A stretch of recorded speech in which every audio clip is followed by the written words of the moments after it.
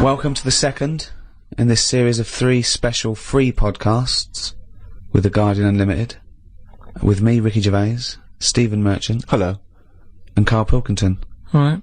These are a special thank you to all the fans that bought the last few podcasts we've done. Still available on iTunes.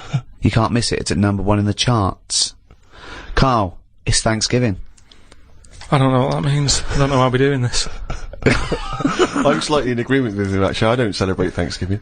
Well, no, but it was, arbitrary dates are easy to remember for some people. Halloween, Thanksgiving, Christmas. Easy to remember. I don't think Thanksgiving is. Well, it is in America, and... Yeah, but I couldn't tell you... I mean, I've been around for 30-odd years. I've never celebrated one of them.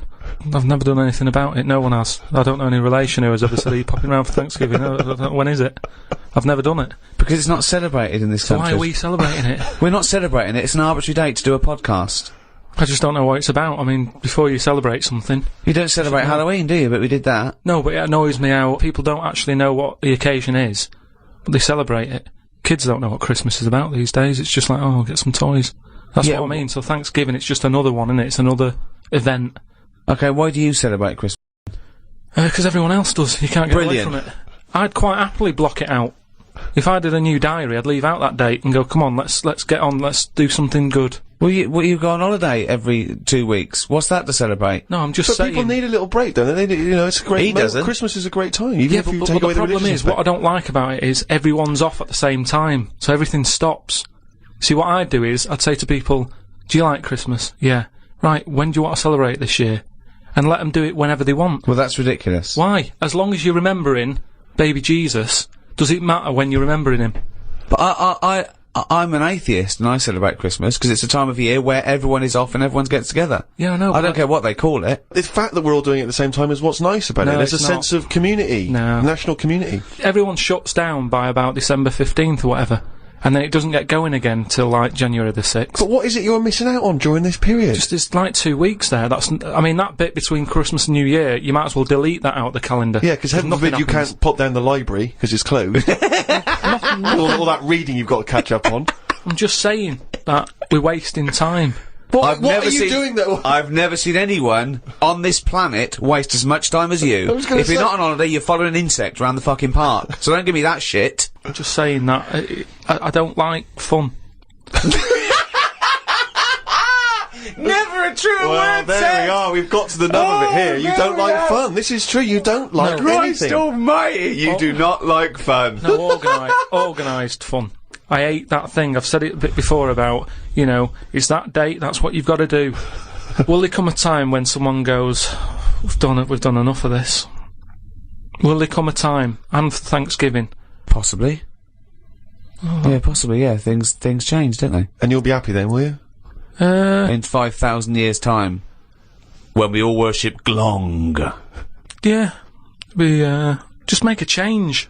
That's all I want. Because, I've been keeping a diary. Yeah. What did you have in the calf yesterday, for example? We can read about that later. It's just, like Ricky said, are you gonna do, another one next year? And I wouldn't, because it's, you do the same stuff every year, don't you? It's set up the same way. January, February, it's the same thing, it's the same routine. Yeah. And if you're writing in Why are they always doing them in the same order, those months? It sickens me, Rick. I tell you. You see, it's just easy to put stuff off whilst we've got this calendar, whereas if you didn't have a date, you'd have to do everything straight away. What? Say if I was in charge. Oh, God, heaven forbid, yeah. And someone said, that building needs knocking down. Yeah. It's dangerous. If we didn't have a calendar, you go, let's do it now then. Whereas, because we've got a calendar, it's easy to say, next Wednesday. I love him! His theories are amazing! I mean, I don't know, maybe he is a real visionary thinker. Maybe he is free. You know what I like about him though? All his thoughts, they're about freedom of expression in a strange way. He's not burdened by anything. He just goes, well, why do we think like that? He questions everything, like a true visionary scientist. But who gets a diary come Christmas time, which I know you hate, you know, for the next year, and thinks, what a piece of shit. Now I've got to put something in. Do stuff when I want to do it. I'm going to take out next Wednesday. There's no such thing as next Wednesday. No, but what I'm saying is, before the year's even started, I know in that new diary I can whiz forward to December 25th, and I go, another Christmas. I don't know what you mean. So everything's set in stone before I've even started the new year. It's like, oh, Pancake Tuesday, that's coming up. So someone's already Remember decided. it's Tuesday. Someone's already decided. Someone's already telling me what I'm doing on half of the year. And it's But just been all those nice. pages are fucking blank, hell. Carl, for you to fill up with stuff. Oh, guess what? Guess when my birthday is again? 23rd of September. I'm just saying, move them about a bit, move the days about a bit, so it doesn't get predictable. But when we change Pancake Tuesday to Thursday, do we tell anyone else? Yeah, they do an advert on the telly, just saying, don't forget to buy your pancake mix. But this so week it's why? Thursday. Carl, why not just stick with what we've already got? Because if you're notifying Actually, with that, everyone anyway... I wouldn't put a date on that pancake day anyway. Just have them when you want. Have it when you want. There's no big deal. You've got to make them yourself. It's not like some place is opening to do it. Have them when you want. I don't know why that's got a special day on it. Sick of it.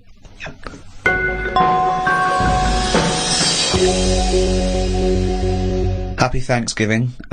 Thanksgiving is based on new settlers to a new land surviving. Yeah. And I was talking to Karl in the week. We were talking about new settlers and everything, and I was thinking, imagine if you had to start a new settlement now, okay? There's something wrong with the world, okay? The world was kaput, okay? And we found another planet.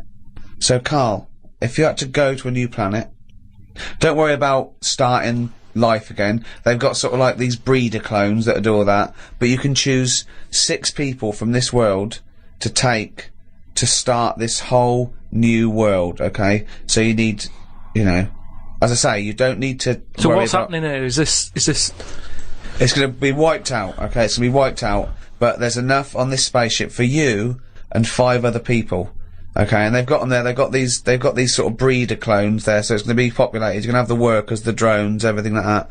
But you want to take 6, I suppose, sort of, world lords to teach, to lay down the politics, the teachings, the laws, the government. I'd hate it. And how long have I got to make a decision on it? To the end of this podcast. Right, go. Who do you take? Who's the first person you take, and why? And where are we going? Mars? Okay, so a planet where there's an atmosphere. I've got to know where I'm going, because I've got to sell it to the people who I'm asking. There's no point when I go, are you coming with me? Where are you going? I don't know. It's just like this world. There's oxygen, there's seas, there's rivers, there's forests, there's animals, okay? But we're going to populate it with the human race, and you can choose 6 people to lord over this new kingdom. You want the best people for the job. Yeah. So, who's the first person? Probably, Patrick Moore. Why? Why would you take Patrick Moore? Just because he knows his way about up there, doesn't he? He'll know the way. So, just have him. I think that will... Whoever I pick next, if they see that he's going, they'll go, right, you know, it's going to be a long Moore's journey on as it board. is. You don't want someone who's going to be going, is it left here? Is it right? Do you know what I mean? And he could play the xylophone on the journey. But Carl, is Moore the most useful person to have if you've only got 6? Because he may be very useful getting to the planet. No, but I've once always you got wanted to there, meet him as well. I've always wanted a chat, and that'd be a good chance, wouldn't it, when I'm in a rocket? How long's it taking to get to Mars? I don't know, a year. That's what I mean. No, it's so, not Mars, it's somewhere else. Okay, so it's a year to get there, and then... yeah, well, that's what I mean. So it's a good chance to have a chat with him about stuff. So and I Moore- think he'd be up for it as well, to be honest. Yeah. I think you know. why do you think that? Just because he's spent his whole life talking about what's going on up there, isn't it? And yet he's never been. And I feel sorry for him. You know, most people when they're into something, they get to go to a place, don't they? Sure. People who don't know who Patrick Moore is, he's an 80-year-old astronomer. Yeah, that's what I mean. So let him have a bit of a good life. So Moore's on board. Yeah, Patrick Moore. He's on. Right, out 5 others. 4 others now. Jamie Oliver. Why would you take Jamie Oliver? Just food and that. You need someone, because they say that like you can feel down if you don't eat. He couldn't convince 8-year-olds to eat a carrot. What's he going to do in this brave new world? They're all going to be on turkey Twizzlers. I think he's got the right attitude. He wouldn't be faffing about. Remember, we've landed now on this new world. Yeah. I don't know what it's like. The people who've Listen, made me I go, love Jamie Oliver. I think he's great. Yeah. But he wouldn't be in my 5 people to start a new world. That's all I'm saying. Nor would Patrick Moore, because he knew the way. Well, what chef would you pick? I wouldn't pick a chef. Why would I pick a chef? Because you want someone who's going to, like I say, food's important. When you're low, there's nothing better. If you're a bit fed up, there's nothing better than having a good... But Karl, I don't think you've quite grasped that these people have to start civilization again. They have to be wise people who can make the laws. Yeah. And before you do all that, you need a good meal. So Jamie Oliver, that's his job. It's like when we get there, that's when he kicks in. Right. He's the first one, really, Can I who suggest gets going. Just to save 2 places on Patrick Moore and Jamie Oliver, take a map and a cookbook. Okay, who's number 3? What sort of state is this world in? Does it need... Oh, it's going to take a fucking gardener. It's like It's the world, but new. It's exactly. It's the world but new, untouched by humans. There've been no fossil fuels burnt, no machinery, no wars. Just this Garden of Eden. And you, Patrick Moore and Jamie Oliver pitch up. Plus, who else, Karl? Go now. First thought. Attenborough. Again, he's a genius, and he's a bit of a hero of mine. But I don't know if we need Attenborough. Just because I reckon if it's a new world, you're saying it's the same, but they always say, don't they, that all worlds are different.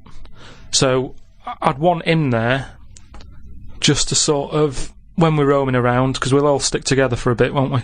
When we're roaming around. Then they'll be sick of the sight of you.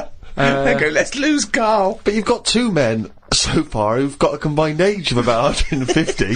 I mean, if you're starting a brave new world, dare I say it, not going to be around very long. Shouldn't you be taking some younger, fresher blood? No, not really, because they haven't lived, have they? These have lived, and they can and they're useful, like I say. Patrick Moore's done his bit, he's got us there. Oliver has cooked us a dinner. Day 2, I reckon we'd end that on day 1 there. We'd have a dinner, we'd all have a chat. I don't think you're thinking of the future. I think you're thinking trip. exactly. I think you're thinking of the journey and then the first night. Okay. So you've got David Attenborough, you've got Patrick Moore, and you've got Jamie Oliver, you've got 2 other places. I get the feeling that you're not so much recruiting people for a new world as I'm a Celebrity, Get Me Out of Here. As a dinner party with people you'd like to meet that you've seen on the telly. Oh. Come on, and 2 more. I'd text someone who's a bit daft. Just so... No, you don't need to, Karl. That's covered, believe us. Yeah, No, that's what I mean, though. I don't want them having a go at me going, why are you here? I'd point the attention somewhere else.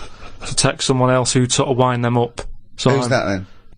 Paul Denan, or someone like that. It really is. I'm a celebrity. So you've got Patrick Moore, you've got David Attenborough, you've got Jamie Oliver and Paul Denan. They're starting life again. Okay then, brilliant. Oh God. Right, one more. This is amazing. It's going to be. I'd love to go back and visit this in 1,000 years. What teachings they laid down. Oh God. Don't know. It'd have to be a woman. I think you got to have a woman in that little group, haven't you? Could have another woman chef or. It's mainly eating. He's got that covered with Oliver, but no, he's got to take Nigella in case he's in a cream cake kind of mood. Oh God, Delia Smith was furious. She packed her bags and everything. Or a nurse. Now you're thinking. Abby Titmus?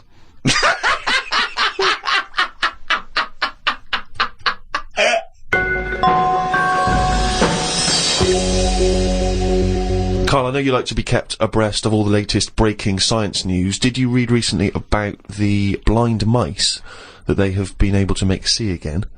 And hopefully they're whatever they did, which allowed these mice to be able to see again, they're hoping to be able to do with humans in maybe about 10 years' time, or at least begin tests in 10 years' time, which is pretty impressive, isn't it? How many of these mice did they experiment on? 3, probably. Right. They were. It wasn't taking place in a farmhouse, was it at all? I didn't read the intricacies of the. Did they have story. tails? Did they still have their tails? The 3 blind mice? Because I don't know. Again, Well, I'm not sure.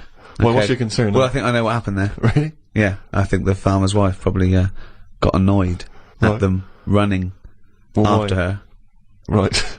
But how could they run after her? Because they're blind. I don't know. I think they used a sense of smell and hearing. They could hear clogs, and they followed the sound of the big fat clogs. Right. But they got their comeuppance. They lost their tails, so now they're blind with no tails. Is that not the story? I think you confused. Okay. Another more recent story. Okay. With that one. Okay. Yeah. Well, we'll leave that then. I don't know. Carl, thoughts though? Extraordinary, isn't it? To be able to cure blindness would be a remarkable achievement in science. It is, but it's just that thing how they say they've done it on mice and what have you. Yeah. If I was blind and I went in for the meeting with the doctor, yeah, and they said, "Do you want yours doing?" And then they said, like, "We've done it on mice," that wouldn't be good enough for me. I'd say, look, when the blind fella gets in, don't say we've done it on mice, just say we've done this on eyes. If he goes, what eyes? Just say just a pair of eyes. Yeah. As soon as you say mouse's eyes, it's like, well, it's not the same, and it sort of, it would make me go, I'll leave it. Yeah, and then you wake up and you can see, but you've got very tiny eyes right in the you've put in mice eyes. I'm scared of cats. It's just eyes. I think I just don't like having my eyes messed with, and even if I was blind, I wouldn't like it. Right. And I think mine are more active than most, my eyes. What do you mean? Well, I went for a what's-her-name, Steve, you don't know. I've had problems with my legs. Oh, Christ almighty. He's the same, what are you, 33? He's a hypochondriac. And you talk like you're a 7-year-old honestly, the slightest thing, he's got time off work for this. We went to the dentist 3 times in 1 week. He goes, now his leg's rubbed 2 times a week for some reason. I don't. In and out of the kidney hospital, and they're going, there's no kidney stone, Mr. Pilkington. He's going, oh, right. Christ almighty, do some fucking work. No, the thing is, I've been, in the last, 30-odd years, I've been working hard, and I've let my body get run down a bit. How have you, you're 30, what are you? 33. Right, 33. Sorry to start off with such a hard question. But how have you been working for 30 years? Well, I just have. I sort of I got on with it. At 3? At 3? No, I'm Well, you just didn't get on with anything at school, did you? Because you were just titting about. Yeah. You weren't working out there. What was the first job you got? How old were you? I was 15. Right, okay, so you've been working for 15 years then, okay, good, Yeah, but right. I had my paper round when I was 10, didn't I? And that was hard graft. That's why I'm bald and that. Getting up at 4:30. It all adds up, doesn't it? All adds up.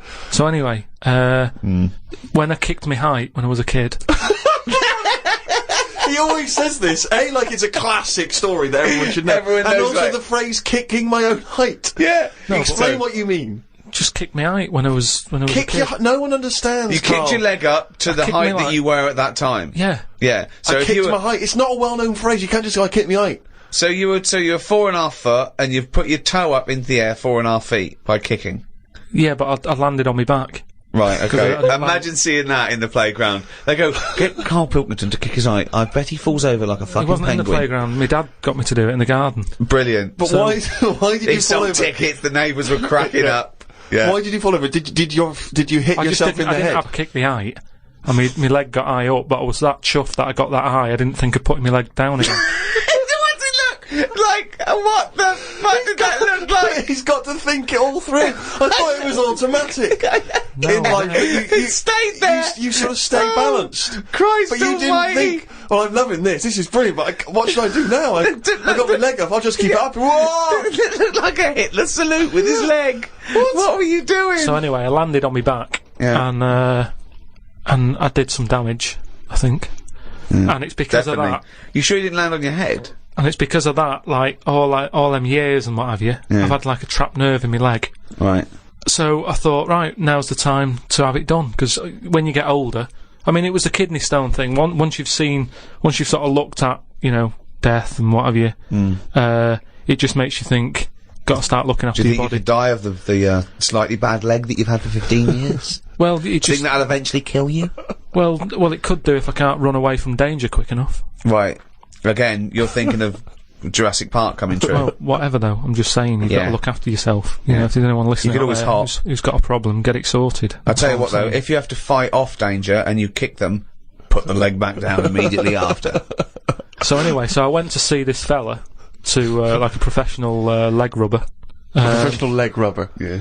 And he sort of said a few things that were quite interesting. Remember that time when we had a chat on the last lot of like podcasts? I said, "Am I in charge of my brain, or is my brain in charge of me?" Yeah, do you remember what I said? That's the most stupid thing you've ever said. Yeah. Well, listen to this then. So I go and see this leg rubber. Professional leg rubber. Yeah. Right, and he is professional. Yeah. Right. Remember. Leg rubber. You haven't said doctor at any point in this conversation. He's a leg rubber. So this, however profound this is, it came from a man who is self-confessed professionally leg rubbing. Not just leg. Does he do left and right, or back rubbing as well? He does it all. Right. So I'm in there, rubber. and I didn't mention about how I thought my brain was in charge of me and stuff. I'm lying there. He's bending me about and what have you. The first problem he came across is that my nerves aren't long enough for my body. I don't know. my nerves aren't long enough for your body? He was lifting my legs up and I was going, right, whoa, stop that a minute, that's hurting that. He's like, what do you mean? He said, I've only got them like just about... Well, that's your tendons. No, but your nerves are in your legs as well, and your tendons don't hurt, it's your nerves that kick in. It's your nerves that make you go... Yeah, but they hurt because your tendons are being overstretched. Well, I'm just telling you what he said. Right, so he lifted the leg up, and I went, right, Was stop this doing above a laundrette, this surgery? No, it's a proper place. He had like towels and all that on Oh, okay. Oh, he's got towels Oh, then. okay, yeah. the... So, Definitely a laundrette. so I'm lying there. Other people's towels. He's got towels, underpants, bras. Halfway through he said, you haven't got 20p, have you, for the dryer? Okay. So I'm lying there, and he lifts the leg up, Yeah. and I'm like, oh, that hurts a lot. So he said, oh yeah, short nerves. And I said, what do you mean? He said, your outside of the body is longer than your inside. Right, he doesn't sound like a doctor. He does not sound like a The doctor. outside of your body's longer than the inside. So he had me lying on my front and what have you, and he was sort of crushing me back. Right. And he was going, does that hurt? I said, yeah. It was like 48 quid this as well. Putting me through all this pain and what have you. Well, you got some good advice, though. He said, you're pretty stressed. And I said, yeah. So it's, I've quite a bit of stress in my life.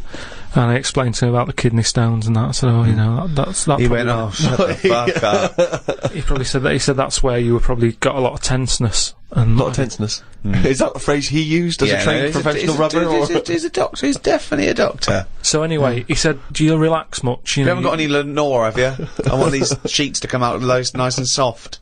He said, do you, you should learn to meditate or something. He said, because you're all tensed up. We're living in a stressful world, as they tell me about it. So when I was telling him that I have problems relaxing, he said, that you're obviously the sort of person Who's gullible enough to spend 46 quid for this hokum.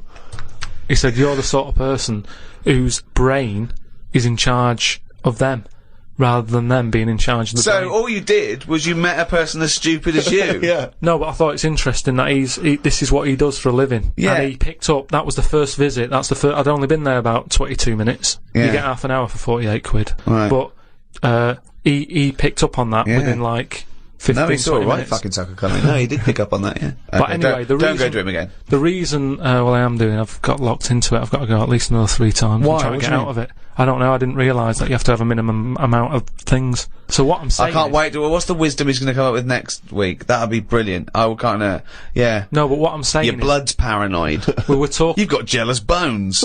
You're the sort of person whose stomach's hungrier than you. What absolute fucking nonsense. Do you know, like how we were talking about eyes, weren't we? He said, the thing is, you've got to be able to relax, and the way to do it is to focus. Right? He said, I said, what do you mean? He said, when you go to sleep... You're the sort of person whose eyes can see further than you can. He said, when you go to sleep, Close your eyes and see. Instead of just leaving them open staring at the ceiling. Carl, keep breathing. Yeah, keep breathing. Close your eyes. You're not dead. It may seem like it, but you're not. You're just asleep. so he said, Oh, fuck me. he said, what you've got to do when you go to sleep, focus on your toe. Right? Okay. He said, and just think about nothing else. I said, He's a witch. Did he say you to put a toad under the bed? no, he just said focus on the toe and see how you go on and what have you. Next time you come in, let me know. Anyway, I gave this a go, focusing on the toe. So what does this mean? You mean you sat in bed staring at your toes? No, this is it. He said, like, lie down, Visualising shut it. your eyes and sort of look at it, sort of thing. So I was lying there, and it just wasn't working because Oh, Carl, this isn't medicine. I was... You even were though thinking my of a eyes, finger. Well, no, He found out he was thinking of someone else's toe. Next day, doesn't someone work. called up and said, "Karl, my toe's better." No, the problem was I was still using my eyes even though I had them shut.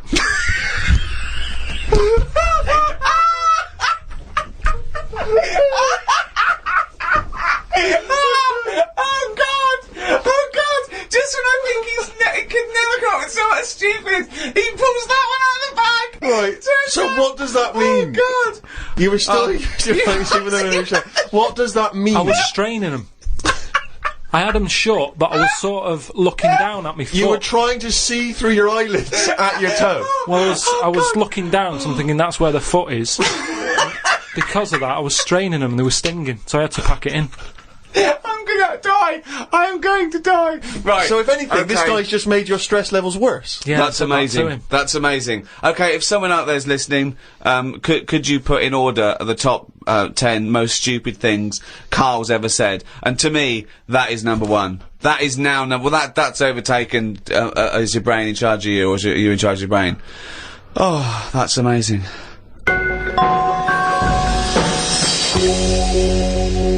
Oh, chimpanzee, that has only gone and written it down. The jingle there to announce yet another reading from Karl Pilkington's diary. When are you going to write until, Karl? What have you got? You're going to do I've got to do as far as until, December, and then that's it? I don't know, when does the diary end? 31st December, usually. Yeah. You're Do gonna it go the till whole way then. there? Typical, always the same. Yeah, that's when I'll do it till, and then, Why do that? Why be conformist? Why end on December? Why not end on January the 31st? Weird that you should go. Don't be constrained to what the diary Please. says. Me mum called me to ask me to like. Fuck me, you're right. Look, that should be. Me mum called me to ask me to look in some of the magazine shops in London for a magazine that she can't find. It's called UFO Data. I said, I ain't heard of it. She said she's seen an advert for it in one of her ghost magazines. I love the fact that she can't even find the magazine about unidentified flying objects. Yeah. So we get a clue She there. thinks, I think I saw something, but I don't know whether it was a magazine or not. So we get a clue there as to why you give any credence to this crap. yeah, well, it's, you know, I mean, Mama Pilkington's into the same shit. there's a lot of space out there, isn't there? She said that this magazine has got news story about how Aldrin (brackets astronaut) has got some evidence that aliens exist. Yeah. I told her that I found out today that the days are about 36 minutes longer on Mars. We chatted about how this is how they are more advanced than us. Do you mean the Martians? Yeah, if they've got a longer day, that's more time that they're awake, working on stuff. Right, yeah, we know that makes no difference at all. No, it does. Think about it. Think Yeah. about it. Look, think about it. 6 o'clock here, Yeah. people are going, see you tomorrow, I'm going home. They'll be going, oh, another half hour. They've got a longer day. Productive. And that's why they're able to fly. That's why they're whizzing around. It adds up, doesn't it, over the years? Christ almighty, what drivel! Suzanne got in from work at 11:30. I told her about the UFOs in Mars. She said she's too tired to chat. I said, does it mean aliens will be more tired than us, or do they get more sleep? I got no answer. I love it when It Suzanne scares goes in. her. She never indulges No, you. it does she? scares her. Anything with ghosts and UFOs, she sort of... It doesn't ignores scare her, does it bores scare her. No, it freaks her out. Scares her. Okay. I'm knackered today, and the face feels dry and spotty. Oh God, what's wrong with you? It starts off moaning. The first thing he does is start moaning. He wakes up and goes, oh, fuck me, I didn't die. Oh, God. I'm knackered today and my face feels dry and spotty. I think it's the change in water since being away. Or it could be all the Madeira cake I had yesterday. I'm gonna burst. But what's I'm the gonna Madeira burst. cake? The Madeira cake dries you out, does it? Well, it's just quite fattening, innit? But I like it. It's one of my little pleasures. Oh, God Suzanne almighty. I went for a wander about to try and find the UFO Data magazine for my mum. I didn't know which category to look under. There were too many magazines. I noticed how on the rude magazines, the women are being pretty rude on the cover, but on the gay magazines, it's just a fella smiling, showing a bit of arse. I don't know why gay blokes would buy it. Blokes have got their own knob to look at if they like knobs.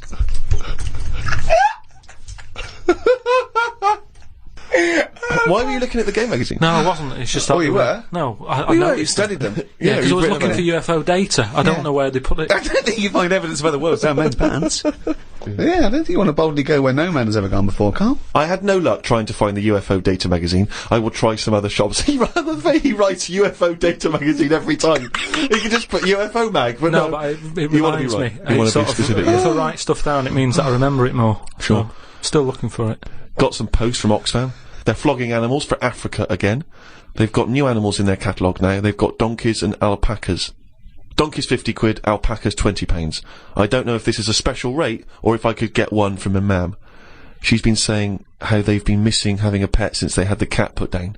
Sorry, you don't get it. If you buy that for someone, you don't get it. Yeah, but they're not bothered where they're going. Yes, as long they as they're do. getting Of the course money. they don't. They don't deliver them. It's not like they're in a warehouse wondering, people thinking, I hope people buy this. They're going to put them out there. They're.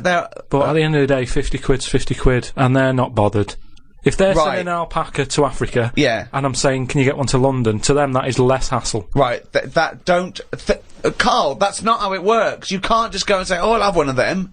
They're not bothered. It's for charity. Carl, of course they are. You can't buy an alpaca for 20 quid. Christ almighty. Plus postage and packaging. They're big bastards.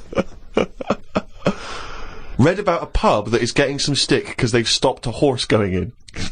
It's been the horses regular for ages, but there's been some new owners who've taken over the pub and they said they're serving fresh food and don't want a horse in there anymore.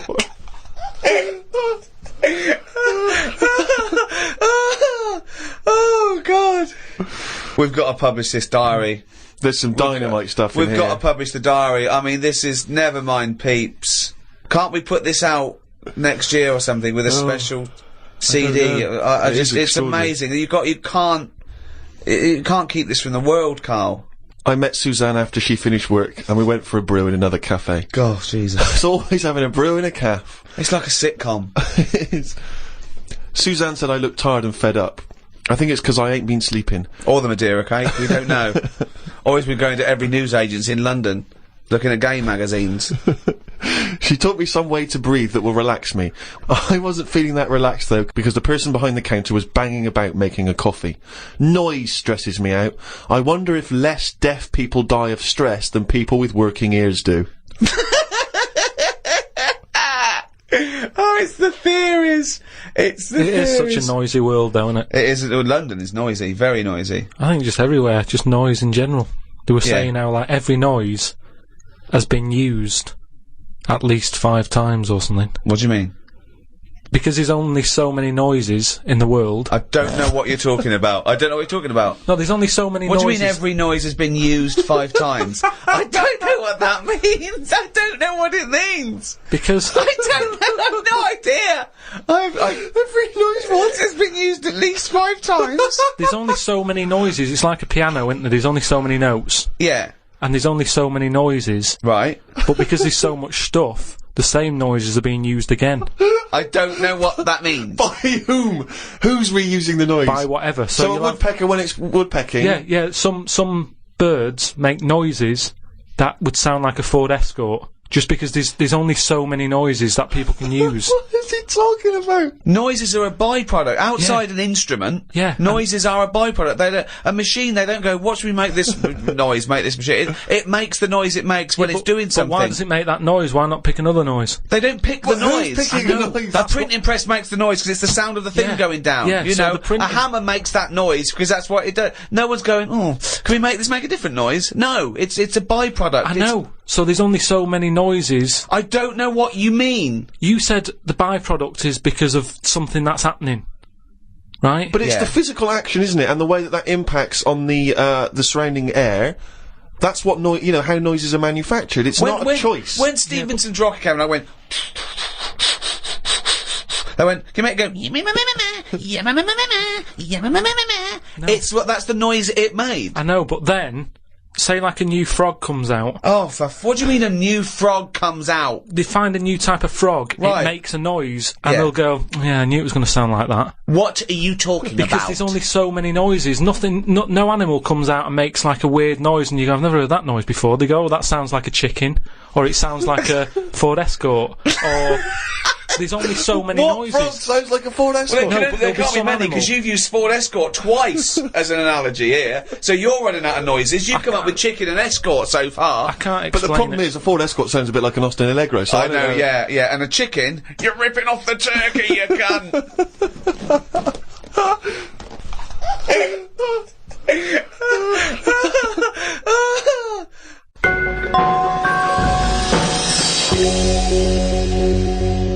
Oh, chimpanzee, that is competition time.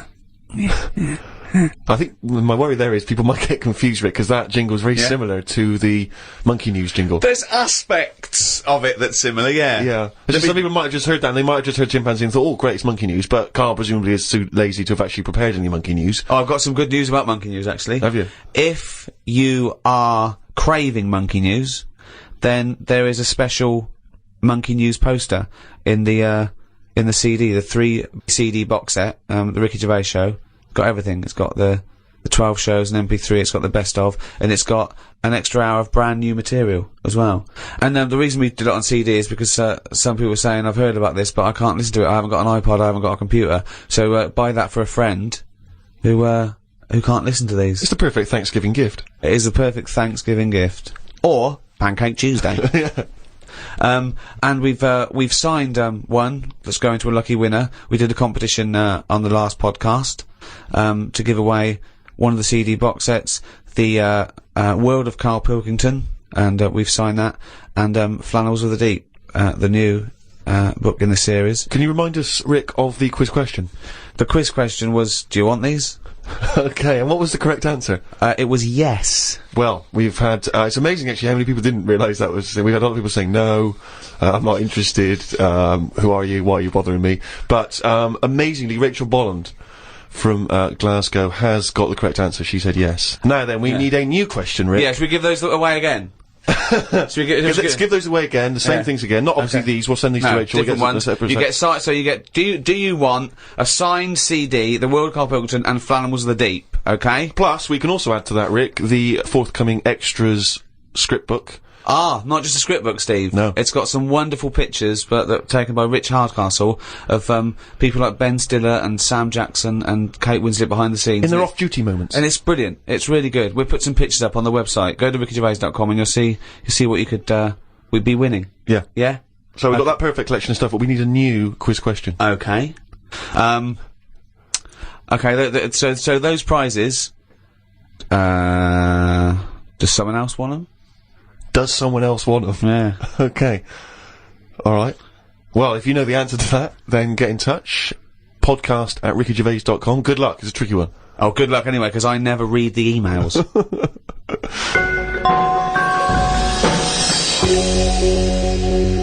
Well, that's the end of the second in this series of 3 special podcasts. That was the end of the Thanksgiving edition.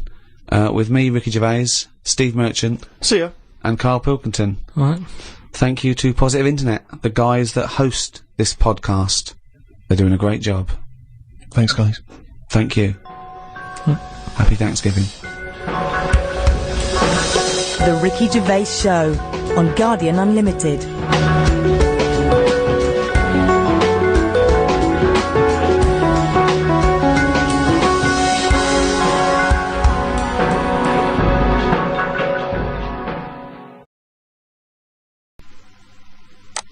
This is Audible.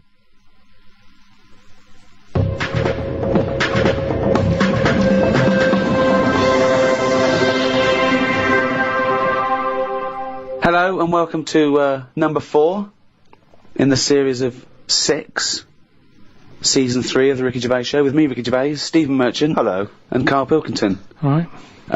Yeah, first of all, I'm sorry to do this, but me and Steve have got to bring something up that's been bugging us for a couple of weeks now, but it's reached. You are so fucking lazy, Karl, at the moment. You have time off right? You go away every weekend, so me and Steve are so precious about it, with so many things to do, with extras and books coming out and stuff. I've never heard anyone whinge about going in with kidney stones. I know loads of people that had kidney stones. Not like They've mine.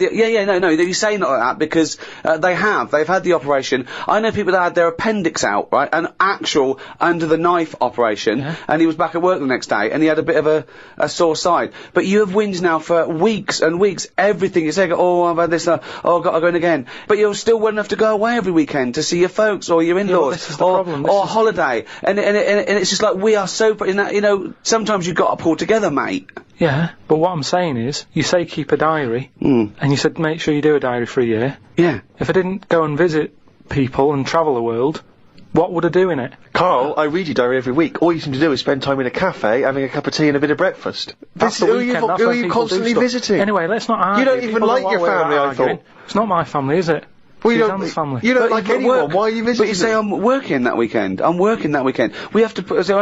Let's put this in first. You know, it's a busy time. Family's important, isn't it? Yeah. You can't keep messing people But this is about. all you have to do. What else are you loads of doing? doing. What other job have you got? Loads of you know. stuff. I don't want to go into what I'm doing, but I've got loads Well, of all stuff. I hear is you're Well, always having meetings. I You're know, always yeah. going from meetings. Yeah, I know, yeah, I don't know what that yeah, means, yeah, meetings. yeah. Right, anyway. Another meeting in a bloody cafe. Yeah. Right, So, well. no, seriously though. So, you've been on your travels, you've got lots to talk about, so... Yeah, I've got to go in hospital again as well, haven't I? So, What's your current state with your old... I don't want to go on about it. Well, no, I mean, you've brought it up. You're fine, you're well enough to go away, you're well enough to go on holiday, you're well enough to visit people, you went on a train, you went to Manchester, you must be well enough, so you're well enough to do this. I went back to Bristol at the weekend. I had a bit of time off, as you know, because Karl couldn't do the work. So I know. That's what I mean, Yeah. so we all had a nice No, time. well, No, I didn't. I went to Bristol when I was working. That's alright. But exactly. he's still visiting a place, is what I'm saying. Well, that's a ridiculous thing to say. That's like saying a pilot doesn't work because he's visiting a place. No, because he doesn't visit it. He No, doesn't you get out sit the down plane. on your arse. Sometimes you hire a car, so you can't be reading or studying. You're driving for 6 hours. Yeah. I went there working. We went to America. We were working. I went to Bristol. I was working. Oh, shut up. ooh. Do you know what I mean? Getting a bit uppity. The truth hurts, Stephen. The truth does hurt, and it's interesting that Yeah. he suddenly snapped at you there. I know. Because I wondered to myself, if it weren't for you, Mr. Ricky Gervais, what would this man, this little round-headed man, be doing right now? Fuck all, Stephen. Fuck all. Yeah, I went back to Bristol at the weekend. As we know, we all had a bit of time off, and actually, I was quite annoyed because I passed the pub near where my parents live, and they had a band on. You know, pubs sometimes have a band on, and the name of the band, I'm disappointed that I missed them. The name of the band, Rick, was Loose Change. But what I like about Loose Change is it's the least evocative name for a band, isn't it? It's not amazing. sexy. It's nothing. It's got no kind of mood or feel to it at all. Loose change. It's just Welcome. Rough outline. yeah. It's just nothing. The checkbook stubs. Pocket fluff. yeah. But while I was at my parents' house, they often, they keep clippings of things, if we've been mentioned in the papers, they like to keep a record of them and stuff, because, I like to show it to my grandparents, and keep fully abreast of things. And, I managed to find a couple of them. This was I don't know if you've heard this, Karl. It's, for people who don't realise, Karl was making a couple of little 3-minute TV projects recently that were on Channel 4. And in the Sunday Times, someone's written a letter about Karl to the Sunday Times. Wow. They can send in comments and views on things they've seen, read, heard. Oh, excellent. And this is what someone wrote to the Sunday Times. Who is Karl Pilkington? And why have I just wasted 5 minutes of my life listening to some of his cretinous thoughts on Channel 4? He asked, why are there so many dinosaurs on display in museums? Quotes, couldn't they just choose the best one and just show that? He summed it all up by deciding that we know too much. Somebody clearly doesn't know enough to know that this is a complete waste of airtime, showing no wit, intellect or creativity. That's from Wendy Robinson in Berkshire. You can't have your critics. You know what I mean? You've got to have your critics. Of course you have. If everybody liked what you did, then you're not doing the right thing. I've literally wasted 5 minutes, and they were 3-minute wonders, so it must have felt... Yeah. 2/3 as long again. But think how angry she must have been to have bothered writing this letter to the Sunday Times. Well, that's good. I mean, though. you It's made her really do must something. have- It's all about getting people thinking. That's what I always say to you. As long as I'm getting people thinking about what I've said, she remembered what I said. But what views did you put out in these short films which you feel people perhaps should be talking about, discussing, digesting, thinking about? Just stuff that was in my head that day when I was filming them. Yeah. Is it in your head now? Some of it is. Now you've remembered me what I said. Now you what? Now you've sort of told me what I said in that one. Yeah, I remember saying that. Yeah. And I stick by it. Remembering some other stuff? Yeah. I'll tell you now, right? This, if I don't know if Wendy's, listen to this, but Almost certainly not. But listen, right? I was saying about the museums, right, and how they're big and everything, and they've Brilliant. got dinosaurs all over the shop. I read that in that museum, they've got something like 7 million bits of stuff in there, right? Now, when I spend 2 hours in somewhere, just show me the good stuff. Don't be saying we've got 7 million bits. Because there was a fella who opened it, right? I did a bit of research on the museum. Fella who opened the museum up. What was his name? It doesn't matter. Okay. Doesn't matter, does it? What museum was it? It was the London one. Oh, the London one, yeah, okay. So he's in there, and he's collecting all this, bits of stuff. What stuff? Just whatever's knocking about at that time. Right, okay. It seemed like You have researched it. he never chucked anything away. He's like, I won't put it in the bin, pop it on a shelf. Okay, right? So yeah. he's put everything on a shelf in right, the yeah. museum. Then, as time I went think you're on- going into too much detail, but just give us the gist of it. No, but all I'm saying is, he keeps everything, and if you keep everything, sometimes it'll be good stuff, right? And a lot of the stuff was going missing, the good stuff. But people who set these museums up are just as crafty. What? The fella who found Tutankhamun, he was pocketing all sorts of fingers and stuff in his pockets on the way out. That had rings on them and stuff. So all I'm saying is, why is she having a go? But She's hang on, learned wait, something. what's that got to do with someone pocket? I don't understand your point. Because she's sort of moaning at me, going, "Don't have a go at the museum and the dinosaurs." But No, everybody, she's saying having a that go you're at an your idiot. fatuous point. Yeah, you're absolutely uneducated, But, I stupid mean, point that I- you got TV time to talk absolute shit, if I could that's not paraphrase my fault, Wendy. is it? That's not my fault. If someone says they want me to do a little programme and you can do what I want, I went and did what I did. Free speech, innit? But we just gave you the chance then to defend yourself, and you just confirmed Wendy's point 1,000 times over. What was all this waffle about people nicking stuff? What's that got to do with anything? Because she's having a go at me. I didn't nick But she's anything. having a go at you for talking nonsense that's of no consequence, which is what you just did What then. sort of nonsense?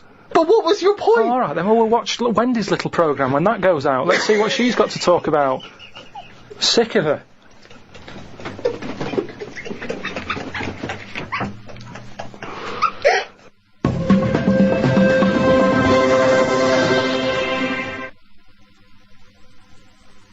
So anyway, as I say, my mother saves various clippings and things which may be of interest.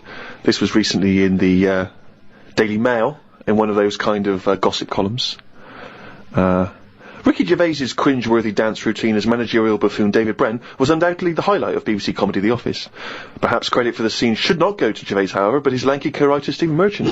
For I hear that 6'7" Merchant has been attracting a great deal of female attention at the so-and-so pub in North London, until he took to the dance floor with Brent-esque results. Says my mole, most of the feminine throng looked away in embarrassment. Putting it kindly, he was rather ungainly, like a giant albatross hopping on stilts. Right, now then, I'll take issue with this, because firstly, You wouldn't be attracting female attention in the first place. Rick, if I had been, I'd have phoned the Mail myself. Point A, right, I seem to remember distinctly I was talking to one of my mates the whole night, and we were discussing about the fact we were too shy to talk to girls. So wrong there.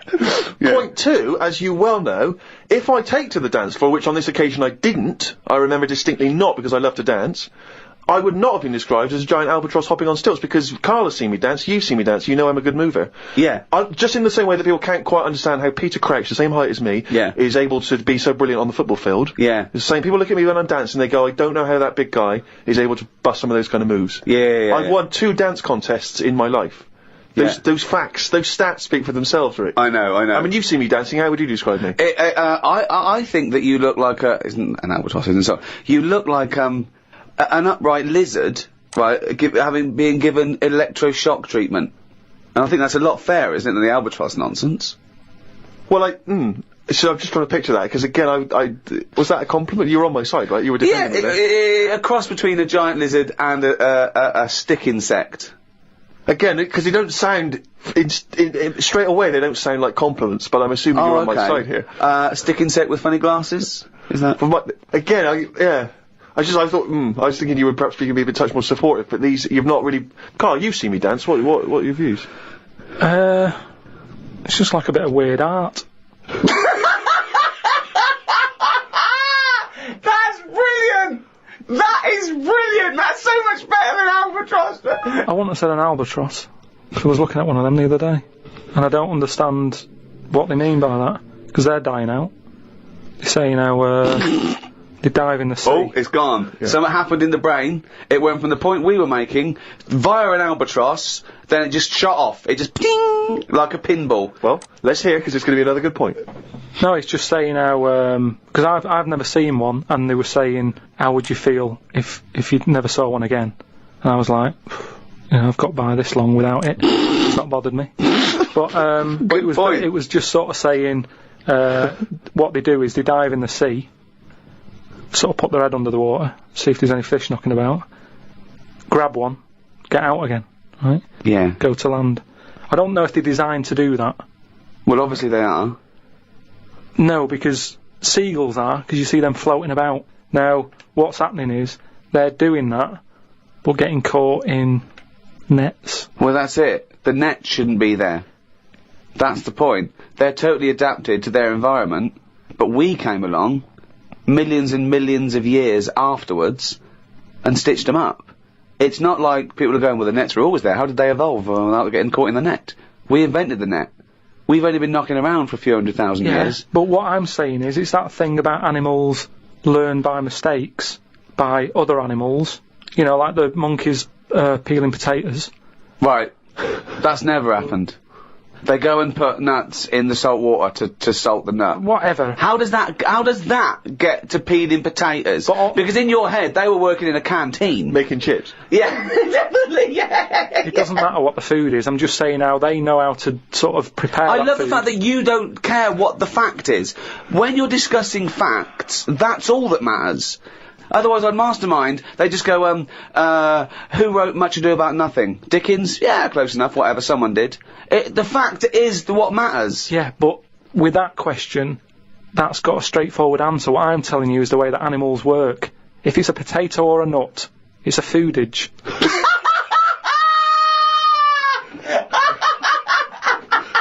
And once again, I return you to my question as before. What's your point? What point were you making? I'm just saying an albatross will find if you're hungry, you find food or you change your diet. If you don't eat something else, you die out. Simple. Said before. If you want a pie, but they haven't got any pies, you have a pasty. Alter your diet. And an albatross... Drastically.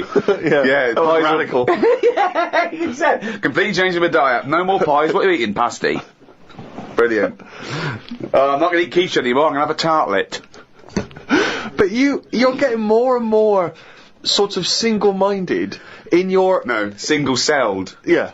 It's not, though. In your belief that everything you say has got some kind of profound implication and that no one else is listening, that we're all ignorant, we're all not listening to what you're saying. Here's another one. Go on. Here's something else to discuss. Oh, come on, this will be good. In series This will one. be as good as E equals MC squared. The people aging backwards idea. Well, it's not an idea.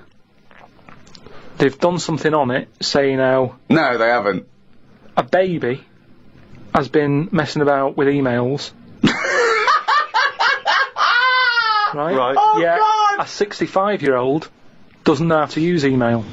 So, again, my system works. So say if you're an old person, you're not using the internet, but you shouldn't be anyway. Because you should be sort of just getting used to life as an old person. When you're a baby and you're about to die, they're using the internet. I don't know what you mean, when you're a baby and you're about to die. This is if this was your world, if it was your world. Well, let me just ask a couple of questions. That makes no sense at all. What you just, that makes no sense at all. I'm just saying that my theory... You may as well have hit a wok. To express that point, because the pong, that would have made more sense. This is why, more profound. This is why more resonant. This is why Wendy's having a go, though, because you're not being open-minded. You're not thinking about... But we're being open-minded to good ideas, to sensible thought, to intellectual considerations. We're not being open-minded to this utter drivel. Yeah, but every invention is a bit... Who'd have thought the frisbee would have caught on? That's not... I don't think that can count as an invention, though. Of course it is. People are paying for it. Someone said, I'm going to invent something. But people are paying for carrots. But they're not an invention. Because you pay for something, it doesn't mean it's an invention. No, but a man-made thing. A frisbee, it didn't grow off a tree, did it? Someone's made that and gone, I can sell this. And people are buying it. You know, all I'm saying is, things change, don't they? You know, the albatross is dying out. The way, like when I walked into the flat, right, we've had hot weather, haven't we? We've had a lot of flies knocking about. Now, when I was younger, I never saw flies sort of hanging about in gangs. Whereas... I don't know what world this is! Would they have little motorbikes? No, you know, just, you'd sort of see one would get in the house, you know, my dad would kill it or whatever, but you'd never see three. You wouldn't be going, oh, which one am I going to get first and everything. They'd come in, they'd exit out of a window or whatever. Whereas I walked in on a bit of activity. There's nothing to eat here. Right? 3 flies in the flat, right? All sort of whizzing around. Right. All together, right? So I just sort of think, oh, you know, let them be. They seem to be happy. You know, they're playing around with each other, right? Sat down, reading the paper, look up, right? It was like one was trying to like have it away with one of the flies, and the other one was having a go as well. It turned out it was a little fly that didn't want any of the action, but 2 were attacking it. How could you possibly gauge that? Just by watching. That's how you learn, innit? You watch. But no, this is conjecture again. You had no idea what was going on there. No, I did. It's the way they were sort of jumping on it and stuff, and I was like, oh, I'm not happy with this going on, and, you know, under my roof sort of thing. My house, my rules. But it's a nightmare because it's small, you can't control it, you don't know which one's which. You might end up sort of pushing out one that's the baddie. What are you talking about? I'm just saying. Why are you getting involved? Just because creatures are changing all the time. What are you talking about? What point are you making? I'm just saying, the way that flies used to be happy-go-lucky, on their own, the sun's out, have a fly about. Whereas nowadays... now, there was like little attacks going on. Oh God! Oh God, But how could you tell which were the 2 aggressors and which was the victim? How could you distinguish? This was the problem. I mean, all I was looking at was which one they kept attacking. And I was thinking, if I can get that one in the bedroom, and then get the other 2 out the window... What are you... Just breaking it up. Because what sort of a person would it be to let that go on? I don't know what he's talking about. He has no feelings for anything. He doesn't care if whole species die out. Why are you getting involved? That's where you're wrong, because I think more than most people. I think there's a lot of people who just go through the motions. Yeah. They do the same thing every day. They can do a job, but that's all they stick to. They don't think about what them flies do. Karl, what's that I've known you for, I don't know, 4 years, and all you ever say is things like, why do we have jellyfish? No, I haven't mentioned a jellyfish today. But it's the same old shit. You look at something, you make up your own story, and then your conclusion annoys you, even though it's totally fatuous. Like I say, the man with the frisbee, what happens if he had a mate who said, rubbish that, he wouldn't have done it? I love the fact that you think the frisbee is the pinnacle of invention. Yeah. I think it's amazing. No, it's an example of something that, you know, if he was on some programme where you said, I've invented this, he'd go, get out. They wouldn't give him time of day to say, right, I've made this thing, it's out of plastic, you throw it about. What for? Well, you just chuck it about on the beach. What's the point? It was a bit of fun, innit? No, I don't like it. That was an argument with himself. No, but do you know what I mean? It's a popular little thing, and I'm just saying it's easy to put ideas down. But you've never even come up with an idea as good as the frisbee, and that's saying something. I came up with a clippable mat that goes on a cup. And it's a good little thing. I haven't followed it through yet. A what? A clippable mat. What's a clippable mat? What does that involve? Clippable mat that you stick on a cup, so you can put your cup down on a table without having to go, oh, where's that mat? It's clipped to the cup all the time. And you put the cup down wherever you want because it's got a mat on it. I think I've seen that. But why does it have to be clipped to it? Why couldn't it just be built into the cup? Because, So it clips onto, you've got to have special cups, it doesn't clip onto every cup. No, but just the same way that every sauce is different. You don't say, oh, I'm sick of this sauce, it doesn't fit a mug. You use the sauce of that, I mean, I don't use sauces. Just don't buy that sort But of isn't a furniture. saucer what you're talking about? Kind of, yeah, but it's clippable. But why is the clippability so important to you? So you don't have to keep finding the mat when you put the cup down, it's constantly clipped to the But why does it have to be clippable? Because that suggests it's removable. Why not just have something where it's constantly attached? What's to stop you from losing that in much the same way as you lose the coasters? which Do of we course need problem? this? Do we need a clippable coaster? But let's ask him like it's the Dragon's Den. Let's ask him yeah. now. What? We've got money to invest Yeah. on your clippable Right. cup. What's Now your pitch this idea to us. Tell it, how would you sell this idea to you us? just said, what was your question then? Brilliant. So you're not listening. Let's start No, again. I am. Okay, I no, just- imagine you walked in. What is it for? What is it for? Is it a coaster to stop the heat from the cup burning the varnish? Let him explain it. Or Let's- is it a saucer to stop Well, look spills? at it. Let's have you pitch this idea to us. Just you've never met us before. You were investors. Tell us, explain this to us. Sell it to us. Right. We're living in a world where furniture is important to people. They spend a lot of money on it, don't they, furniture? Yeah, There's so many absolutely. furniture shops out there. Yeah. All different types of wood from all over the world. Absolutely, yeah. Right? If something's come from the Amazon, you don't want a coffee stain on it. No, you don't know. Right. But we're living in a world as well where people don't use saucers. What do you mean when they you don't? when you go out and buy, because people. What do you mean we live in a world where they don't use saucers? Yeah, there's loads of saucers, yeah. Because I know people who buy cups singly. Right. Because there's only 2 people living in a flat, so you don't buy a big box, because in a big box of like plates and that, you get things like, what's the plate that's above a saucer but below a plate? The plate that's above a saucer, but below a plate. So it's a plate, but it's below a plate. But it's a size that you sort of go, what am I doing with this?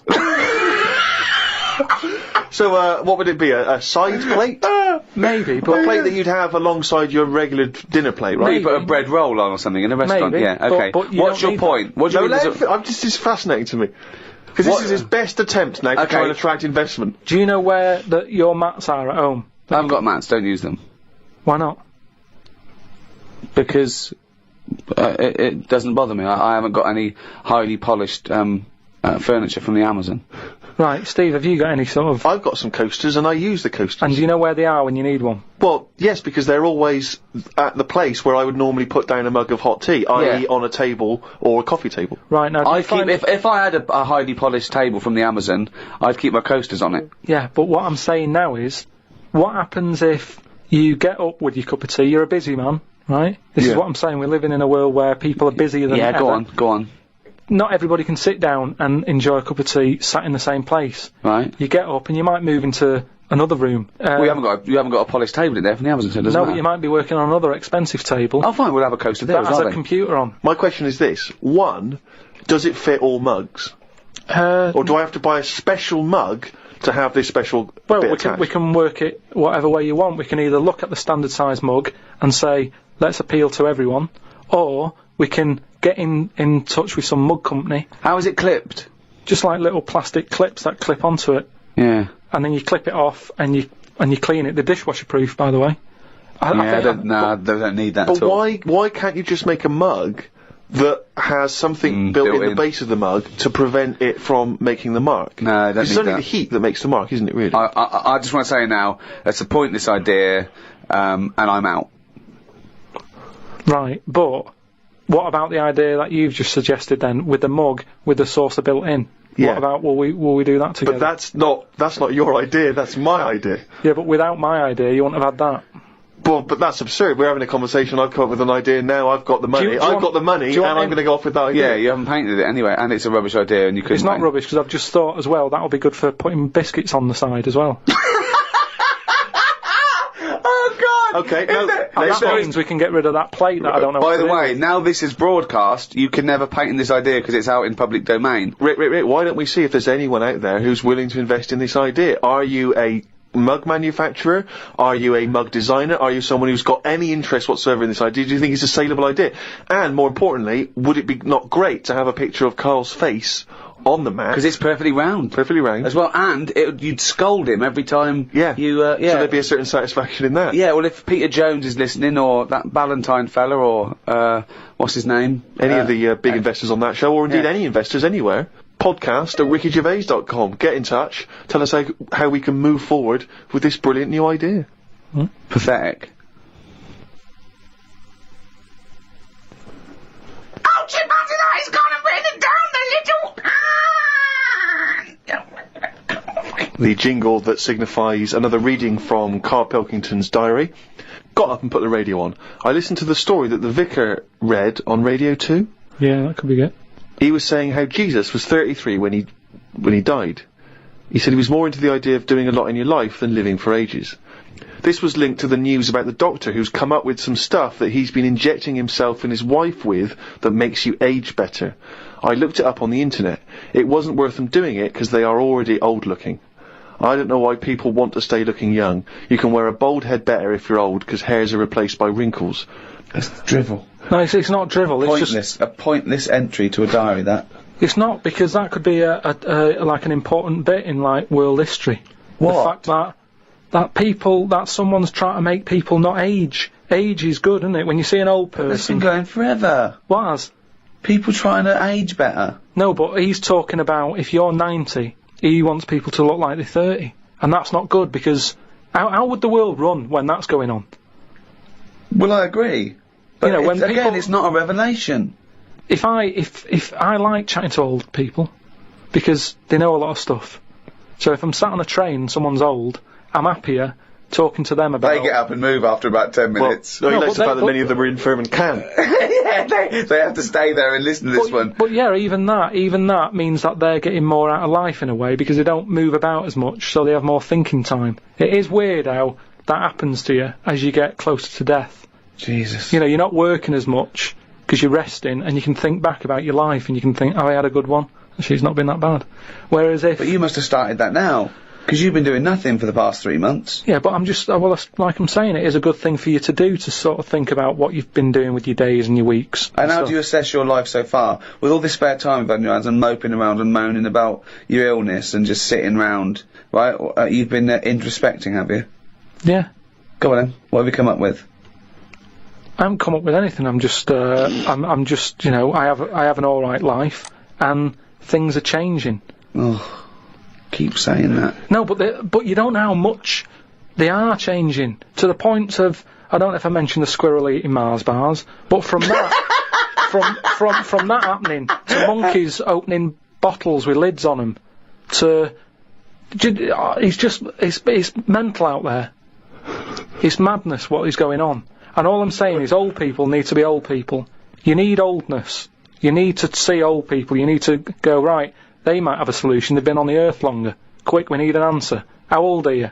I'm 32. Well, you look 78. I don't know what you're saying! I don't know who that conversation was with, why you got angry, and I think you made the opposite point that you were making at the beginning. If you say you're 32, you look 78. No, you were saying about it'd be a problem if you were 78 and looked 32. Well, I don't know what you're saying. You came down on the wrong side then. You did that whole thing and you bollocksed it up again in your brain. I'm just saying, either way, you need to have people who look old.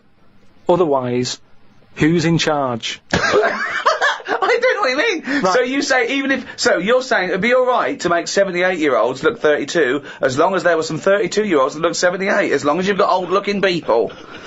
No, but say Can I like... tear this page out? Because it's worthless. What I mean is, when I went to the doctors, I saw the specialist, right, about the kidney stones. I was asking him all the straight questions. Go on. Is it life-threatening? No. You know, how long am I going to be out? All Couple the of rest days. of it, right? Now, As it turned out, it is life-threatening and you've been out for 3 months whinging about the fucking thing. Strange. Now, he was quite old. He looked about 55. And that reassured me in a way. In a way it didn't, because he's one of them doctors who didn't open his eyes much, and I kind of thought, I hope you I open don't know them what you're wider. talking about. What do you mean? What? What do you mean he didn't open his eyes much? One of those sort of doctors who's either that overworked, that he does that, you know, when he's tired, so he's going, right, what we're going to do is, and he's doing that with his eyes shut, he's talking like that. This is radio. I know, but I'm telling you, so you can see. But people are meant to be listening to this. But if they can't imagine me with my eyes shut... Well, tell him you got your eyes shut. Just say he had his eyes shut. Yeah, he had his eyes shut. Had he been reading this? Bored stupid, I imagine. He's just trying to get a... Well, do you know what I mean? Or I don't know if it's because he's tired or if he's that educated that some people know so much you don't even have to look at it. I don't know what you're talking about? Intelligent people. Who is so educated that they don't need to open their eyes? You see it, you see like... What is that? Who's that bloke up there? Is he blind? No, he's been reading too much. He doesn't open his eyes anymore, doesn't he? No. Old people who you see wearing tweed and what have you, and they're really posh and they talk, and whenever they talk their eyes are shut and they I open... don't know what this observation is. I don't understand why you've never seen that. I've never seen an old, educated man wearing tweed who doesn't bother open his fucking eyes. Steve, I don't know what you're talking about. Steve, have you seen... do you know what I mean? When people don't sort of open their eyes when they're talking to you, and it can be quite annoying, because it's like they're saying, I'm not interested about you sat there, I'm not bothered if you're listening or not, I'm saying what I'm saying because I say what I say. And it can be quite annoying. If he has got his eyes closed, he's probably just trying to absorb what you're saying and think carefully about probably. it, so he doesn't misdiagnose you. I'm not having a go at him. Well, it sounds I'm like just saying he was 50 odd, and I was happy that he was there telling me... I don't know why you were watching his eyes when he was telling you about your insides. Because you can tell a lot by people's eyes. That's what I said about jellyfish. But, you know, just lines in a face tell a few stories, and I don't think we should get rid of them lines. Brilliant. Wise words.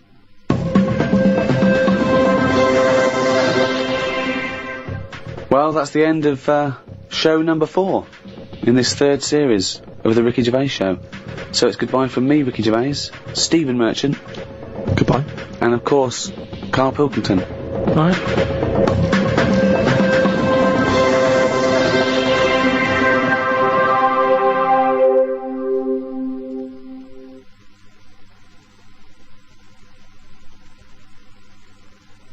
Audible hopes you've enjoyed this programme.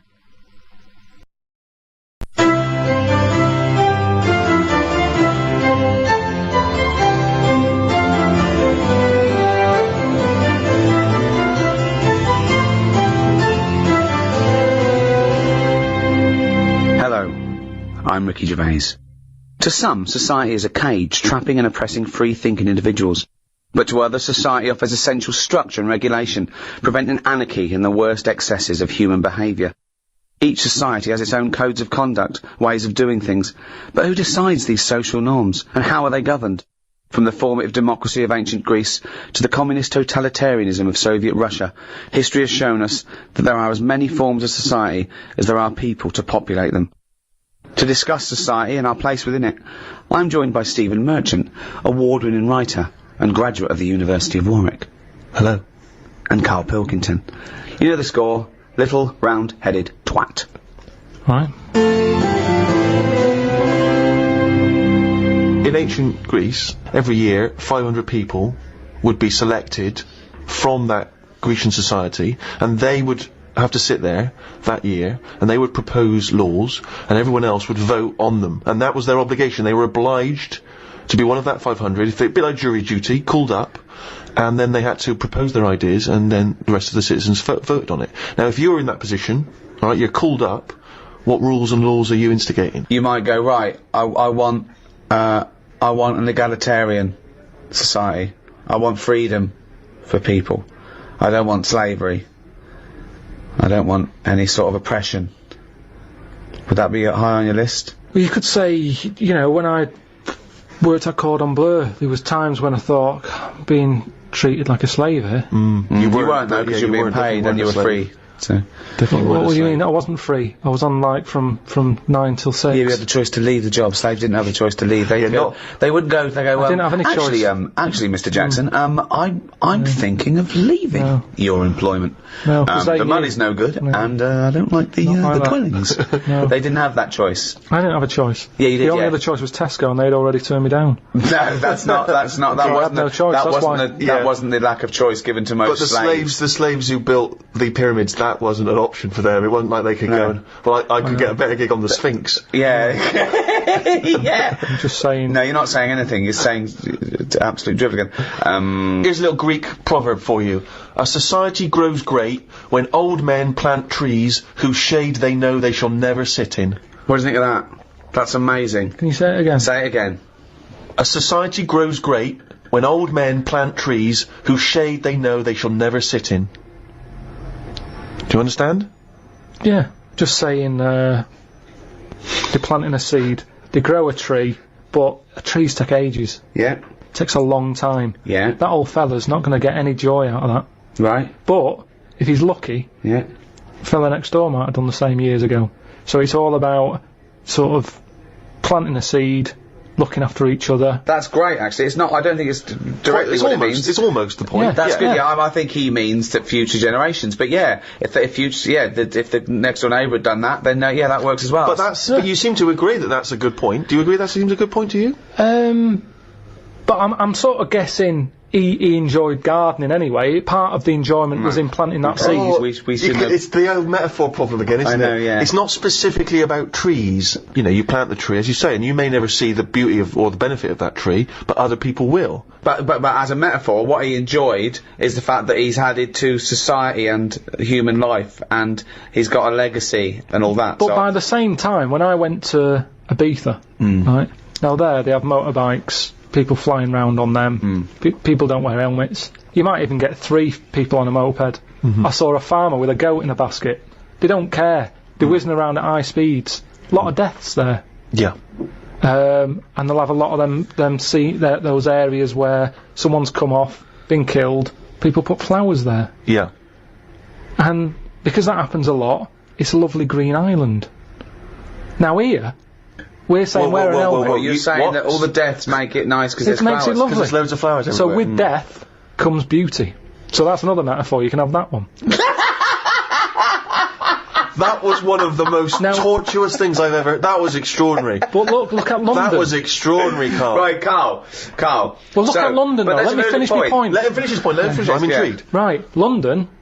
Councillor with his clipboard, need a speed bump here, I saw someone doing 35. Put some traffic lights there and a pedestrian crossing. Pelican crossing there as well. And a speed camera. Right. Horrible and grey. Okay. No flowers. But you still see flowers left behind where people have died in terrible accidents. They're not very good ones. They're stuck to a lamppost with elastic band round them. They don't look nice. He's knowing the quality of flowers. Yeah, but the point is some 15-year-old got run down and you're disappointed at the quality of the flowers. Look at this, Suzanne. Fella lost his head here. Geraniums?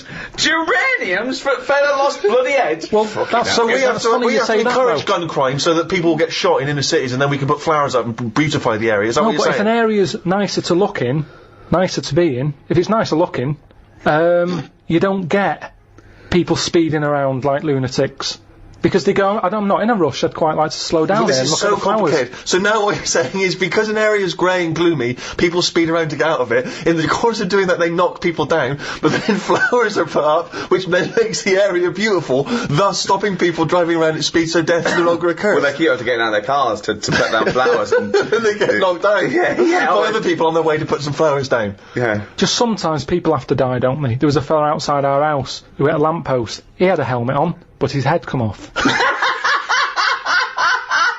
made me laugh at a man's head coming up because the way you said it. But that's the thing. he had a, oh God! There's a man outside a house. He had a lamppost, he had a helmet on, but his head come off. So you're saying that because in that one instance, the helmet did not save his life. His head was in great condition. It's just not attached to his body. And that's what I'm saying to you. Sometimes people have to die. How far do you take all this stuff of you know, safety gear and slowing down and wear bright clothes at night? And it's just too much. Very important point, you see. We give people crash helmets. We give them, you know, seat belts. We make them wear that, right? Do you think that's right for a start? Do you think someone should be made to wear a crash helmet? They're only hurting themselves. Crash helmet. I don't think you should get fined for not wearing one. But then if you come off a motorbike and you hurt your head and you didn't have a helmet on, then you can't sort of go, well, they should have had speed bumps here. I didn't realise we were going too fast. Don't forget, we're not just protecting him. He could be a father with 2 kids. So you're going, oh, let him, if he doesn't want to wear a crash helmet, let him get brain damage. Is that what you're saying? I'm just saying, we're over the top in this country. No, but you're saying, if you're saying no, if he doesn't want to wear a crash helmet, let him not wear a crash helmet. He doesn't wear a crash helmet. He comes off his bike. He smacks his head in. He's a vegetable. He's like that, sitting at home like that. And yet the 2 little kids come to you. You're in charge. Don't forget. We've put you in charge of society here. And they come to you. 2 little kids. They go, President Pilkington. What? why did you let my daddy not wear the crash helmet? I didn't. We paid, we put leaflets through the door. We had adverts on the telly, Sunshine. Yeah, but why? It's your dad's fault. But why wasn't it compulsory? Because he wanted... It's not the world we live in, Sonny. Yeah, it is. Now I haven't got a daddy. Has he got an helmet at all? Have you seen an helmet knocking about? No, he's a vegetable now. Yeah, he didn't want to wear a crash helmet, but why didn't you make him wear a crash helmet? It wasn't just him, it was us. Why did you turn my daddy into a vegetable? Where's your mum? Mum left when he kept going on about not wearing a crash helmet. Can I put you in a home? I just think, see, this is the problem. Everyone's looking for someone to blame. Yes, but this is interesting though, because you were particularly callous to that little 4-year-old boy who seemed so sweet and adorable. Yeah. But why wasn't he giving this stick to his dad? Well, his dad's dead, he's a vegetable. He's dead, He's good as dead to him. His dad went within the law. It was not the law to wear a crash helmet anymore, because you said, forget it, I don't want a nanny state. I don't want... If you wear a crash helmet or not. He wasn't a responsible parent. He hadn't thought it through. But this is your job. Some people aren't responsible. Society keeps them on track. This was you were in charge. You should have made him wear a crash helmet. He had 2 kids. We've heard from one of the kids. What's the other one's attitude? Is he younger? He's a bit younger. Is he even younger still? Yeah. President Pilkington. Oh. My brother's crying now because you shouted at him. I wish you'd have made my daddy wear a crash helmet. Why didn't you make your daddy wear a crash helmet? Well, he won't listen to me because I'm not in charge. He didn't listen to me. Yeah, He but seems like a bit of a numbnut, to be no, he honest. did listen to you. What did he because do you made for a a new living? rule saying people don't have to wear crash helmets. Right. What, and he listened to you. Did he pop shoes on in the morning when he went out? Or did I need to be here to tell him to do that as well? No, there's certain Oh, things so he has you got just- some common sense then? Well, there's enough, yeah. Oh, right, interesting. So he can be bothered with his trainers, but he can be bothered with helmet. I haven't got a daddy. Jesus. Wow, you are cruel to this kid. You It's are just, mean-spirited all to I'm this saying kid. is, there should be a leaflet. I don't even know how he got in number 10, this little kid. The thing is, But he's got in. You should have at least the courtesy to listen to his point. forget all, I'm sick and tired of having adverts on the telly. Don't smoke, wear an helmet, slow down, watch your kidneys, look after your I liver. haven't seen that one. Now, I don't know why. Why can't they just put a leaflet through saying, hello everyone, use your common sense? Yeah. That's all I'm asking. because- That's what I take Because out some as people don't president. have common sense. Everyone's Some got people common are sense. fucking idiots. Yeah, mate. It's not my fault That's then. why there's that's Not why my there is fault. a government. If we let people, they'd be fucking idiots. They'd be eating turkey Twizzlers and fucking watching Big Brother and X Factor But they all are day, doing. They are and then doing. letting their kids run riot in But the they street. are doing. Some families do just eat turkey Twizzlers. Yeah. There is little knobheads on bikes playing out till God knows what Exactly. hour. So it's happening anyway. But Yeah, then- but that's no argument, is it? It's happening anyway.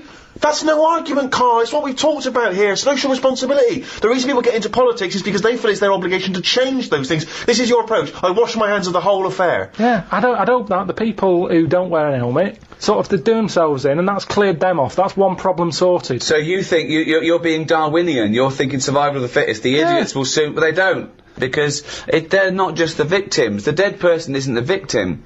It's a very good example is okay, we've talked about it before. You know, people who smoke know that it's dangerous. We know now that smoking gives you cancer, but why is that still legal? And yet people know that and they still smoke. Fat people know that they're going to get out of breath and clammy, and yet they still eat more. They get depressed, they're eating more. They know that they're going to be constipated for a year and a half, but they're still shoving in chocolate cake instead of carrots. But because that's what I'm saying. Why don't we stop them? Why don't we stop fat people eating? If you've got a smackhead and you really love him, you intervene, you grab him, you put him in a cupboard, you go, you're not coming out. He goes mad for about a year, then he thanks you for it. Yeah. So lock fat people in a cupboard. And just Can't put get 'em carrots in. under the door. What?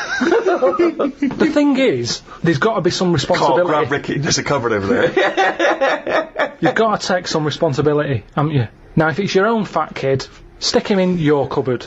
But what I'm saying is, as a counsellor, I'm not spending taxpayers' money on cupboards to put the fat kid in. So, back at the Chosen 500 in ancient Greece, right, you're one of them. What other things? I like that saying, the one about do to others as you'd like to be treated yourself. Yeah. Yeah, that's a good one. Pop that on a leaflet. pop it through the door. But you seem to be doing a lot of leafleting. That seems to be your entire governance seems to be guided by popping leaflets through doors. And I get a lot of leaflets, so I'm presuming the rest of the country does, and it's not always working. So maybe sometimes you've got to instigate something a little bit more strong-minded than fucking leaflets, my friend. Maybe you've got to make a couple of laws. You've got to stand every individual can go, how would I want to be treated? Well, I'd want someone to throw cake at me. Yeah. Because I'm a greedy bastard. I would want someone to steal my telly. I'd probably start on the way you look. Right, go on. I'd just say, right, you know, make an effort, tidy up your house, and I'd have some sort of. I'm poor. It doesn't matter. Doesn't matter. You can still tidy up. Can we get better houses then? Because well, look after the one that we've let you. Yeah, Get rid of that old mattress that's in your garden there. Clean the windows, and then we might give you a nicer one. At the moment, you don't deserve anything nicer. And that's what I'm saying. You've got to be honest with these people. Wake them up. I like that. Sure, you've got to be honest with them. You've got to wake them up through heavy leafleting campaigns. Yeah. But do you see the problem with some of what you're saying, Karl, is that it's very hard to enforce that in law because it seems unjust and unfair. You can't really start legislating against people's looks or whether they want. I mean, you have to keep your house tidy. I mean, who decides how tidy it has to be? It's the tidy police. I mean, that's a strange. Well, hold on though. I like wearing sort of these denims. It expresses who I am, and I like wearing a beard because I just think it's natural. I don't really like shaving, and I like this sort of smell. I like this smell of BO. That's who I am as a person. So how can you impose that on me just to be part of society? Who are you to infringe my rights as an individual? What do you want out of life? Well, no, I think I just like to say I don't want to conform. I don't want to just shave and wear a suit and I keep myself to myself, and I like to just grow a beard and eat porridge with my hands. I'm not hurting anyone, so I don't know why I have to conform to that society. Well, there's nothing I can do for you. You're wasting my time, really.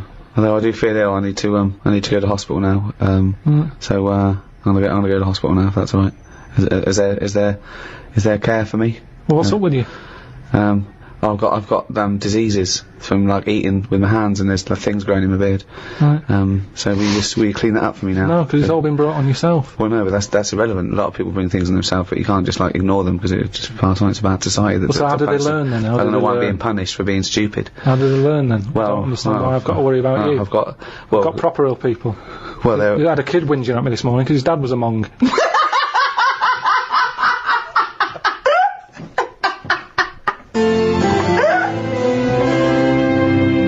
Obviously, in China, you can only have one child, can't you? Is that something you feel we should bring in here? Yeah, I think we've got to. I don't know about one kid. I just sort of concentrate on who can have a kid, as opposed to if someone's got a load of money and they're good at looking after kids, let Madonna have as many as she wants. But if it's someone who's social engineering you want to do. Yeah, but hold on though. Well, what use are they then? If you're bringing them into a poor family, what's the point? What good is that for anyone? It's not good for the people who've had the kids. So who's deciding who's allowed to have how many kids? Are you deciding? I was brought into the poor family, wasn't I? What? I was brought into a poor family. Yeah, no, I'm talking really poor. So, third world? No. Well, poorer than that? Poorer than no money at all? No, somewhere in the middle again. You've gone too far the other way. Okay, why has it always got to go the other way? Cornwall. I just mean like the people who I've told you about on the estate sometimes, who had that one who chased cars and stuff. He wasn't happy. They didn't care if he was there or not. What's the point? Right. So hang on. So let's imagine that Ricky and I are husband and wife. We've come in, right? What's your questions to us to establish whether we are allowed to have a couple of kids? Hello. Thanks for coming. Me and my husband, we can't have children. Why not? Because he's got no sperm at all. Okay. He had one sperm and it was ridiculous. It was awful. It just came out like a dead anchovy. Right. And you're meant to have 300 million tiny ones, and he had one big one. It was horrible. I had to pull it out. It was like a leech. And also, it was no. I haven't got a vagina, so there was no place completely to smooth down there, like an action man. Yeah, it was just that. I don't know, but we love children, and we wondered if we could have a child. What do you do for a living? What do you do? What's your work? I'm a rapist. Right. And I dispose of the bodies. Right. Well, fill out this form. I should have clarified. A rapist murderer. Fill out the form. He does it in the wrong order as well, I must say. So, number of times I've disposed of the body, said, I hadn't made that one. I just wondered what else you need to know about us. Because even though That was our little joke, by the way. He doesn't rape, and I work in an office. He works in an office in the town. But I'm a housewife. She's a housewife. I'm making a little nest for when we adopt a little child. We don't earn a great deal of money, but we're good parents. We're very good parents. What's that based on? Well, we're good people, you know. I mean, aside from a few naughty jokes, we're God-fearing people. We believe that God is watching all of us, and we believe in the Old Testament. And sometimes He tells us to kill and rape. Yeah, sometimes He does. Yeah, particularly we've stoned a couple of homosexuals this week alone. We're joking again. We're joking again. We don't believe in God. We're from an atheist and believe that our time on earth is all we have, and then when we die we become worms meat. Right. Well, you filled out. But we've already painted the back bedroom. That's ready for the little child. We painted it black. Yeah. Because we want our child to be a Satanist. Joking again. Little joke Joking from again. us. We want him to be an accountant. Yeah. Gay accountant. Some would say the same thing. Only joking, of course. I think there's too much in society where people are pressured to be heterosexual, so we're going to try and make ours a homosexual. So we don't care whether you get a homosexual or a heterosexual, but I'll tell you, by the time he's 14, he will be as queer as the Ace of Spades. Right, so you filled out the form. Yeah, we'll pop that in, get it processed. Right. Okay, but what kind of questions are you going to ask us? None really. No. Just my job. You're happy. You're My happy job with us. to pass the forms on. We've passed the interview. Because that's the sort of world we live in now. Oh God! We don't want a child. We don't want a child, actually. But do you know where we could buy a knife and a sack?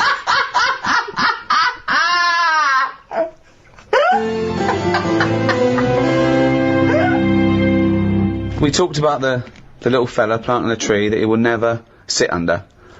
He's given that to the next generation. Okay? Now, big discussion about donor cards. Of course, there's no reason not to give your kidneys away after your death, to all your organs. They're no good to you, and you'll be helping life. It's perverse to me that you wouldn't want to donate your body to a worthy cause after your death. Medical research, whatever. You agree with that, don't you? Well, you know how I feel about it a little bit. I don't like the idea of certain bits. Why not? What does it matter? Just because there's certain bits that are really personal to you, aren't they? No, there's not. What bit is more personal than another bit to you? Well, like I've said, my eyes. They're my eyes.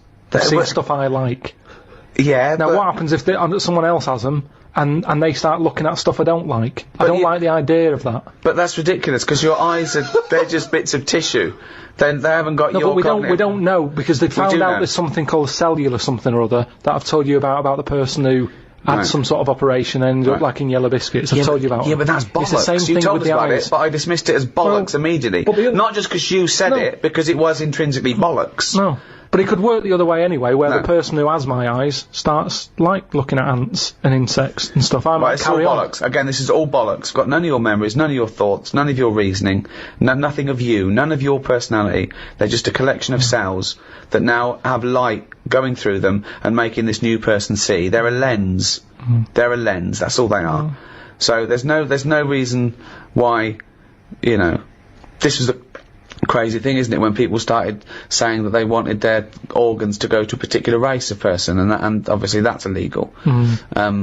Also, it shouldn't be the choice, really. I think you should have that opting out, that you have to say that you don't want your organs given after, and if you die, then they assume that those organs are up for grabs, because there's a shortage. So what do you think of that? Like I say, they can have certain bits. They're not having the eyes. I think that's fair. What, can they have the cock and balls? I prefer it if they didn't.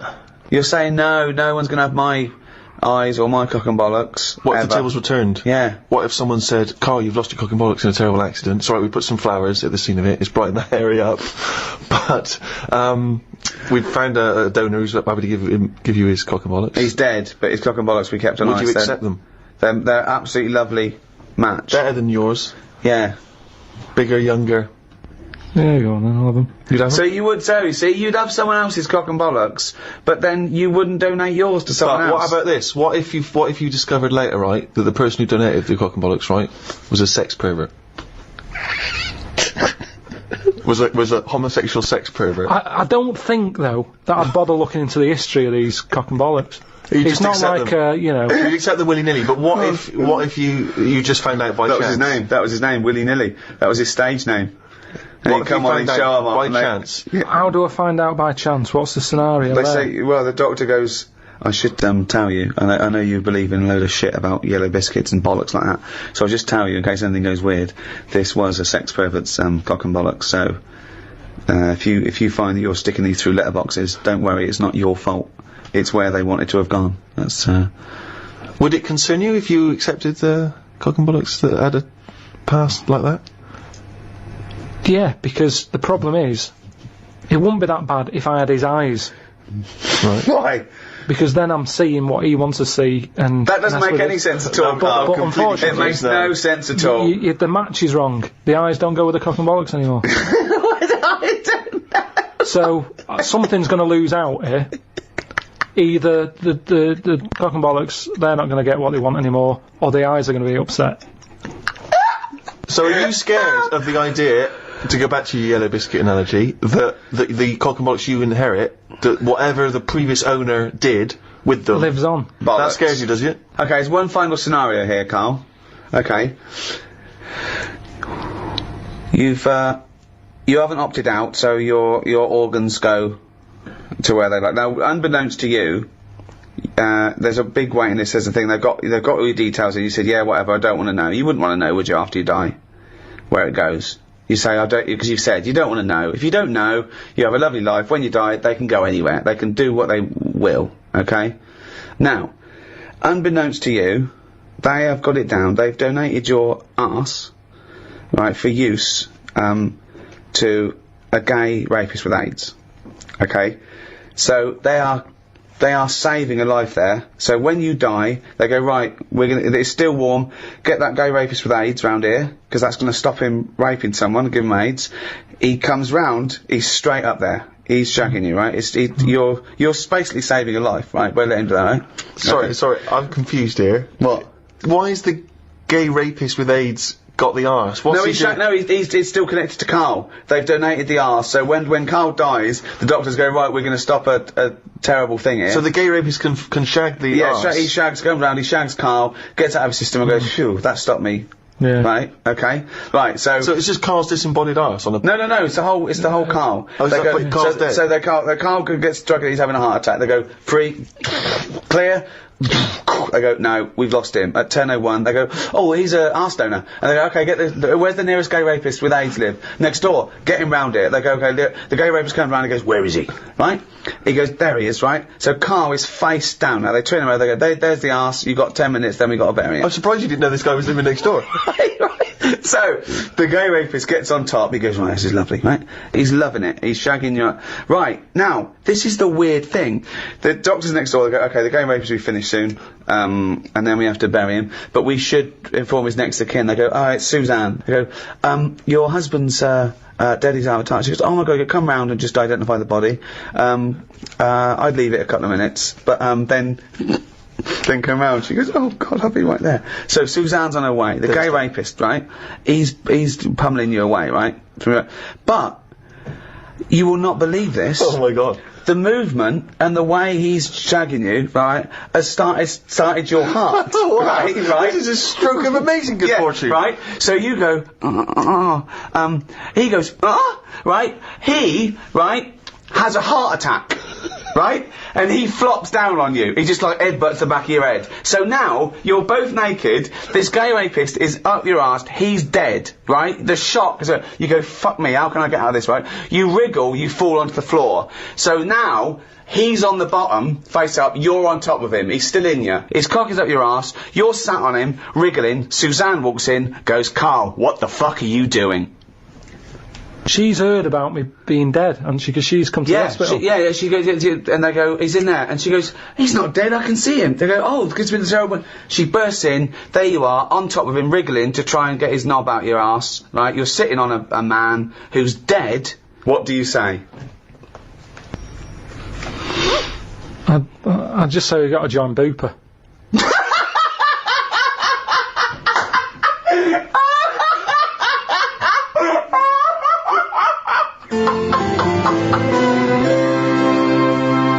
Very hard, isn't it, to imagine yourself a different period in time and how you would have reacted. Now, if you think about America in the 1950s, black people still very much second-class citizens. You've obviously heard of the famous Rosa Parks incident, in which she was obliged to move on the bus from where she was sat to somewhere else, and she chose not to, and she was arrested for it. Became very much a sort of figurehead of the civil rights movement. Had you been travelling on that bus, What'd you do? And am I far from where I'm getting off? So once again, you can't just nip out at the next stop so you can wash your hands of the whole affair. No, you're on that bus, you've still got a number of stops. You live further away than Rosa does, because you've got a lovely big house, whereas she doesn't have a lovely place, she can't afford it. So you've got to stay on that bus. You've seen this now, you've seen this bus driver demanding that she gets up, gives up that seat. Maybe she's given up that seat for you. Maybe you've got on that bus as a privileged white man, and she refuses to get up on your behalf. I'd probably go, it's alright, I'm standing, I'm alright. But why would you say that? Because you're thinking of the modern day Karl, you're not thinking of the man from the 1950s. Well, the thing is, we don't have to go back in time. We can go to a country now where you'd see an injustice, where you were outnumbered by the law of the land. What if Suzanne wasn't allowed to sit with you on buses? What if now a law came in that women were second-class citizens and she can't come with you? Wouldn't you go, no, fuck that, she's sitting with me?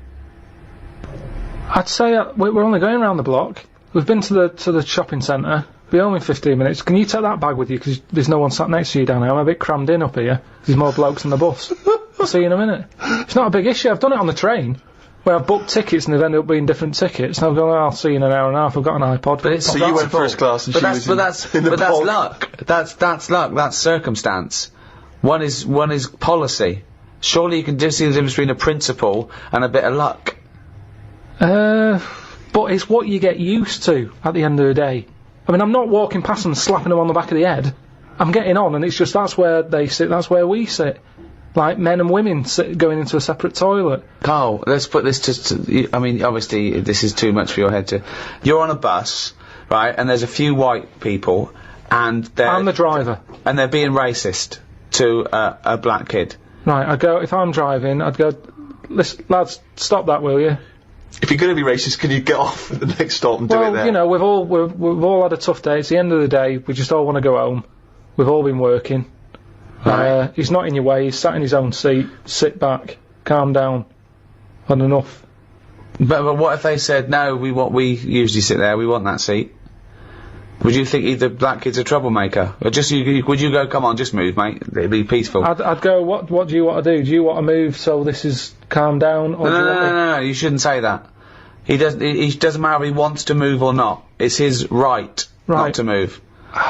Do what you want, then. If you want to stay there and fight your own corner. No. He wants to stay there. Don't you surely you want to be on the side of right. I'm just doing my job here. I'm sat driving a bus. I'm driving a bus for 30 quid a week here. I'm getting a load of grief off some people at the end of the day. But think bigger than the bus rule. It's not just a bus thing, alright? Just imagine that you're not a bus driver. Alright? No, but that's what we're talking about here. But yes, but Ricky's trying to make a point. It's an analogy again. It's about you taking some kind of responsibility that could put you in harm's way. Yeah. That could mean that you've got to stand up to danger or to bullies or to aggression. If someone's attacking Suzanne, she goes, Karl, help. You go, no, I could get her here. Because I know the full story here. But this is what I'm saying about Rosie, what's it? I'm just saying, she sat on the bus. How did it work? She got on the bus, she sat where she wanted. No, I'll tell you how it worked. The middle section of the bus, black people could sit there, but it was up to the driver's discretion to change where black people could sit, depending on the number of white passengers that got on. So she sat in a seat, some more and more white passengers get on, so this bloke decides, well, no, actually, this is no longer the black section, there is no black section, because there's enough white people, you've got to stand up. And she decided, no, I'm not going to get up. It's my right to be able to sit on this bus, as a person, as a human being, not whether or black or white. And that was why she got arrested. Well, she lost in the end, didn't she? What do you mean she lost in the end? There's a black president. Yeah, but it's not because of her getting on a bus. That's just because times changed. Yes, in a way it is. I don't know. Because she became a spearhead of the civil rights movement that was spearheaded by Martin Luther King. All those little things go towards change. On a different bus, on a different day, it might not have turned out that way. That's what I'm saying. It might have been, you know, someone else who goes, get off, who's been in a right mood, might have been in the pub all afternoon. And she's there going, I'm not moving, and he's fed up, he's up to here with it. Sorry, so she's pissed up now? She's pissed up now. No, the person sat next to her. Yeah. Might have even been a black bloke who's been working hard. And he's like, I don't want this. But it's interesting you say that. The bus pulls over, the police are called in. But you say this, it's interesting you say that, because in the Rosa Parks incident, there were a number of other black men, all of whom did stand up. I think 5 of them were there, and 4 of them stood up, and she stayed sat down. So there was 4 people there who did choose the easier route, the easier life, and she stayed sat down, and she's the one who went to prison, and she's the one who's remembered, because of what she did on that day. It's difficult, isn't it? If I was on there, I'd weigh her up. You know, is this woman doing this as like a good cause, or is she just a trouble causer? Because she just seemed like, you know, I'll do what I want. Now that's fine, you'll always get people who do what they want, and they do change the little rules along the way. But I bet when she was doing it, it wasn't like a big stand up, this is the day I'm going to do it. It's just happened to, she was fed up that day, she didn't want to get up. Lazy. She might just go around law breaking all the time, and she's remembered now because she'd made a change about bus seats. But when she got up that morning, did she say I'm going to do that, or has she been fly tipping before she got on the bus? This is what I'm saying. Is she just you know? No, she's not a troublemaker. She's someone who already had a burgeoning interest in the civil rights. I mean, I really thought the Rosa Parks incident was pretty cut and dry. The fact that Karl's managed to find an ambiguity in it is extraordinary. I love it. Tell me something else about Rosie Parks. Oh, for God's sake. I don't know what she's got to do to win you round, Karl. Honestly, I didn't realise it would be this difficult. Karl, Thomas Jefferson, you know who he is, once observed, a nation as a society forms a moral person, and every member of it is personally responsible for his society. But Jefferson's fellow countryman, as you know, the American writer and intellectual Randolph Bourne, noted some years later, society is one vast conspiracy for carving one into a kind of statue it likes, and then placing it in the most convenient niche it has. So one saying, no, this is why we're moral people. The society is great for us. It turns us into responsible people, okay? And we should love that society and make sure it's perpetuated. But Bourne said, no, it's just a way to mould someone into what it likes and put it into a little box so it can't hurt anyone. Yeah. Okay, yeah, that's not, again, it's... No, both of them are right. Both of them are right, but they're contradictory. They're both opinions. They're certainly opinions. But I mean, I don't know why I am the way I am. It just happens, doesn't it? You know, I don't like killing a fly. No one would stop me if I did. But there's something in me that goes, don't do that. Right, so this is a very important theory, because you're basically saying, well, you could be saying one of two things. You could be saying that goodness is innate. Not likely. No. Or he could be saying that there's a morality that transcends rules and society pressure. Whether or something's legal or not doesn't mean that you have to do it because it's legal, and it doesn't mean you don't... Yeah? Is that the one you meant? That's what I meant. There was a bit of trouble in our yard the other day. Right. Between a wasp and a cricket. No, the thing is there any point to this at all, or are you just going to tell us you saw... Are you going to extrapolate some analogy from this? I think so. Okay, yeah, well, let's see. So there's a wasp... Yeah, well, so look at the whole scenario. As you said, sorry, just to clarify, it was kicking off. Right, okay. Whole scenario. So you're looking out your window. No, I'm in the kitchen by the sink. Yeah. Washing up, we've got a new sink. We've got a dishwasher as well, but I said, well, I'll use a sink, we paid for it. Let's give it a go. So you're like a Luddite threatened by the technology. You're thinking your worth will be taken away, your reason in the world will be taken away by the dishwasher. So you're like, no, Suzanne, we've got a dishwasher, but I am going to carry on. You're going to need me. I want to show I'm needed. I wanted to use it. It's like, I don't understand it if someone's got a really nice car but they have a chauffeur. Drive it. It's yours. Enjoy it. Enjoy your car. Well, feel a gear change. Yeah, but you don't drive. No, I know. Yeah, so that's alright. But what I'm saying is, I've got a sink, I've got a dishwasher. What am I doing? If I put the dishwasher on, what am I going to do? I'm just going to sit down and do nothing. Probably. Wash up then. Do something useful. I do a better job than the machine does. Well, get rid of the machine altogether then? No, because sometimes I might want to go for a walk or something. Well, why don't you go for a walk all the time? It's good for you. I'd had a walk in the morning. Anyway. So, I'm washing up. That was all the prelude to the Wasp and the Cricket story. It better be fucking good to top that.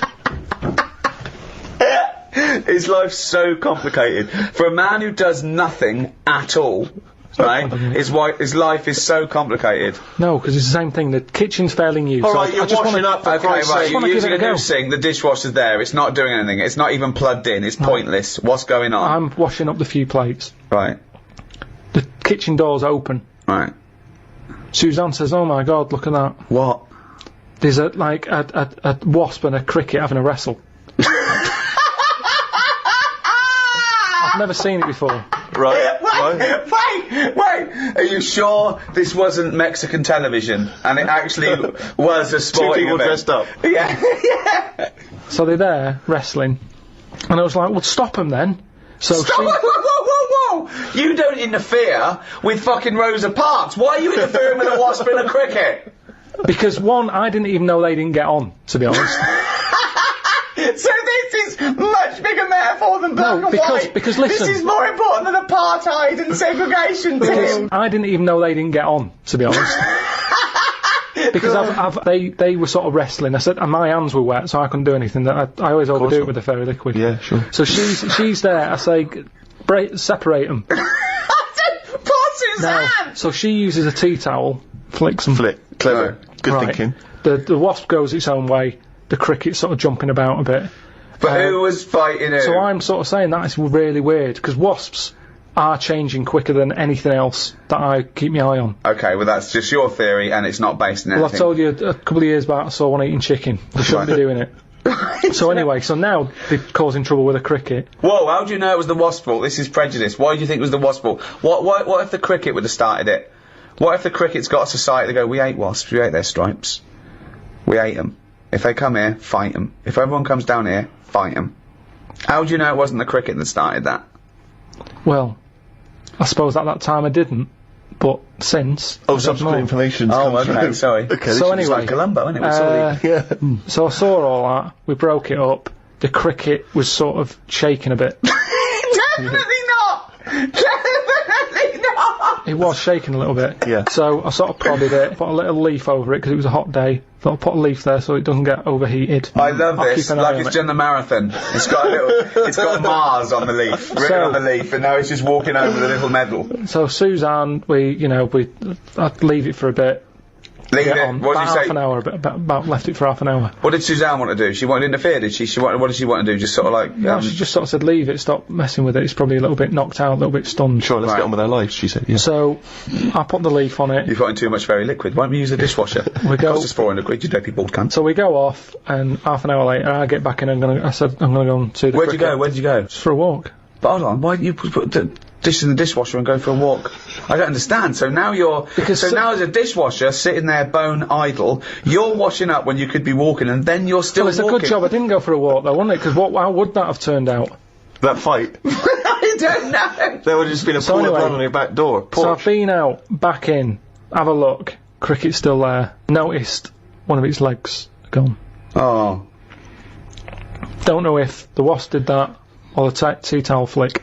Or it was already disabled, and that's why the wasp thought this is an easy one. What if the wasp was helping it? It wasn't, no, honestly. But what it if was, it's going, it was excuse such me, a Mr. Wasp, commotion. because we're such friends and humans don't understand us and anyone interfered will definitely don't understand us, right? He's not an entomologist, Well, right? this is when I got the computer out, Right. had a look, and it's a, what was it called? Brilliant. I can't remember. What happened is, the wasp apparently does this a lot. And it stings them in the head. Right, not this particular. There wasn't like a little profile of this particular wasp. Yeah, yeah. On a kind of It's just an incident that Just happens a generally lot happens within between wasp community. wasps and crickets. Right. So it stung it in the head, and what happens is it's that whole thing that we've talked about before, where it lays an egg. Right. So I was sort of having a look, seeing if I could see any sort of holes in its head, and it just kept sort of moving its one leg, like, oh, I can't handle this. So What do you mean it's moving its one leg? it was sort of just moving its one leg quite slowly, like it's just But come it's only out got from one an leg. It's operation. lost one leg, you said? Yeah, it's lost one. Yeah, it's moving 5 legs slowly. No, it's just this one big one. It's got one big leg. One big leg at the back now. It's normally got 2 that it uses to jump. Oh, I see. So, okay. So it's now it's Right. only got one. It's sort of like, oh, it looks groggy. Is it not a grasshopper if it's jump? Is it not? What colour was it? Is it like?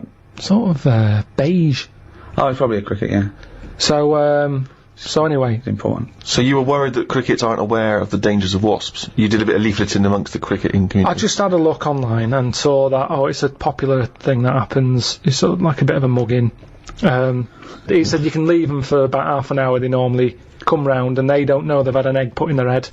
But There's no way it said leave them for half an hour and they come round. They don't have an egg. But there's no way it said Well, that. he said they're normally stunned for about half hour. Have you had an egg put in your head? Fucking ostrich egg, by the way. It's coming out the top. So anyway, I picked it up, I placed it under a little tree. I said it's in the shade again. No wasps can see it there. Let's just leave it. But you've just left that cricket to now die in agony when that maggot goes round his head and comes out a wasp and leaves the carcass. Well, this is when Suzanne came up and said it wasn't moving. I sorted it. What do you You mean? sorted it. She sorted it.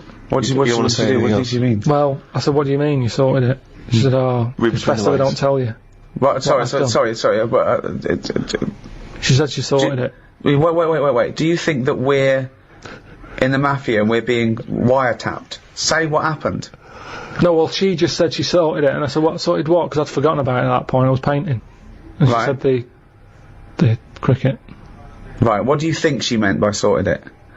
Well, by the look on her face, the way she said it, I've known her for long enough, so I know that she meant it's not good news. Yeah, so what happened? So from that, I took for granted she means Say it! I've stopped it being, it's no longer in misery. So what do you mean? What? What did she do? She crushed its head.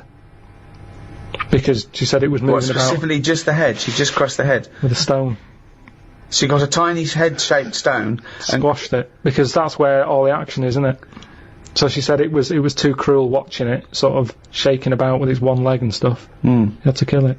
I imagine I had this vision that one day Suzanne just having to say to his parents, I sorted it. I sorted it. I had to put him out of his misery. I just couldn't bear to see the don't like twitching to know, anymore. do you? I know you didn't like to know, but Yeah. I just took a rock. Yeah, and just squashed its head. What was in it? There was nothing in it. It just caved in. Was there an egg in it from a No. from a No, wasp? it was like you know when you get a blown egg and then you crush it and there was nothing. Yeah, nothing in it at all. Nothing in it I at just all. think he seems happier. I'm certainly happier. I was happier because I'm much happier because he's sort of he's more sensible without the head. Yeah, we're still happy together, but now we use the dishwasher instead of him washing up. Yeah. When we've already got one that costs £400. What metaphor are you taking from this? Just the way. Yeah, so that's at the beginning. There was going to be a point you were going to extrapolate for this, like a fable. So what did you learn from that?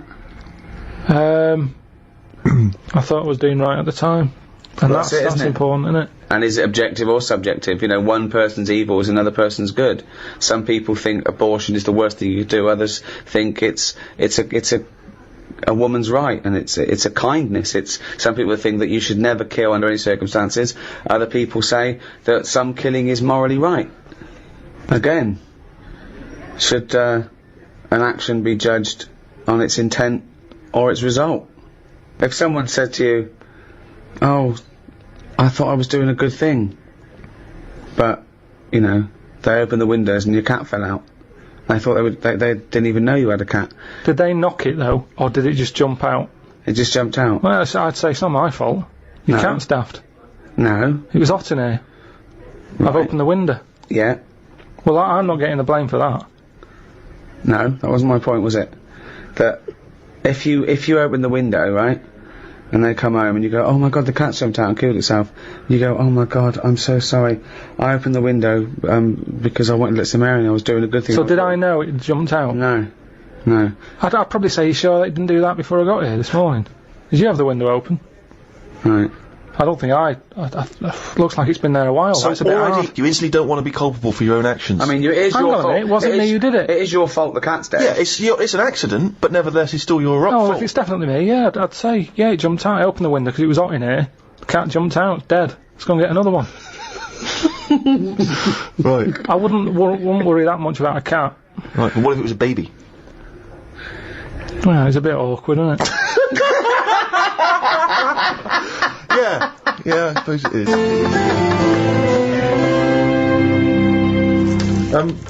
Karl, I'd like to ask you, if I may, stop twiddling that. Now, this is interesting, because you were fiddling with a bit of plastic there, and it was annoying me, and I know that a lot of things annoy Ricky, get very infuriating for him.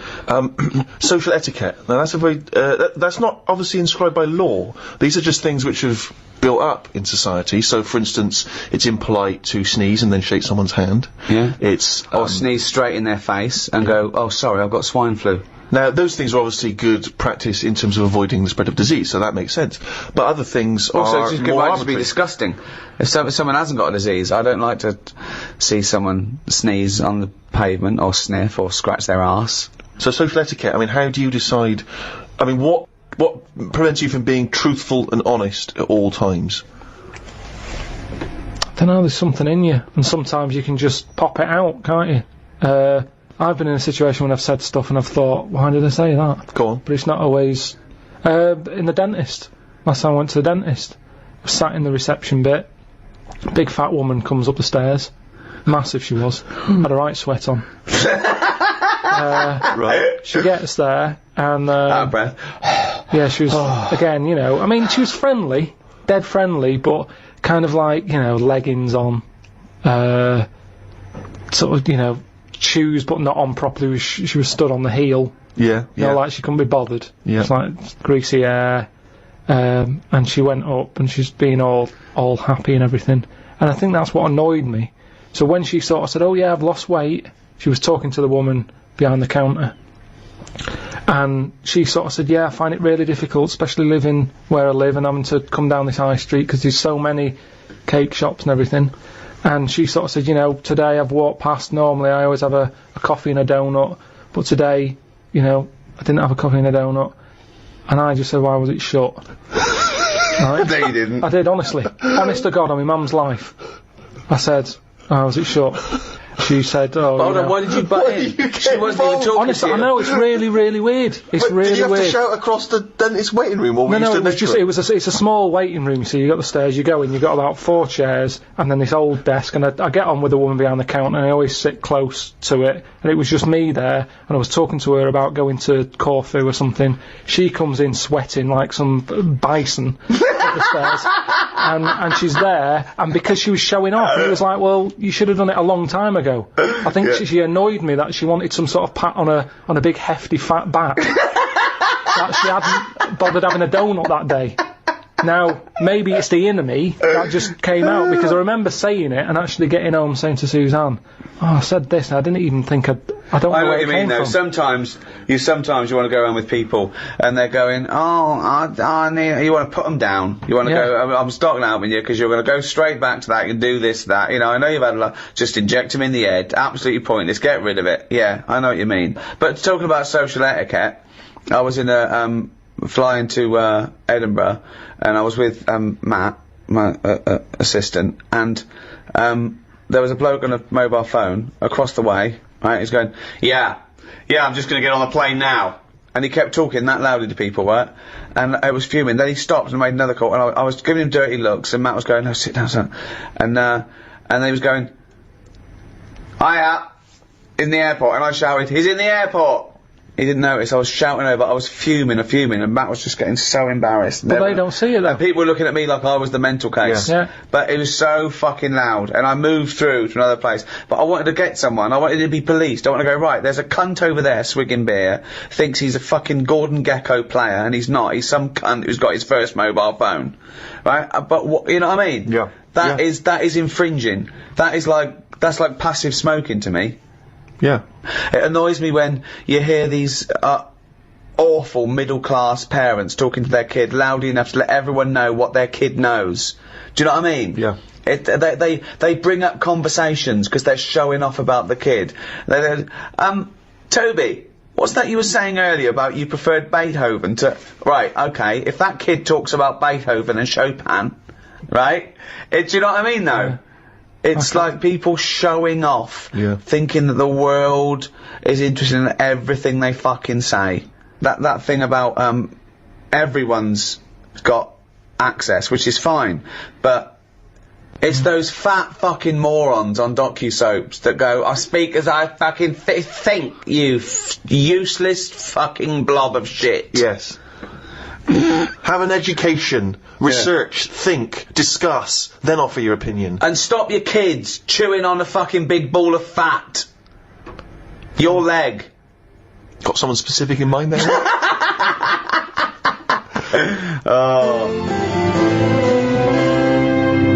Well, that's about it. Hope you enjoyed the Ricky Gervais Guide to Society. I think we've sorted everything out there, Steve. Yeah, not many questions left unanswered. No, that's a pretty in-depth analysis of what society is and how to improve it, I think, in many ways. Let's hope some of the big people are listening. Brown, Obama.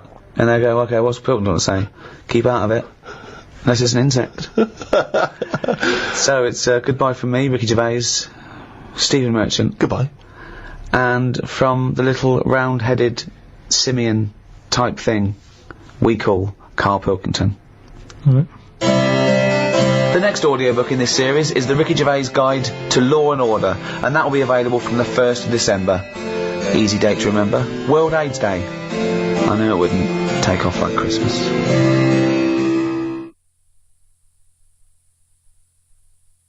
Audible hopes you have enjoyed.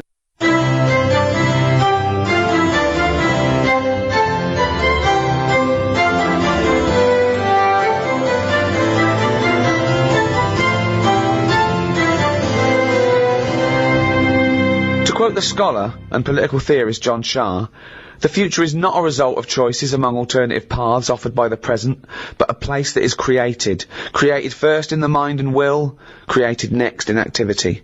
The future is not some place we are going to, but one we are creating.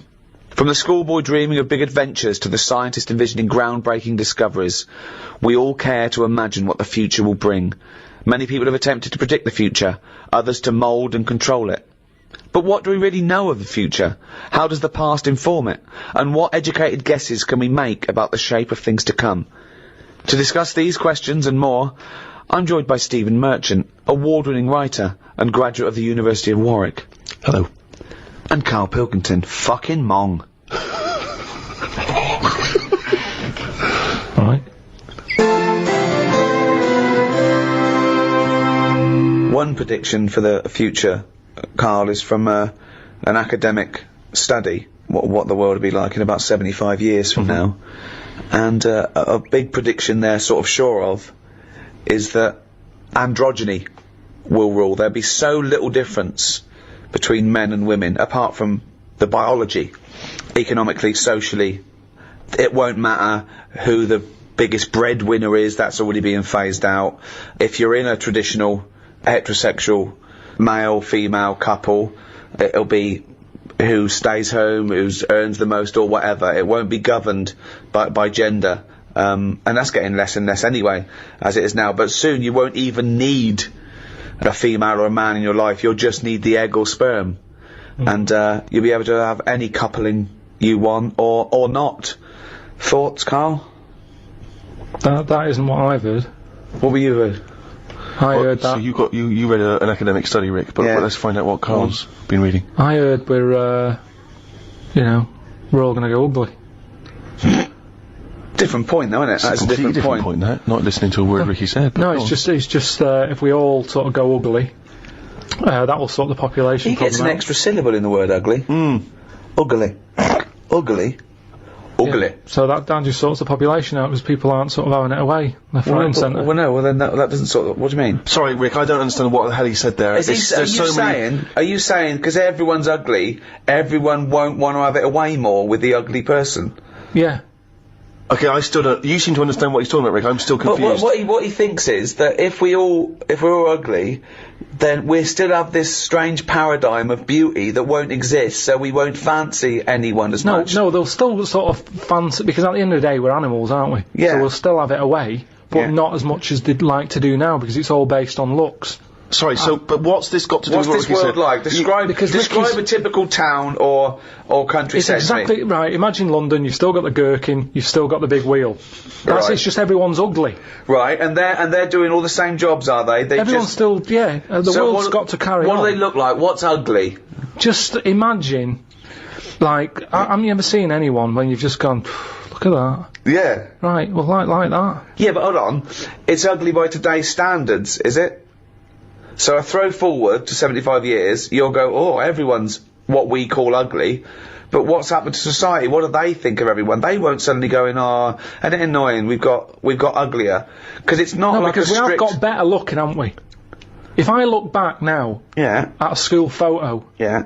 you look at my class and you go, what was going on then? You can't tell the difference between some of the girls and the blokes. No, but that's not true. Because It is, honestly. You that's look at it and fashion you and see nutrition, and I see that. Yeah, when I see an old episode of Bullseye, I think, Jesus, the men look like rakes with no teeth and a moustache, and they're bald with their hair down like a paedophile. And he goes, "Now, how old are you?" And I thought, 52. 50 goes, "I'm 22." He goes, "What?" Yeah, but that's more because of the sort of people that used to go on Bullseye. I mean, you know, Paul Newman was never going to pop on Bullseye. No, exactly. You know, because he was actually a plumber from, you know, Yeah, Essex. and then think of the people that he grew up with, Well- I mean, some of them live in holes now. Yeah. So, you know, I don't think the class of, Pilkey 1982 doesn't really count. When he said, we've got better looking, I thought he was going to talk about cavemen, not his school photo. I mean, what happened there? There's been no evolution in that time. What are you talking about, Karl? We've got better looking now, haven't we? I wonder if he's confused it with the paradigms of beauty have changed, haven't they? So in the 50s, Marilyn Monroe was considered, you know, very desirable, whereas that body shape on women, Yeah, more that's recently what I said, it's has fashion. become less, you know, there's Yeah. lots of skinny women are seen as a paradigm of beauty. But, so that has maybe changed. But we will change. Yeah, we'll Probably not in change. There's little 75 things. years. I mentioned before about your little finger. There'll come a time when that'll go. I've watched it. I've kept an eye on what my little finger's doing. Sometimes it does nothing. It never helps out. All the others are grabbing older stuff. That one just sort of sits there watching. So you could get rid of that, and I think that will go in evolution. Think of the books he could have read when he was doing that, when he was monitoring his little finger. I've been watching my little finger. But again, it's what you mean. Like 75 years is nothing. The only thing that changes in 75 years is trend, fashion, economics. The gene pool doesn't change unless there's been some sort of really weird mutation due to an external force. That I don't know. For things of science fiction where we all accidentally drank plutonium, we've got 3 eyes and 1 leg. It doesn't happen that fast. I've told you before, if you shaved a caveman, he's basically us. He's basically us. Well, he's basically Karl. Yeah, yeah. But, you know, the little finger will be, let me tell you, millions of years. I think what's more interesting about the future, Karl, is the fact that technology integrated with humans will be fascinating. So, for instance, they're talking, you know, about the fact that in the future we may even be able to have chips in our head that allow us to access the internet, or an equivalent of it, directly, mentally. So imagine that. To say, not French fries. It But doesn't mean hang that. on though, at what point are we us then? Yeah, this is good. Go on. No, because if I can go on the internet at any time, then that's going to know more than me. What does that mean? Okay. When I don't know an answer to something now, which is a lot of stuff, Really? Go on. you Yeah. watch University Challenge, Yeah. and the stuff them kids on that know. I was just thinking, where have they stored that? Where's that gone in their head? How have they left that somewhere, and it's just sat there waiting to be used? For me, if something doesn't get used within a time period, that's it. But again, It's forgotten about. okay, that's application and training and all that. I think But that- basically, you've got about the same hardware I as haven't. those people. Honest to God, I haven't. I know I haven't. Your brain capacity It's not the same as theirs. It's not the same. Well, you might not be what's considered as academically intelligent as them, but again, an awful lot of it is, you know, nurture more than nature.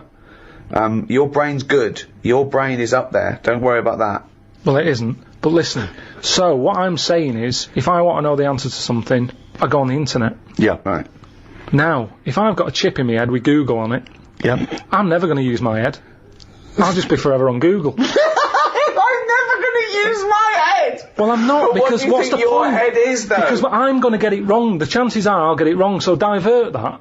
It's like saying... No, you can't bypass the brain straight to Google. When you're having a chat socially, it's not like they're going, all right, Karl, how are you? And you're not there. You're asleep, and Google's talking. I think you'll find that they're... No, only Do you want to see naked ladies? Come this way. No, only for questions, though, that I don't know. But what I'm saying is, because I don't know a lot of the answers, I'll just say, forget it, leave it connected to Google. So then I'm not me anymore. Well, what are you doing? Where's you gone? I'm looking at Google. So it is you. No, but what Steve just said is, we'll have a chip in our head Right. that can access the internet. Right. So why bother But using you're my own still knowledge? the go-between. You, Karl, are the go-between between the internet and whatever your But you mouth can't says. beat the internet.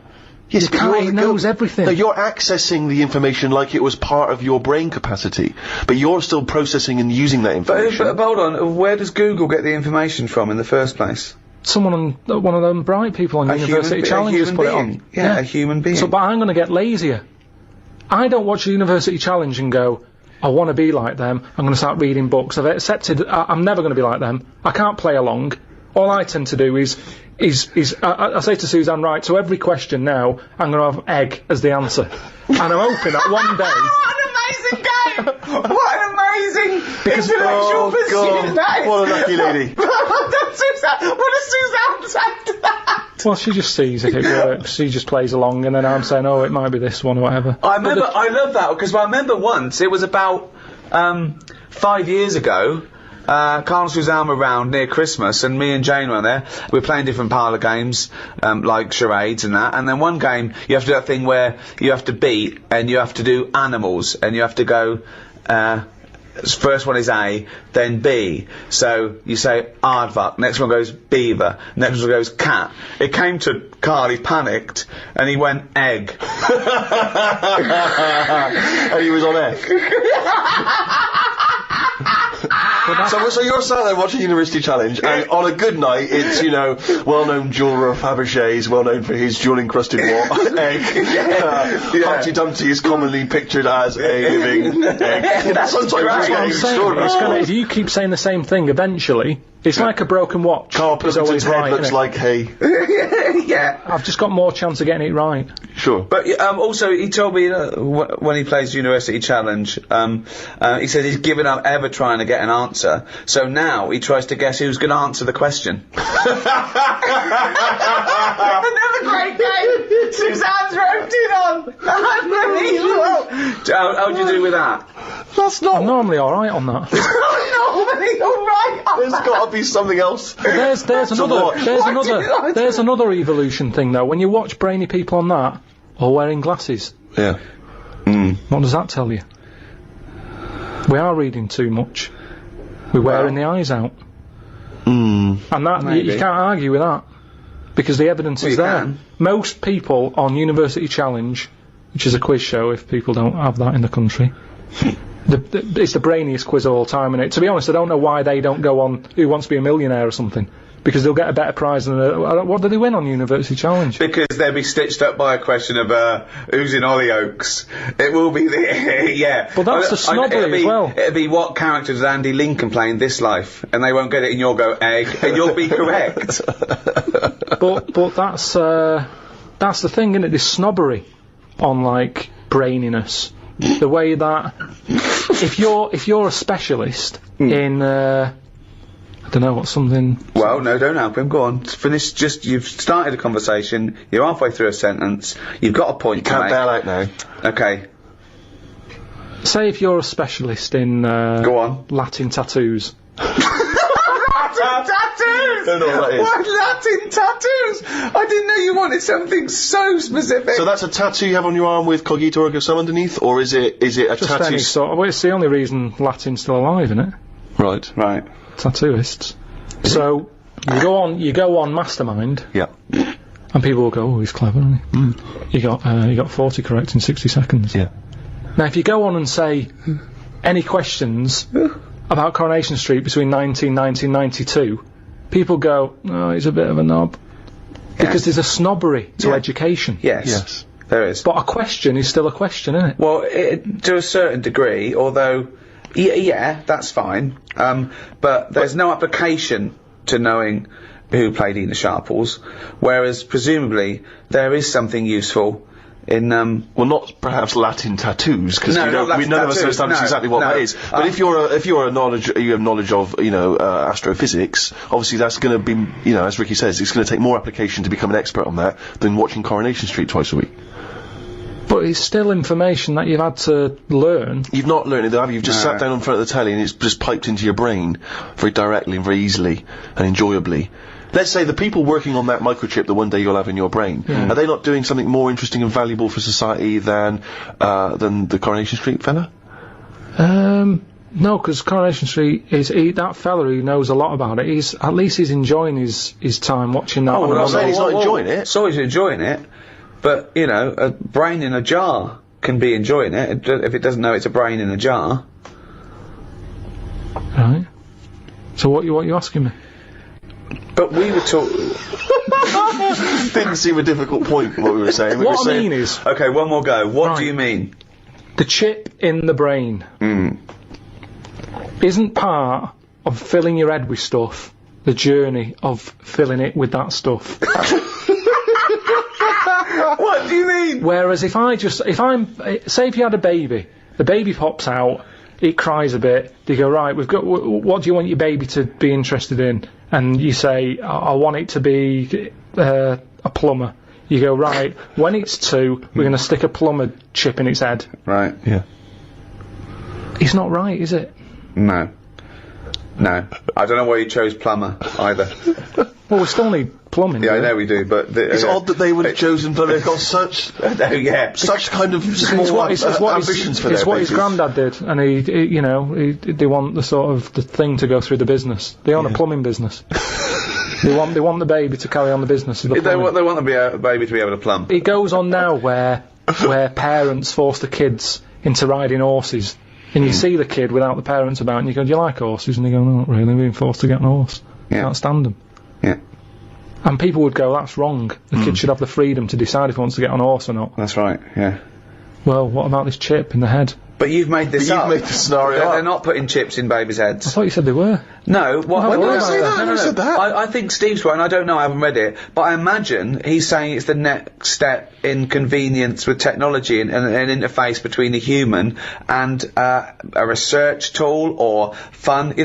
Computers went from being the size of a room to a thing you can wear on your watch. So the next step may be, you won't forget your palm top, you won't forget your iPod, you won't forget your laptop. It's in there, it's an interface. I know, but it makes us lazy.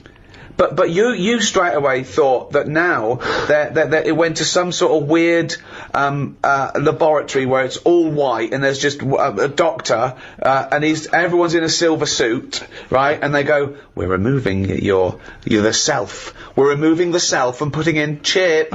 You are now computer boy. Yeah, I want to watch Coronation Street. Well, you won't in a few seconds. But I hate Coronation Street, me. Carl, it's not a question of. It's not that Google is now Carl. It looks like Carl, but it's just spamming, little pop-ups about offers you can buy and cheap holidays here and there. He's not the man I'm married.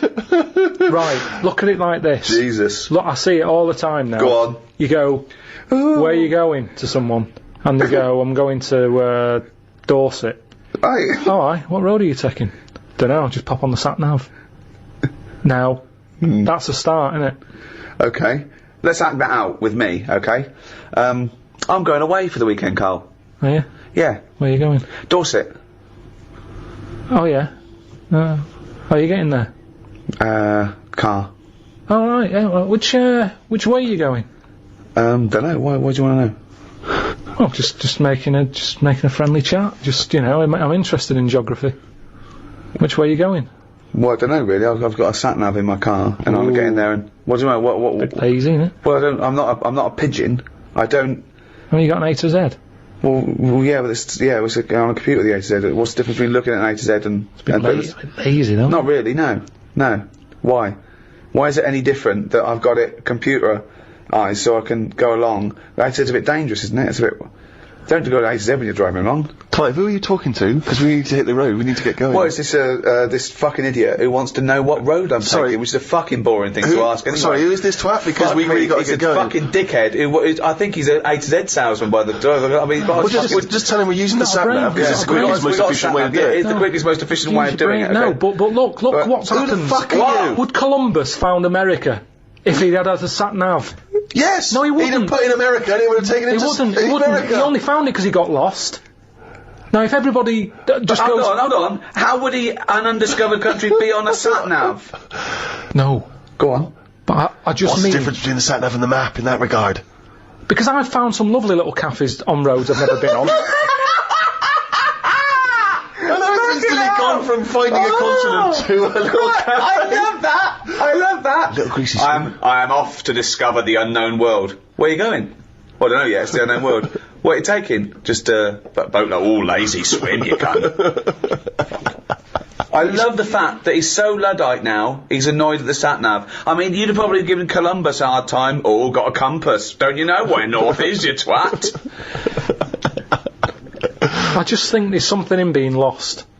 I never feel lost. I just think, I've had a diversion. Because you find new things. I'm forever going down... Suzanne's asking the French peasant where I just think, Columbus... Alright, what's the most interesting thing you found when lost? Like I say, I found a shop that was like a fancy dress shop. Amazing. Do you need fancy dress stuff? Dressed up as Columbus and went and bought a sat-nav. Went to Dorset for the weekend. You never go out. Why do you need a fancy dress shop? That sounds like the one thing you would hate is fancy dress. Yeah, but I like looking at they have like a space helmet in there. Right, so you found a fancy dress shop. Where were you supposed to be going that you had time to get sidetracked and go in a... I think I was going to a meeting. Amazing, that's the last time! So you want to get lost? You don't want to get lost, do you? Because I always give myself loads of time because I get lost a lot. I always give myself... Get a sat-nav! No, I'm just saying, that's how you find little treats along the way, and next time you pass it, or next time someone says, do you know where the fancy dress shop is? You can go, yeah, I do. You have no idea because I was lost, I didn't know where it was. No, normally I learn. I'm not going to tell you, lazy cunt. Have you got an A to Z? Oh, that's harsh. Yeah, find it yourself, you lazy twat. Well, I might get lost. Good. You might find another one. It just goes back to the chip thing in the head. I think you've got to learn along the way. We can't get lazy. We can't have chips in the head, knowing how to plumb. That's what it's all about, isn't it? And making mistakes. If you make a mistake, I've done some wiring, got a little shock. Won't happen again. It will. I've seen that experiment with you before. So, what have you learned? You keep going on about all this learning. What have you learned? What have you learned? Okay, sum up mankind's foray into the future. I want this. This will be the introduction to a book about the future. It will then be read in 100 years' time and go, Karl Pilkington was the most prophetic genius that's ever walked the earth. These are his words from 2010.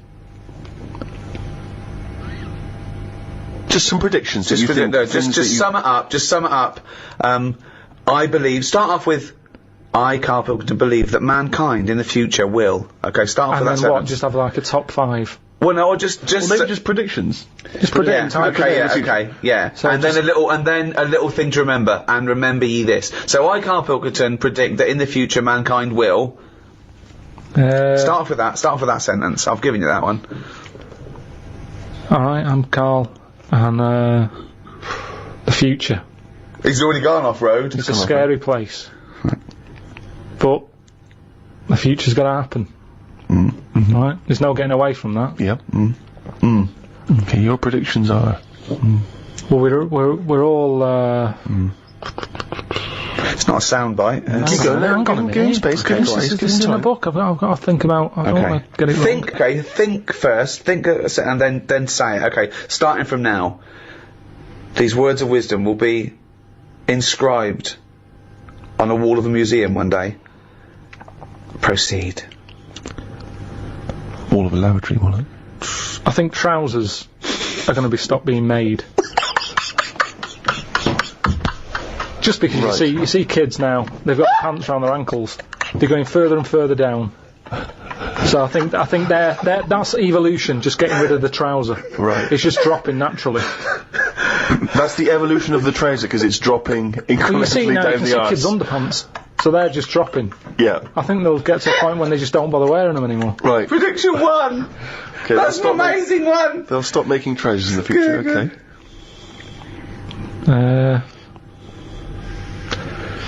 We're going to get weaker. That's already happened. Mm-hmm. They used to say, an apple a day keeps the doctor away. Now they're saying eat 5 fruits. Right. So we've definitely, that's evidence. You can't argue with that. I'd probably put that first because the guy is right. What's number 2? So swap that round. Okay, that's number 1. Give him the pants second. Yep. I'm gonna die. Okay, They number used 3. to say, an apple a day, keep the doctor away. They used to say, pull your trousers up. Now they say, put them down, you can. I've never heard such fucking drivel in my life. Number 3. Right, number 3. Oh, the scholars are now waiting with bated breath when they find this old scroll, and they go, ooh, what can number 3 be?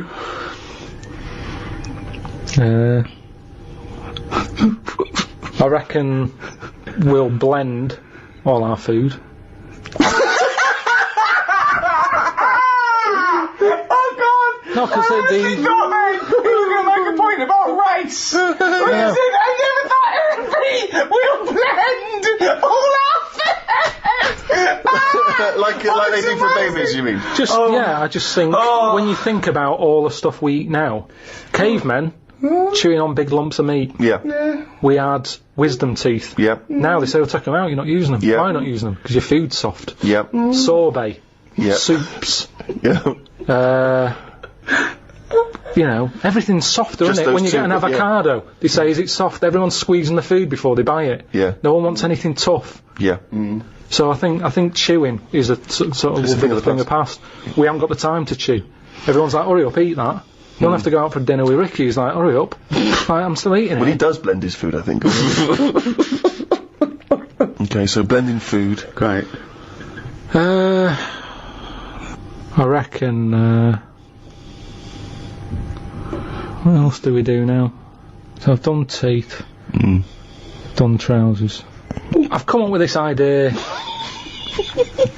It's sort of like glasses, but you can live wherever you want to live. What do you mean? Everything that's real, you're not looking at that anymore. This is really the future. I'd put this at number 10. This is like... We're only doing 5. Fuck me. So what you mean is that you look through the glasses and instead of seeing the real world, you see a tropical what paradise. you want to see. So if you're a young kid and you like the idea of living in the urban ghetto with all graffiti on the walls and that, you can see that. Yeah, but hold on, are you walking round? Because you'll be bumping into stuff, won't you? No. Why not? No, what you mean is that the stuff that's there in the real world is being digitally reimagined in your glasses. So what was a nice country lane is suddenly now an urban It's got loads ghetto. of graffiti on it. Sure. Absolutely mental, pointless, will never work. Absolutely one of the maddest things you've ever said. Really weird, that one. Yeah, It could be done. I reckon it could be easily Why done. would it be? Okay, that last one, that's number 4. That's a load of bollocks. So what's number 5? There'll be more letters in the alphabet. Why? Why? Because we're running out of words now, aren't we? No, we're not running out of Well, words. we are. We are definitely running out of words. Just using the letters we've already got and making new words. Yeah, we're making, No, but we haven't got enough now. Of course we have. Have you any idea? You could have a word with 9 L's before you run out. Yeah, and they do in Wales and what have you. That's because their alphabet is shorter than ours. They've only got something like 24 letters over there. Right. But they go mental with the L. Now what we do is we've got 26 letters, but we are now struggling. We're not struggling at all. We are. We're not. I mean, it's a stupid... Boswallocks in shampoo. Now there's a word where they've gone, well, we've invented something here. We've got something we're putting in shampoo. Boswallocks? Boswallocks. Have you just made that up? No, it's no, they go, new with Boswellots and ceramide R. Yeah, but that's a new word because they have to, they come up with a new word. But it's a terrible word. Why? Boswallocks. Isn't that the word? Is that Real? You've missed out, No, I haven't. That's a real word. Yeah. Now, this is what I'm saying. So years ago, when they came up with all the sensible ingredients, Go on. sodium. That sounds. That sounds all right. He likes sodium. He doesn't like Because it Boswellots. sounds like something in it, like an ingredient. Well, yeah, but that's because you're used to it. Is this a load of Boswallocks? Are you winding me up? No, the two of it's you? real. It's real, and that's because 26 letters. We've wasted them. Years ago, we went mental with the, pneumonia, sticking a P on it, and there's loads of words where you go, "What's that letter doing in there?" Whereas now, they can't do that. They've gone, "Whoa, pull that back. Why is that letter there?" And now you've got stuff like abbreviations and stuff. Yeah. Let's not waste letters. Let's just control it a little bit. Cars are called things like, GTI or something, because they're going, well, I can't think of the word to call this. So they're giving them letters. Think of a word now. Think of a word that hasn't been made up. What do you mean? Well, tell me a word that hasn't been made up. All words have been made up. No, one that hasn't. That could be used. Say if I invent something now to put in shampoo, what can I call it? Quick. Cranberry. No, it's too close to that. No, we can't get that past the advertising person. Scrimpton. Scrimpton. Yeah. It took Ricky 2 goes and you accepted his second one. Well, I think we've sorted out the future. Wow. Since, obviously, the days of Nostradamus, there's been many people who've tried to foresee the future. Karl, I'm not sure if you're familiar, but there's endless, predictions. Apparently there are other planets that may collide with ours. There's some scientific basis on this. And obviously, I don't know if you've seen the posters for that recent film 2012. Well, that's based on this notion of some kind of Mayan calendar, which supposedly predicts the end of the world as being 2012. But if you knew with certainty that today was the end of the world, how would you spend that final day? I mean, this seems weird to me, but I think I'd like to experience a lot of the extremes of existence. So, for instance, I've always wanted to smash up a bar.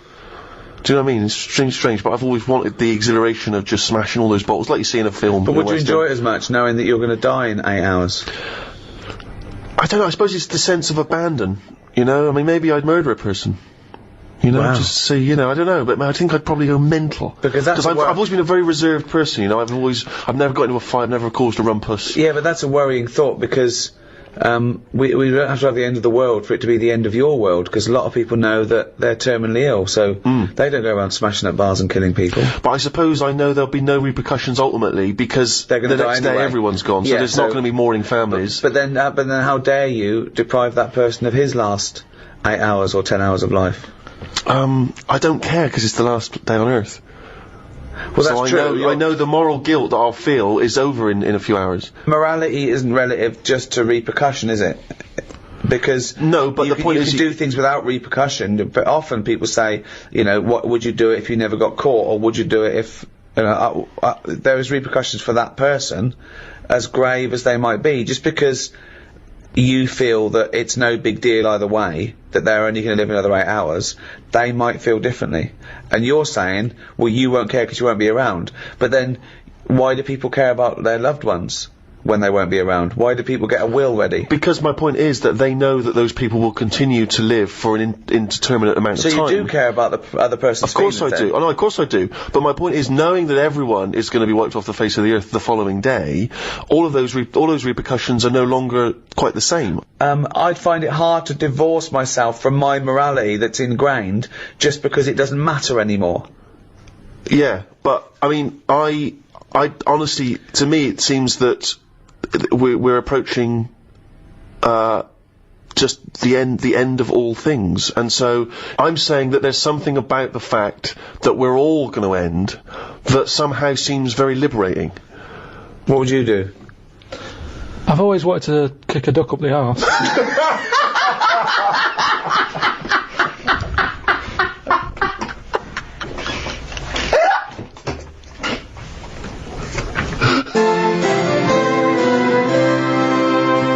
Now, obviously the future is relative. Us talking now the future is one thing, the past is another, but to someone in the past, we are in the future. So, Karl, if you could go back into any era, okay, you are what you are now, you are you as you sit there now, your age, with all your memories and all your input and all your advantages on ages gone by and all your advantages over people gone by, where would you go? What would you do? Don't worry about ramifications, like if you squash a butterfly you come back here and we're all speaking a different language and... Yeah, but I don't believe all that. Of course you should. They should have picked something better than a butterfly. The thing about if you kill a butterfly, there's a volcano somewhere. Right. There. Okay, what did that noise mean?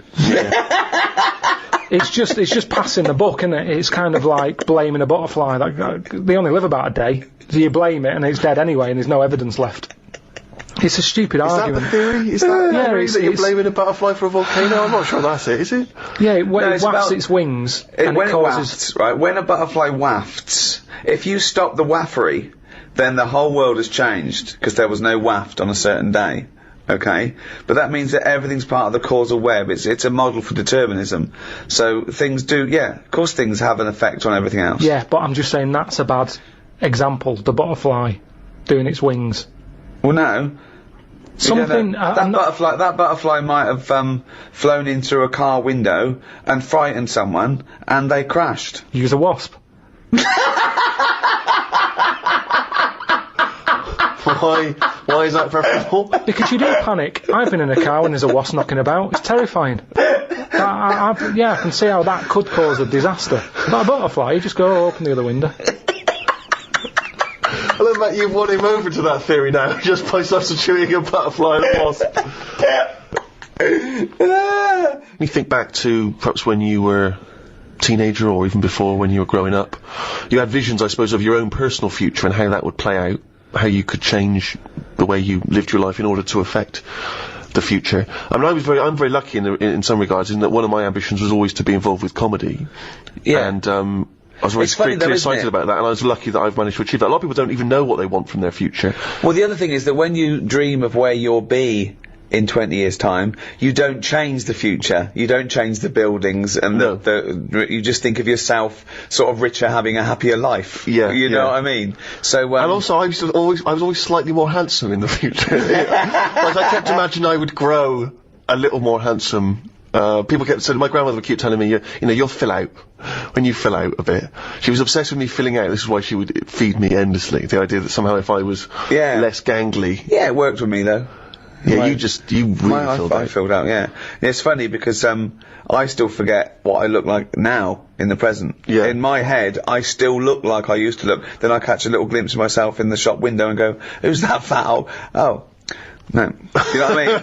I'm so much better. But you did have you've journeyed a long way. I mean, you, good looking lad, and you are, I mean, it's preposterous. I mean, everyone I work with or meet who's seen a picture of you as a teenager doesn't understand it. I mean, I pretty much look the same, you know what I mean? I haven't changed much.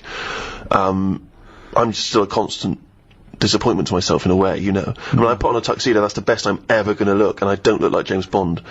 Yeah. Whereas you at least had a moment where you looked around. I mean, honestly, it's Jane I feel sorry for. Because, I mean, she did not sign up for this. Well, we've all changed. I've seen pictures of her in the past. She ain't changed much. No, I don't mean that. Whereas I mean, we've all changed. We all changed. Karl used to have hair. Yeah, but you, by your own admission, had it for long. You didn't have it hair for long, did you? You started going bald pretty early on. Didn't want to hang around my hair. It was never, I've told you, it didn't feel needed, so it went. I never did anything with it. It was hair of a Chinaman, wasn't it? Even the hairdresser said. He said, you can do nothing with this. So what do you mean? He said, it's just it looks all limsy. Limsy! Sorry, was that's a... Limp or flimsy, I reckon. Well, no, Limsy is a Chinaman, that gave his name to the limp hair, of the Chinese So race. you think your hair bailed on you because it was not getting treated well enough? I think that's true. I think that's how it works. But yeah, I know what you mean. I sort of think about if I've changed and that, but I don't think I have that much. I still have the same sort of thoughts. I like olives now. which I didn't like probably 3 years ago. Right, wow. But you can, if you eat 4 in a row, you get a taste for them, and I thought, go on then, I'll have 5. And I thought, yeah, they're alright, these. So that's different, but other than that, I mean, these... So what were your dreams and ambitions when you were young? Didn't have any. Right. It was kind of... 5 years old, what do you want to be? What was your thoughts for the future? I didn't worry. At 5 years old, you're not worrying about work and that. 10. What's your hopes and fears of all these years I met in thee tonight? I wasn't worrying about work till about 13, 14. Just thinking, right, you know, people who are new had left school. They weren't getting work. I was thinking, I don't want to be like that. That's when I did boxing. You know, I could have gone down that route. Got into boxing, didn't I? How many fights do you have? Don't know, about 3 or 4. Yeah. How long is it? When does brain damage kick in? I guess it can. I guess it can happen almost instantly. I mean, that must be part of it. Did you really get a bad beating on one of those fights? Yeah, Leroy gave us a right good clackering. Clackering. Yeah, the thing is, your jab was a bit limsy, but Leroy's was clackering. Then there was the dancing. I don't remember this. What, breakdancing? Well, I did that. I did a bit of body popping. Yeah. But did you ever really think that you might do this in the future? You never know, do you? But did you, at the time, do you remember thinking, I wouldn't mind doing this professionally? I must have thought that for me to go, well, let's try and join, you know, Twiggy's dance club and all that. And my mum and dad always sort of, you know, if you want to give it a go, give it a go. With the boxing, you know, my dad was saying, right, I'll get you the proper shoes and that, and my mum's like, don't bother getting in them yet. Let's see if he sticks at it for like 4 months, because they were about 30 quid for the shoes. Let him carry on in my furry slippers. Then with the dancing, it was the same thing. I said, I need some leg warmers and that. And these tights are just as good. Come on. No, pop on your nan's tights. My dad gave me like he cut like the sleeves off a shirt. Amazing. And that were your leg warmers. Yeah. Amazing. But it's funny, when you're a kid, it don't bother you. But surely cut them off a jumper. No, I don't know why. I know it looked daft. I had cuffs on leg warmers. That's amazing! But when you're a kid, amazing. What did they you think roll those them up. Twiggies? It must have looked like Lance and Bowen doing a handstand. But then, you know, that didn't last long, and then my dad, you know, I was getting older now, and he's like... Dad needed his shirt back for a wedding. Yeah, as long as he didn't take his jacket off, it was fine. Yeah. Dad, I'm losing my hat, I need a hat. Dad, I don't need a bloody hat. Put my pants on, Fed. But then, you've got to make sure you try and get a job, and school was sort of saying... So 15 now. Hang on, why did you stop going down Twiggies? Well, it was shut, wasn't it? Amazing. Oh, it closed down? It closed down, it had a load of toilet rolls in there, it'd been turned into like a storage unit. I've never really had like a dream, I've just bumbled along. Because, like I've said, it's that thing of Clackered, sort of... Limsy. It's like, call my fucking bluff. There's no point sort of wishing for too much, because if you don't get it, you'll be fed up. So it's better just to sort of go, well, let's see what's round the corner. This is what I've said to you about a sat-nav system. Right. Isn't it? It's the same thing. Yeah, sure, have the sat-nav, type in where you want to go, and it'll take you straight there. But what I say is, use the back streets. Have a look around, turn off, don't go straight ahead, turn right. The little dead ends. Yeah, have a look. Well, you might get mugged. Have a look. Don't go down the dead ends. Why not? You've got to reverse back out. There's nothing there. Dead end. No, but have a look. Well, there's nothing there. It's dead end. What's the road doing there then? Well, it's a dead end. Yeah, but there must be something down there. There's nothing. It's dead. It's just ends. Just a wall. Right, so it's not a problem. Reverse. Well, don't go down in the first place if you know it's a dead end. Don't tell people to go down a dead end. They've got to reverse out. Difficult. Well, I'd say just have a look. You see, that's the difference between me and you. I'd have a look down the dead It's end. dead end. No, don't worry. It's What's dead down end. there? There's nothing, mate. Dead end. Rubbish? Just Yeah, no, rubbish? nothing. Dead Nothing end. at all? Yeah, no, put going there. Dead end. Right, so I'll go, well, I'll just have a look for myself, because I don't believe you. Okay, well, go on then. Right, I'll have a look. Yeah. Oh, look at this I've found. What have you found? Box of money that you didn't know about. All I'm saying is it could be He has anything. still got the brain of a 10-year-old, hasn't he? of money. He's still got the brain of a 10-year-old. I'm just... set your stall out. Right. So where's the store? Where are you setting the store? Not in the dead end. Dead end, 'cause there's no through traffic. thoroughfare, yeah. You want to be on This a is sort of crazy. public highway. Where are you setting the stall out?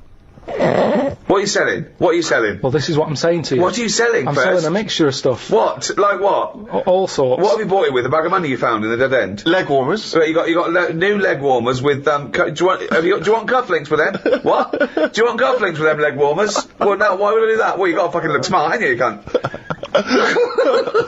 So you're selling. What are you selling? So you set your stall out. Yeah. Right. Now, Yes. isn't it dangerous to sell all the same product in that shop? Right. Okay. I don't know what you're talking where's about. the analogy going? This is Yeah. a metaphor. I think it's a metaphor. Yeah. Or simile. It's a What, simile. what are you selling? What are you selling first? Bang. 2, hang on. 3, 4. No, but Quick, this is it's what The I'm saying Apprentice. to you. What This is- is what I'm saying Go to on. you, though. I Right. just said to you, Yeah. well, Yeah. I don't know what you wanted to do. You haven't told me. But Right. I'm Do you want me saying, to tell you what I wanted to do when I wanted to be... Well, at 5 years old, I wanted to own a sweet shop until my mum said, you know, you got to buy the sweets first. Right. From 10, I wanted to be like a scientist. 15, a vet kicked in. But at Carry some on. point you jettisoned all of that to try and pursue a pop career. 20, I wanted to be a pop star. 25, I thought I'd better get a job. well, At 30, I did. me saying turn off the main road and do a right Yes. is saying just have a look around in the same way that if you go into a It's a shop, metaphor, wasn't it? yeah, Right. it was, yeah. Yeah. In the same way that if you go into a shop, you're thinking I'm getting a quarter of bombs. Right, bombs. Bombs. Well, by the time you get to the counter, You're clackered. and you get some licorice all sorts instead because you thought, actually, I forgot about them. Sorry, no, this isn't a metaphor, is it? This is a real shop now, isn't it? I just mean you're gonna be let down. You're gonna be very, very disappointed with life if you know I haven't been disappointed If with what? If what? if what? if If what? the thing you're aiming for Yeah. doesn't happen. But what if it does happen?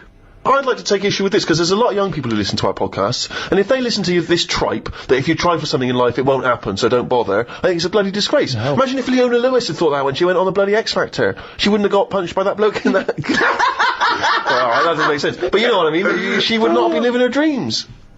Yeah, but we don't know what Leona wanted to do. She might She have had a wanted to be a backup singer, plan. that's why she's done it! She might have had a backup plan. Yeah, but she fulfilled the main ambition, which was to sing, that's why she went on the show. She didn't go on there because she thought I might want to work down a branch of Waterstones. You think she went in there and said, quarter bombs? She's like, oh, this is X Factor, but she went, oh, go on then. Well, I was saying. Well, what about the girl who looked like a fat baby? She went on there with a dream. It's not going to happen. Oh, yeah! But the point is, I'm not saying you all have to go on the X Factor if you're a hopeless idiot. I'm saying if you've got a little bit of talent and you pursue it, it might take you somewhere. If you want to be a vet or a doctor or a pop star, you might have a chance. You may as well Yeah. have a stab for it than say, no, it's alright, I'll just sit around in the underpants. Yeah, they're doing a new one, the X-ray Factor, where you can actually, you know, become a top radiologist. But I've said this for an idea. I think Go that's- on. they should do that. Because how many singers do we need in the world? You see, that's the thing. We're talking Yeah. about the future. Yeah. I think we're not going to talk anymore. I think we're all... it's going to be like living in an opera. The way Yeah. things are going on now, everyone wants to sing. Yeah. Whereas, if you did a TV programme to try and get a doctor, you know... X-ray Factor. You know, it's Yeah. all about, you know, getting in young kids, do live surgery. You know, there's big queues anyway. People are queuing up to have operations done. Yeah.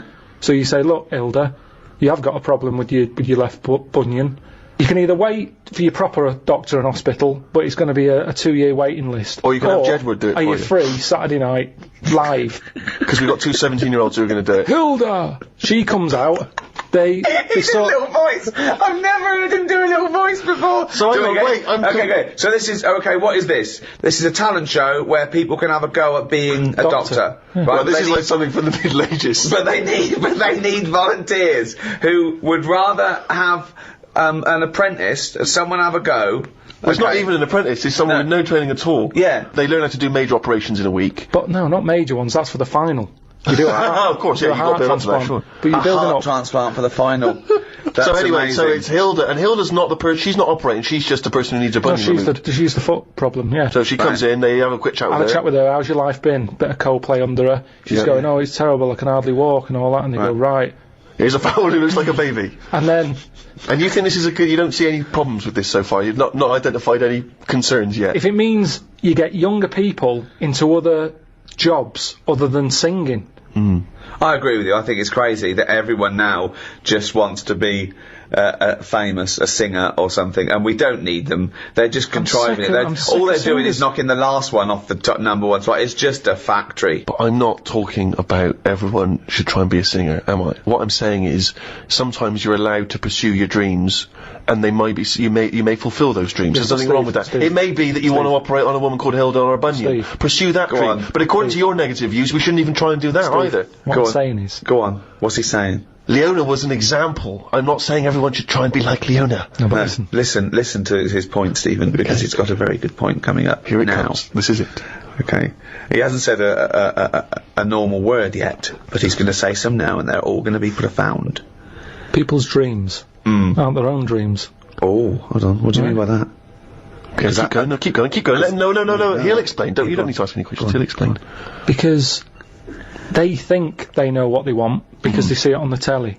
They see, someone singing a song and they go, I want to do that. Yeah. So all I'm saying is, change the dreams. Change the dreams. Yeah. Surgery. They're watching that. They're seeing Hilda happy with a better foot.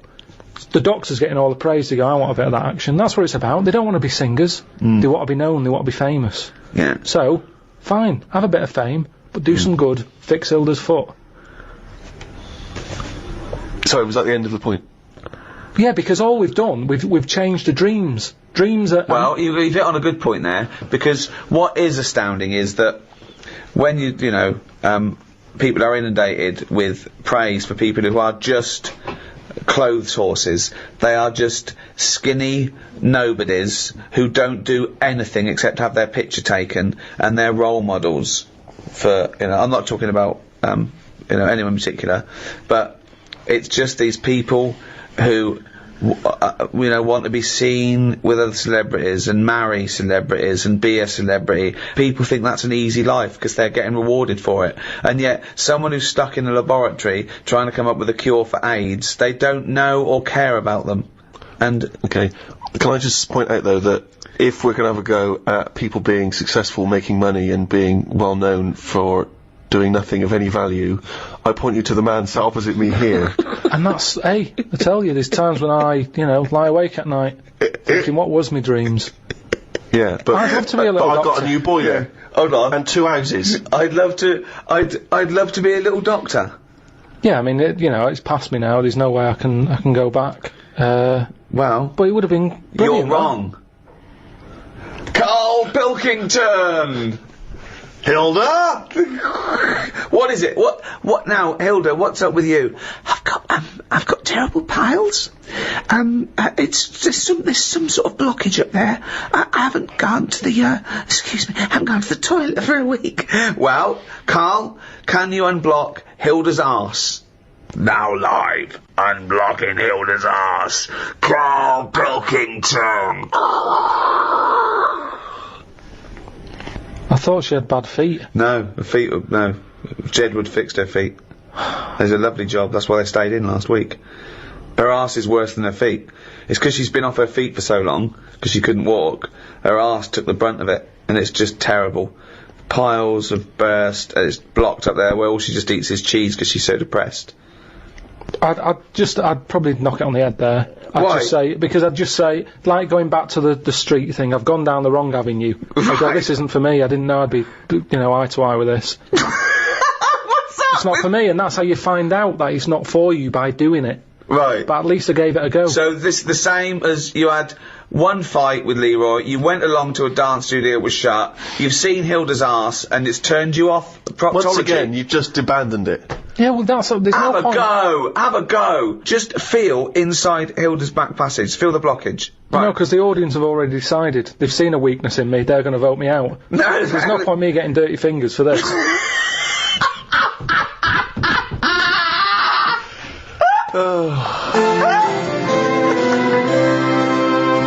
Well, that's about it for the Ricky Gervais Guide to the Future. The next audiobook in this series is the Ricky Gervais Guide to the Human Body. Look forward to that. Will do. It's goodbye from me, Ricky Gervais, Stephen Merchant. Goodbye. And the little round-headed, shaven chimp that is forever Karl Pilkington. All right.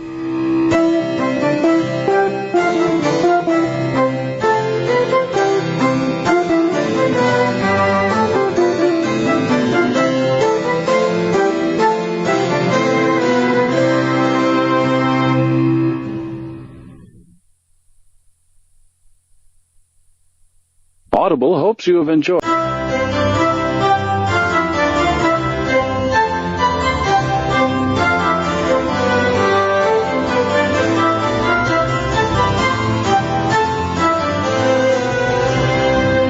Aristotle once observed, law is order, and good law is good order.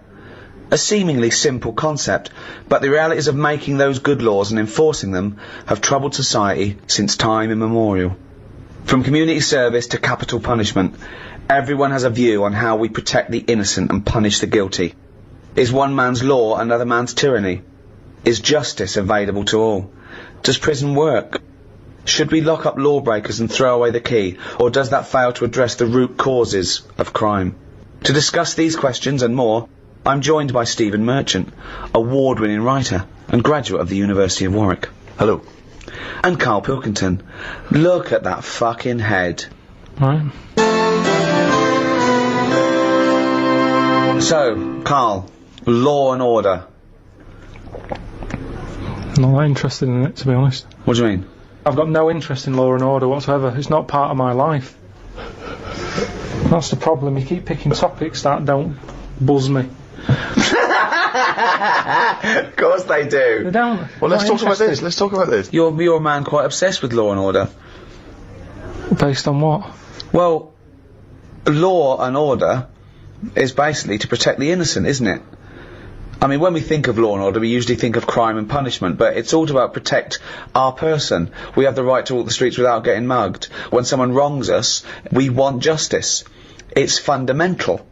And you do. You were sitting in your old flat in London, phoning me every day that you wanted to go downstairs and smack their heads in for being late and shouting around and being drunk, and you could hear it. You wanted some justice. Yeah, but nothing would have happened if I'd called someone up and said there's people doing noise pollution. Even though there's a law for noise pollution now, it's not really taken seriously, is it? Well, you are concerned with law and order. No, you but wanted your rights, and you ended up moving. He's moved here now. He's moved to lovely sunny Hampstead, just down the road from us. So you're having a better life. Yeah, so but I shouldn't have to move because of some noisy people. No, you shouldn't. But I'm saying you were stressed. No one cares, though. And you wanted justice, but you thought you couldn't get justice, so you moved away. Yeah, so I dealt with it in my way. Yeah, I hated them. Right. Because they didn't care about anyone else. Exactly. But the police wouldn't get involved. There's other people who live round there who had to put up with it. But no one cared. So what did it feel like every night when you were trying to watch telly, and it's hot and you got the window open, or... No, you could just hear stuff, and you know, it's that thing of, you get a lot of tourists in London, so they're talking, it's not even as if you can listen in to what they're saying and have a view on their opinion, because they're foreign. Would that be entertaining for you? Well, yeah, because if you can hear what people are saying, you go, yeah, that's a Switch good the point. telly off. Oh, you know, there's some I sort don't want of... to hear anyone talking. I'll tell you what, really feel sorry for people with, like, neighbours from hell. Because it's, I mean, you know, I'm not saying it's justified, but I can see why people go mental with someone when they're bullied or, you know, constantly harassed and no one cares. And when you can't go to the police, and go, there's a bloke next door, he's got his telly on loud, he's always pissed, he's shouting about, if you don't do something, I'm going to go around there and crack his head in. You'll be the one that... But isn't it your own fault for living in central London? Well, not really, because it wasn't always like that. I'd been there years, and then all of a sudden, you know, good fellas turn up. They sat down there making a racket. What can you say to them? You call down, they can't hear the phone ringing. Could I just say that Goodfellas wasn't a pizza joint? He called the loud people that because he thought they were gangsters, because they did what they wanted and sat outside and... Yeah. So, but it's louder, I think it is louder abroad than it is here. Whenever I go away on holiday, I always notice that it's always a couple of decibels higher. Really? Always. Like the sound of bird noises and that are louder abroad. Because they're trying to get a nut above the noise of the noisy people. No, that's not true. They are. When I was in, where was I? Menorca or something. It was like lying there. If it wasn't a noisy local, it was the people in the villa next door. If it's not them, they suddenly collected the bottles from the bottle bank. That's a nice noise when you're just relaxing. The bottle bank. Pop that there where the villa is. So that was a racket. There was always there was just so much noise. Animals, creatures. You can't escape it. It's the one thing you can't escape, noise. Your ears never turn off. No. They're always there. But I've told you before, wear earplugs if you have to. I don't like it. But he doesn't like, he says he can hear the sound of his own art. Well, there's always a sound. Like your eyes, you can close them. My eyes close all the time, and if I don't like the look of something, Yeah. no, but Yeah. if I don't like the look of something, they close before even I've thought about if I want to see it or not. What do you They're think? ahead. What do you think exactly? I just mean if I see something on the telly or like one of those casualty programs or something. Yeah. It's like my eyes know that I'm not going to like the look of it. But no. So they close no, quicker. No. My ears, they seem to be interested in everything. Even though I'm not. What I mean is, you can't close your ears. Yeah, you that's can't. what I'm saying. Exactly. Yeah. You can't. You can never. So that's no, why I like the idea that your eyes are closing when you. I was watching that. Yeah, what are you doing, have your eyes ever closed something that you're going? No, they normally get it right. Your eyes aren't They making normally any get it right. decisions. You're making decisions. You turn away because you don't like seeing something. You don't turn away and then you're going, what was that? And your eyes going, you don't want to know. You do not know. You don't want to know. I'm just Karl. saying anyway. Lovely pair of tits here. Oh, I can't believe it. I just mean noise pollution. It's the one thing you can't escape. It seems to me, from what you've said so far, is that these things happen to you and you feel wronged, but you either want to close your eyes and ears so you can't tell it's happening, but it's carrying on, or move away from it so you're not a victim anymore, but it's carrying on. But the thing about law and order is, you don't have to take it. You don't have to walk away. You can do something about it. You can combat being wronged. And I suppose we associate that with justice. It's not just punishment or retribution, it's justice. You want to know that you're valued. This is a big issue, isn't it, Rick? Is one life more important than another? If you've transgressed in a terrible way, you've murdered, raped, whatever, and I say I'm going to put you to death because you do not belong in this society. You are too transgressive. What's to stop me? Why is that wrong? Why is that a morally wrong thing to do? Well, Karl? this is an interesting argument, isn't it? Whether capital punishment. Now, I don't agree with execution. State execution of someone, whatever they've done, for many reasons. But the main one is, I don't think you can have a state that shows that sort of violence against an individual, whatever they've done, and expect people to accept the very code and morality of treating people equally and not showing violence towards them. Karl, where do you stand on the tricky issue of capital punishment? You've given it some serious thought, I imagine. So what, you asking me, like, should he be on death row? Well, should someone flip the switch, send him to his death in the electric chair?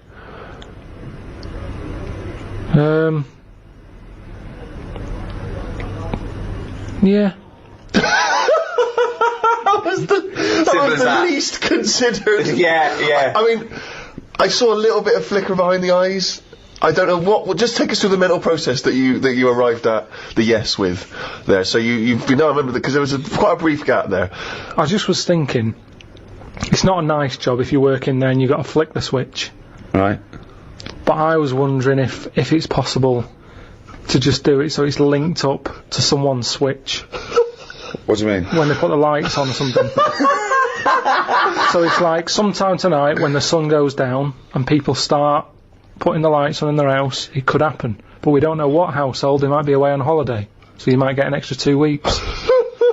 But at least that way, because for me, the worst. You could say that. This is not the question I asked was whether we were talking about the morality of whether you put someone to death. But he was thinking about. He was thinking about literally the practicality of flipping the switch. Well, no, I think that aren't you talking about the integrity of the person who knows or knows not that they've put someone to death, like a firing squad, like what they used to do sometimes in the First World War when they had 6 riflemen, but only 5 were blanks and one and no one knew if they were the person that killed them. Yeah. So, but my point is, you do agree that someone should be put to death for a terrible crime, do you? You've got to have something there to stop them people who don't care, haven't you? Nature's done it in a way with bees. They've gone, we'll give you a weapon, but if you use it, you die. And that's like the bee. Well, so yeah. they're worried they're going to go, I'm not going to do it. We do, weren't we? We have people saying, 1, you can't do that. That's step 1. Here's the law. Don't do it. But there's a lot of people who go, I'm not bothered about the law. I'm not bothered about annoying people. Yeah, that's true. true. So for them, at the end of the scale, you've got the chair, and you stick the wires on their head, and we'll fry your head. And they go, oh God, I don't want that. That doesn't always work, does it, with being put to death? Because as a deterrent, most of the crimes aren't just crimes of gain with that. Some of them are crimes of passion, where a deterrent doesn't count because you see red and you go crazy and you're angry and you kill someone. I think a lot of those crimes, the deterrent isn't relevant. You know, things like armed robbery maybe, where it's a risk, what can I get versus what my crime, maybe then it might be a deterrent. But then of course, if you start to get a capital punishment for crimes that aren't murdering someone, then that thing brings in you might as well murder them, because then you've got more chance of getting away with it. So it's very delicate what you make people be killed for. You've made an interesting and reasoned argument there, Rick. I'm looking forward to hearing the riposte. Right. When I was younger, I used to nick Mars bars. Okay. Right. Now, I did that then, and I knew that even if I get caught, what's the worst that's going to happen? Yeah. I'm not going to go to prison over that. But it was worth nicking because the Mars bar, they were like 45 pence. Sure. When you're a kid, you can get a lot of chewing nuts for that. Chewing I nuts? don't know what you're talking about. Yeah, they like caramel covered in chocolate. Last ages. Quite hard. Oh, I know. Yeah, you suck the chocolate off and then you got to chew them until they're... Yeah, I know, yeah. Now, I could afford them at 10 pence a bag. They'd last me sort of a morning. A Mars bar was a proper treat. There's a lot going on in there. A lot of chocolate, a lot of caramel. Yeah. Like I say, 45 pence. Yeah. So, to me... That was like an advert that went wrong just at the end. They started off good. They go, this fly's good. He's, you go there. Mars bar, there's a lot in it. It's like, oh, good, keep going. Yeah, it's got caramel. It's got, yeah. But it's 45 pence, which is too fucking much, so fucking nick it, you cunt. But, when I was younger, that was worth a risk. Because I knew that I'd be getting something worth 45 pence for free. You weren't going to get the electric and I wasn't going to get done. So, the stakes were high, the risk were low. No, wait. You mean the stakes were high, the risk were low? I think he's just trying to sound cool. The stakes weren't high. The stakes are what can happen to you, and the risk. The stakes and the risk are the same. The risk is the stake, okay? Yeah, unless you're nicking meat from a butcher's, then the stakes are high and the risk is low. I don't know what the fuck you're talking about, but what you meant was the game was high. The game was high. Yeah, the game was high. Yeah, the risk was low. Yeah. But no, it wasn't, was it? Because 45p isn't a lot unless you're a kid. It is when you're a kid. It is when you're a kid. Because I was getting but then 50 surely pence. getting caught for nicking a Mars bar's higher when you're a kid. No, it's not, look. You see, most of the time, I didn't want to say which shop it was that I nicked it from, but it's where I did my paper round. Now, the thing is... So you're nicking from your own boss? But listen, I used to wake him up. I helped him terrible. run. No, because That is terrible. This is awful. That Go is- on, hang on, I want to hear... really I want to hear bad. him rationalise his Because that terrible sweet crime. old man who used to give... It's not an old man. I used to go round and Sweet wake little him old up, man. right? He hated running that place. Right. If anything, I'd say I was his best asset. Well, not really. Yeah, Because I You don't know was what... nicking from him, you were thieving from him. I don't know how much he business. made on papers, but he'd probably go 45p profit. Hold on. They got their papers really early because I got up early. Yeah. I used to go round to the Well, you know, shop a at Mars a 4:30. day helps you work, rest, and steal. So I used to go round there, wake him up. He'd be like, "What are you doing round here so early?" Don't know, I'm just hungry. What? I'm just hungry for work. No. Oh, well, good boy, Pip. I'm just going to turn away a minute, while you stand there in front of the confectionery. I'll turn away now, and I've looked back now, and here's the papers. And thanks so much, Karl, because you're a lovely He's like kid. an honourable and trustworthy Yeah, I can't guy. really afford to... I've been betrayed so many times, that's why Yeah. my lovely wife's no longer with me. You know, she ran off with Ken. Yeah, but I mean, at least I've got a friend. At least you've got one young You turn friend. up early, oh, God, it's brilliant. Oh, and Karl, keep a lookout, because... Someone's been nicking Mars bars. Yeah, I know it's not you because I trust you implicitly. And by the way, Karl, why don't you take a Mars bar for free? Oh, thanks. Well, that never happened. All right. So I'm getting 50 pence a day for delivering papers, but I needed the energy. Right. Now, if I spent my 50p on a Mars bar, Yeah. 5p profit a day is not worth it. No. So help yourself. I knew I was doing a good job for him. No, so help yourself. That doesn't follow. So help yourself. Get another job, leave that job, negotiate a pay rise. Not help myself. That doesn't go. That's ridiculous. Where does it stop? If you worked in a nuclear power plant, well, they're not paying me much. Have a little bit of uranium. A lovely little bit of uranium. Yeah. I do. That's a strange analogy, Rick. Some left straight from a bloke nicking stuff from work. He works in a power plant, he's having himself a bit of uranium. What's he doing with the uranium? Well, you know, Mars a day and all that, and that's for energy, and so's uranium. But more energy than a Mars bar. Yeah. I never nicked because I couldn't bear the shame. Even as a kid, I knew that was shameful.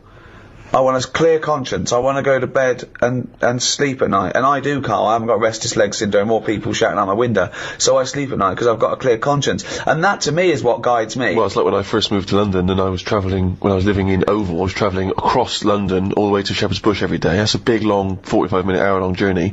And there were not barriers at either end in those days. So I could get on the tube at one end and get off the other end and no one ever checked my ticket. And I was buying tickets every day for months and months and months, and it was starting to seem to me weird. I was like, well, no one's ever checking this.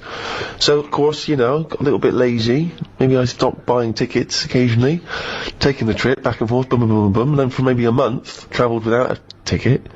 And then I was coming up, kind of got a bit blasé, obviously, coming up in Oval Station, someone steps up and says, excuse me, can I see your ticket? And that's terrible because when you're in your mid-20s, it's not like a kid anymore. No. I mean, you are an adult. You've made a reasoned decision there. You can't plead ignorance. So I said, I'm sorry, yeah, can we see a ticket, please? I went, yeah. I was looking through, because for some reason I used to keep a lot of old tickets, and I was looking through pretending to look for my ticket. I went, I don't know what's happened to it, but I did actually, I bought one at Shepherd's Bush. And they went, okay, if we phone up Shepherd's Bush, and there's no evidence of you buying a ticket, you can go to prison. I'm going to ask you again, have you got a ticket? No.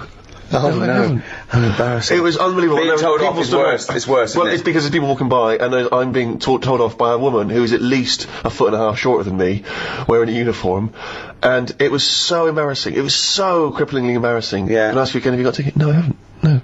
So you lied? Yes, I did, yeah. Okay, we're going to have to take your details. But honestly, being told, and that's it, there's the shame. Maybe it's a good bit of upbringing, unlike Karl, obviously, who's a man who's got no guilty conscience at all about the whole Mars bar incident, but whereas you and I, Rick, have raised, obviously, by better parents, and we are, it's been drummed into us, you know. How much was that train journey? Is, we do feel that guilt, and that's maybe one of the reasons why we don't transgress. Like, this is an interesting, we were talking earlier about the murder thing. Well, of course, there's that sort of idea which has often been used in films. In a godless universe, and if you do not feel guilt, what's to prevent you from committing a murder? If you can get away with it, if you could commit a murder, let's say you wanted to, and you could get away with it, there is no one to judge you in a godless universe, and you can live with the guilt, what's to stop you doing it? Well, I'd just like to say now, it is a godless universe. As an atheist, there is no God, and I'm a good person, not because I'm going to get rewarded for it in heaven, because that's the way I want to live my life in a society that treats people like that. So, a lot of the laws of the land, not just in the country, in many countries, are from the Bible. I mean, that kicked it off. I mean, there was laws before, obviously, and there were different gods before this one was invented. But let's have a look at the Ten Commandments. Oh, yeah. I think that lays down most of the, a lot of them are good rules of thumb, we've got to go along with them. They certainly didn't invent those rules of thumb. I think that, mankind were adhering to most of them before it was handed down. So, let's have a look at them. There's a website here, a Baptist, Christian website forum, and this guy, maybe I shouldn't say his name. I mean, he's put it up there for public, but I don't want to embarrass him. He says, brethren and sistren. What? Yeah, so never heard that before. I've learned a word. Yeah. Brothers and sisters. Could have said that, but he's not. He's just the classic. He could have said people. Could have said people, could have said folks, say folks. It has come to my attention that not only are many of our members unable to correctly recite all the 10 Commandments, it's probably a big problem. I don't know, he goes around testing them going, number 3, get out. Go and learn it. But those who can remember, even a few, invariably get the sequence wrong. Is that important? Oh, well it is. He says, let me set the record straight. The commandments do not come in a random sequence, with the exception of 7th commandment, an obvious anomaly. Why? Well, he reckons that thou shalt not commit adultery at number 7 should really be 6th in terms of severity. Let me explain. The commandments appear in order of severity. Right. The harsher the punishment, the closer to the top. I hope this handy colour chart will make the intrinsic beauty of God's word more comprehensible to all. So this is it. He's laid it out. Commandment. Number 1. Thou shalt have no other gods before me. Okay? Alert level. Severe. Punishment, genocide. Whoa! Entire cities with men, women, children and animals must be killed. So that's a lovely, nice Christian view there. So if you worship another god before the right God, he doesn't name him by name, he just uses the term God. Sure. But there's only one according to this Genocide. Yeah. Anyone who worships another god, genocide. Entire cities with men, women, children and animals must be killed. I don't know what the animals have ever done, but yeah, okay, so that's number 1. That's the most severe, worshipping the wrong god. Sure. Okay? Number 2. Thou shalt not make unto thee any graven image. Okay, no graven images. That's I assume, so druids, devil worshippers, anything like that, isn't it? Well, I think it's also just, I suppose it's kind of images that mock or degrade the Almighty. Okay. Severe. What's the punishment there? Genocide. Genocide again. Wow. That's his favourite there. Genocide. Entire cities with men, women, children, and animals must be killed. What worries me is we're a couple of smart guys, and we're not entirely sure what that commandment means. No. So we could go, but we could accidentally. Yeah. 3. Thou shalt not take the name of the Lord thy God in vain. Okay. Okay. I assume God made these, did he? He's used the first 3 talking about himself here. Alert level high. Capital punishment. Capital punishment, so not genocide, thank God. No, you're just going to be... God. Yeah, you're just going to be put to death there, not all your friends and family and dogs. Sure. Leave the budgie? No. Number 4. Remember the Sabbath day. Keep it holy. High. So alert level high. High, yeah. Capital punishment. Death. Capital punishment again, if you forget the holy day. Well, what makes me laugh is that sometimes you can be walking along and you go, alright, alright, I'm just going to I keep thinking it's Monday. You what? You forgot it's Sunday? No, I just forgot, death. Number 5. Honour thy father and thy mother. High. Okay, so, and if you don't honour your mother... Capital punishment. Capital punishment. Lot of death. Lot of death. Again, at the moment. So strict. Yeah. We haven't even got to thou shalt not kill yet, and yet he's killed everyone so far. Wow, jeez. Now 7, he's put at number 6 here. He's put them out of order, 6 and 7, because he thinks this is higher.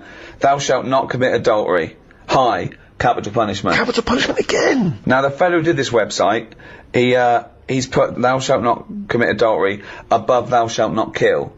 God had it the other way around. God had thou shalt not kill, but this fella here, I reckon his wife played away. Right. So he went, right, I'm putting them in a different order. Because before, let's see, number 6, he's put thou shalt not kill, alert level, elevated, capital punishment in some cases. So if you murder someone, you can sometimes be killed. If you commit adultery, always death. Get killed. So I think he's made that he can have his wife put to death, right? Or he could kill her, but maybe get off with it. Right. That's why he's done that. Number 8, thou shalt not steal, guarded, excessive fines. Only in rare cases capital punishment. Oh, just excessive fines? Yeah, excessive. Number 9, thou shalt not bear false witness to thy neighbour. So basically lying, low. Despisement and scorn. Is that the punishment? Yeah, for lying. Yeah, despisement and scorn. Despisement and scorn. Yeah. Thou shalt not covet, really. Don't try and get stuff. Don't be jealous of stuff and try and punishment? Get it. Despisement and scorn. Despisement and scorn, sure. I'm just going to go through, just going to go down these, see which ones I commit. Thou shalt have no other god. I don't have any god, so I haven't broken that one. 2, craven images. No, I don't have any craven. I don't accept there's a god to. 3, thou shalt not take the name of the Lord. Again, I don't take his name in vain because I don't believe he exists, so I'm fine there. Remember the Sabbath. I always remember Sunday. I know I've got a calendar and everything, so I haven't done that one. Honour thy father. Yeah, I do that. Never commit adultery. Don't do that. Ever killed anyone? No, never killed anyone. Don't steal. I don't lie, and I don't covet. So I am an amazing Christian. Pretty clean. Yeah, you're a pretty clean living guy. Wow. There you go. Well, whereas, I don't know, Karl, have you ever, what's your view? I still open, like, post, that isn't for me. I'm just going to see that's on there. That's opening other people's post, alert level, low, punishment, embarrassment. You have to walk along with your trousers around your ankle, saying I'm a div. Why do you open other people's mail? But it's just a fella called Bruce who he's the bloke who used to own the flat before me, and I don't know. I started off and I thought, oh, should I pass it on? You know, because when people move, it's a lot of messing about tracking down where they've gone. So I thought, should I just leave them for a bit? And I collected some for a bit, and then there was one that sort of said, "This is important" on the front of it. So I thought, how important is it? So I opened it. What was it? Was it important? Not really. It was from a tattooist. What did they say? It was just something They about. said, "Oh, we used the AIDS needle on you. Can you come in for a little test?" So I just started. I just kind of thought, oh, I'll start opening it, having a look, and it was weird because, do you know like how you get fed up of being yourself? No, but go on. Well, I'm intrigued. Of course. No, you can just have days where you're like, I wish what I is was going Brad on? Pitt, yeah. Well, you know, and Bruce Willis in your case, isn't it? Well, this bloke was Bruce. So I just go, oh, let's see what, you know, if I was Bruce, would I be happier being him? Do you know, like how I've said to you before, you never know if you don't feel well because they can't put you in someone else's body to sort of compare. No, most people can just use their imagination. Yeah, sure. So I sort of think... They don't actually need to physically go into someone else's body to understand it. Yeah, It's like terrible. Ghost. Yeah, exactly. So I think, well, would I enjoy being Bruce more? Sure. And what have you gleaned from Bruce? He's got a tattoo, we know that. There wasn't that much. It was mainly busy at Christmas. A lot of Christmas cards, which were good because I didn't get that many. Yeah. So you put up these pop 'em Christmas, you put up these Christmas cards. What, you had Christmas cards hanging in your flat to have a lovely Christmas, Bruce? Auntie Jean. That's crazy. Well, hang on a minute, because when you put them on your mantelpiece or your shelf or whatever, you're not looking at them every day. It's just a picture of Father Christmas. It doesn't matter who it's to or from. But why have them up at all? Well, why not just buy some make it a blank... bit Christmassy. You can just buy some blank cards and put them up. Use them every No year. point, I have to. Bruce has got a lot of friends. It was more awkward, right? Because the bloke downstairs, because I used to always collect the stuff for Bruce, I got talking to a bloke who's in the same block, and like he used to see me picking stuff up for Bruce. He'd always say, all right, Bruce. No! You've never told him that you're not Bruce? Well, no point. In the pub I used to drink in, the landlord got it into his head that I was Steve, right? And You don't mean me? No, You just mean to call exactly. Steve. Yeah, no. Right. This is before I met you. This was like 25 years ago, and he called me Steve, and it got to the point I couldn't correct him. Yeah. Because it would have been embarrassing for him, and so after about 2 years, we were playing cards, and someone said Ricky, and he went, "Who's Ricky?" And I went, "Ricky," and I just went red. He went, "What do you mean, Ricky?" I went, "Yeah, that's my name." He went, he said, "What do you mean, fucking Ricky?" I went, "Ricky," and I looked at him, "What do you mean?" "Steve." I went, "No, it's not Steve." He said, "Well, I've been calling you Steve for 2 years." I went, "Have you?" Like denying I'd ever heard him call me Steve. Oh, this guy, right? But hang on, did he, what happened? What was the fallout from it? He's just sort of like, he was a bit confused, Yeah. and then I think he still called me Steve for a little while, but sometimes it was Ricky, sometimes it was Steve. It was fine, right? But this guy, right? He was a bank robber. Okay, yeah, he'd done 17 years in all. In prison? In prison, yeah. And I was a bit scared of him. I'm fascinated. He was fine. He was done now. He'd gone straight, totally straight, and he was running this pub. And I remember once he'd tell me stories about it, and he'd go on about his. He did it with 4 people, and they all did time. And he said, "But you wouldn't recognise them now." He said they are the most respectable people you'd ever seen. He said, "Yeah, they're just lovely businessmen, height of sophistication." Now, said you'd never guess, right? And then one day he came over to me. It was a busy pub. He went, "Rick, Steve." He said, "You know those geezers I did the crime with, the other 3?" He went, "Yeah." He said, "They are in the pub here now. See if you can guess who they are." I said, "You'll never guess who they are." I looked around. I saw 3 blokes in sheepskin coats with tinted hair, covered in gold sovereigns and gold necklaces. And I went, "No, who?" He went, "Those 3. I went, "You are joking. You are fucking joking." That was his idea of total sophistication. They had tinted beards, but they looked like fat Bee Gees covered in gold and sheepskin. It was unbelievable. I went, oh, that is a surprise. That is a surprise. I thought they were barristers. Oh, unbelievable. I was always terrified of being mugged when I first moved to London. And you remember, Rick, I had a wallet with all my stuff in, and then I took to carrying a fake wallet. That's lovely. Okay, which I had some sort of old library cards and DVD cards, you know, video shop cards and stuff. And like I put a £5 in there, you know. And then I got really anxious because I thought, what if I hand over my fake wallet, and he goes, well, it's a fake wallet. Okay, then I got to hand over the real wallet, but maybe he also punishes me, you know, takes it out on me because he's angry. So then I took to carrying a second fake wallet.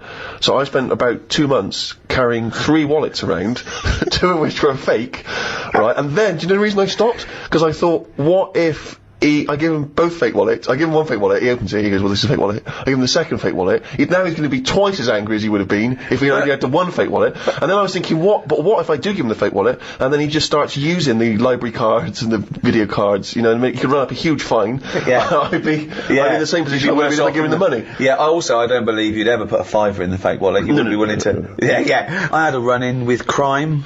I was, ripped off. Really? In a big sting operation a few years ago. I was at home and I was rushing out, and the phone went, and it was my bank. Yeah. And I went, is that Mr. Gervais? I went, yeah. He went, have you recently bought £200,000 worth of gold bullion? And I went, Jane, have we bought 200, well, what? Have we bought £200,000 worth of gold bullion? No, of course not. I went, no. Well, someone's taken that money out of your bank account, fortunately, and they've purchased gold. And I went, right, okay. They went, we'd like your permission to get the CID involved. I went, well, yeah. I said, of course. I said, but hold on, you know it wasn't me then. So do I get the money back? And they went, yeah, all the money will be put back into your bank account. I went, fine. I said, yeah. I basically went, yeah, fill your boots. And they went, and can you come down? I went, oh yeah. So I arranged the time. I went down to the bank. There was the CID there waiting. And it turned out it was sort of an inside job. Someone who did some sort of random checking of facts, you know, where they phone you up and say you're happy with the service. They put down the phone and went, oh, you never guess who I spoke to, that Ricky Gervais. Right. And someone overheard, they were involved, they'd got a payoff from Mr. Big somewhere, that was out of the country.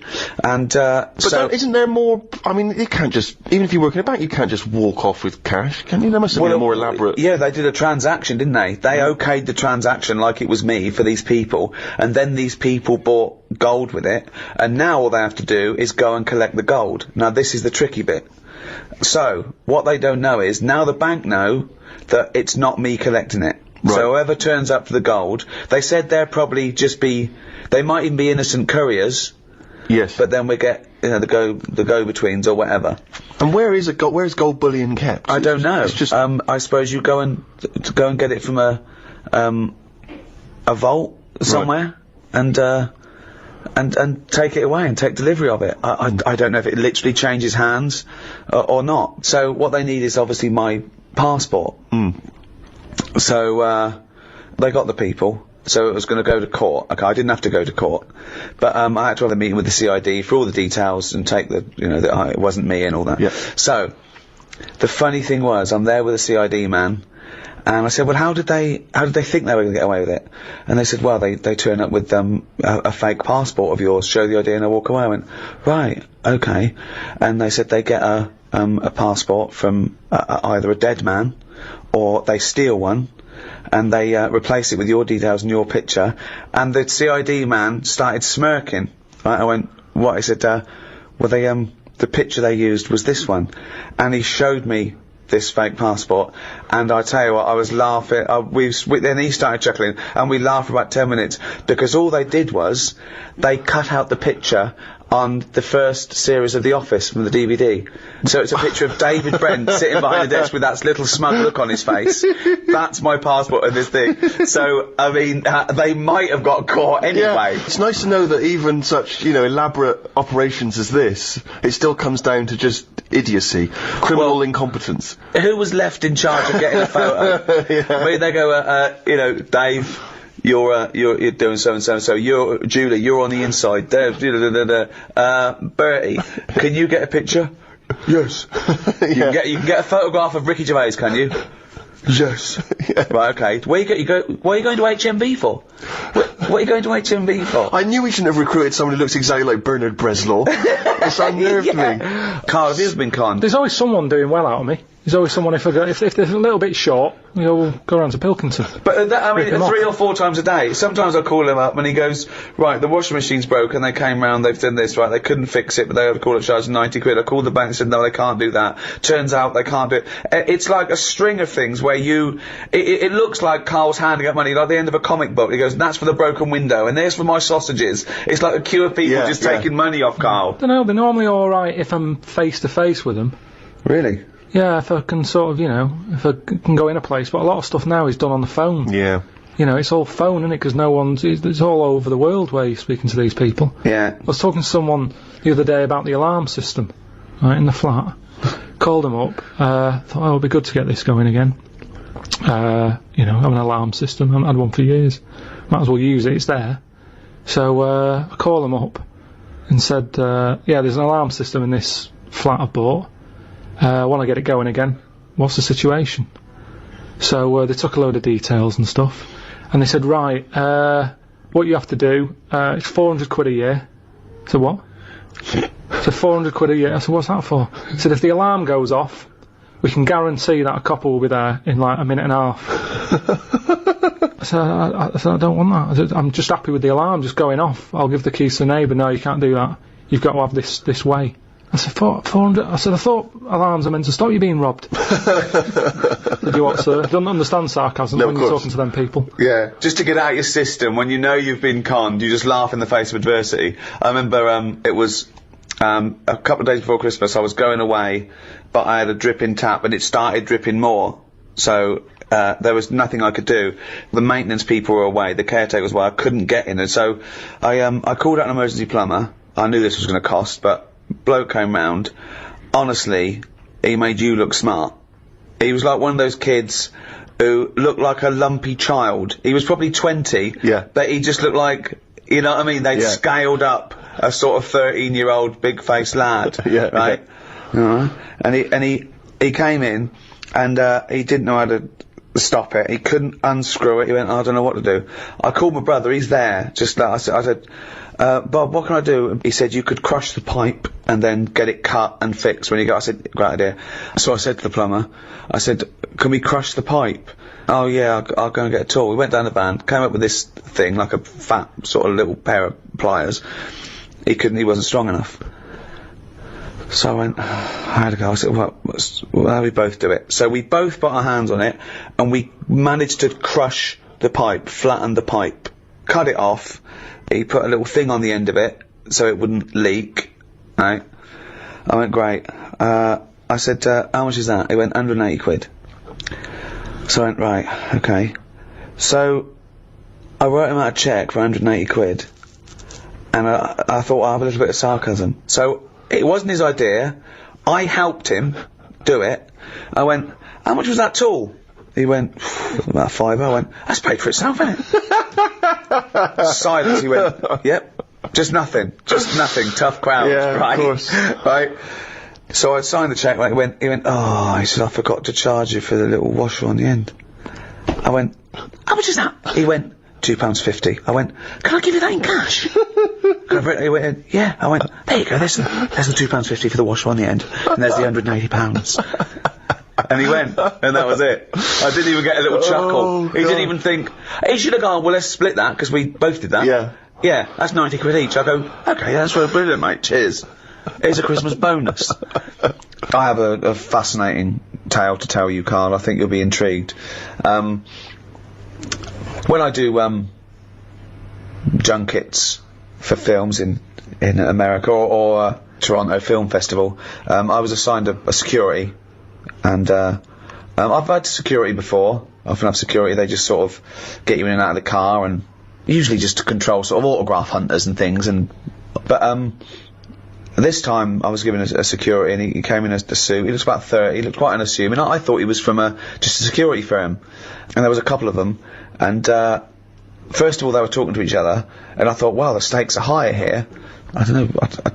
I don't know why. And they drove us to the hotel, and there was loads of people going to the hotel. I mean, much bigger stars than me. You know, there was Ed Norton and George Clooney, and they were going in and out. And he goes, "We can go past these." And he called ahead, and he knew everyone. He just knew everyone. And we went down in the car park. We were met by another security guard in the hotel that let us go past everyone. I mean, Clooney's having to queue up and sign. I'm thinking, this is weird. And I was feeling a bit guilty because I was there to promote the film, and I think, this security guard's so good, I'm never going to ever have to pump into anyone. It was amazing. And he was there the next day, and he took us to the junket and back, and he put us on the thing, and then it turned out that he was actually LAPD, who was doing this for celebrities because he earned more money. And then I found out he had a gun, so I can't come in the airport with you, I can't take my gun. So, he's armed. So I've got a security who's an APD who's armed, and I'm fascinated. Now I'm fascinated. This man is walking around with me with a little earpiece, talking to everyone. He seems to know everyone, and he's got a gun. I think, this is amazing. Then one night, he said, he dropped me off at the hotel, and he said, I've actually been called, I've got to go on a mission. They need my help. I said, really, what is it? He said, it's a hostage situation. He said, and I'm also SWAT.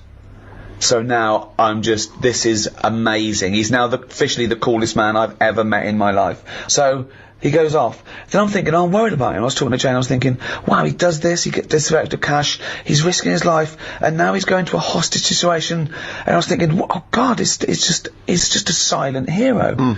So next day he comes, I said, how was it? He said, I was fine. He said, I just turned up. He said, I had to do it in my suit. He said, because I'm the negotiator.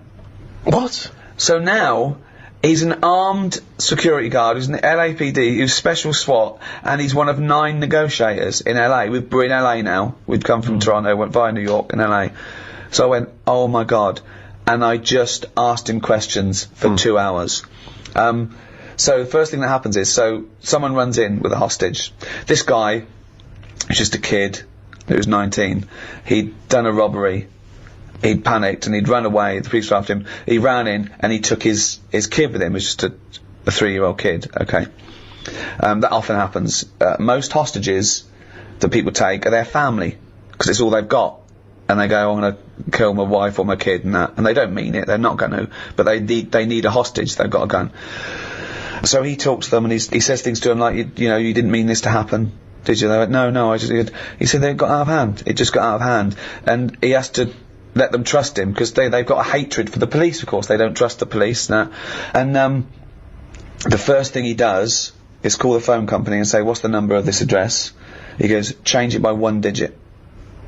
So now only he can call that number, because of course you can't have an engaged signal. If they haven't got a phone, they have to throw a phone through a window. So they've got to have contact with this guy. I said, what happens if this guy says, you're never going to get me out, I'm going to kill all the hostages? He said, then my sole purpose is to get him to stand near a window. And I went, wow. Now apparently there's a police marksman ready, of course, if they think they've lost him. The important thing is you've got to take him out, because you've got to protect the innocent. So how they shoot him is they shoot him in the top lip, and it takes out the brainstem, so there's no reflex. And I'm just being absolutely, I'm captivated. What do you think of that, Karl, as a job? It's amazing, isn't it?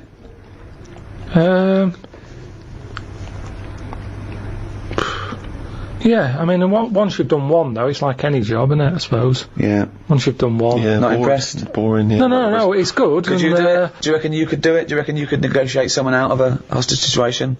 Well, I With your think in one of dulcet them tones? things, there's nothing you can do. It's like, it doesn't matter if it goes wrong, because Well, it you does. did your bit. No, it's like being a vet, isn't it? Not really. Not really, because that's a ridiculous thing to say. It's nothing like being like a vet. No, it is. What I mean is, you're expected to make the little kitten live. No, there's loads of it. Because I was saying, so he says, I need a car by 5 o'clock, or I'm going to kill someone. He then makes sure that he doesn't kill anyone, but he makes sure that car doesn't come till 5:15. Even if it's there, he keeps going, it's on its way, because then the hostage knows that he's not in control, really. Even if it's as easy as saying, I want my wife here, and he can get her there at 5, he makes sure she doesn't turn up till 5:20. Yeah. It's just little things like that that's just absolutely fascinating. The psychology of it is just amazing. But he's not bothered, is he? If He it's is 15 bothered. minutes late. He is, because he really takes a bit, he empathises with these guys, and he says, no, you've got to understand. No, He but the says- fella in the house with the gun, yeah. he's not going anywhere. 15 minutes either side doesn't matter. Well, why is he in a rush? I don't think Karl's getting how Not sure he important, is. how No, amazing not he sure is. You said Yeah. they make the car 15 minutes late. Yeah. He's getting his car. That Yeah, bloke's not in a rush. He's never going to get in the car, is he? That's the other thing as well, because once a bloke said to him, I need a car, and he just went, where are you going to go? And the bloke went, yeah, forget that. He has to make them forget their deadlines and their demands. So soon it doesn't matter. And he has to get in their head. But to do that, he says that he has to empathise with them to a certain extent. He has to understand why they're doing it, to talk to them and go, yeah, you've had a bad day. That would send anyone. But he has to get their trust. Karl, try and talk me out. You think it's that easy? Right, I've got a hostage situation, right? Done a crime. I've run in the building. They go, there's only one person we can ask for. Get me Karl Pilkington. Okay. You turn up. Right, what's your question? You've asked for me to deal with this. No. The police know that you're their top man, and there's a guy in here, he's got a gun, he's got a hostage, okay, he's just done a crime, they don't know what to do, okay? Right, you turn up, what's your first question to the... I'm talking to you. Well, no, you got to assess... Right, I'd say, right, I think there's a saying, actually, you say, where's brass? Right? Right. I found that out, I overheard that. What's that? It was something, You're wasting time! Who's that bull cunt that's just turned up? I'm gonna fucking kill it! Right, where's brass? What does it mean? I heard it at school when they... I don't know what the fuck you're talking about! Not just you. It means, I heard someone use it on the... Well, I don't know what the fuck it means. It All I means know- the top person Right. of the police who are around at the moment. Yeah, well, you talked, I'm the fucking top brass here, I've got a fucking gun against this kid's head. Who the fuck are you bald little shithead? Where's my car? What car? I've asked for a car. Where's my fucking car? Am I talking to you now, am I? If you want, yeah, are you the negotiator? Yeah. Right. Get me a fucking car. Where do you want to go? Oh, I'm fucking sore from shouting. Throw a phone through the window so I can talk to you over the phone. No. Alright, in a minute. Don't ever fucking say no to me. In a minute, I said. Okay. Right, the clock's going. Where's this fucking Right, phone? listen, I've got a just sore hang on a throat. minute. I've got a Listen. sore throat. I can't talk anymore with that phone. I've been called up here. I can't hear you. I need a I've phone. been called up here Yeah, can you go to put the phone through? Why are you putting the phone through, you dopey cunt? You want to talk to him? because I don't want to give you a phone straight away. You said you've got to delay him. No, but you've got to talk to them. You shouldn't even demand a phone. You should make sure you've got a phone, you dopey twat. Give him a phone. Right, thanks. Alright, how's it going? That's better. Right. Right. Who are you, by the way? Who are you? Bruce. I can't give you them details. Well, you can, because I've got to trust you, dopey sod. Are you police, or just some fucking cunt walking by? I'm a policeman. Right, I don't trust policemen. No, but I'm a bit higher than that. So listen. Or don't you tell me I'm laying down the law here. No, I'm listen. going to shoot someone unless I get a fast car. I've done a robbery. It's all gone wrong. You're off now, but I want a car to the airport. I want a plane standing by. You don't know me, but I do this a lot. Right? And I can tell you that it never works out right. Do you know anyone who's done what you're doing and is now living a happy life? Well, I don't care. I don't care about living anyway. I don't care about living out. I don't care if this goes wrong, because I'm going to shoot the hostage. What's your problem? I'll just...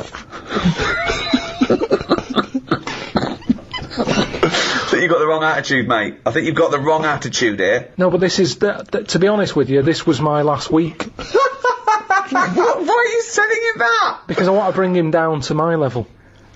Right. What's that got to do with it? Well, you know, I've done this job for a long time. Right. And sometimes I felt like you. I've Right. been, you know, even though I'm on this side, you know, sometimes I feel like, oh, I've had enough of this. Right, well, I haven't enough. But I'll tell you, I don't care about living or dying here. So if I don't get a car to the airport, all bets are off. I'm killing everyone and then myself. So you'll be a big loser. You will be a big loser, son. There you go, I've given you the clue now, Karl. He doesn't care about getting away with it. Now you've got to get him to stand near a window. You've got to take him out. Because I've got a gun to someone's head. You can't burst in, right? You've got, come on, how do you get him to stand near a window? Oh, I bet you're hot in there.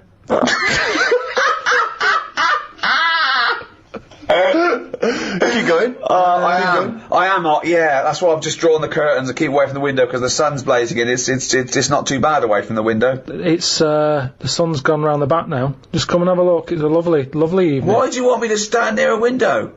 I think just because when you see how nice an evening it is. Worst load of drivel ever. Keep going, I'm interested. When you see how lovely No, evening is. it's that thing. I've heard that if you smile, you feel better. So have a little smile. Think of a happy moment in your life. I'll tell you what a happy moment in my life would be. Putting a bullet through your little round head, you cunt. Keep thinking about that image. Right. And you can see that round head. Just come to the window, I'll show you the round head. That would probably work, actually. What? No, I'm not going to come near the window. You come near the window. You come near my window. Are you coming near the window? No, not yet. What? Delaying it again. Right, I'm coming near the window. Well, I'm going to shoot you if you come near the window, you dopey prat. Well, why? I thought we were getting somewhere here. No, I'm going to shoot you. I've conned you. I've negotiated you to come near the window, and I'm going to shoot you in the head, you prat. I'll just leave then.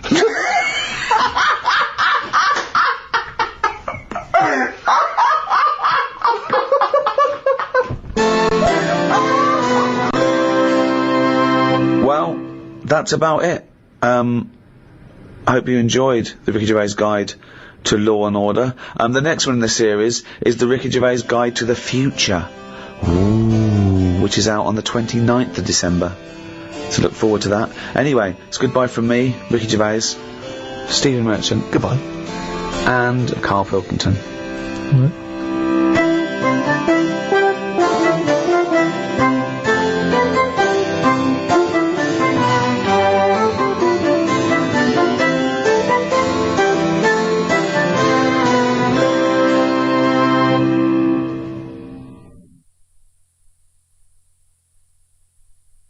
Audible hopes you have enjoyed.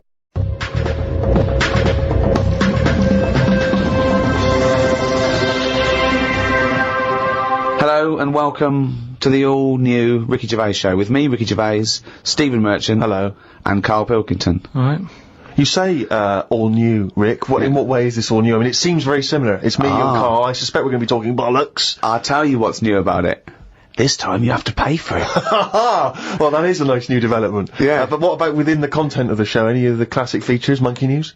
Well, I think Karl retired Monkey News. I don't know why. Why That's did you been axed. It's just that we'd sort of done it all. Do you know what I mean? But will he be coming back in the future? We might do something with it, yeah. Good. I think there'll be a campaign, you know. If I know our listeners, and I don't want to, then they'll be doing an internet campaign now to bring back Monkey News. I just want a quick question, because I'm a bit confused. Is this show 13, because we've just done 12, or is this show 1 of the all-new Ricky Gervais Show? I didn't know where we are. Show 1 of the all-new Ricky Gervais Show. Right. Is it though? What do you mean? Well, that's like that question that I put to you about, say if like we do something wrong to this world, runs out of whatever we need. I don't know how it works.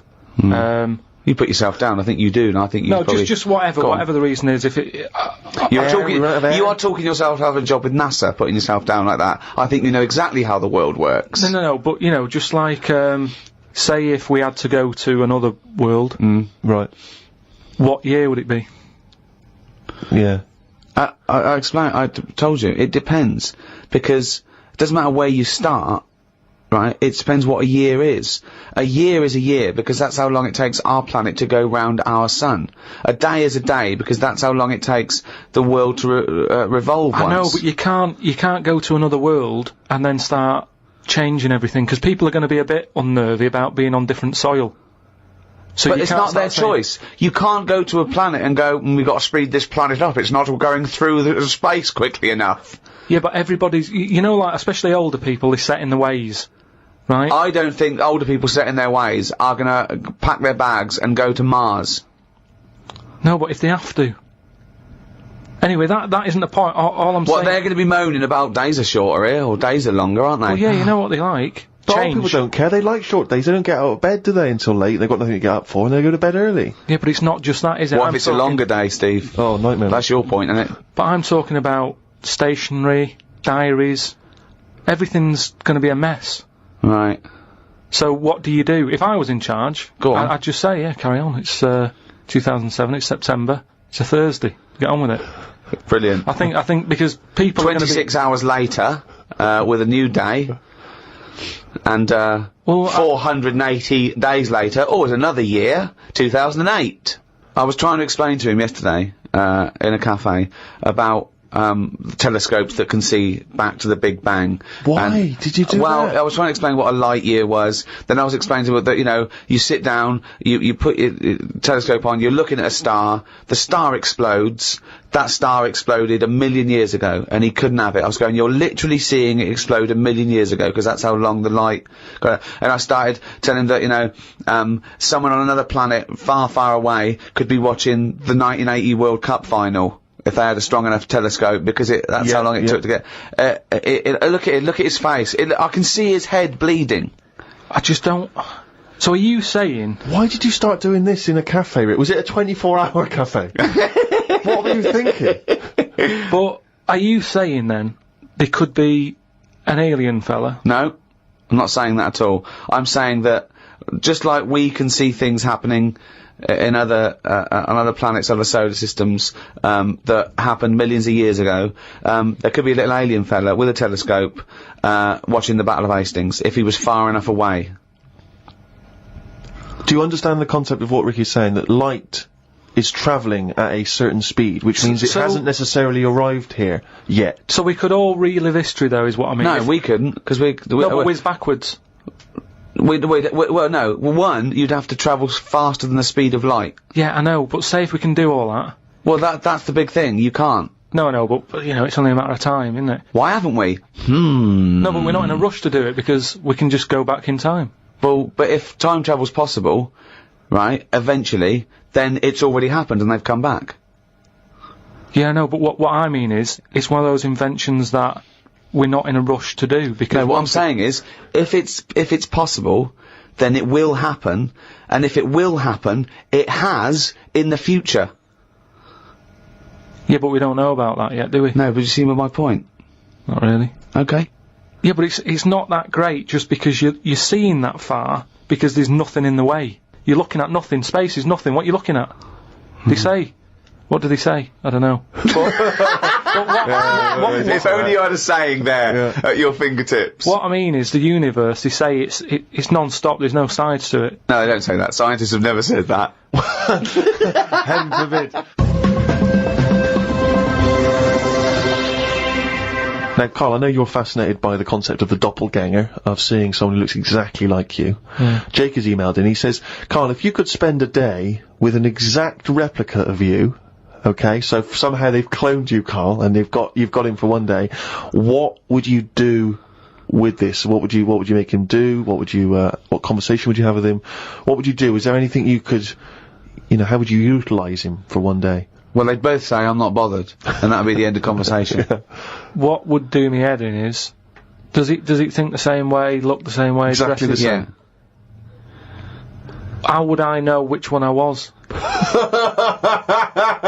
Because you'd be you. That's amazing. How would I know which one I was? That's incredible. No, because... That is the most stupid thing ever said by a human being. Can we get the Guinness Book of Records on this? I mean, out there, listen, people, have you heard anything more stupid than how would I know which one I was? It's the most stupid thing any human being has ever said by definition.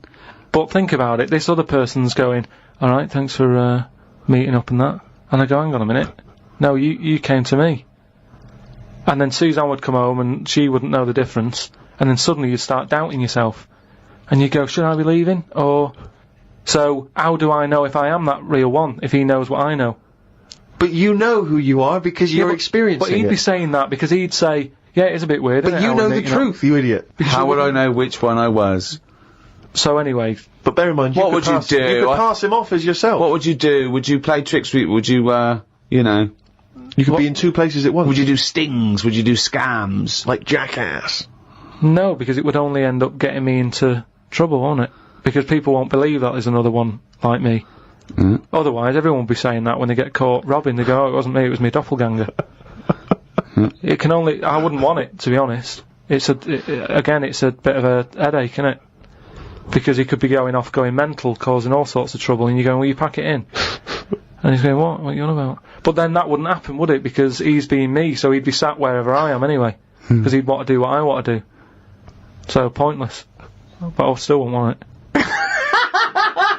It's unbelievable. That was a conversation with himself. That was amazing. That was like experiencing what it would be like if there was two Karls. Yeah, he's having a discussion with himself. We could have left in that time and come back, and he'd be arguing still. That is officially the most stupid thing. If the Guinness World Records, has anyone anywhere in the world said anything more stupid than "How would I know which one was me?" But does this mean does this mean though that I could just sit at home and not do anything and just send me out on... Yes. And when he's seen something happen, I'm seeing it. No. You're separate people. You're separate people. But then he's not a doppelganger then, Well, is he? you're identical twins then. You found out identical twins and he's got exactly the same input as you. I mean, it's not a real question, is it? It's just a little... Again... But I said to you the other week about twins and that, how I wouldn't like to have a twin. It's alright when you're a kid, but unless you're a Siamese twin, even they don't even look alike, do they? Just stuck together. You don't go, "Oh, don't they look like each other?" They have different haircuts. They don't carry that thing on, do they? Like normal twins do. Like normal twins, the mums say have the same haircut, wear the same shirt. Siamese twins never look the same. They've just got their arse stuck together. Again, it's a dialogue in his own head. It's unbelievable.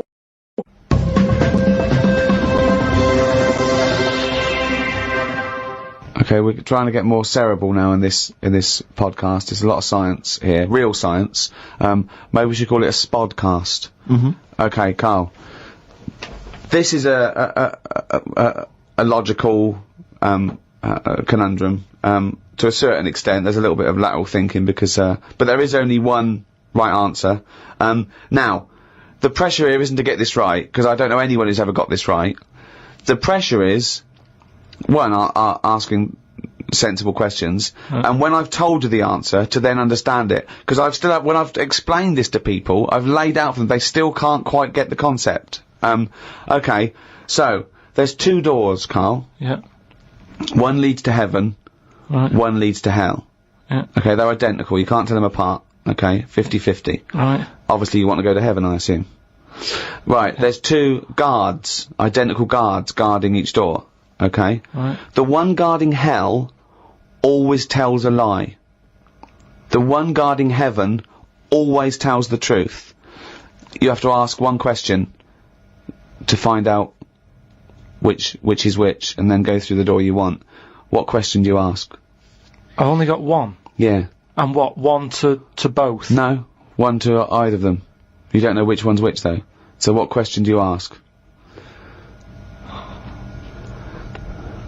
Why can't I ask, like, both of them one? Because it's not the rules. Are you can only ask one. There aren't actually two doors labelled heaven and hell, Karl. It's a leap of imagination here. And I've definitely got to answer. I've got to ask them a question. I can't just sort of have a feel of the door to see if there's any heat or anything. They're identical. You stand a few yards away, you cannot tell from the outside of these doors which is which. They're identical, the guards are identical, but the one guarding hell always tells a lie, and the one guarding heaven always tells the truth. What question do you ask? I can't look through the keyhole or anything. There's no Get anywhere keyhole. near them. Let's imagine there's a small rope that prevents you from getting anywhere near, rather like outside a nightclub. Yeah. What do you ask? What do you ask? What question do you ask? Come on, you only got one. Quick, this is it.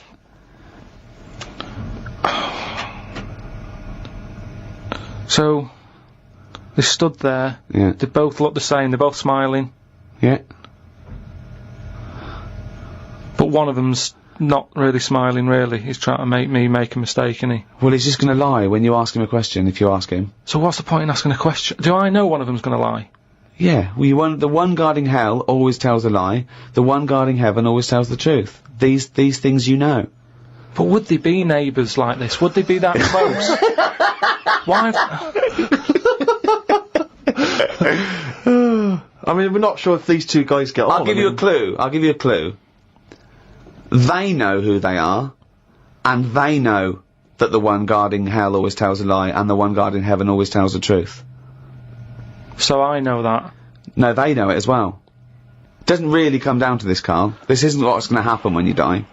But when is this useful then? Because it's a logical... Well, I'll tell you the answer. No, I want to see if he can get it. He's almost there. No, he's not almost there. What am I thinking? But there's no shame in not getting it. There's no shame in not getting it. It's a really hard one to get. I mean, the shame is the ridiculous questions you asked. And now I'm going to tell you the answer. No, hang on, right, so you go up and you go, hang on, well, look, let's imagine Ricky and I are those two guys. Okay? Right? But we have to, well, me and Steve will decide which doors we're guarding, okay? Right. Look away, Karl.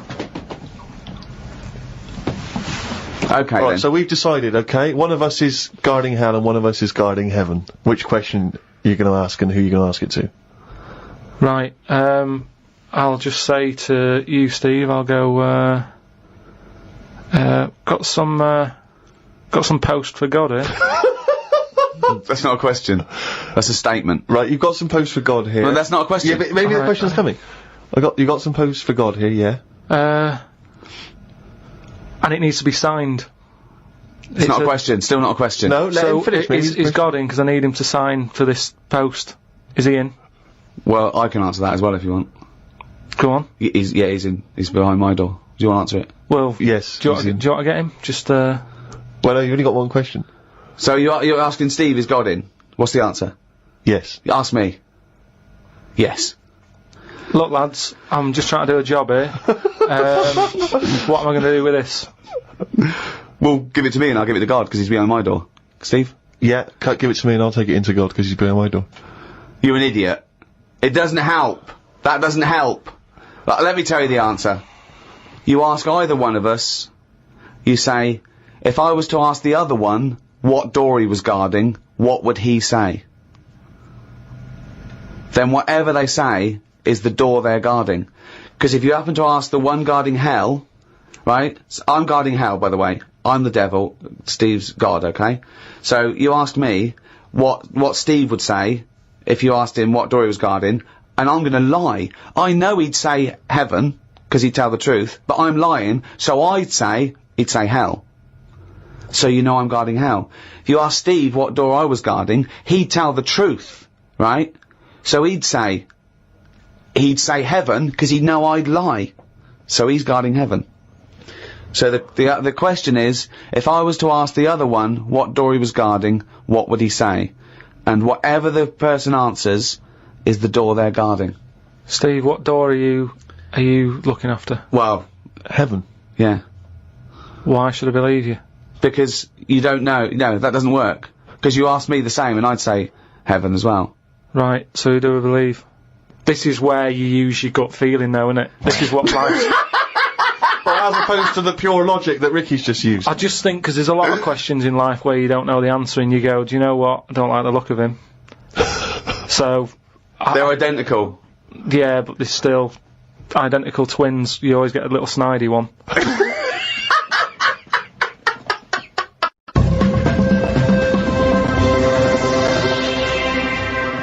Oh, chimpanzee, that is raining down. What? That's the jingle there for Karl's Diary.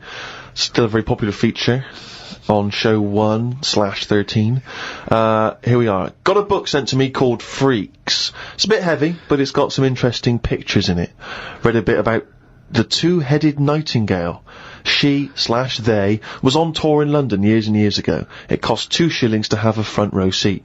She/they had 2 heads/2 arms and 4 legs. They are called Siamese twins because the first twins that were born stuck together were Siamese. On one of the pictures, they are playing chess against a doctor. That hardly seems fair. 2 heads better than 1.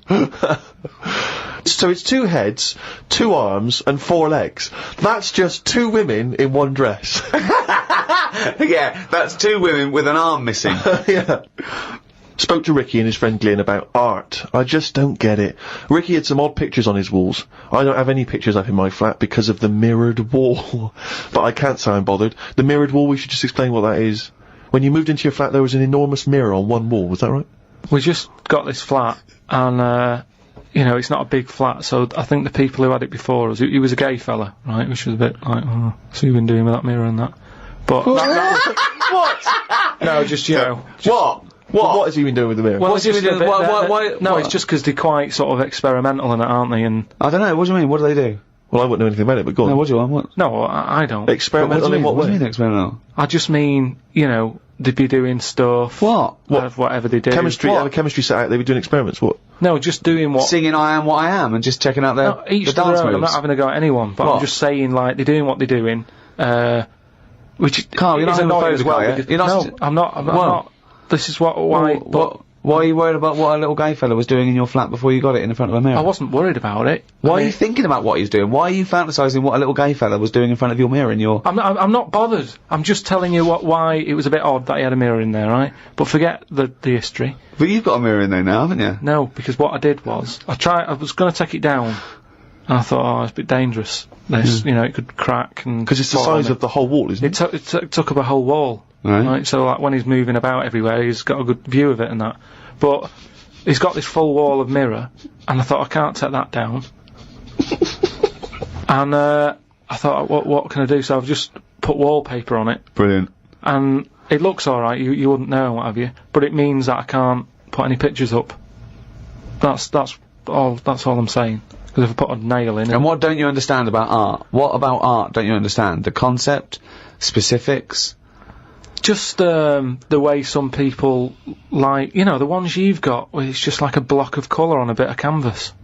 It's like, what's that? Just Abstract. It's just abstract. It's you know, it's vibrancy of colour. It's a, you know, an attack on the senses. Or it could be, there could be something in there that you might see. You might not see first time round, or it could be, you know. Yeah, but there's loads of stuff to look at without having to do that. But You've that's got the point of- windows. I can understand if you had a cell and there's no windows and you want a bit of colour, but you've got a Yeah. window to look out of, and you've got like just a big block of. But I was Colour on explaining this to you, the photograph where people, before, you know, the art was photography, it was realistic, and, you know, they had to make it look like the subject. But then, when cameras came in, that's when people started Yeah, doing surreal stuff, and... I understand that. Otherwise there was no point to it, they had to find a new way to represent things that, photography couldn't do as such. No, So- that's like when we were in London having a shop around at Christmas, and there was that picture of fruit for 700 quid. It's like, well, just get some fruit. You know what I mean? You can get some real fruit for 3 quid.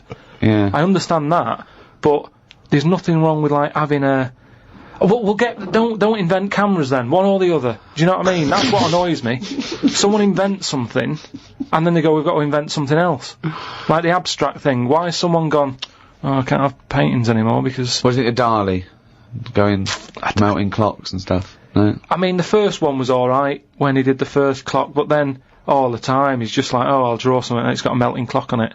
I'll do a sheep, put one of them on it. Have you seen his lobster telephone? That annoys me. Why? Because it's not, I mean, I think what annoyed me more with that is when I heard about how it happened, he had some artist mate round, right? And, I don't know what happened. They were eating.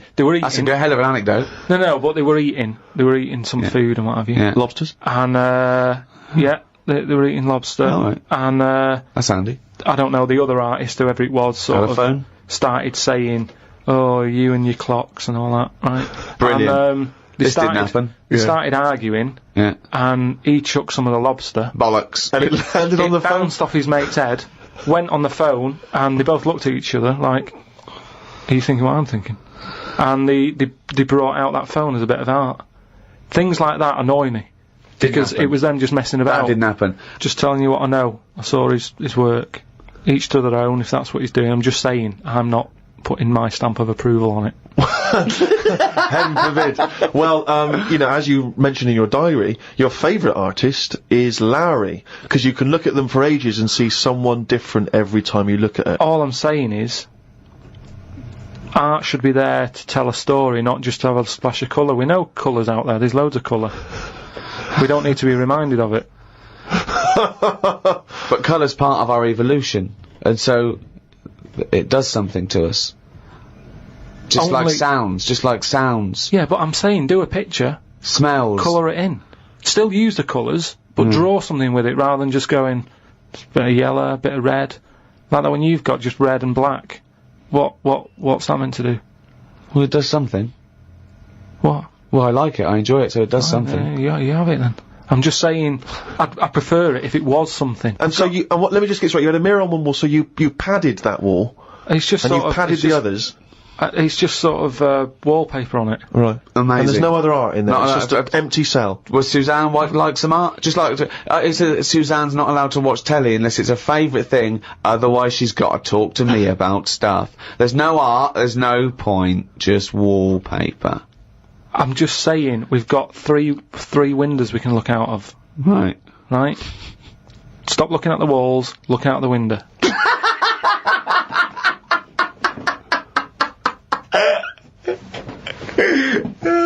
Some new words have been introduced into the dictionary. Too many words.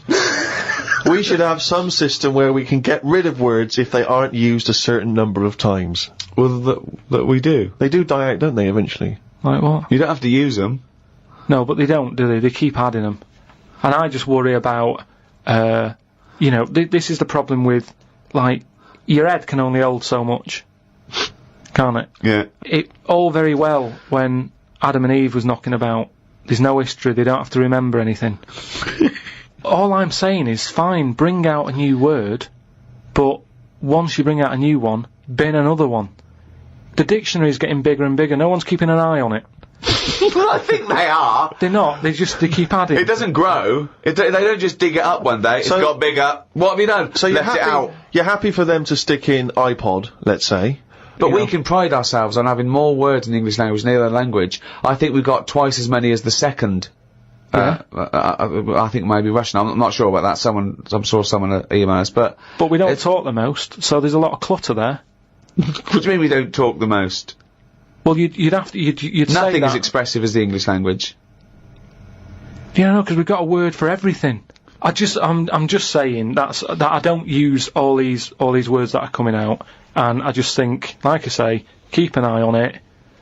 Some sort of, I don't know how it can be controlled. But Shakespeare invented words. I think Shakespeare invented about 1,200 words. Yeah, and we're probably still using a lot of his. So why do we keep sticking more in the pot? Right. Stop using loads of words. People are panicking in New York about the snow they're getting. It's 2 foot deep. They are saying it's to do with global warming. I don't get it. 2 days ago they were saying the world's getting warmer and the ice is melting on one of the poles where the polar bears are. As long as we get snow on the world, does it matter where it goes? Read on the internet that heads are bigger now than they were years ago. Brains are getting bigger, apparently. This is because we're being told too much information. We are told too much stuff about things that we wouldn't have known about years ago. You've just made that leap, haven't you? Maybe heads and brains are getting larger, but the fact that it's because there's too much information cramming in them, where have you got that from? As time goes on, isn't it? It's that thing of, we're being taught more and more every day. As the time goes on, something's happening every day. You've got to remember that. No, you haven't. You have. It's the same, like I said, you know, with the Adam and Eve thing. They didn't have that much to remember. They come on the world, they go, what happened yesterday? Oh, not much,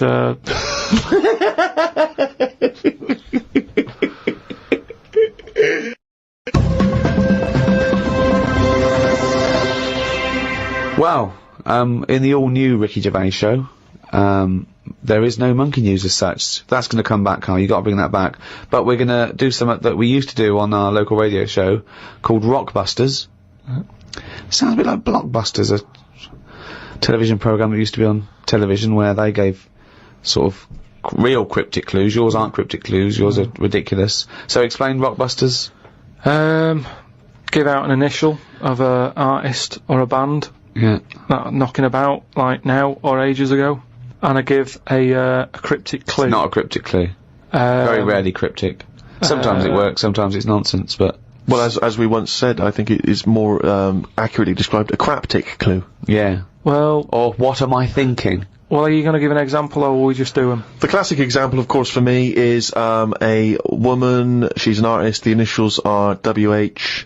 She was wandering around in Texas. She fell over. A part of her leg fell in a puddle. Wet knee, Houston. That is the level. That's what you're working with, people. So he's going to give 3 of these. The first email that gets them all right. The first email we get, and it's timed, isn't it, email, so we can know, that gets all these clues exactly right, can win, what, a signed photo of Karl? Now that is exclusive. There are not very many. I don't think they even exist, do they? There are no signed photos of Karl, so this will be a collector's item. Right. So, yeah, there's 3 different ones. When you send it in on email, podcast@rickygervais.com, just put in the subject thing like Rockbusters, so I know what I'm looking for. Right then, so three different clues for you to work on. First one. Oh, shouldn't I do a jingle for this? Please. Okay. Oh, that sounds cryptic, no, Pilkington! Rockbusters. Right, first one, the initial, right, is B. The initial B, band B, or artist? So, band or an artist beginning with the letter B. The cryptic clue, well, I don't want a house that's that far away from the water. I want to be right on top of it. Right, that's the cryptic clue. Well, I don't want a house that far away from the water. I want to be right on top of it. Right? B, artist or band. Who is it? Right, work on that one. Second one, it's B again. B, letter B for the band or the artist. Alright. Cryptic clue, right? That part of my leg is English. That's it, is it? Yeah. Right. That part of my leg is English. Initial B. What is it? Part of my leg is English. And then the last one, KW, artist or band. And the cryptic clue, the fitness teacher has got a speech impediment. What's going on there?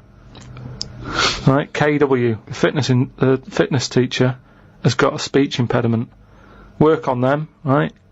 Send in the answers, podcast@rickygervais.com, and just win some signed picture and that. A signed picture of Karl Pilkington. Also, when you're sending in your answers, or indeed if you don't have the answers but you just want to get in touch, podcast@rickygervais.com. If you've got anything that you think might be of interest to Karl, we're looking for, as Ricky was giving him earlier, scientific facts, stories you've read about, anything which you think might just pique his interest, send them in, podcast@rickygervais.com.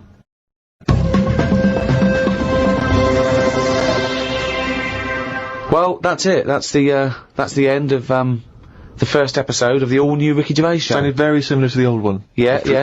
Why change a winning formula? Why, exactly. And if you're missing the old ones, the complete archive of all our podcasts are available from next week. Go to audible.com, find out how to get to it. Absolutely. For any of your queries and questions, go to rickygervais.com. That tells you where you need to go for any Ricky Gervais podcasts or the new shows. It's all there. That'll explain it. So it's goodbye from me, Ricky Gervais. Goodbye from Steve Merchant. Goodbye. And Karl Pilkington. Alright.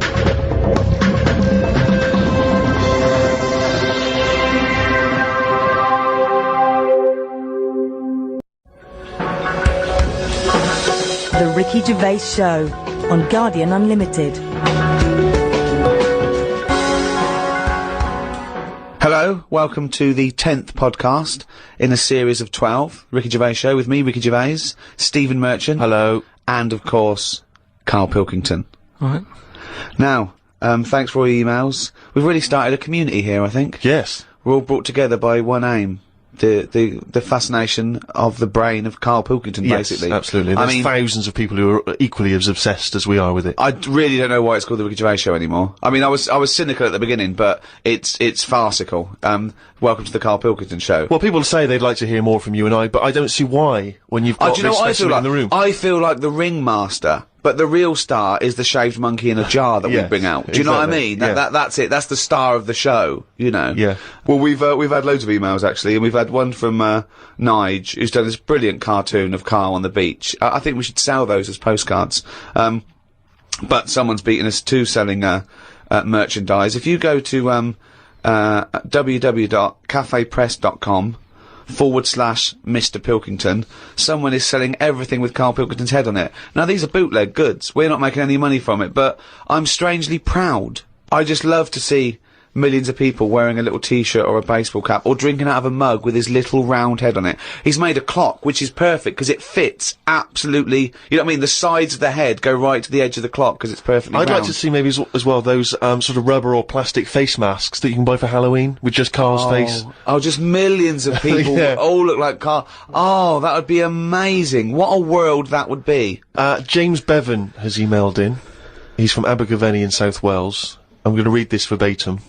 Me and my partner Ellie Richards are both huge fans of the podcast, and as she's not aware of this email, I would love it if one of you, please, on the podcast, would ask her to marry me.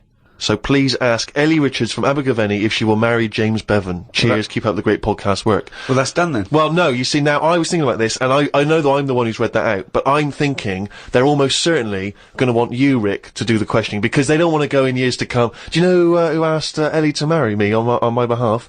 It was that lanky bloke you sometimes see stood behind Ricky Gervais at an awards do. It's too complicated. They want to go, it was the comedy legend Ricky Gervais. But I think Karl's a comedy legend. He is, but once again, Karl, you know, he might be a passing fad. You know, we might all get bored of him, you know, in a year's time. It could be like tie-dye t-shirts. So I'm thinking maybe whereas you know, you've made your mark on the comedy landscape. Maybe I don't want to endorse this. I don't know what he's like. I don't want to suggest to a woman to marry this man I don't know. It's what if, Well, no, what if it comes but back? it's not- What if she comes back and sues me for selling some? It's like me selling the rest of her life to this bloke on the podcast. No, because, you know, it's more fool her if he's a loser and a weirdo and she agrees to marry him. She knows the guy. She's already got herself in a position where this man's emailing some people he's never met before. So she already understands what James is like. Okay, based on your own experiences, Ellie, make the decision whether to marry, who is it? James or not. I think just could you, well, once more, because that's probably not quite as eloquent as they were looking for. So get on one minute. Ellie, James says, will you marry him? This does not reflect the views of the management. So obviously, James, you will obviously let us know what Ellie's response is, and we look forward enormously to finding out whether she's seen sense and said no. Could he marry in again about 40, 50 years to say if the marriage is still going? And also, we should just point out as well that if, you know, in you know, because I think 1 in 3 marriages end in divorce. All right, don't bring the tone down. All I'm saying is, if they do end up getting divorced, we should not in any way be responsible for that. No. We can't be held responsible. We shouldn't have to pay any kind of child support if there's a kid involved. We're not paying any alimony. We are merely the messengers in this. Yeah. Karl, are you going to give them all the thumbs up there? Do you wish them all the best? Yeah, you know, if that's what they want to do and that, just get on with it. And it's alright. You know, some people are into all that, aren't they? I mean, you've been with Suzanne a long time and still no wedding bells on the horizon. Well, it's gone past that time now. I think if you don't do it within the first sort of 9 months or something, it's kind of like, what's the point now? And I mean, she goes on about it a lot, but I'm not sort of, I don't like all the attention and that. Do you know what I mean? Of, like, everyone stood there watching and stuff. That puts me off. So that's your only reason for not getting married, is it? You just don't like the event? Mainly that, yeah. I mean, it's not the thing. Like I've said to you before, if you could do it online, if it was just a little box that you tick, Sure. I do, send, get back to work by midday and what have you. Yeah. But it's like a full day and you've got to, like, smile and that. Heaven forbid, yeah. It's just hard work, isn't it? Pretend it's the happiest day of your life. But surely, you know, if Suzanne, a woman you love, wants this very dearly, why not give it to her as a gift? Obviously get your old work to pay for it.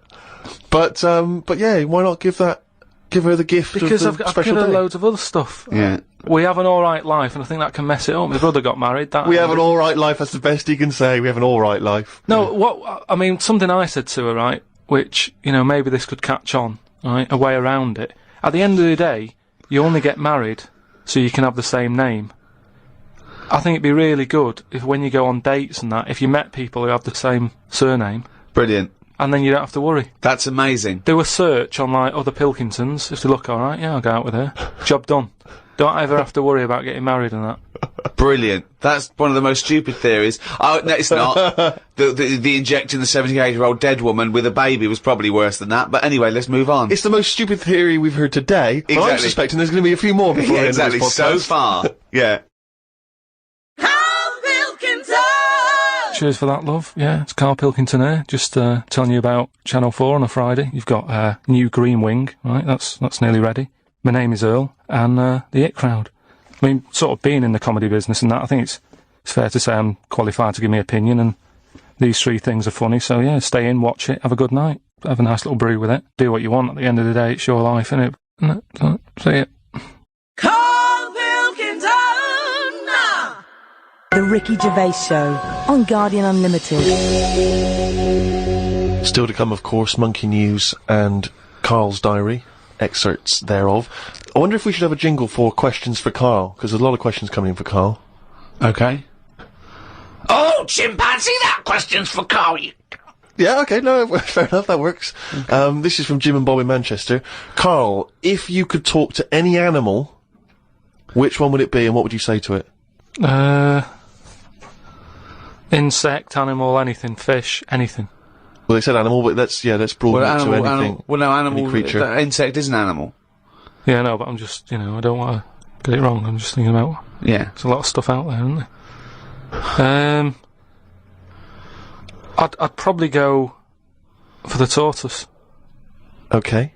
Because it would take a long time to walk away from you while you were talking. No, just because... Most animals would be off straight away. Yeah. Just because they live for ages, so they'll have loads of stories. They've lived through a lot. You know what I mean? Through wars and stuff. Well, if you get an old one, that's about... Yeah. Most of them have lived in a box, in a garden, for 52 years. No, but you get some that have been about...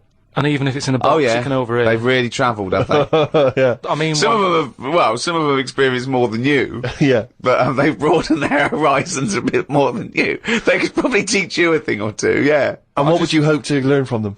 Just history. Right. From their very specific tortoise perspective. Other emails. We've had a lot of questions about time travel. People are fascinated about your approach to time travel. And I know we've talked about this in the past, but this is a very specific time travel question. If you had a time machine, Karl, to what event in your childhood would you travel back to and why? What's the point in going back to things that you thought... No, it's just that it's never as good, is it? It's like a place you go on holiday, and you go back thinking it'll be as good as the first time. It never is. So I don't believe in going back to places. What do you understand the question as? Do you think they're asking, would you go back like a ghost and spy? Would you go back and you've got your childhood back? You are that child again. You're in the body. You are the child, or you've got your adult head and experiences. Rick, I really don't think Karl was thinking there was any of those variations. Let's be honest. But now that you've flagged them up, I think he was thinking of him as he is now in school with a cap on. yeah. But too big for the chairs. yeah. Come on. No, I don't think I would go back. It's all happened now, isn't it? Yeah, but it's an email to a podcast for our own amusement. Well, okay, choose an event. Okay, forget the time travel thing. No, hang on. I think let's clarify one of Ricky's points. What if you could go back and you could live that moment again? How would you do it differently? There's been times where I've gone, oh, that was a bit out of order or whatever. But then you learn from your mistakes, don't you? So I don't want to go back and change stuff, because it's like that thing that they go on about, innit, where they blame the butterfly on an earthquake. You know, it's going to happen. If it wasn't that butterfly, it's another one. So why pass the buck, is what I'm saying. So you've got no regrets. There's nothing in your past you'd want to change or do differently? What about if you went back and you spied like a ghost on something? You couldn't change anything, but you could have a look at someone and just sort of look, like Ebenezer Scrooge does, the Ghost of Christmas Past. He goes back and he's sort of like looking at himself dancing and stuff, or what would you do? What would you go back and have a look at? Yeah, but you're asking me to change. I don't want to change. You're not changing, you're just observing. It's impossible. All right, this question, it's not going to happen. You're not going to have to do this. It's impossible. Right, yeah, I nearly died once, didn't I? On an ice pop. Right. Right. Now, maybe if I would have died, I'd say, well, let's go back to that, and I won't have an ice pop. You wouldn't be doing the podcast if you'd have died. You wouldn't be having this email put to you. What are you That's absurd. You're now saying you're rewriting history and then going back to change it. Yeah. There's no need. You didn't die. Well, and we've changed it. You can't change anything. You're just going to go back and watch them. Would you like to go back and watch yourself choking on a Mr. Freeze? No, that's what I'm saying. That's why I wouldn't go back now, because I'm alright. I haven't had one since. I've learnt a lesson. I'm not missing them ice pops. So... I don't think you're making the most of this opportunity to fantasise. I don't see the point in going back in anything. I mean, do you mean go back in time to the point of you can see, like, Rome? in its working day. What, in your childhood? Was Rome about when in your childhood? Were there gladiators in your childhood? Well, that's what I'm saying. Everything I've been through, so why see it again? Forget it. It was just a nice little question. I mean, that shows the lack of imagination in Karl Pilkington. Your mind can't fathom something unless it's, like, you know, got two heads. But I don't see the point in doing something twice. Because the thing is, say if there's one good moment when I was about 6 that I loved, I'd then have to go through all the other 20 years. Again. Well, why? Why have you imposed that? It's a fantasy. Make it up. You could go back and come back again. Yeah, whiz back and fast forward 35 years. Nah. Brilliant. No. Like it was on offer. Like this was really on offer. Move on. Migrant workers in South China are wearing adult diapers on packed trains heading home for the New Year holiday because they've got no access to the toilet. Many supermarkets in this particular part of China have reported a 50% increase in sales of adult nappies for the train trips. Now, what do you make of that, Karl? You're on a long, long train journey, 3 hours, 4 hours. You know there's no toilet. You know you're going to need to go. Pop on a... Why isn't there any toilets? Well, they just aren't on the trains. And they're a really long journey. Yeah. How long? Hours. Well, very long in China. It's a big country. I couldn't do that.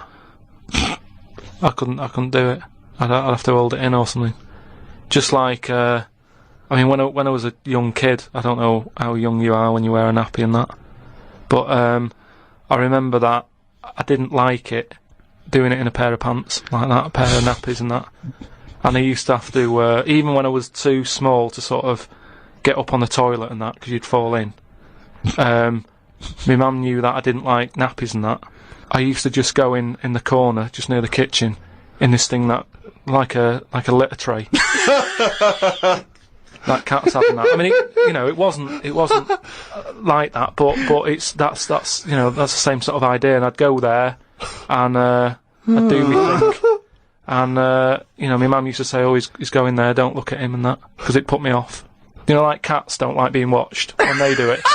When they go in their litter tray in the kitchen. No, they don't like it. I tested it again. What are you, just like a little feral kid? Just running around and going for the litter tray, covering it up, and then running up the curtain and eating a sweet at the top of the pelmet. No, but nobody likes being watched, and that's what I'm saying. If you're sat on a train, and you're knocking one out, and everyone's looking at you, I don't think it'll catch on. Well, it has caught on. They're all doing it. They're just sitting there. They're doing, they're reading the paper, doing Sudoku, and they're looking round when they're going. They're thinking, oh, no one knows I'm going. And everyone's thinking that, and everyone's going. I mean, it's partly because there are 120 million peasants from China's vast rural areas who swarm into the cities for work, and so that sheer number of people means that the trains are so overcrowded. I just don't. I mean, what are we getting to? You know what I mean? What's going on in the world that this is happening? I know. I mean, people have always had to travel for ages. I just don't. I don't understand why there isn't a toilet on it. We're going backwards. We're going backwards, aren't we? Why isn't there a toilet on it? Well, maybe there is, but maybe people are thinking the queue is going to take forever. If you've got 125 million people, yeah, but not everybody wants to go at once. I mean, I know Chinese and all that are like at the forefront of everything that goes on in the world, inventing stuff first, but this isn't one of the best that they've come up with. What have they invented then, the Chinese? Just loads of stuff, haven't they? Yeah, well, loads of stuff. I was going to ask you seem quite educated on the subject. What? They did them cat mop things that I told you about. Brilliant. This was where you put mops on the feet of cats, was that right? Yeah. And they Brilliant. wander about the house, clean up and that, wash the floor for you whilst they're pottering about. They've done like hats with umbrellas on them. They've done.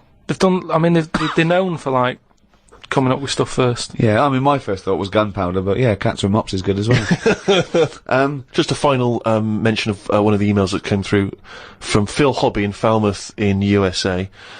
He says, "Hello chaps, just wanted to let you know that I was at a party on Friday, and I bought 2 remixes of I Could Eat a Knob at Night on a CD. Let me tell you, I played them at the party. They were a huge success. They were a smash. By the end of the night, the party was hip to the words I Could Eat a Knob at Night. Half of them were even singing along. So big thanks to you, Ricky, Stephen, Karl. Now, what would be ideal, of course, I suppose, is one of the big superstar DJs, if they could drop that into their set. A Carl Cox, a Fatboy Slim. Tong.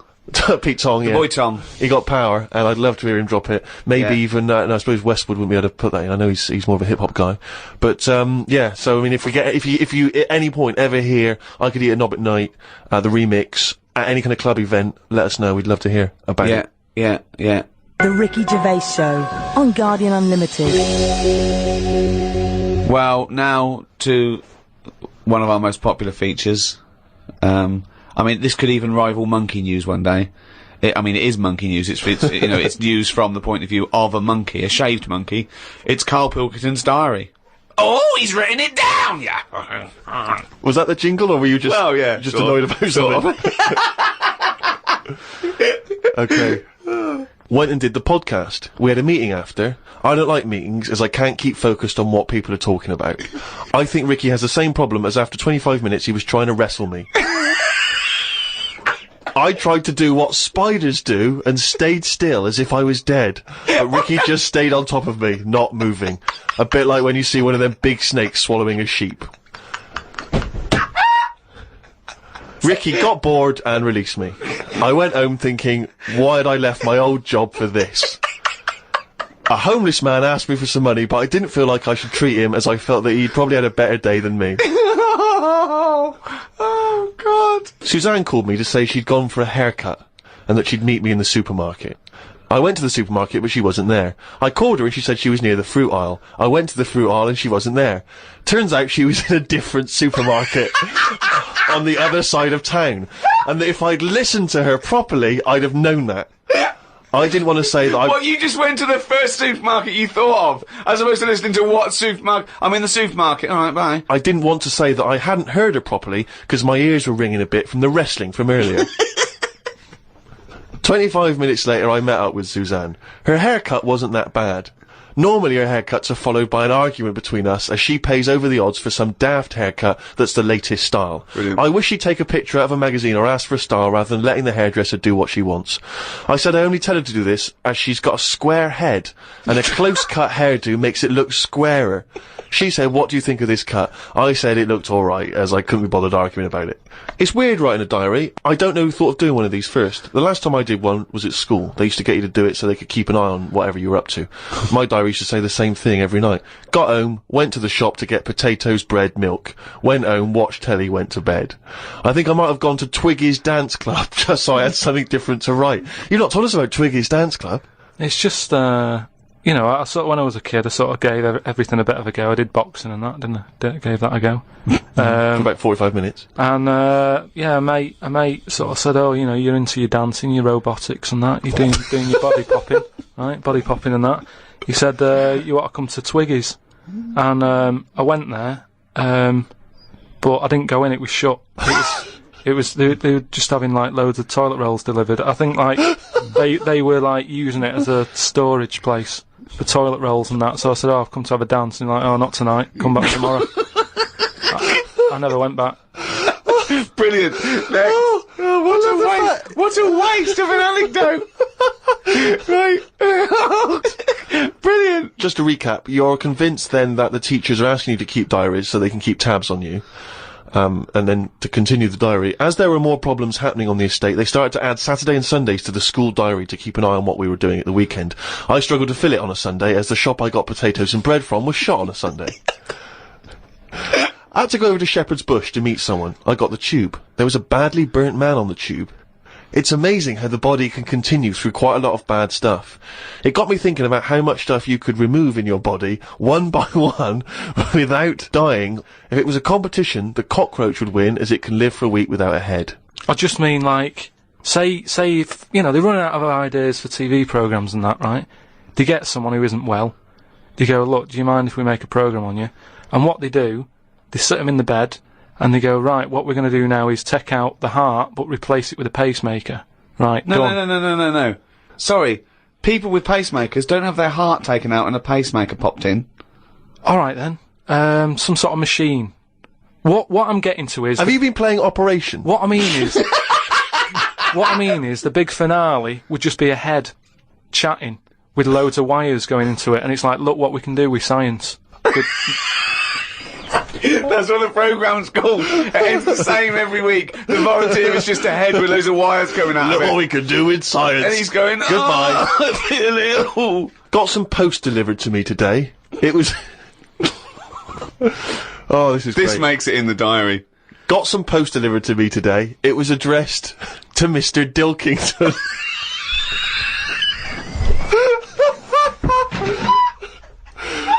I don't know why that's so funny. Oh God. I got some post delivered to me today. It was addressed to Mr. Dilkington. I opened it, and the first sentence read, "Dear Mr. K. Dilkington, you're one of our most valuable customers." I put it in the bin. Thought I would learn some new words, as Steve always says I don't use enough different words. I read in the Fortean Times that the word "wew" means an ugly female ghost with drooping breasts. What do you mean? Is that how am I pronouncing that right? Who's using that word? Who is using that word? It was just W-E-W-E. Let's call it a woo. An ugly female ghost with drooping breasts. I think I'm right when I say there are too many words in the world. I don't think I will ever get round to using the word woo. Watched a health programme. Wasn't watching it properly, but heard some doctors say that we only get so many heartbeats in a lifetime, so don't do too much exercise. I told Suzanne, and she said I probably hadn't heard it right. We got talking about death. Suzanne said she didn't like thinking about it. I said she might end up being a woo.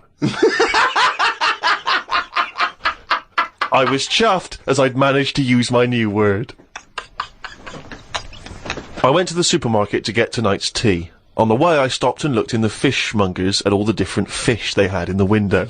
It's like a child in one of those kids' TV shows. I know. Mr. Pilkington went to the fishmonger. He stopped and looked at all the fish in the window.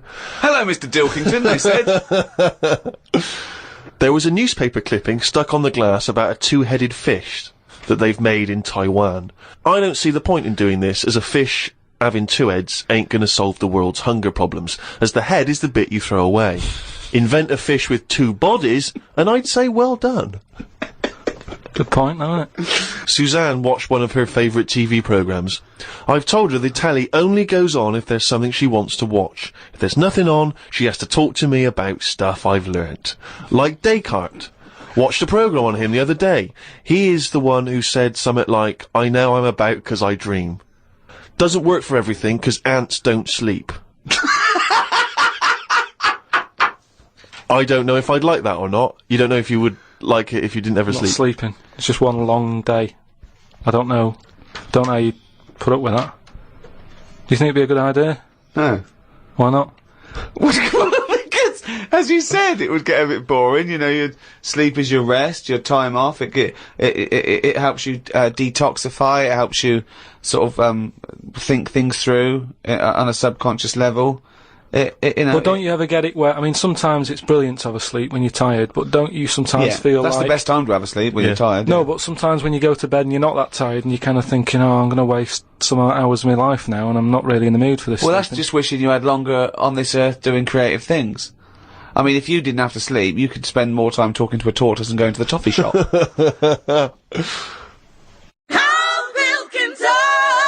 Alright, just doing a little advert for Friday Night Comedy on Channel 4. I mean, I don't know what you're doing. You might be going out and that, doing something nice, which, you know, if you are, then fair enough, go out. But I'm just saying, if you're staying in, you've got new Green Wing, right, that's nearly ready. Got My Name Is Earl, The It Crowd, all funny stuff and that.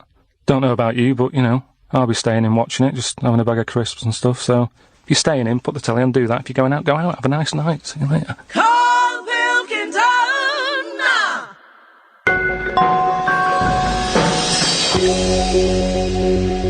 Well, it's that time again. If you'd give us the jingle, please. Oh, chimpanzee day. Okay, now that surely cannot be fair on anyone's ears listening. Right, ages ago, right, about the 1950s, Oh, yeah. Oh, yeah. there was this gangster knocking about.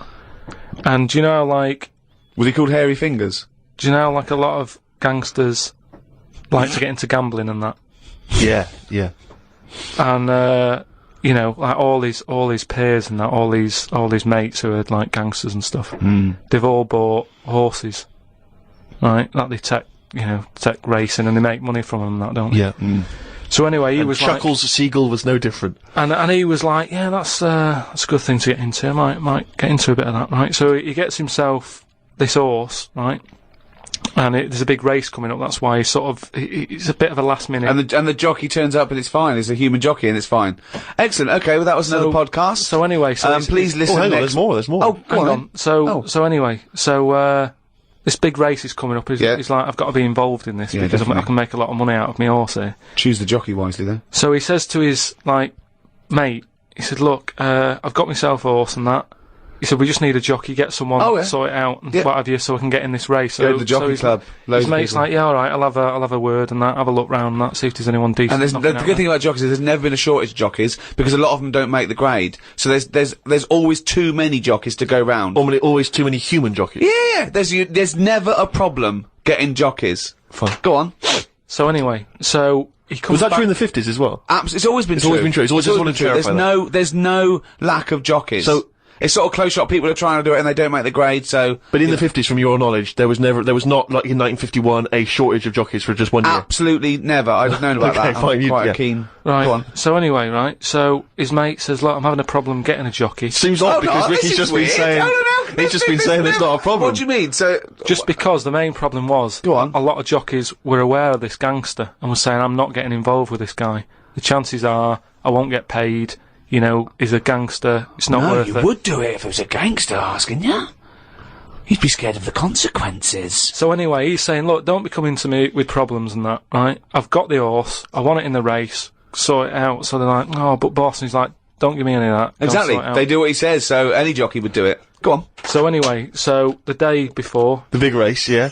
Left it to the last minute, okay, but Yeah. fine. and he says, have you got a jockey then? They're like, "Yeah, but," and he's going, "Don't worry about it. Have you got a jockey?" "Yeah, but," and he's like, "Well, look." He wants to say, sure, yeah. So, they won't- he's saying, has he ridden the horses before and that? He said, "Well, yeah, he has, but mainly," and he's like, "Brilliant." And he goes, "Yeah, but mainly in like a circus." in the jung... No, like in the circus and that. He'd worked with horses and stuff. In the apparently. circus, It's fine. So he's like, that's enough. That's all I need to know. Well, they'd be too heavy because circus people are quite built, aren't they? They're said a bit so- heavier than the jockey because the jockeys are about 8.5 stone. He said, "Brilliant. Get him down there and that, right?" Anyway, the race happens. He didn't want to meet him beforehand, he wasn't worried No about point. Not No, bothered. no. As far as he's concerned, It's all sorted. he's putting his money on it and what have you. Yeah. Right? Sure. What happened is they were trying to make him put on the jockey outfit, Yeah. but for some reason it didn't fit that well. Sleeves And that- too it was- short, it was legs too long. It's that sort of problem. Okay. So they let him, like, you know, wear his stuff that he wore in the circus and that, because it's comfortable with that. He's happy with it. Do you know what I mean? That's what he's happy with. Anyway, race starts and what have you. This horse straight out of the trap and that, high speed, right? This jockey's got a really big grin on his face. He's loving it, right? Everyone's cheering, going, "Who is this? Who's this jockey here?" Yeah. It's amazing. Never seen him before, and yet look at him. But they can see his face clearly. Anyway, gangster's happy in that because he's won. But I just want to say the crowd can see the jockey, can they? What? The crowd can. I mean, it's Yeah, face but it's not- so fast and what have you. It's a all a blur. Rick. He's good at it. I mean, apparently he was Right. close to falling off, and people were like, he's gone, he's a goner. Right. He's got such a good reach that he managed to grab hold of the... sure. Good reach. Oh. And Right. well, they could tell he was smiling. They could tell he was smiling, but they couldn't see the detail of his face. Is that right? Just Well, to clarify that. it's just blur and that. and Sure, you just but saw they could big tell he was teeth. smiling. Yeah, yeah. they knew he was happy. At the end of it, do you know, like, the winner sort of rides around the crowd bit, Yeah. like, sort of, you know, show off and what have you. Yeah, And all the women are there, and do you know, like, women are all dolled up at these events. sure. They've all got big hats on. Sometimes they got fruit on those hats. Yeah. Okay. Right. Yeah. Right. And one of the women, In one the of the 50s, women, particularly Carmen Miranda was very popular. Yeah. one of the women had like you say, fruit and what have you on it, Yeah. a little banana. Right. Some kind of They're Cuban not real. woman. They're not real though. The hats. They're not real fruit, is it? No, of Yeah. course not. Never. So But I don't know Really? who. I thought they wore those sort of kind of Cuban Yeah, but entertainment shows. I didn't even realise if they wore them yeah, at but events. even if it's like a big event, you know, you might have a hat with fruit, and it's sort of joke, but it's fake fruit because it would Yeah. perish. It well, would. this jockey didn't understand that. He'd never seen false fruit. I don't understand. But why did the jockey suddenly? Why was he so desperate for fruit? I don't understand. So anyway, meanwhile, the gangster's collecting his 500 quid winnings. Yeah. Right, he's over the moon. He kicks off because of this woman with the fruit. Yeah, I don't understand. I still don't understand why the jockey would go. Everyone noticed. Jockey, little monkey fella. Oh, that makes sense. If he was a monkey, that would make sense. Yeah. What year was this? Because I want to. It was 1950s, and that's where the saying comes from about, do you know, like in Cockney slang, 500 quid is a monkey. He sort of put, he put a monkey on it. and it all goes back to the time when... So this happened in England? In this country, yeah, It happened in England. So someone could well still be alive that we could easily contact that well, would that's it. confirm We that, always, 'cause they were at the there's event. no time length on this Monkey News if you've got any, if it's history, if it goes back... Or if it's years made ago, up, bullshit. Just send it in. If it's bollocks, If you've got send any it in. bollocks If it's that absolute you wanna bollocks, send in. please send it in. That's this week's Monkey News. RickyGervais.com.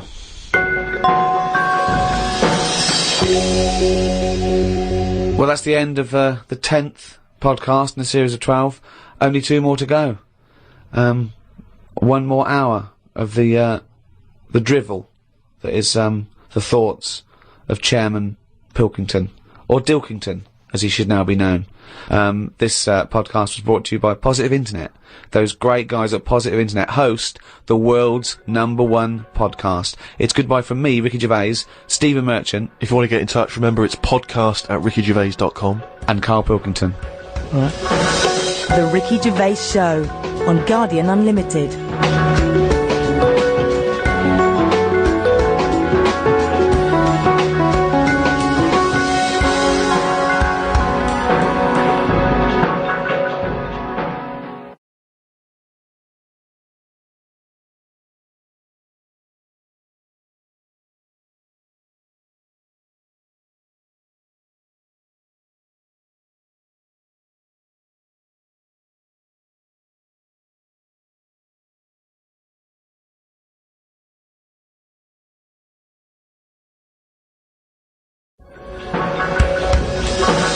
The Ricky Gervais Show on Guardian Unlimited. Welcome to the 6th podcast in a series of 12. The Ricky Gervais Show, available online with me, Ricky Gervais, Steve Merchant. Hello. And Karl Pilkington. Alright. Halfway through after this then, Karl. Yeah. You enjoying it? It's alright, isn't it? It's had a great response. We're the #1 podcast in the world. We've had thousands of emails and messages, and it's just great to know that people all around the world are listening, don't you think? Yeah. It's great, isn't it? I should just point out, Rick, that we've had a few emails, including one from Mark Pavlidis, that says that some of the people listening on the enhanced podcast, so, these fancy people, super rich people who can afford that one, apparently sometimes if they try to pause the show halfway through, it sort of freezes, and they've got a problem restarting it. And he's saying that apparently you should just hold down menu and select, and that'll reboot it. So I don't know if you have had that problem. Hold on. Who's pausing this show halfway through? I don't understand it. I can't believe it. This is like a book that you can't put down. What have they got that is better to do with their time? What can be better than listening to Karl's drivel and his stupid theories? Unbelievable. We've got a little email straight away, Karl, from Nikki in Beverly Hills, California. She says, Karl, you rock. I hate it when Ricky and Steve ridicule you. I checked out your picture on rickygervais.com. Although your head is not normal, that's no reason to ridicule you. You look gimp, but I never judge a book by the cover. Cheers. That's not what you've got to say. Well, it's only 'cause I've got no hair though, innit? That's why it gives that effect. No, it's perfectly round your head. It's perfectly spherical head. Your face is slightly too big for it. It almost goes over the sides. Perfectly round head. Pug little nose. Funny gimp eyes with no expression. Hangdog look. Like a little mouth, like a little lamprey, not formed, not human formed. The way your expression is like you've had a lobotomy. Your head goes weird at the back. It's got a little nod in it, like it's really strange, your face. And you're stupid. We've had a lot of emails saying that. I mean, I think he's just paraphrasing, but... talking of emails, a couple of... I can't remember which show it was, but you mentioned, Karl, that you'd only recently seen a Chinese homeless person. Oh, yeah. And it really surprised you because you'd never seen a Chinese homeless person. No. And I actually went along with that. I've still never seen a Chinese homeless person. Well, that's... other than obviously people contributing Monkey News, the search for Chinese homeless people has been overwhelming on the email. People are people are actually going out looking for Chinese homeless people. Now, I can just tell you now that there's a few responses from Los Angeles, people saying there are quite a lot of Chinese homeless people over there because apparently there's a huge homeless community in Los Angeles. So definitely if you want to see them, Karl, that's the place to go. But, we've had one from Vancouver, Canada, from a girl called Amy, and Amy herself is Chinese, and she says that she realised herself that she'd never really seen a Chinese homeless person.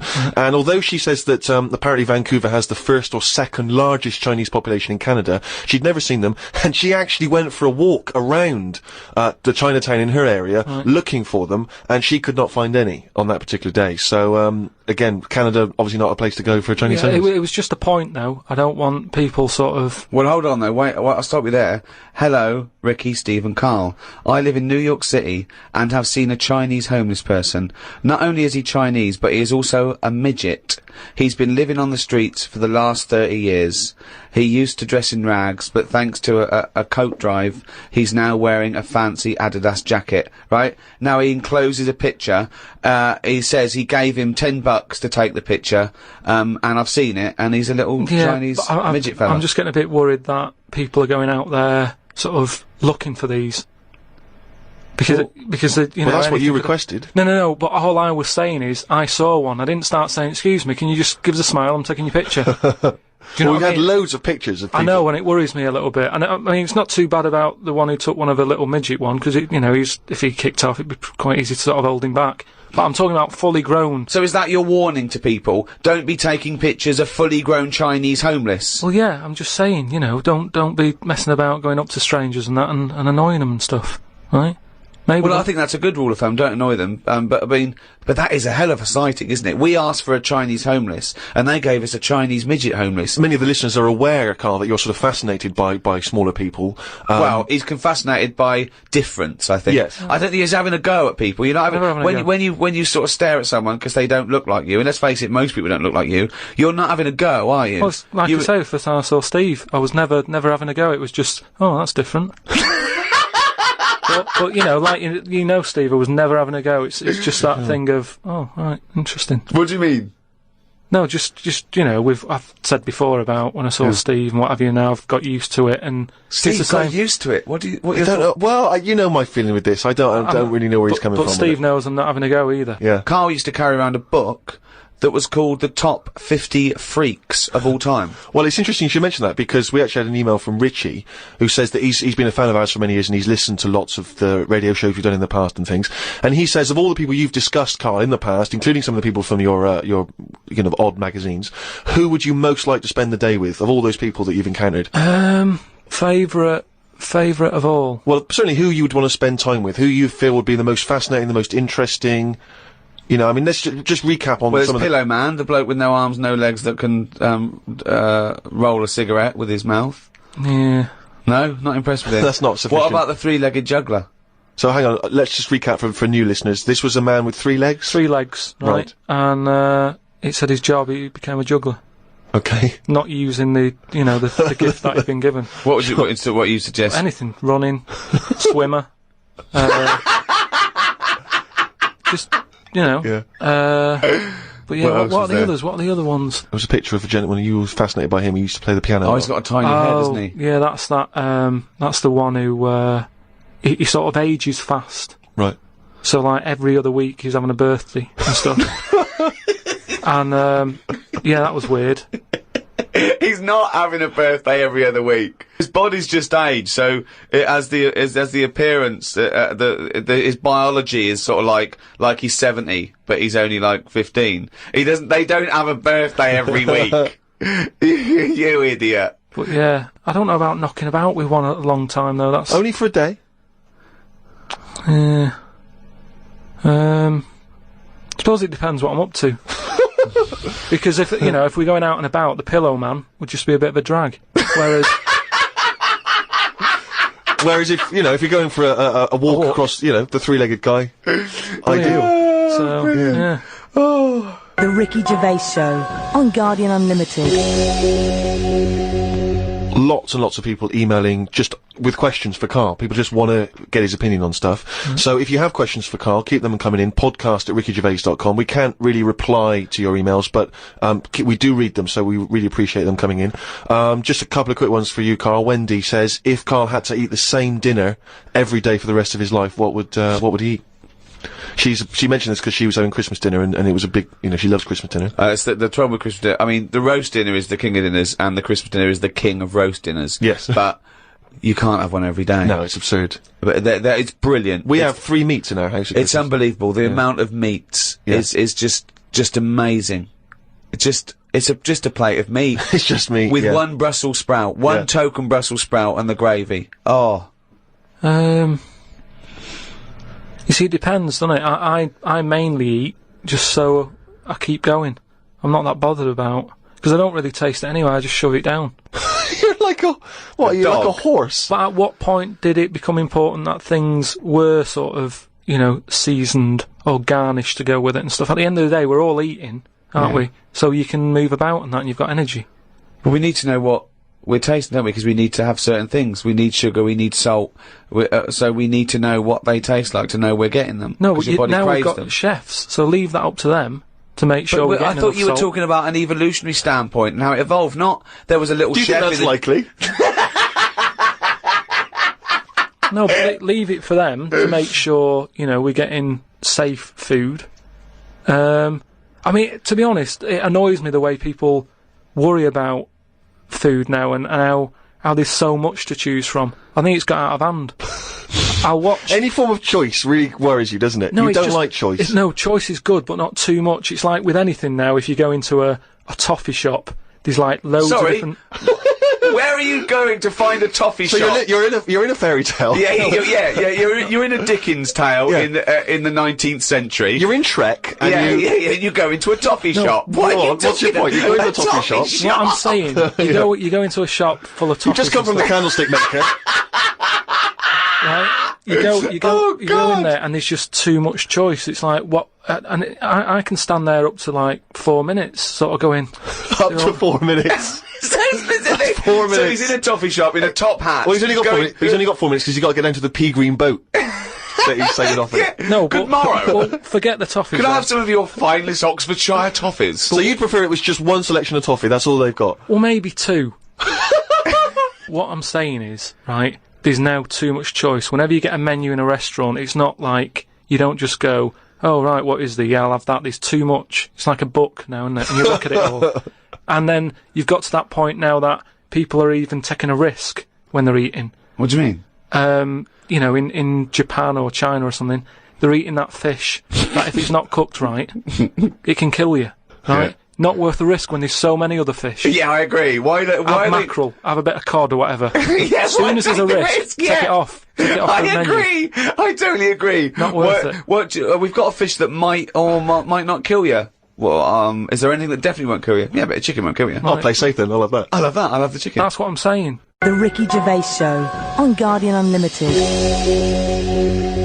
But anyway, we were talking about sayings and that. Stitching time saves 9. Don't. You know, I'm never going to use that. I don't think anyway. Okay. Suzanne. You're never going to understand it fully, are you? Suzanne repairs me stuff anyway. It doesn't really matter. But what about the one? About the one in greenhouses and that? People who live in glass houses shouldn't throw stones. Yeah. What that? Does that confuse you? You've never understood that one? No, that's a lot clearer, isn't it? It's sort of saying, don't be chucking stuff about if you're surrounded by glass and what have you. Yeah, but don't forget, it's an analogy, it's a metaphor, it's not to be taken literally. It's not really just talking to people who live in glass houses. It's saying, Hang on, sorry, before you say that, Rick, I'm intrigued to know if he's fully got to grips with this. Just Okay. give us your explanation again of what you'd take that to mean. Well, just don't be chucking stuff about. Really? so, well, if that was it, they just say that. No, but that saying's been around a lot longer than we think. That's when people probably did live in basic glass houses and stuff. No, whoa, what they mean now. Now who's ever lived in a glass house? So cavemen went from rock to a nice crystal structure, did they? What are you talking about? When did people live in glass houses? What they mean now, when that saying's used now, they mean sort of, you know, plasma tellies, ornaments. No, they don't. They're saying don't chuck stuff about because you'll break it. No, it's not about damaging your own property. They don't mean you're inside the glass house throwing rocks inside your own glass house. It's a metaphor. It means don't be having a go at people if you yourself have got more to lose. Do you know what I mean? It means it could be anything. Don't start a war where you could come off bad as well. It's about how fragile your situation is. If you live in a glass house, metaphorically, don't throw stones at someone else, because when he throws it back at you, your house is it more easily damaged than his? Again, metaphorically. It doesn't mean that if you're living in a glass house, or in a house with other precious objects, you don't, in your own home, throw bricks about. Because that would be a very specific audience that I was trying to reach, that phrase. I mean, let's be honest, what kind of a mental Do you know case? what? I think we've got the crux to this, right? I think I can answer, right. Karl, what is an analogy? It's sort of like a little story told quickly. Isn't it? It's a little isn't it? story told quickly. To what end? Well, it depends what the story is. Okay. Give me an analogy. Well, for me, I thought a one with the greenhouse. Yeah. Right? It's a greenhouse. Before it was just a glass house. Yeah. Alright, then a glass house. Okay. Right. What I mean is that glass house is metaphorical.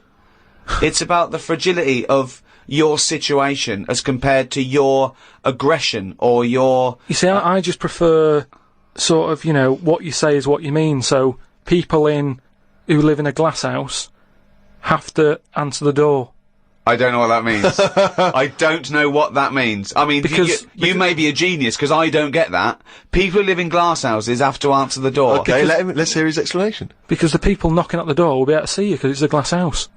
But what... But you literally mean it, don't you? There's no analogy there or metaphor for you. You literally mean, if you live in a glass house and go someone onto the knocks the door. So there's no hidden meaning there, is there? Well, normally... Couldn't that also, but you have to add a number of other things, other caveats. Surely, if you live in a glass house, don't walk around naked. Yeah. If you live in a... These are literal. See, if you could actually make that into quite a nice saying there, because if that meant, if someone said that to me and they weren't a shaved chimp, right? If they said people who live in glass houses have to answer the door, I think that means, it means that there are no secrets. You can't hide behind anything. If you're very open, if you've chosen to be totally open all the time, you can't go back on it. So people, if you wear everything on your sleeve, if you shout around and you tell the truth, and you can't go back on it. They can see through you. It can mean that as well, yeah. Oh, okay. Oh, that's handy. But just the idea that in your head there should be sayings for people who live in glass houses. Who is it that's living in a glass house? Well, I'm not talking about them. It's just that if everyone else is bringing up about these people who are living in glass houses, let's get to the real problems they've got. It still hasn't got to grips with the idea of the metaphor or the simile. People who live in glass houses should live near a glazier. Right. Well, here's another saying, right, that I learnt recently from a mate, right? Well, there's an elephant in the room. Okay, I haven't heard that one, but explain it to me. It's like when something's going on in a room, right, but no one's mentioning it because everyone's a bit too sort of. But in a way, it's better that it's out. It's like how whenever we go out for something to eat or a drink or something, it's normally after about 5 minutes the sort of topic gets onto the shape of my head. Yeah. Well, Right. I can't resist the shape of your head. Right, so you're happy It's not talking just the about it. shape, though, is it? It's the state of it as No, well. but what I'm- outside and in. But- I mean, it's a fascinating little objet d'art. His what- head. but what I'm it's sa- perfectly round. It's got no hair where it should have. And it's hollow. The features are slightly too small for the face. Yeah, unbelievable. No, but what I'm saying is, it's interesting how, like, I'm the elephant in the room, right? Nobody's talking about it. You mention it once, suddenly it's the talk of the town. It's what I mean. Everybody starts joining in, going, well, yeah, it is round, but it does suit you. And these are people who I don't even know sometimes, and they're all dipping in. And that is an elephant in the room. So you don't want people to discuss the shape of your head or the lack of hair. You would feel better. You would feel happier that they didn't mention that. Sometimes I think it's better that it's out there. It's made me a stronger person, though. It's the same way, we were talking about religion and that. Samson and Delilah. Yeah. He got weaker without hair. Whereas with me, I think it's made me stronger. Because, it's almost like it's treated like a disability. Everybody's sort of mentioning it and talking about it. What's it like having a bald head? And, you know what I mean? So it's made me stronger. But would you ever wear a wig? Not really. What was a long wig like Samson? Well, the only time I wanted a wig was when I did jury duty once, right? And it was annoying that I was sat on the jury, right in front of, like, these criminals, right? Everybody else has got disguises. The judges have them wigs on, right? That's not disguise! That's a disguise. That's why judges wear them, right? So No! Well, then why did they print their name in the paper and have a picture? What do you mean it's a disguise? it's a disguise, isn't it? No! If it was a disguise, they'd go in with one of those, glasses with a nose and the beard attached if it was a disguise. All judges would look like Groucho Marx if it was a disguise. Well, I'm just saying that's what annoyed me when I was sat there on the front row, right? I couldn't have been any closer to the criminals, right? I was sat there and I thought, why didn't I just pop a little wig on or a pair of glasses? I'd love to have seen you in the front row at Crown Court. No, because I'd love to see it because in this country you're not allowed to show pictures of jurors. You can't take photos in a courtroom, so there's always these sketch artists that draw drawings, and it's on the news. The idea that we'd have seen 11 people and a sort of Krusty the Clown figure would have been amazing. Yeah, I would love to see the artist doing a view, because it would be like complicated people. Oh, hey, he looks characterful, and then just a little round head. Charlie Brown. Charlie Brown sitting on the end.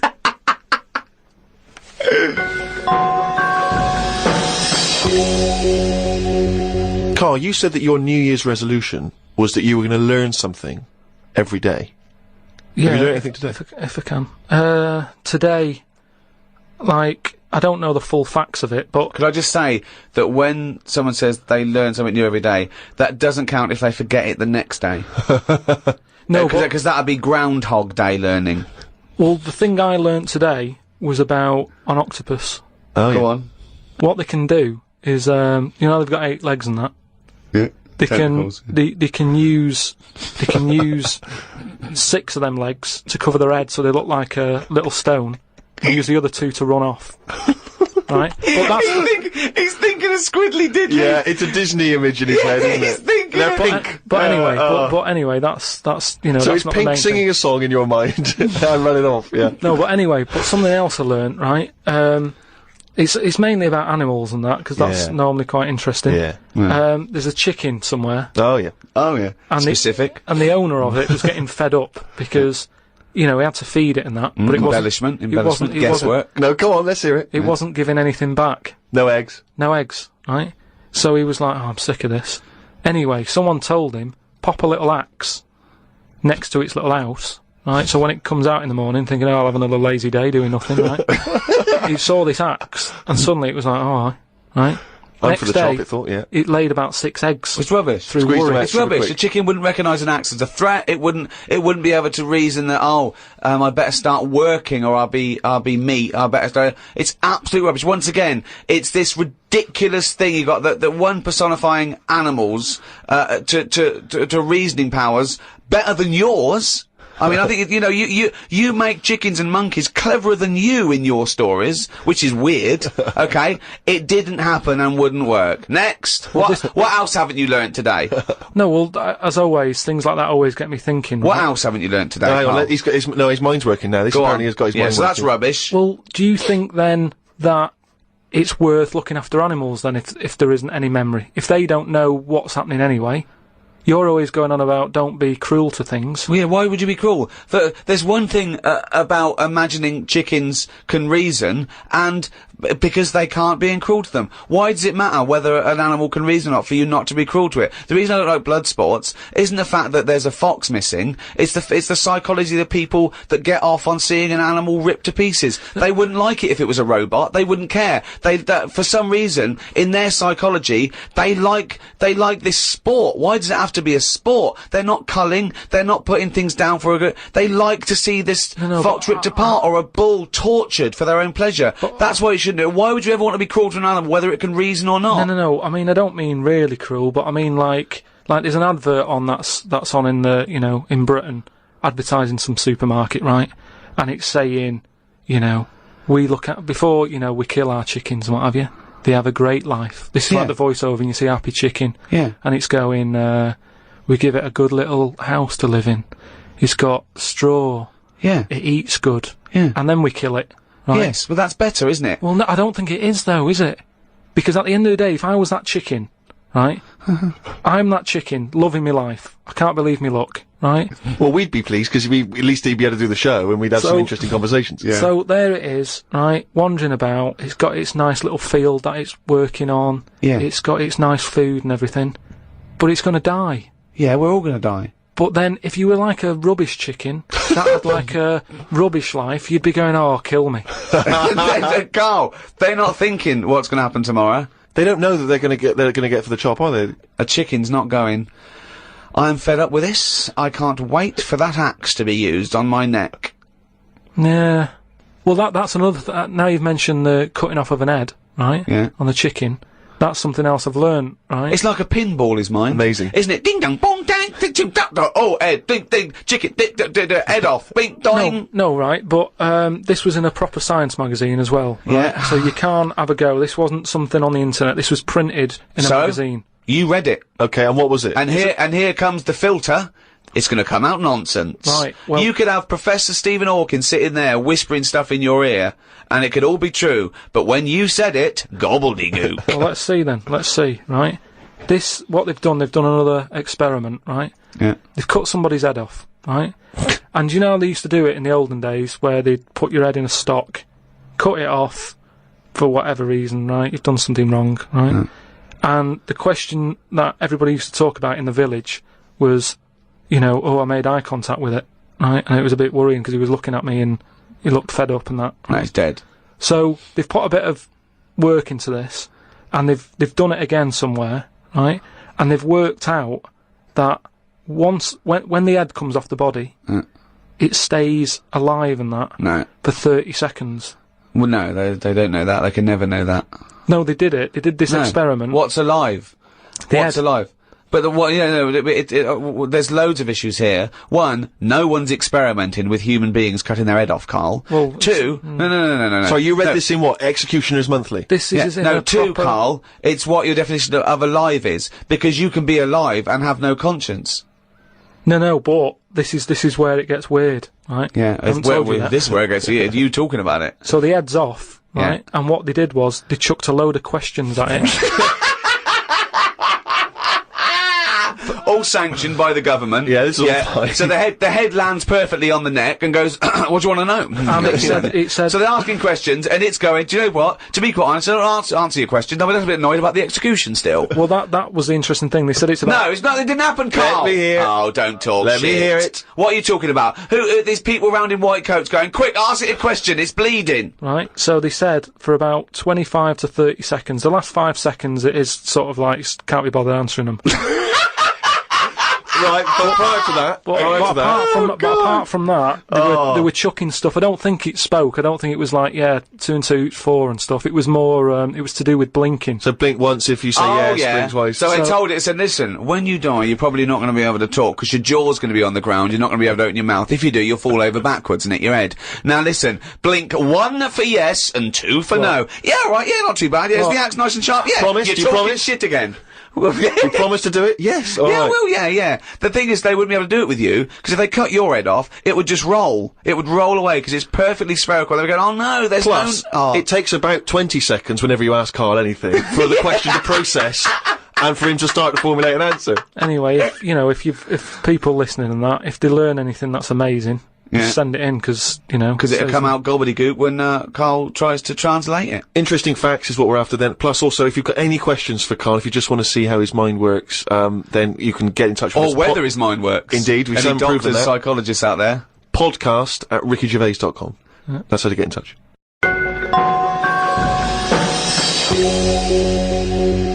Karl, it's what we've all been waiting for. Oh, chimpanzee that monkey news. Right, well, this one sent in from Sam in New York, right? And it's about a fire that happened, right? In a really, do you know, like in New York, they have loads of big buildings, don't they? Yeah. Right, really, really tall ones. and stuff. Skyscrapers. Yeah. And there was a fire in one of them, right? So they did as expected. They called up, fire brigade and that. They turned up, right? Fire engine parked up. It's like, right, where's the fire? And they said, oh, it's on like floor 100 or whatever. And they said, oh no, we've brought the fire engine with the short ladders. Stupid mistake, but go on. Right. So anyway, so the fire's going and that, and they're saying, is there anyone in there? They go, I don't know, there might be someone up there, but the telecom's not working and Who stuff. do you think might be up there, Rick? I don't know. But who- Just a woman, I imagine. Just a woman or a child. Is there a fireman that could climb up a building at all without a That seems ladder? unlikely, but go on. Go on. So anyway, so they said, well, how are we going to get up there? Yeah. Yeah. We can't. But they've only brought the short ladders. No, we can't. Let's go home. Yeah. Okay, Forget that it. was monkey news. So they said, well, there's a lot of, like, grippage.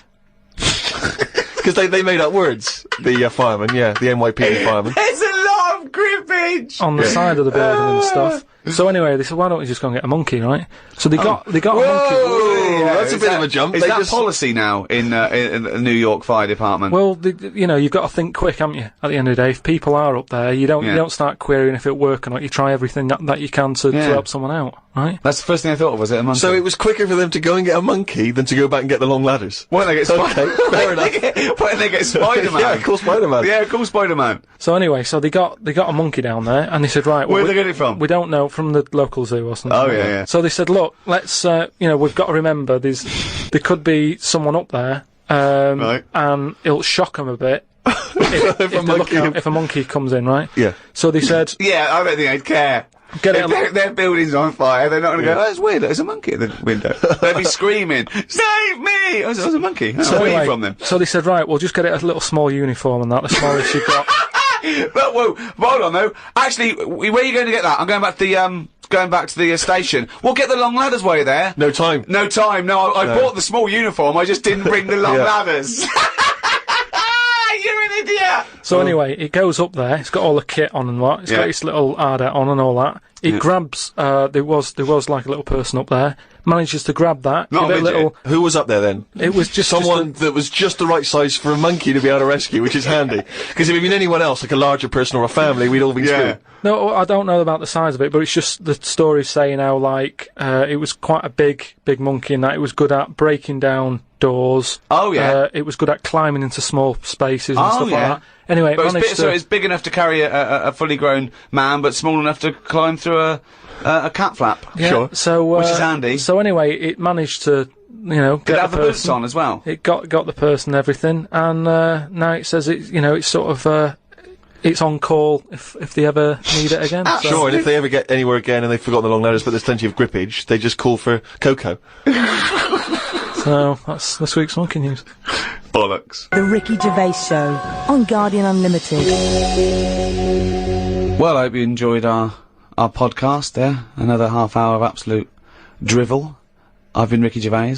With me, Steve Merchant See you next time. and Karl Pilkington. And we'd all like to thank those brilliant guys at Positive Internet for hosting this podcast brilliantly. Positive Internet hosting the world's #1 podcast. Here's DJ Reach Around. It is hard eating a knob. So what are you saying? You could- I'm saying like I could eat a knob at night. I could eat a knob at night. I could eat a knob at night. I could eat a knob at night. I could eat a knob at night. I could eat a knob at night.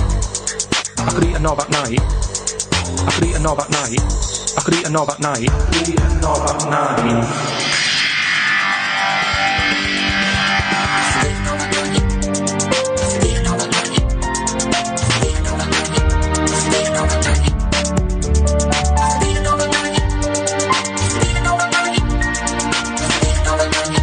I could eat a knob at night. I could eat a knob at night. I could eat a knob at night. I could eat a knob at night. I could eat a knob at night. I could eat a knob at night. I could eat a knob at night. I could eat a knob at night. I could eat a knob on the street. I could eat a knob at night. I could eat a knob at night. I could eat a knob at night. I could eat a knob at night. I could eat a knob at night. I could eat a knob at night. I could eat a knob at night. I could eat a knob at night. I could eat a knob at night. I could eat a knob on the slip. I could eat a knob at night. I could eat a knob at night. I could eat a knob at night. I could eat a knob at night. I could eat a knob at night. I could eat a knob at night. I could eat a knob at night. I could eat a knob on the slip. I could eat a knob at night. I could eat a knob at night. I could eat a knob at night. It is hard eating a knob.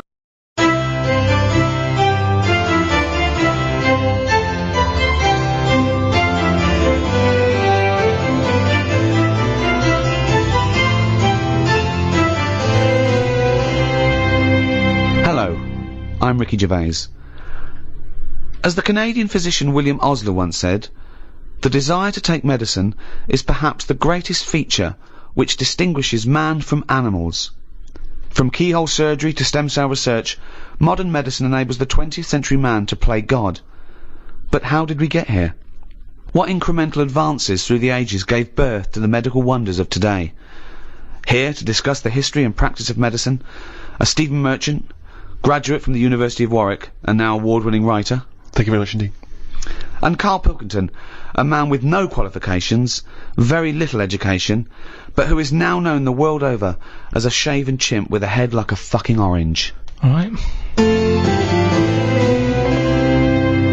Well, there is obviously so much to discuss, Ricky. I wonder, in an effort just to provoke some initial thoughts, if I can offer another quote from the great Carl Sagan, who said, advances in medicine and agriculture have saved vastly more lives than have been lost in all the wars in history. So quite a... Yeah, just shows you shouldn't really worry about war. What do you mean? It's not a big problem, is it? Obviously. So, that's a good point there, Karl. War's not as bad as a lot of people make out. What do you think, Karl? Overrated? Too much fuss about all...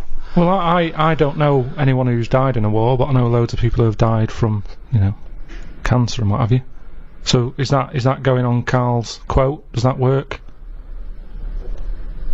Is he right? What did he say? Good, well we're off to a fascinating start. I think it's probably best, Rick, if we return to the very beginning of time, the dawn of man, because of course, even in primitive prehistoric ages, medicine was practiced in some ways, from the research people have done, cave paintings and the like. Karl, I wonder if you would just give us your initial thoughts on, the medicine of the ancient world. You sound like you haven't studied it, or you're being... You're being modest. You're being modest? I never really thought about it.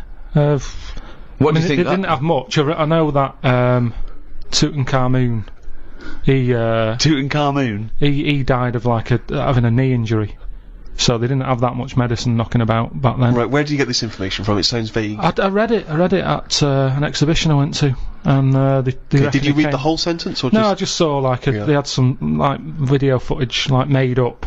It wasn't from the time, and they just sort of said this is probably what happened. Sure. Did you put the headphones on and listen though, or do you just guess it from the pictures? I just looked because I couldn't have the headphones. Of course not. Why couldn't you have the headphones? They're expensive. How much? About £50, I think, deposit and everything. Well, you get that back though if you return them. All you have to do is take them off your head and hand them in. I don't like the idea of handing money over, because it's like when you get a flat and that and you put a deposit in, you never get the full deposit back. I don't like deposits. Well, what do you think they're going to do? They're going to take £50 off because you put wallpaper on your headphones. No, but it's not the same, is it? Exhibition. So you're going to deprive yourself of education because you don't trust... deprive me. I saw it. The Natural History Museum. It came off a chariot. The dangerous things. He came off a chariot. You saw that on the... How do you know he died? How could you tell from visual images that Tutankhamun died from a knee injury? It's just... honestly, you're going to make yourself look daft here, because that's what happened. Imagine that. In a room with Karl Pilkington, we make ourselves look daft. How would we have to... that would be incredible. So aside from Tutankhamun's knee injury, that's pretty much your grasp of the ancient world in medicine? Well, I don't know anyone else who's knocking about. Well, what about if we go back even further? What about if we go to sort of primitive man, cave-dwelling man? What do you know there of medicine in that early stage? They didn't really bother. Okay, is that guessing, or... Wasn't the earliest ones like people like shaman and those absolutely, of course. Tribal lords that would say...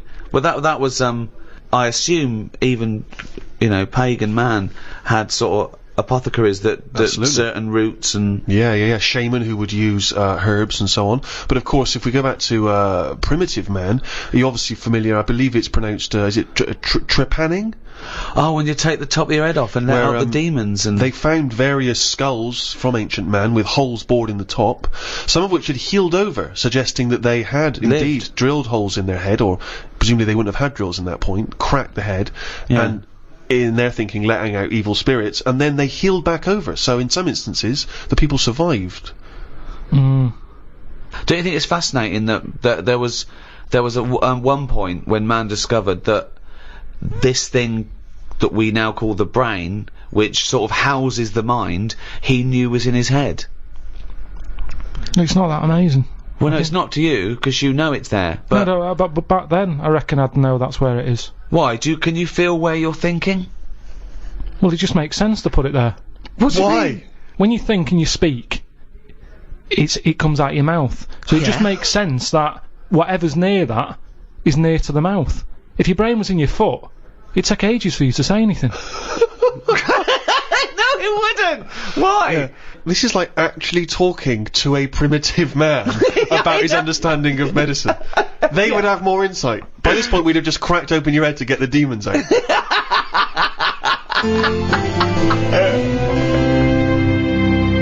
Shall we move on to the ancient world in terms of Egyptians, the Greeks, the Romans, of course, because they made huge advances, particularly the Romans, who understood, of course, the importance of sanitation. You know, famously their streets were clean. Yeah. Don't you think that if we hadn't have cleaned up as much, that, I don't know, we'd be stronger? What? Well, I know what you mean. Yeah, they say now, don't they? They say let feed your the kids baby, eat eat dirt. mud and Yeah, all of course. Well, that's building up its sort of immunity system. If you're too cosseted, you don't fight it. And that's exactly what immunisation is, giving you a bit. Yeah, but of it's the gone disease. mental now. Whenever a baby's born, he's drugged out of its eyeballs. It's only about a week old. They're giving it all sorts of shots. Like what? Loads of stuff for whooping cough. Yeah, you don't want whooping sugar cough. lumps. Tutankhamun could have died of whooping cough. No, but give it loads of stuff. And now it's like, I don't know, it's making us weak. Yeah. Soon there's going to be things that, one, we're not immune to, and two, our antibiotics no longer work, because of course things like the viruses and bacteria or whatever, they evolve and change so quickly that you can't keep up with them. And also there's this big thing, like the superbug, for example. There's a very strong theory that says that it's where people took half the course of antibiotics, and what it did was, it was almost like an immunisation to the bacteria and virus against the antibiotic. They got stronger. That's what I mean. So yeah, we need some germs, as you'd call them, but there are some that we have eradicated. I mean, I think it was in our lifetime that they eradicated smallpox from the world. They just stopped it, and it saved, millions and millions of lives, and they wiped it out. There are rumours, of course, that both Russia and America still have the smallpox virus under lock and key, which they could theoretically breed and use in a chemical warfare situation. Well, there was a bit of a scandal a few years ago, I think 10 years ago, where in a university laboratory, someone came across a marked yoghurt pot in deep freeze that had smallpox in it. That was a hangover from the 70s. When you say it was marked, was it like someone's put their name on it because they don't want someone to eat their smallpox No, yogurt? I think they looked into it, and it was the deep frozen smallpox virus that thawed out They and just released. left in the fridge. Well, I think so. Yeah, it was an admin problem. I'm sure that it's somewhere. What I mean is, it's under lock and key or frozen at minus 200 degrees centigrade. Why? Under lock and key and all that. It's not good enough. Get rid of it. Why are they keeping a little tub of smallpox knocking about? Well, are they not meant to be? Well, No, that's but a what's lesson. he doing there in the first place? To me, that's like in James Bond, where they don't kill him when they have the chance. There's always that little thing of, let's play with danger, let's keep a bit. Yeah. Well, it's Pop it probably next to AIDS in the Chiara bottle. I don't understand why you'd store that. Well, there's probably a presumption, it's probably an overhang from the Cold War, where people were thinking, well, listen, what if Russia's still got some smallpox? We better hang on to some smallpox. It's just clutter though as well, isn't it? You see, we're obsessed. We're keeping stuff. And it's the same with germs. We can't even say, get rid of that. We won't be needing it. Smallpox. We'll keep it just in case. Get rid of it. We've got this obsession thing again. It's saving everything. It's like how we save every animal, even a germ. We get upset about if it dies out. Yeah, but you say that, but of course, famously Alexander Fleming discovered what may be the most important breakthrough of the 20th century, which was the first antibiotic, I think, in 1928, and he's literally saved hundreds of millions of lives with that, changed the face of modern medicine, and he discovered that because he left a bit of old bread out for a while and it went all mouldy in his kitchen, and he thought, what's that? Let's have a look. Like I've said to you before, it's down to him being scruffy more than anything.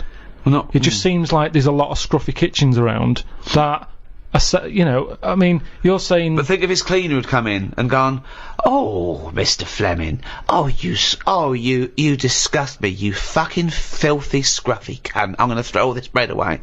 He's gonna go, "Maud, what'd you do with that, old bread I left out?" "It'd gone green, sir, so I chucked it away." "Oh, Maud, you dopey fucking slut.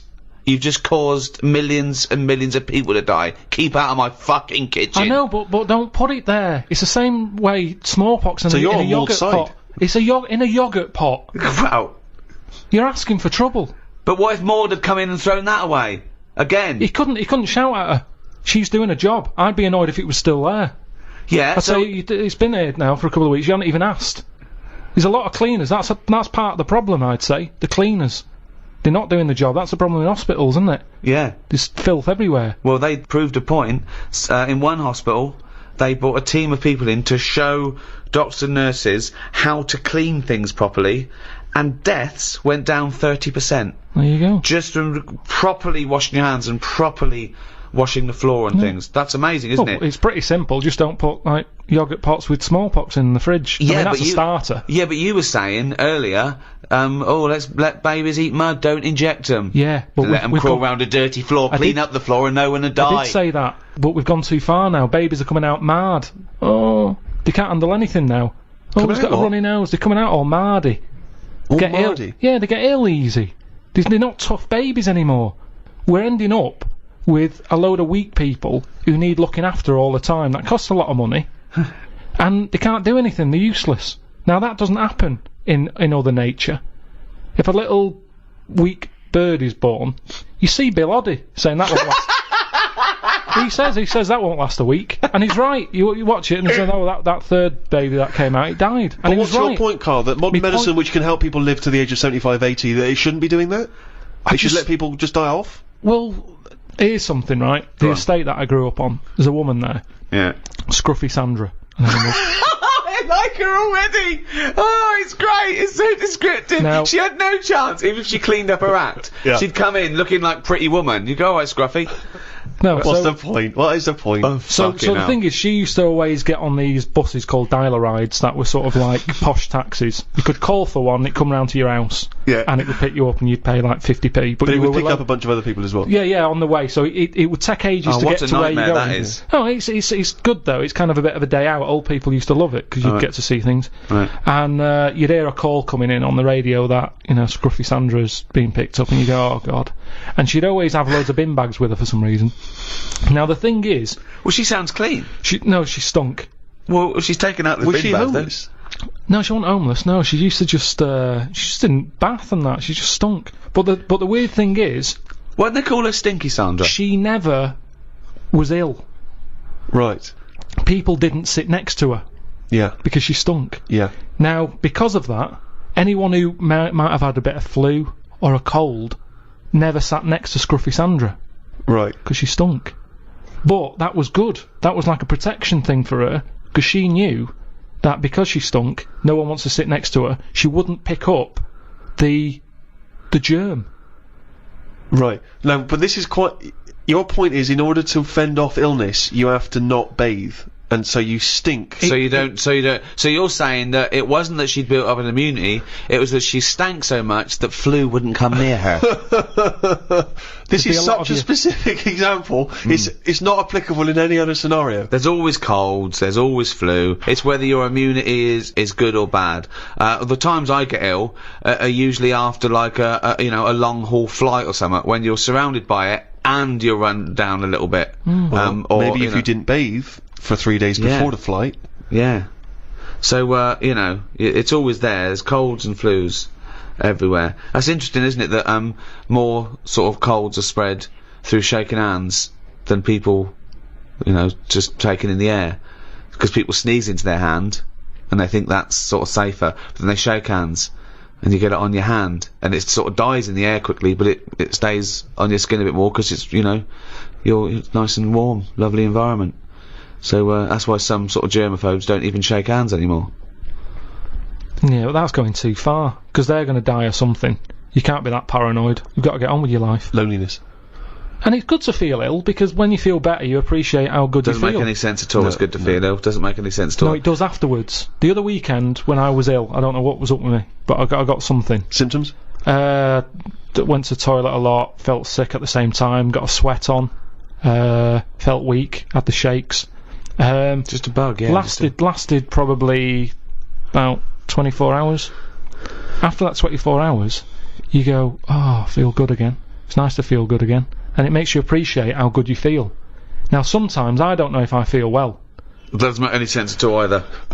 What do you mean, sometimes you don't know whether you feel well? Because I've been in my body for years. Here he goes again. Go on, yeah. Here he goes again. Now, the two minds. If there was some sort of kit that the doctor said, how are you feeling, Mr. Pilkington? And I go, oh, I think I feel alright. And they go, well, do you? I don't know. And they go, well, step into the machine, right?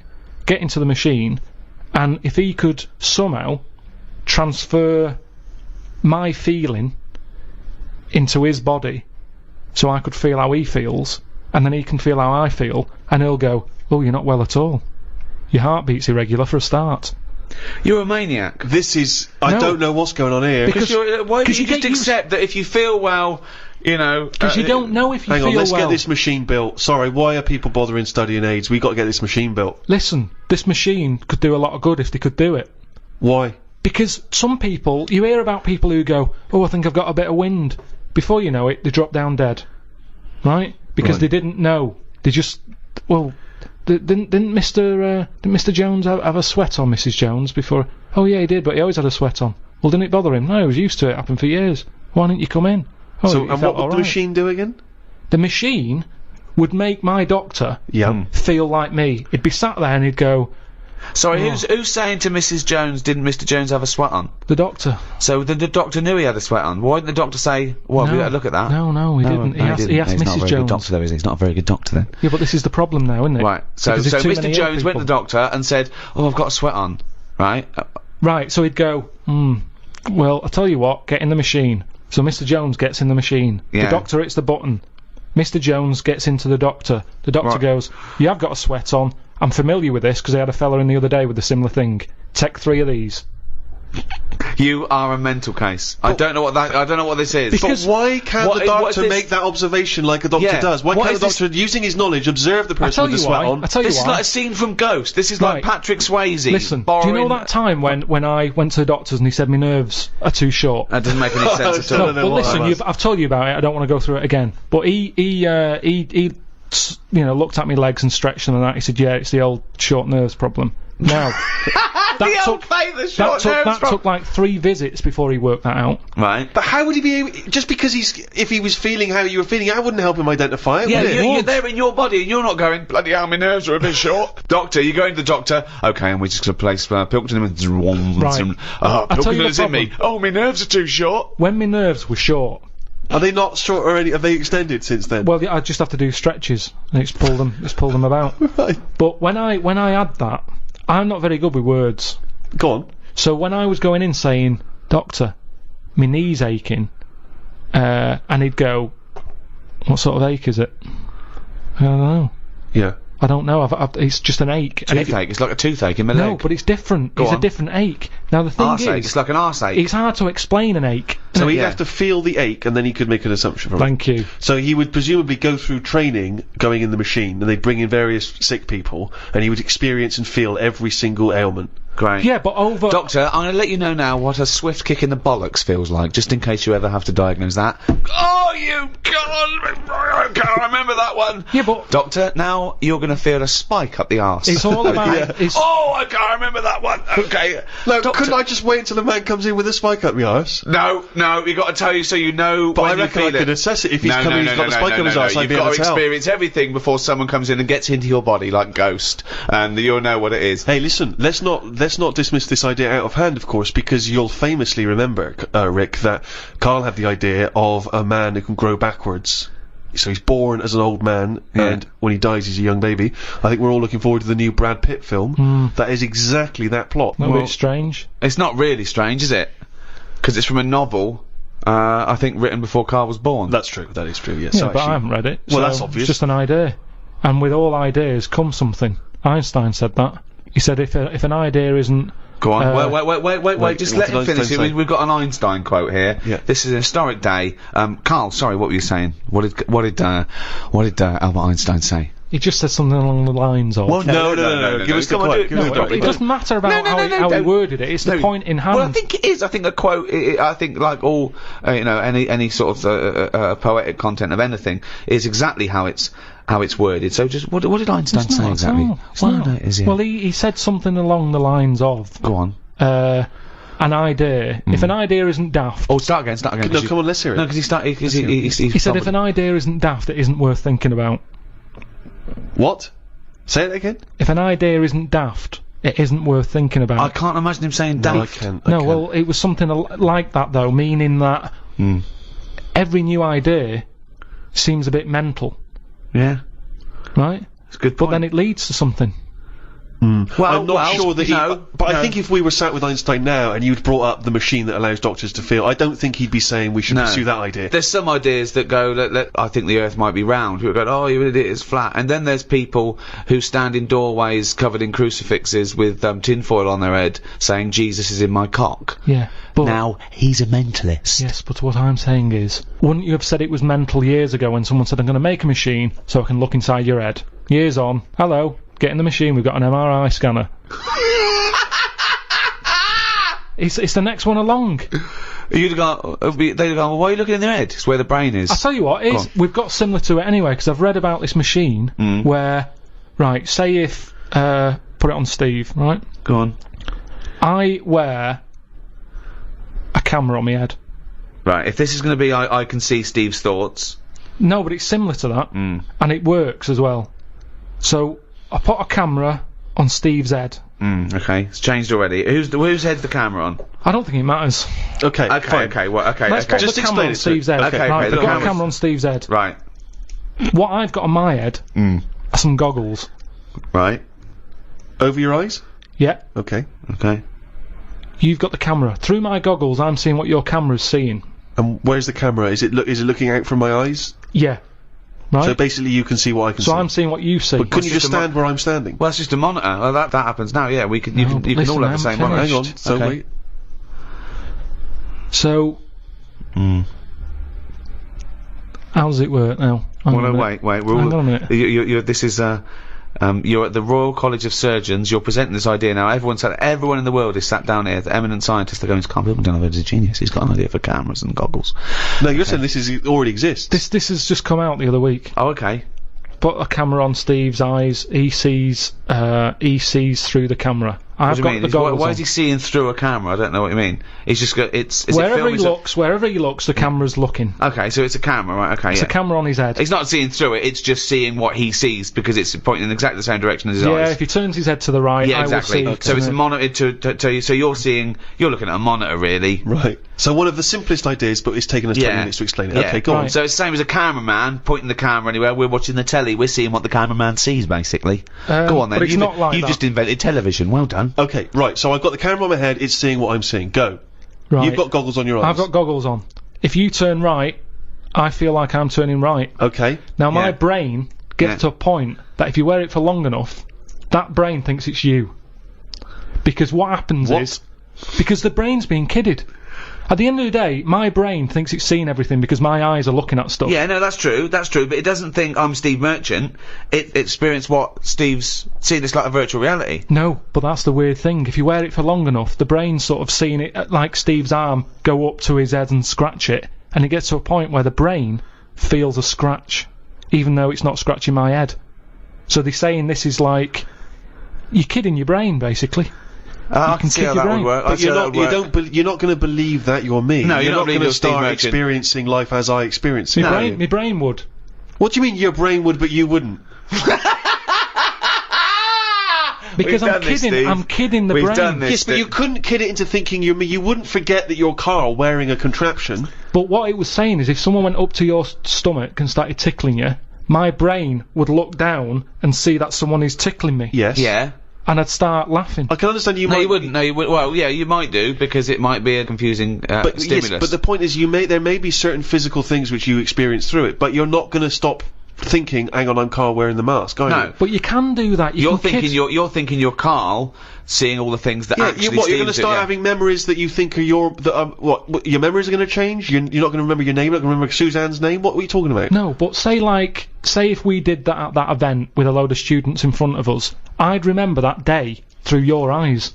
Right. So I'd be living your day. But you'd also remember that you were wearing a life. contraption. You wouldn't remember it as being, I was Steve Merchant for a day.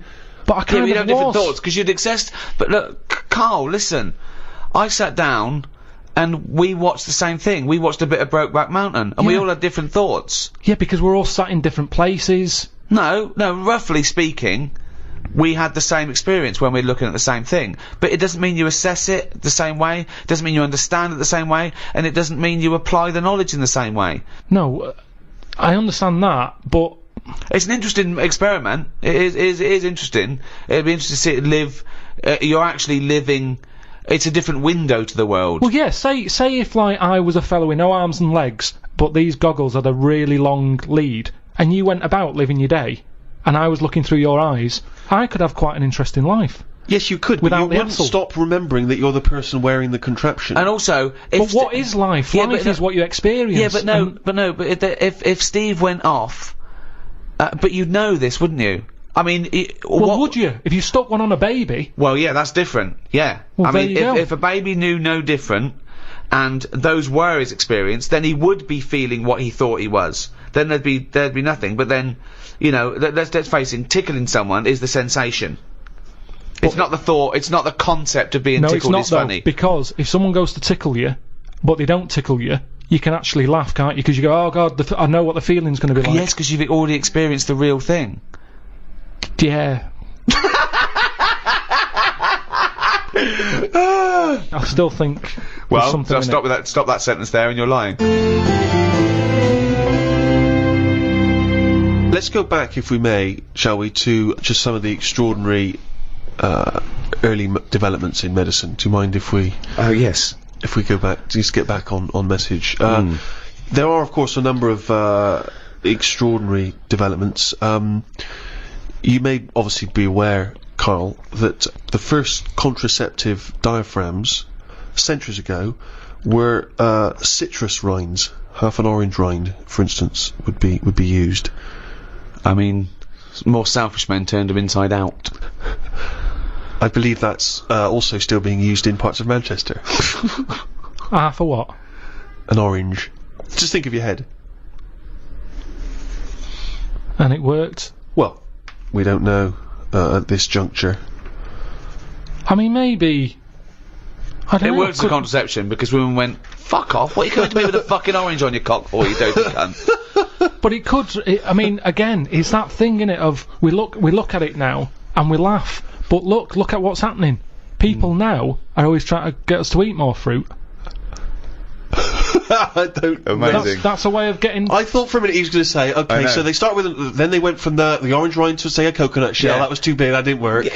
Run! Here comes Coconut John! No, don't put half a pineapple on your cock. That's insane. Yeah, that's mental. And then somewhere down the line, they finally got to contraception as we understand it. Is that? I thought that's where you're going, but no. Something about eating oranges is healthy for you. What I'm saying is, if you go into any well-known supermarket and you look at, say, some young kid who's had a kid, and you look at stuff in their shopping basket, they're not buying fruit. They're buying, you know, burgers and chips. Turkey Twizzlers. Crisps and all that. No, but they love having it away. Get some fruit in. So they definitely have fruit in the house, which at the moment, a lot of kids don't have fruit in their house. That's why they're eating Turkey Twizzlers. But the mum loves having it away. So she would have loads of fruit in. So everyone's happy. If the she kids was are using eating an fruit. orange for contraception, she would also be giving the kids. Well, you wouldn't waste so half it. the orange she'd give to the kids, and half the orange she'd stick up her fanny. Yeah, a treat for everyone. Have a bit of fruit, and she's got what she wants. Whereas at the moment, what happens? A burger's not coming in helpful for anyone.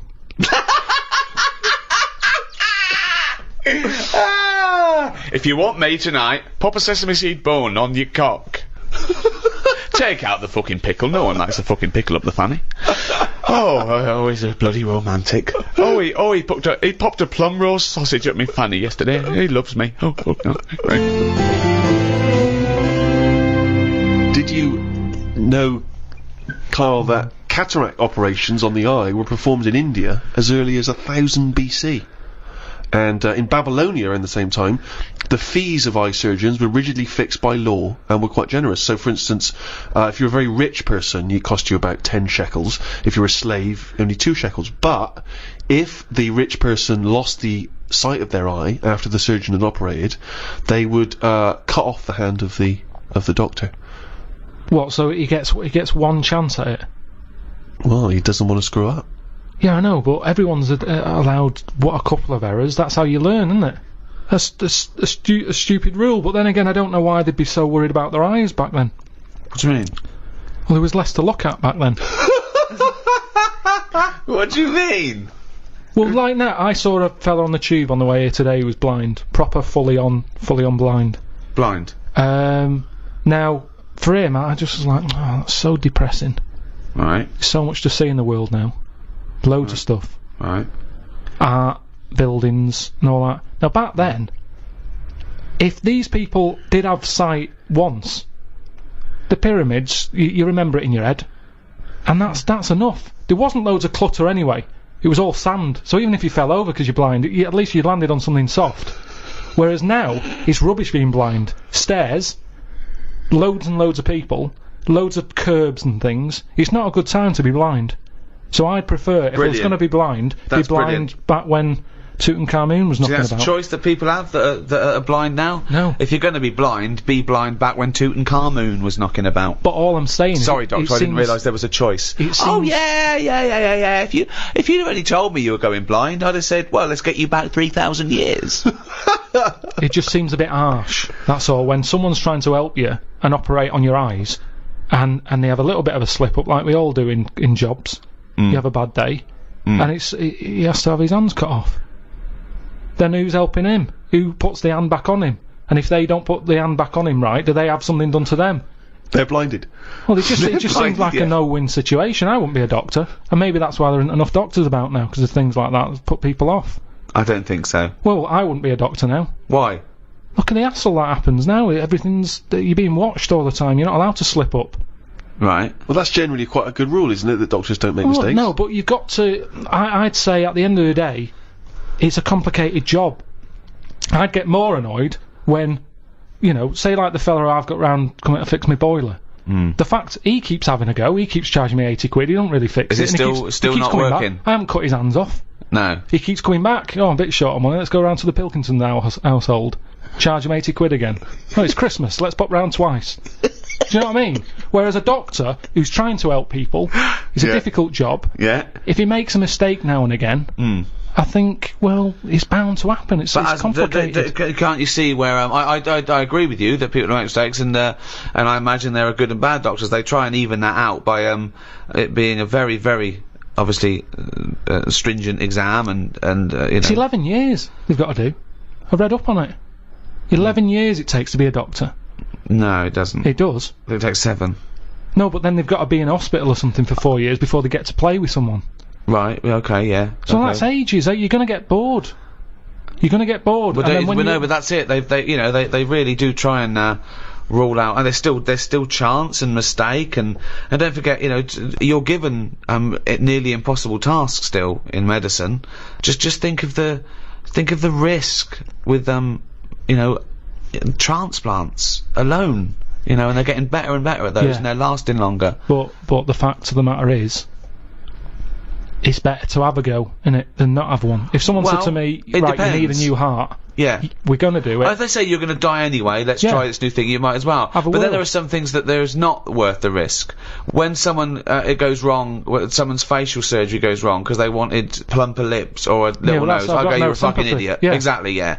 You shouldn't even be doing that. Doctors shouldn't even be allowed to do that. I don't know why. I really don't know why a doctor under a Hippocratic oath takes the risk of something going badly wrong. Sometimes general anaesthetic because they can't be bothered to fucking go for a run.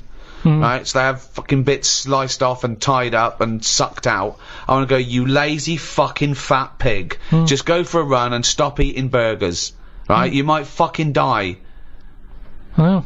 Well, Can I just stop you there, Rick? Because actually, if it weren't for a plump patient, the stethoscope would never have been invented. Well, because he couldn't hear. Yeah, the person who invented the stethoscope, Dr. René Laennec, couldn't have a very fat patient come in and couldn't hear her heart through the blubber. But then that's the sign of the problem. I mean, that's the sign of the problem, isn't it? Yeah. I mean, rather than saying, hang on, let's get a bigger chair in for her because she's got a fat arse, I'd say, well, you're not welcome here. If you can't get through the door, I'm not seeing you. I mean, if you've got a doctor who's having his hands cut off because he messed up an operation, yet fatty's coming in and getting special treatment, I wouldn't give him time of day. You see, this is what I'm saying, right? This is going right back to what I was saying at the beginning. The problem is, we've got pills for everything, and all this is doing is making people treat the body badly. Because you're going, be alright, there'll be something. It's funny, isn't it, that like these tests, they go, well, let's have a look. It's what we were talking before about weighing kids. If they can't get through the door to get to school, you don't know. If they go, I'm just going to take a sample of your stool. Actually, I don't. You're too fat. Your shit's come out like tagliatelle. Your ass is too fucking fat. Stop eating your gun. I'm going to take a sample of your stool. What, the one you fucking broke when you sat down? I just think this is the problem. You know, we can do too much, and because of this, people are going, I don't care about my body. They worry more about the plasma telly getting a scratch on it than they do about their own body. Exactly. And if we stopped giving them tablets willy-nilly, they'd have to look after the body more. Willy-nilly is one of the worst diseases in the Western world, of course. Now, medicine is the art or science of healing. And that doesn't always have to be a drug or a surgery. I mean, bedside manner has a lot to do with things, and also it's all about care as well. We mustn't just forget that some people don't need medicine; they just need help. For example, there are people that help disabled people have intercourse, where they can't, you know, maybe get on to the woman herself, and there's someone that actually helps the man put in his penis to the woman's vagina. They leave the room. What? I've never even heard of this. It's true, absolutely true. They're helpers. Yeah, no, I believe that is the case. Yeah. And that's just as needed as anything that might cure It's not. That's pleasure. Yeah, so what are you saying, because you can't walk or move, that you can't love someone and want to share that love? I'm just saying it's not a priority. Well, no, but they're going to live, they're healthy apart from their disability. I've met someone, they want to, you know, consummate this love, and someone is, helps them out and goes, well, you know, that's part of my job. No, it's not part of the job. Well, it is part of this job, because that's their job. I have never heard anyone say, oh, I've had a right day today. Why? I've been playing with Arthur's tackle all day. They don't play with Arthur's tackle, they pop Arthur's tackle in Hilda's vagina. I don't think they do. They do! How can they enjoy that? I mean, maybe once, and they'd go, that didn't work, did it? I didn't enjoy that, Hilda. No. How can they enjoy it with a nurse stood there having They don't. to do that? No, they help her in. She helps Arthur in, or he might be a male nurse. Pops Arthur in. Goes, okay, Arthur. I'll see you in a few minutes. Right, goes outside. But what's the point, though, in that? Why? Because it's all about the mood and everything. He's just stuck onto like a stag beetle clinging onto a leaf. There's no enjoyment in that. Oh, the well-known stag beetle copulating with a leaf syndrome. No, but I'm not saying... That's a well-known position in the Kama Sutra. No, he knows that, you know, I think it's a lovely act, and someone's willing to... Wouldn't you help someone in there? Definitely not. No? Definitely not. No, so the guy goes, oh, this is my wife, we're both say, well, I can't, you know, can you just pop me in, Karl? You're the you're the only person around. No, I don't think it's important. But there enough. are people... What do you mean you don't think it's important enough? I'd be happy to go round, put the washing on for them, make the bed. Do you want a cup of tea? Yeah, I'd love one. There you go. Oh, just before you go, forget it. If they asked me to do that, I'd quit. And I don't think it happens, because people wouldn't take that on for a job. You never hear about it. On Comic Relief, when they're raising money, they don't go, thanks to Midland Bank for this $100 grand, that's going to go towards Arthur getting his end away. That's ridiculous. So you would rather them not have the pleasure of each other than just help them in? No, because they'd work out some way that they could do something for each other. I want to play the guitar, my fingers aren't long enough. I've knocked it on the head. It's the same thing. If you can't do it, don't do it. So are you telling me, right, okay, supposing there's a little fella who's got no arms, no legs, right? Right. Little Bob, okay, there he is. Alright, Karl, right? He's got a friend, another little fella with no arms and no legs. Alright, Karl. Right? They love each other. Two little fellas. Two little dwarves with no arms and no legs. Okay? Lovely little fellas. They get married. Okay? Karl, you can't put my penis up my boyfriend's bottom, can you? No, I can't, no. Why not? Why not? Do you need anything else doing? No, I'm fine, yeah. No, it's weird how you can manage everything else. Well, no. I'm here to help you, everything else seems to be sorted. Well, just in the chair. Why do you need help in this department? Well, because he's over there and I'm here, and if you just pop me in and just leave No, I'm not doing that, it's not good for you. You've lost your arms and legs, you'll be losing that soon if you carry on sticking it up there.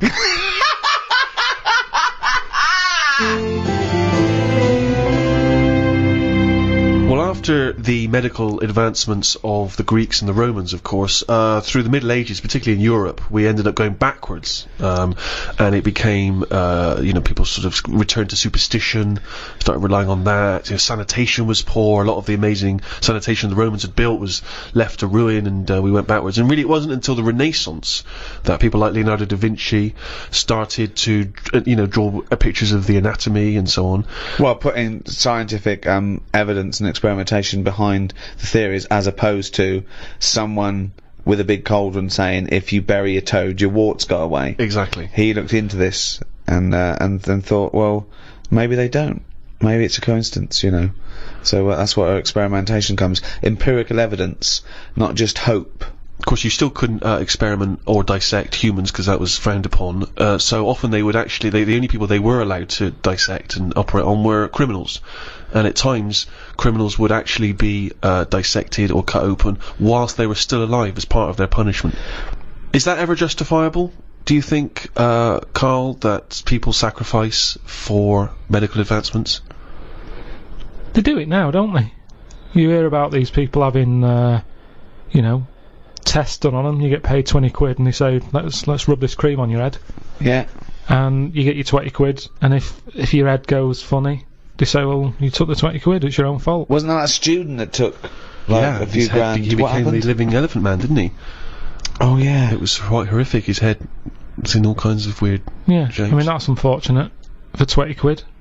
But I'd say do it on the ill people, because they've got nothing to lose. Just test it. It's, all this testing on animals and that. Well, don't test it on animals. If you've got an itch, the doctor can say, I've got this cream here. We haven't tested it. It might work. It might make it worse. Give it a go. Right.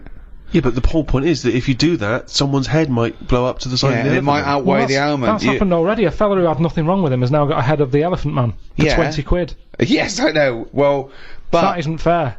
No, I know. But you're saying, you're going for athlete's foot, rub this on your feet, your bollocks fell off. Never mind, it was a chance we had to take. I mean, that's a particularly sloppy bit of medical research, that one. No, yeah. No, but say like my Auntie Nora, right? She's had everything wrong with her, right? She's had tablets that haven't been tested on anyone else. They test them on Nora. She's up for it. She's like, oh, I haven't had that. Let's have a little tester. Yeah. She loves it. But she knows that that's the case, and she's happier to give something a go than not a go. I mean, it's ridiculous, the amount of stuff. She rattles, she carries that many pills. Like a maraca. You can hear her coming. But that's the way her life is now. She's just used to the fact that if it weren't for all these tablets, she'd be dead. Yeah, but well, not necessarily. But the pills. She doesn't take pills that have been untested. She's not taking experimental pills. She's honestly, she's got so much. Well, so again, you just made that up. Then you just assumed that they haven't been tested on someone. Where'd they get them? Where'd they get these pills from that haven't been tested? Well, it's all very new. She's on a lot of new medication. That can go either way. Could this be one of the reasons why she farted for 24 hours? It could have been one of the side effects. 5 minutes. Oh, 5 minutes, was it? Yeah, that's what that's what my mum said. It's all the medication, because your body's in shock, isn't it? It's been, given all these drugs that it's not used to. Luckily, some of the pills weren't suppositories, because she'd have lost them in the great fart of 1989. I've lost all my suppositories. But that's what you do, isn't it? If you're in pain, and I mean, like, I don't know if I told you when I had kidney stones. I think you mentioned it. I was in agony.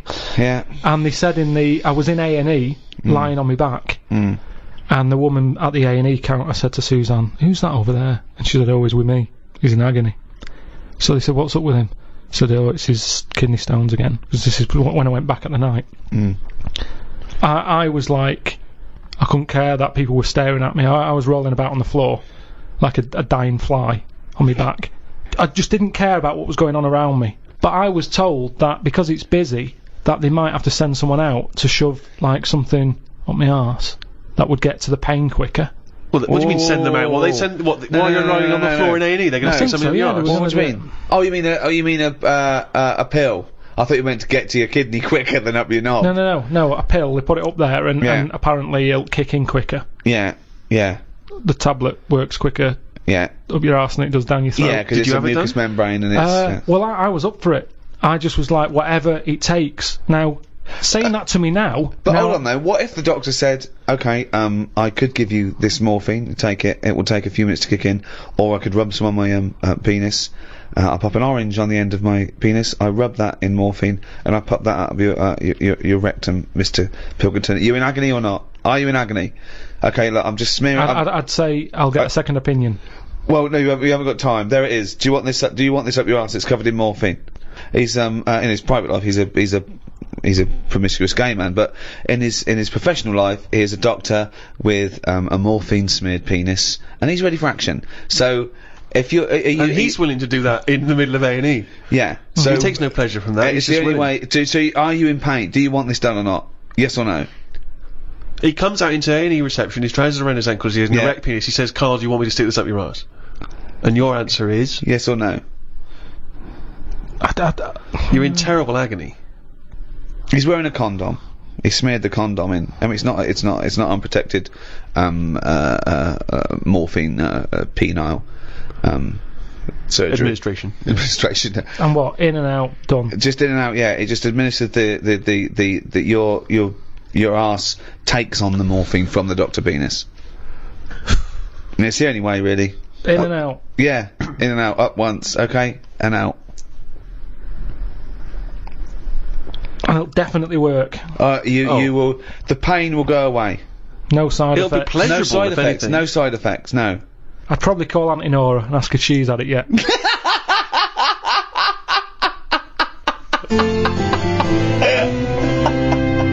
Can I just return us back to where we started from? Because in Ricky's introduction, he said that modern man, in a sense, with all the technology we have, can play God. And this is something which is huge now. A lot of ethical discussions about things like stem cell research. Should we be interfering in what should be a godly terrain? You say no straight away. Straight away, no. I think they're sort of like messing about now. I think that's the problem. We've got the tools and they like to use them. And that's what happens. I've got a sander for Christmas, and I can't wait to sand stuff. I can't even think of enough things that need sanding, but I want to use it. And not scruffy sander. And that's the problem, innit? If you've got the tools, you can't have the tools and say, pop them in the shed. Well, no, I don't want to use them. Got a new tool here. Right. Sand the shed down. That's the problem, innit? All these, medical people. That's what happened in the Hulk, innit? Yeah, well, again, I'll just say that is a work of fiction. The Hulk. Yeah, but with all fiction comes the future. Yeah. Certainly in science fiction. But the problem is, this is what I say is the problem. We can sum it up here if you like. I think it sums it up. Go on, no, this is... is it a quote from someone? Well, yeah, he is one for sound bites, and it just saves a lot of time, Karl's quotes. You don't have to study the book or anything. So let's sum it up there. We're going to end it here, but we're going to end it with this quote from Karl Pilkington. Karl, shoot me.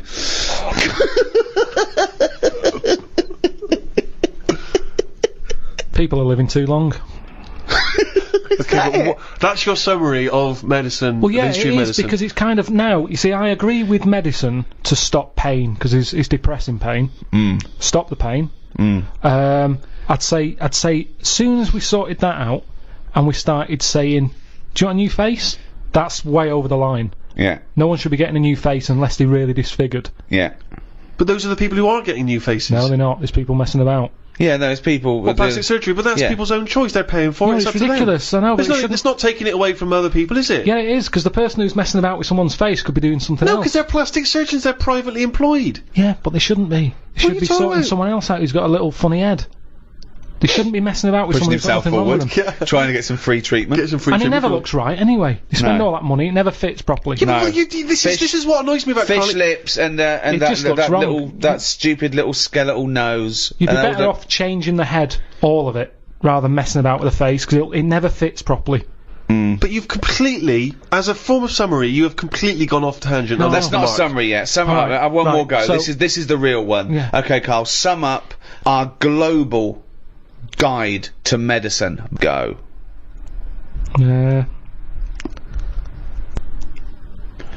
Today's cure.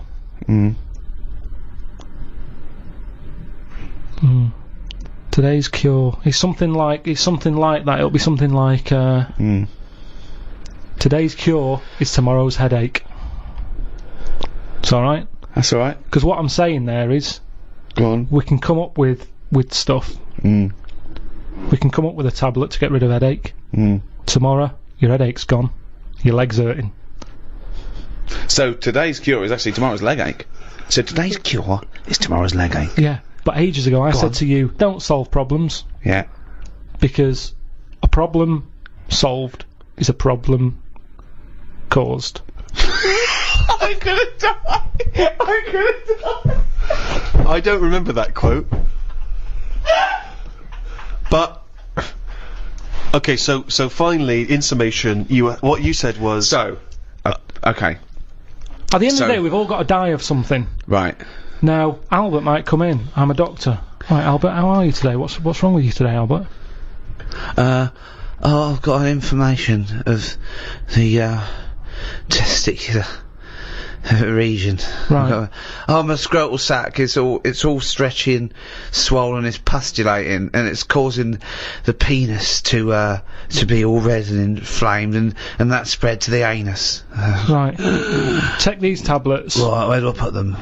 Just have them with some water after a bath. Okay, I'm not gonna have a bath. I can't have a bath of these because honestly, you see these get in a bath and they start bubbling with the. Yeah, like I say, just take the tablet. I don't know what it is, but look at it. It's like a mess. It's like quite a mass down there. I can't. Take the tablets. Take the tablets and come back. In a week's time. Let me know how it goes. Okay. Right. right. So you know let's what it is? Let's imagine that perfectly normal scenario has happened. What is your point? Right. He'll come back the week after. Yeah. The problems downstairs will be sorted. But at the end of the day, he's 76. He's going to have something else wrong with him. I do another check on you, and even though your sack is sorted, They're not quite right, to be honest. no, but he better. Well, it swings and roundabouts Yeah, because well, that's life. That's life, Albert. the penis is much more functional. The testicles are really they've lost all their skin. It's just like a bag of spaghetti just hanging on the chair. And the arse is the itchiest arse I've ever had. I've had to at some points I've got blood under my fingernails from scratching my anus. Sorry, it's not completely cured. And this is why no one wants to be a doctor anymore.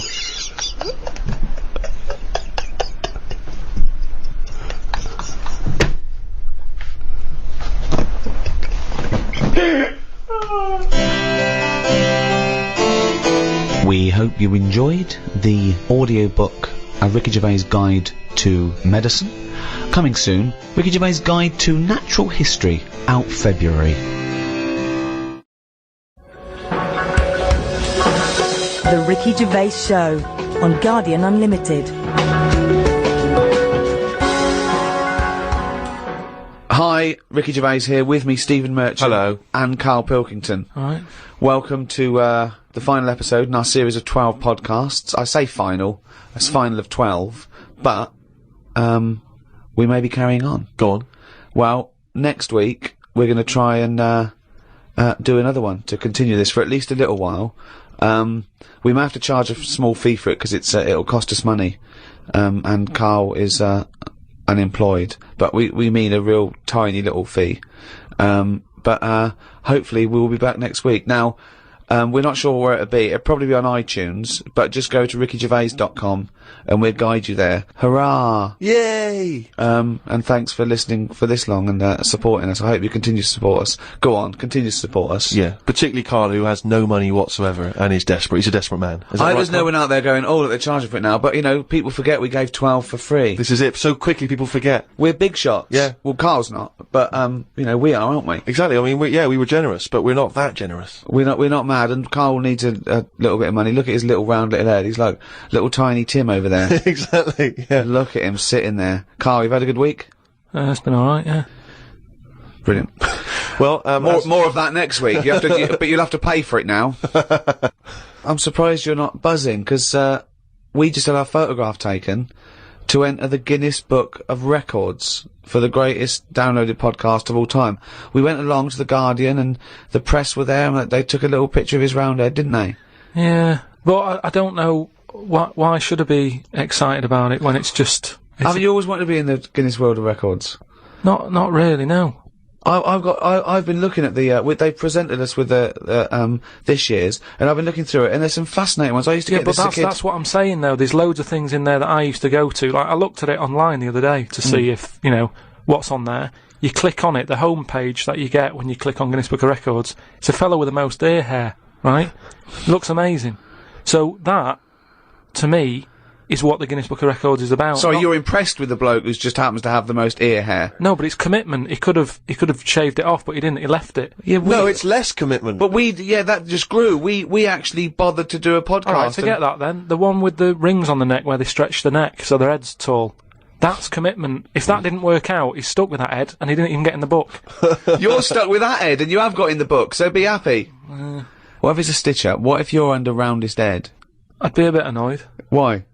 Just because I don't... I mean, have you got a choice? Say, like, the fella with, you know, the small man. Say if he's not happy about being small. He's trying to go about his life. He knows people are looking at him, pointing at him, going, look at him, he's tiny. But does he want to be in the book? Oh, I think they've got to give their consent. Have they? Because if the smallest wasn't willing to be in there, they'd go, the second smallest man is so-and-so, he was willing to be in here. Yeah, but the smallest one is Frank, and he didn't want to do it, so again, he's in it without wanting to be in it. No, but I don't know. He's got you there, Rick. I don't know if they do. I don't know if they go around. I think that you'd have to, be complicit in it for them to measure your head and say this is the roundest head on the planet Earth. Not, you know what I mean? But then what do I do with that? That's what I'm saying. Is it something you put on a CV? I don't see the point in it. Well, I think you are the fellow with the roundest head, and I think a lot of people know that. Because also, I've noticed when people ask for a picture of you, they don't say, can I have a signed picture of Karl? They say, can I have a signed picture of Karl's head? Which is a weird thing to say about a human being, isn't it? They go, look at his head. Look at his head, not look at his face. Or can I have a picture of him? They say, can I have a picture of, have you got a picture of Karl's head? Why are they allowed to mention that? And the thing is, like, we're on some sort of broadcasting medium where you don't even see me head, so it's not important. Well, I can't see your head because the mic's perfectly round and it obliterates it out like an eclipse. But what I mean is, it doesn't matter, does it? For doing what I do, it doesn't interfere in any shape or form. But the thing is, Karl, what people are fascinated with, and I've said it before, you've got a head like a fucking orange. We'll be charging for more information like that from next week.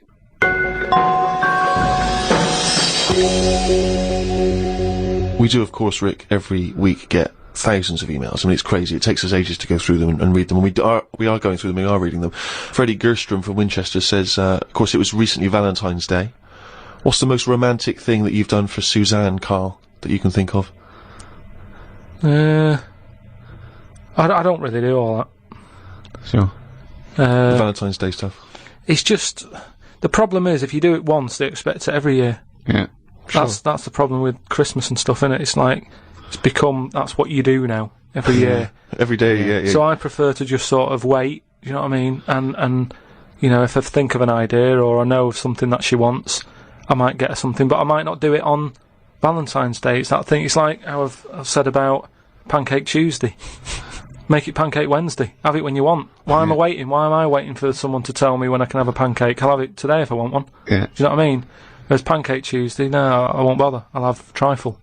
So it's the same with this. You know, with Suzanne. Luckily, right? I mean, Valentine's Day and what have you. She was ill. Luckily. So we didn't have to go out. So I'd say, is he asking for advice? Well, I suppose, yeah, certainly you may as well give it. Treat them when they deserve it. Alright. I remember, once when Suzanne was ill, she had a fever, but there was no food in the house. What did you suggest to her? She was too ill. Well, it was when we were still living in Manchester and that, and, you know, we needed to get some food in for tea and stuff. And, I said, come to the supermarket. She was like, no, I'm ill, you go. And I hate buying food. I just sort of get a bit blank when I'm looking at it. There's too much, isn't there? That's the problem. You go down all these aisles and there's just too much. So anyway, I said, no, come with me. She was like, oh, but I've got this fever, I'm hot and everything. So I said, well, come to the supermarket, you go on the frozen aisle, cool yourself down. And she did, and she said, you know, it made it worse, she was ill for another 3 days, but... How would you go about chatting up a woman in a bar? What tips could you give? I've never worked like that. It's always been like a friend of a friend and all that, and just happened to meet them. And then, you know, you have a chat, and then... How did you meet Suzanne? That was when, I was working with her, and, she gave me 20p for, the hot chocolate machine. She never asked for it back. Thought she's alright. Been there sort of 11 years, so it works. Has she ever given you that? You've never given that 20p Never back? asked for it back. And did you return the favour, perhaps on the next date? You buy her a Kit Kat or something? No, I don't think I did. I think word got out that she liked me and that. And what did I do? I think I did some work for her. Did some editing for her, to sort of show off my skills and that. Sure. And she was like, "Oh, you're good at this, aren't you?" I was like, "Yeah." And I think she got us another drink because I was doing that editing for her in my own time. So you're up on the deal, aren't you? Because I know now, I feel for a fact that you've not spent any money on her in 11 years, so you're 40p up. At least. Lawrence from New York says, I was wondering how Mr. K. Pilkington would interpret this famous saying of philosopher Ludwig Wittgenstein. The quote is, if a lion could talk, we could not understand him. Even if he's English. Yeah, if a lion could speak English, so there's no language barrier, he's speaking English words and using all the correct grammar and everything, but you wouldn't be able to understand what he was saying. Why? Because it is from a different world. His frames of reference would be so bizarre that you wouldn't be able to get a grasp on what he was talking about, because you'd have so little in common, even if he used real words. No, but he's talking English. Yeah, no, but his reference points would be just so far removed. You know, they're removed slightly when, if you saw two people talking about Kierkegaard, you'd I wouldn't understand that. Exactly.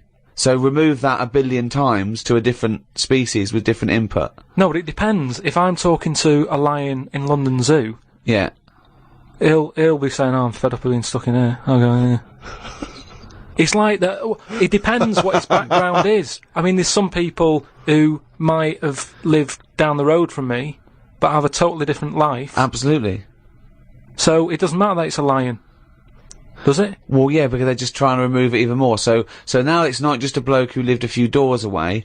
Now it's not even a bloke. Now it's not even. Yeah, but I'd pick something smaller, or something, you know, a worm without a mouth. I'd go, definitely not. What? Definitely not what? I wouldn't be having a chat with it. I just think that a worm that's underground, what's it got to offer me? It's blind and it hasn't got a mouth. It's not going to be a good day out with it, is what I'm saying. It's not going to have that much to say to me, even if it's English. Right? Even if it's English! And how can you tell if a worm is English? Does it wear a very tiny bowler hat? Oh, Christ. But do you understand? What about a jellyfish? No, you see, I think that's where you can say you wouldn't be able to have a good chat with them, because to me, the sea might as well be another world. Yeah. Right? Yeah. In a way, I think the fish sort of have more rights than us. What do you mean? Just because when whoever made the world, right? Yeah. Say, you know, we're just bigging up God, but if I was to have a go at him, I'd say you added too much water. Criticism 1 to God, right? So, how would you have changed that? Just more land. Fair enough. Now, why have fish got more rights than us? Because there's loads of them, and when you look at the amount of sea on the world, right? There's loads of that. You only have to like, you know, I was in Malaga the other week, right? And, you know, you look in the sea, there's loads of different fish, and that's just in, like, 8-foot water. If you go miles out, there's, like, all sorts of weird fish, isn't there, with, like, lights on them and everything. So, and there's just millions of different types. Yeah. Yeah. Now... But why does that mean they've got more rights than us? Just because I think, you know, rights come in numbers, don't they? If you know what I mean. Like, if there's one of you shouting, people go, oh, he's an idiot, shut up, whatever. If there's loads of you shouting, they go, oh, best listen to them, see what they've got to say. Right. And that's what I mean about fish. Yeah. There's loads of fish. Right. So... But they're not really making their voices heard, though, are they, Karl? Yeah. I know, because they're underwater. But what I mean is... I don't know what I mean.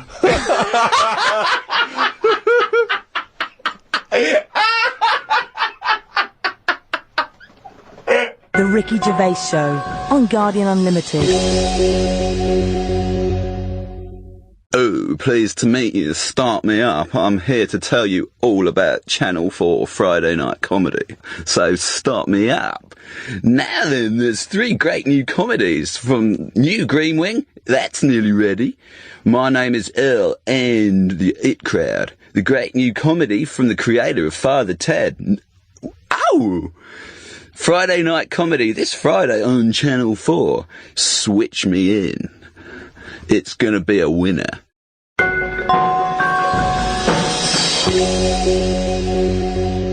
Karl, right? What do you think it's like being a crab? If you could go now, your mind, into a crab, what would you see? Where would you be? What would you be doing? What would you be thinking? What would you think of all the other things the crabs you'd see, the squids you'd see? What's it like, do you think? I want you to... It's like creative writing. Just think. Just let yourself go. Come on. It's got to be a crab. What do you think of a slug? What do you think to be a slug? What would you do if you were transported now into a slug? What would you do? And Suzanne, you're suddenly in the kitchen, but you're a slug, and Suzanne's sort of like there, just making tea and that. How do you let her know it's you? It's impossible. I'd just chuck myself into the salt pot or something. No, because what do you do? I'd hate that. That would be horrible, that. Oh, God. Have you ever read Franz Kafka's Metamorphosis? In which a man wakes up and he's turned into a giant beetle? And that's the whole story. I think it might be of interest to you. So what happened to him with the beetle? Well, I don't want to ruin it for you in case you read it. I won't be reading it, don't worry. He joined a pop group with 3 other people. He was brilliant. No, it's a really wonderful book. It's a kind of almost heartbreaking because, of course, he does, like Ricky's saying, he finds it very hard then to relate to other people, even though he still has the consciousness of a human. You know, his parents, his rest of his family, they don't know how to deal with him, you know, because he's a giant beetle. He becomes a freak, he becomes an outsider. It's terrible, you know. But hang on, though. Is he a giant beetle? Or is he... Well, yeah, that's not going to go down well, is it? That, of course, people aren't going to like you. But if it's a normal-sized one, then you just get in with the other beetles, don't you? Whereas if you're a giant... How would you do that? How would you ingratiate yourself? Right, so you're suddenly a beetle, you're Karl Pilkington, right? There's other people, they're doing their business, they're scuttling around, and you go in there, and they look at you as a new beetle. What's your first... What do you do? How do you ingratiate yourself? Well, for a bit, I wouldn't sort of barge into their house and that. I'd wait until they're out and about. And I'd like in life, right? Sort of help them out. I don't know what beetles do all day. I've never seen one doing anything. They just seem to be going from one place to another. Right. I've never seen them carrying anything. I don't know what they eat. I don't know what they do. I don't know how we've got them, right? But what I mean is, I'd watch them and I'd sort of help them out. And, I mean, you know, it's like going on a date or meeting a woman, isn't it? But what if there is Whoa, hang on, what do you mean? How is it like going on a date with a woman? Well, it's like I said about Suzanne with her hot chocolate. She bought me that, and I've gone, she's alright. Right. She gets me another one, before I know it, she's living with me. So, it's... So you're these beetles, they're scrubbing around, right? You're sort of like watching them, and then you realise that you want to mate with this female beetle. What do you do? What's your first move? Yeah, but I don't know what beetles do I? So I don't know what you do. I don't know if you go up and go, alright, what did they do? How did they get on? Whoa! It's a different world. I don't know yet, do I? Because I haven't done it. Would you feel bad, because having your own mind in this beetle, right? Would you feel bad shagging a beetle? Would you feel that was a bit sick, because you've got a human mind? Well, no, because you just close your eyes and that, wouldn't you? And go, pretend to think of something else. So, get round it that way. There's no point getting down about it, because I'm stuck now as a beetle. So you've got to get on with it. But if you're a slug, you said you'd throw yourself in the salt pot. What would you do if you were a beetle if you got depressed? And you see all the other humans. No, you see your mates, right? They're listening to the iPod. What would you do? But no, that's what I'm saying, though. Beetles are different, because they do tend to hang about with each other. A slug's always on its own. It's a lonely insect, isn't it? It's not an insect. Alright, what is it? A mollusk. Right, they're lonely. I've never seen a load of snails all together or slugs wandering about, whereas beetles seem to knock about in crowds. Yeah. So, oh god, okay, right, another one. So they're sociable creatures, and it wouldn't bother you that you've got the mind of Karl Pilkington in there? Because you can't communicate with these people, because they don't speak English, they don't have any communication with you. Yeah, but if it's happened to me, there'll be another one in there. Okay then, right, okay, what would you do, right? That's the most disgusting thing. What could it be? Well, what would you do, right, if you were suddenly a fly, right, and you were knocking around with the flies, right, and you had to land on some, Excrement? yeah, what would you do? Yeah, but I don't have to. What do you mean? You're a fly. You're But I loving it. wouldn't. No, I wouldn't be loving it, though, would I? Why? Because I'm me in that fly's head. So I don't think other flies would be going, come on, join in. I'd just be like, no, I'll wait here, wait, watch, and that. Because I don't see why they have to do that. What would you do, right, if you had to go back and you were in a, had to go put your mind in, like, an hatched egg of something. Like, maybe one of those, that a wasp was injected in a spider. So you know you're in an egg, right, which is really uncomfortable, in a spider. How would you feel about that, Karl? You're a baby wasp in the abdomen of a spider. And I know everything that I know now. I'm sat in there. Yeah. And now I'm in a spider as an unborn wasp. What the fuck am I doing here? What's going on? I don't know what I'll do there. Probably try and sleep. There's nothing else to do, though, is there? I just pray to God it never happens. The Ricky Gervais Show on Guardian Unlimited. I believe that he's written it down. Well, that's the jingle that signals it's time for more extracts from Karl's diary, and we'll lunge straight into it. Wandered down Carnaby Street. There was a happy homeless fella. I gave him £1.50. I thought of a tongue twister after giving him the money. It goes, if you can't treat a cheerful tramp, what sort of tramp can you treat? It's good, that. All Say right. it fast. If you can't treat a cheerful tramp, what sort of tramp can you treat? Yeah, good, isn't it? Good, that, yeah. You've got too much time on your hands, Karl. Learned some famous quotes to see if they are as good as my sayings. Number 1, treat every day as if it's your last. Very famous saying. Now, is that something you do, Karl? But you know, me problem with that one is that if it was your last, you wouldn't want to be doing much. That's the only problem I've got with that. I wouldn't want to, you know, go to a fairground or whatever, because you're going, oh, it's my last day, what am I going to do? And I think you'd spend so much time worrying about what you're going to do that you'd end up staying in. I think you're right. You've taken some of the poetry out of it.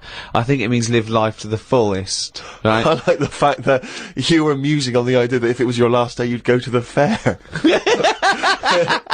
It's getting such a 19th century way of spending your final day. I know, yeah. Well, the thing is, the other thing is that, the only thing that people get depressed about in terms of sort of like, you know, life and death is, not the knowledge that they're gonna die, but more the knowledge that they know they're gonna die when they're dying. If someone told you, no one ever knows when they're gonna die, no one ever gets an illness, no one ever gets hit by a truck, everyone passes away peacefully in their sleep, dreaming they're riding a big marshmallow, right? Then you wouldn't care about anything. It wouldn't matter when, it wouldn't matter if you died tomorrow or in 30 years' time. You'd just live life to the full. You'd have it, every day would be great. You'd go out, you'd come back, you'd fall asleep. That would be amazing. There'd be no stress. There'd be no angsty, we're all gonna die stress, because it wouldn't matter. Because it would just be your life. Wouldn't it be amazing if someone guaranteed you, Karl, you're gonna die in your sleep? I'm not gonna tell you when. Yeah, but some people do, don't they? Well, exactly. Yeah, but we never want know that. we're going to, because we stress, what if we get a dreadful illness? What if we, you know... But we're almost not letting people die naturally anymore, are we? Because we're always bodging stuff up. What do you mean? Well, someone who might naturally die in the sleep aren't allowed to naturally die in the sleep because they wake them up with those electric things and get them going again and pop in a new lung or whatever whilst they're at it. That's what I'm saying. They don't just... you never hear it anymore, do you? Frank peacefully died in his sleep. No, he died on the operating table whilst we were putting in a new lung. They don't die naturally anymore. Frank died peacefully with 40,000 volts going through them and a couple of people going, clear! Clear! Rushing about today. Gotta get a lot done as I'm flying to Malaga tomorrow to see my mum and dad. Don't like flying. I'd be happy if they give you a parachute instead of a life jacket. They say Da Vinci invented the parachute as well as the helicopter. He never got round to making them though, because he only drew them on some paper. Got up at 5 AM as I had to get to Heathrow to get on the plane to see mum and dad in Malaga. Went out for a drink with a cousin who lives in Spain. Ain't seen her for 27 years. Oh, that must have been tricky, making conversation. I didn't really bother. Because where do you start? I might as well go up to anyone in the street and start having a chat. Yeah, you have to go further back than, did you want Chantal to win Big Brother? Yeah. Me dad and me talked about history. I said we shouldn't go on about things that happened ages ago because I bet something similar has happened more recently. Brilliant.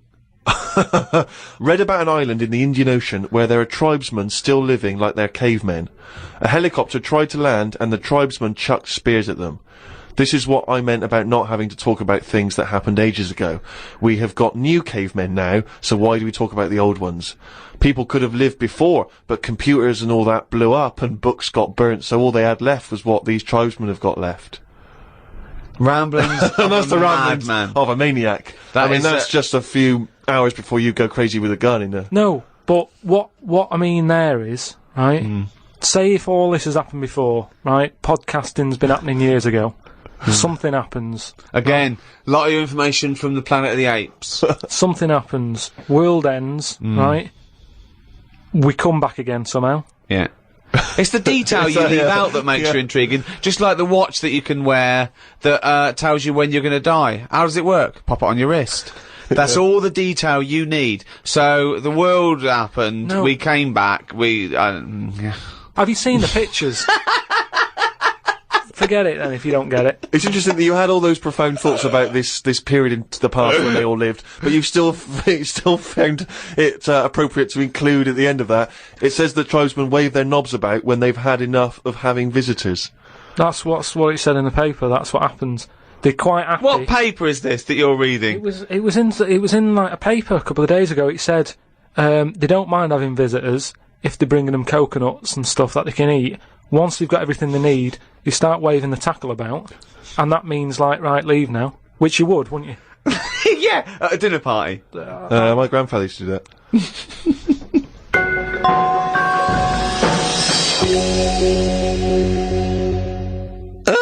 Well now, what have we here? I'm here to tell you all about Friday night comedy on Channel 4. There's 3 great comedies. Green Wing, It's Nearly Ready, My Name is Earl, and The It Crowd. The great new comedy from the creator of Father Ted. And what have we here? Jingle, jangle, jingle, jangle as it happens. Friday night comedy, this Friday on Channel 4. Switch it on. Now then, well now, the young man. Well now then, well now then, young man.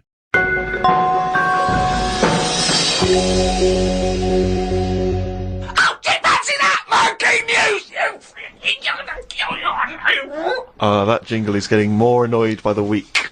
Well, this is the final Monkey News, right? I'm not doing this anymore, right? Because we've covered it all. All the Monkey News has been covered? It has. We've done loads of them. I think all the news that needs to be sort of known has been told, right? That is the end of the news. Jesus Christ. What? Get on with it. Right, do you know, in the first podcast that we did, we chatted about the monkey that went into space and stuff. So where we left So haven't you got a real new Monkey News? Well, it's an update, isn't it? I mean, is it new? Has it happened Has it happened since podcast 1? I have to pick Ricky up on the point that he thinks any of the Monkey News we've heard A, happened, and B, happened recently. It almost always happened in olden times, or ages ago. Oh, you're right. It never happened. Yeah. Right, anyway, so like I say, the first monkey news, it was about this monkey that went into space. This was the one that was fed by bananas that came out of a little chute on the spacecraft. Yeah, it went up there, did a really good job. It was taught how to press the buttons, hit the left button for a banana, you know. Right button to go right. make history and go into right and space. stuff. Right, What do I want? Not more banana. You haven't taken off yet? More banana. Oh, we shouldn't have given him a choice of banana or a change history. We should have the right button. We should have fed him before he went and only had a right button. He's at the left button again. He's just eating bananas up there. What's going on? It's costing us a fortune! Hey, little fucker. Press the right button and do something. Oh, bananas. Hey, you hit the left button again, the little fucker. So anyway, yeah, I told you, he went up there, he came back, he could never get that The high exactly, again. yeah. You know what I mean? He tried other things. I think he tried to get a band together and that. Right, so anyway, there was loads of monkeys that were signed up to this NASA program, and it was 1961 when this little monkey called Ham, that was his name, so a bit of an update, that's the same one as I talked about, his name was Ham. As well as him, there was one called Enos. He went round the world loads of times. So anyway, what I found out about it since then, Ham went up there, did the left-right business with the bananas. Enos, they didn't put as much work into the trip when he went up there, and something went wrong with the machinery. And do you know how you get a banana for the left button and all that? It's official now. There's 2 buttons in this spaceship. Banana dispenser and everything else. The right button is everything else. But it worked the other way. The machinery went weird. Oh no, really? So it meant that the right button would give him a banana. Right. The left button did everything else. Oh no. How did So that, how what? did So that what had happen, been though? taught? This is the problem with electronics, isn't it? Well, no, I don't think that's... Apparently this is the problem. But the good, I mean, honestly, look it up if you want. This is all online, by the So way. what happened when it all went haywire? What occurred? Carl, this is online, and it's bollocks. Luckily, Enos, because he'd done a few trips, Right, he so was he was like, experienced. well, I know this isn't right. As much as I love bananas, this isn't right. That was his thinking, of course it was. So anyway, so he came back. They were all like over the moon with him. He you said, know I what mean? can't work with these conditions. Good mission and everything. Well done on working it out. He sorted all that out. It moved on a few years. Armstrong's gone up there. Buzz and that other fella. They've been up there. The monkeys aren't needed anymore. But they were like, we've got all these monkeys who have done NASA training. What are we going to do with them all?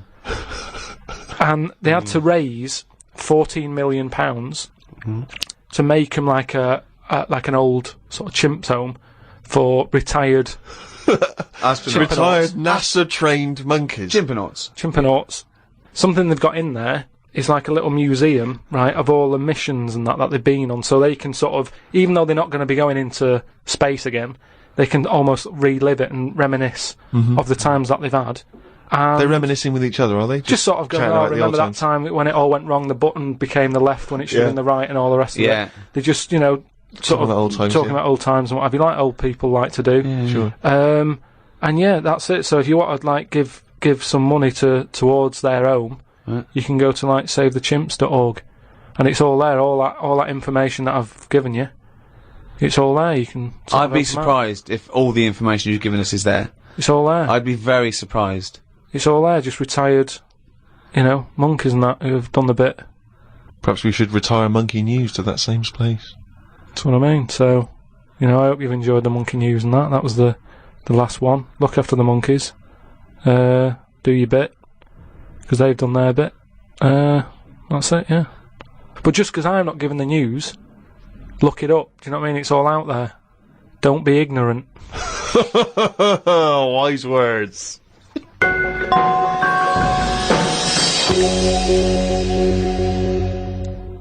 Thank you so much for listening to these 12 podcasts. I've really enjoyed it. I know Steve and Karl have.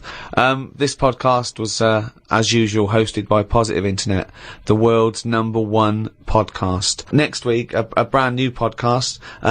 We have, as I say, we have got to charge a little bit for it because it does cost money to host. And please keep listening. It is going to be very little. And you know, Karl needs your money. If you could see what I see now, he's just looking at me with this. He just needs stuff, don't you, Karl? What do you need? What do you need? Just something more than nothing. For information on the archive of the podcasts, these last 12 shows, and for the new podcasts to come, go to rickygervais.com. You can register there. We'll send out loads of information.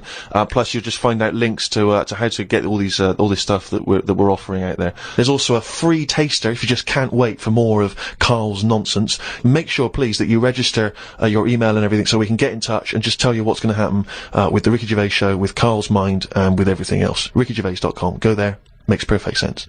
It's the end of an era, but the start of a new one. It's almost seamless, in a way, isn't it? The end and the beginning. But, Karl, what do you think about that? How things end and new things begin? Well, I suppose you've got to have an end for a beginning, so it's just a bit odd that we've got an end and having a beginning. But that's science for you. The Ricky Gervais Show on Guardian Unlimited.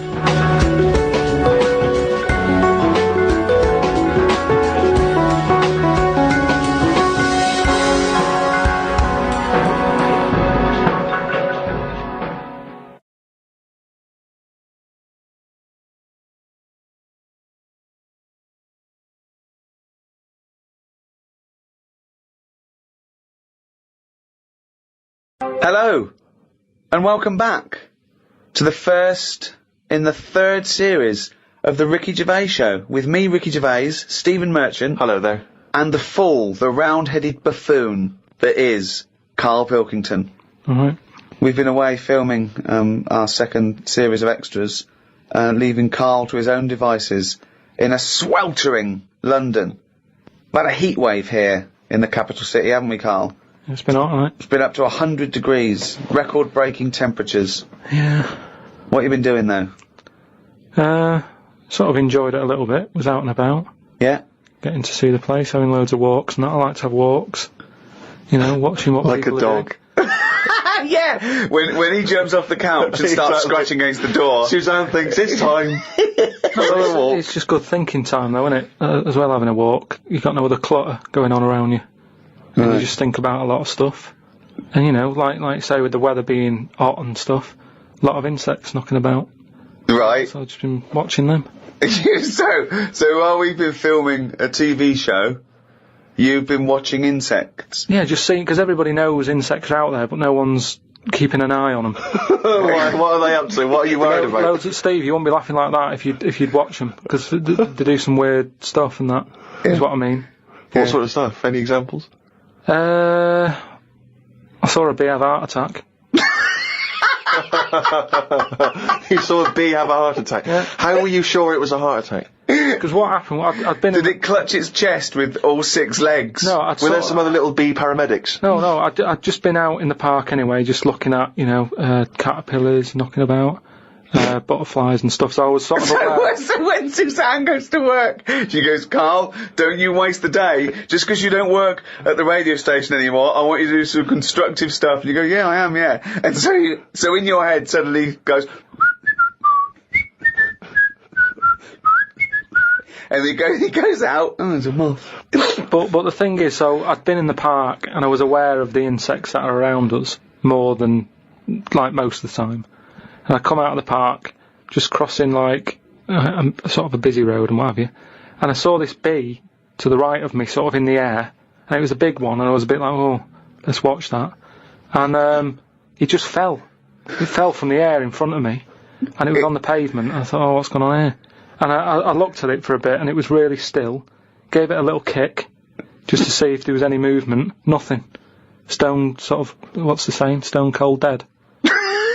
Yeah! Stone cold bee dead. So, yeah. that I like the fact that this bee suddenly saw Karl and had a heart attack. Yeah. It'd never seen anything that round before. Yeah. It just thought, it had approached him because he thought it was a sunflower. My God, it's a giant walking orange. Every dream has come true.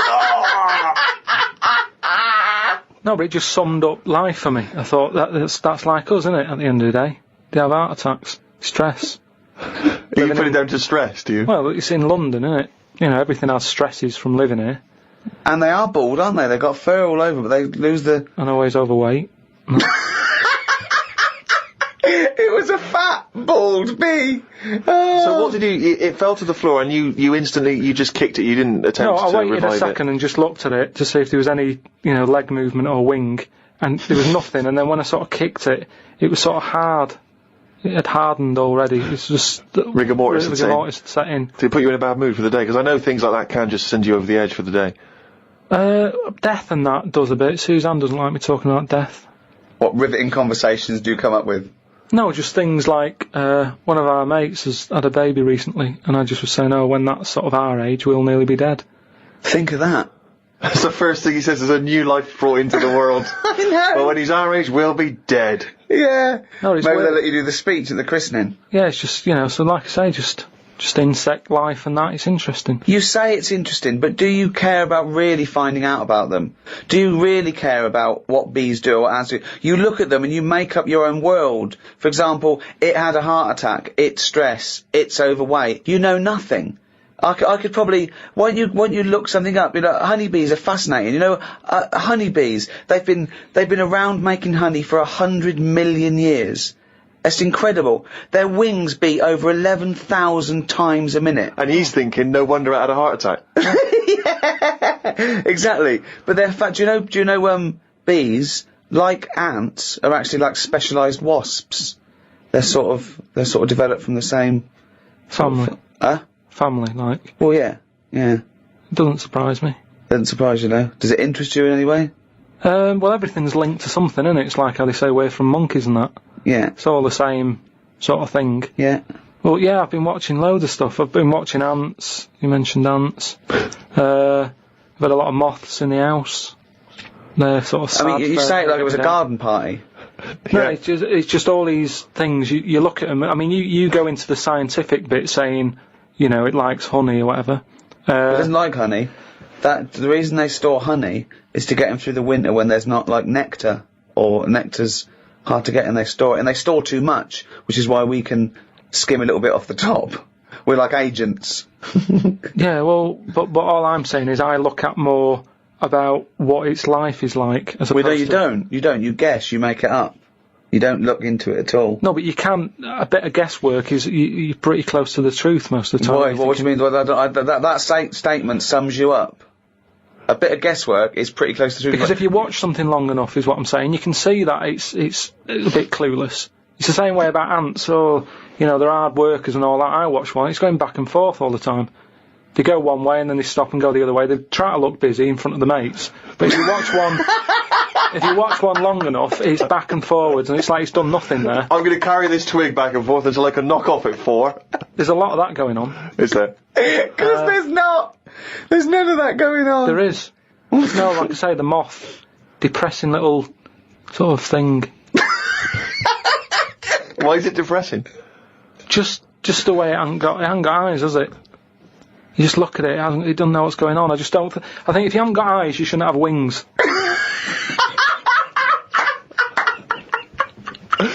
That's a rule. If we could put that into practice, please. That's a great rule. That's a fantastic rule, isn't it? Yeah. If you haven't got eyes, you shouldn't have wings. Certainly true of people thinking of becoming an air pilot.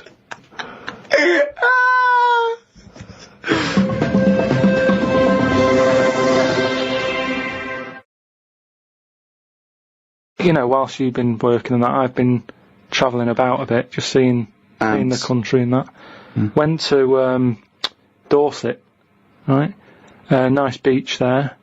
And those huts you get, like a hut on the beach, and where you get changed? You can get changed in it, but they're better than that. It's like you can put a telly in it, sofa if you want. Oh, you don't mean the Victorian changing huts? Yeah, you mean those like sort of things. It's sort of bigger than that. Yeah. And we were walking down there, and there was a really sort of big fat family in one of them. There was about 4 of them, and you could tell that they've never had a game of anything. Do you know what I mean? They just sit down there, eating ice creams, looking at the sea and what have you. And the weird thing is, the little fat kid, the youngest one, who must have been, I don't know, about 8, he was really fat to the point of you couldn't see his neck. Yeah. And he sat at the front of his mum and dad and his older sister.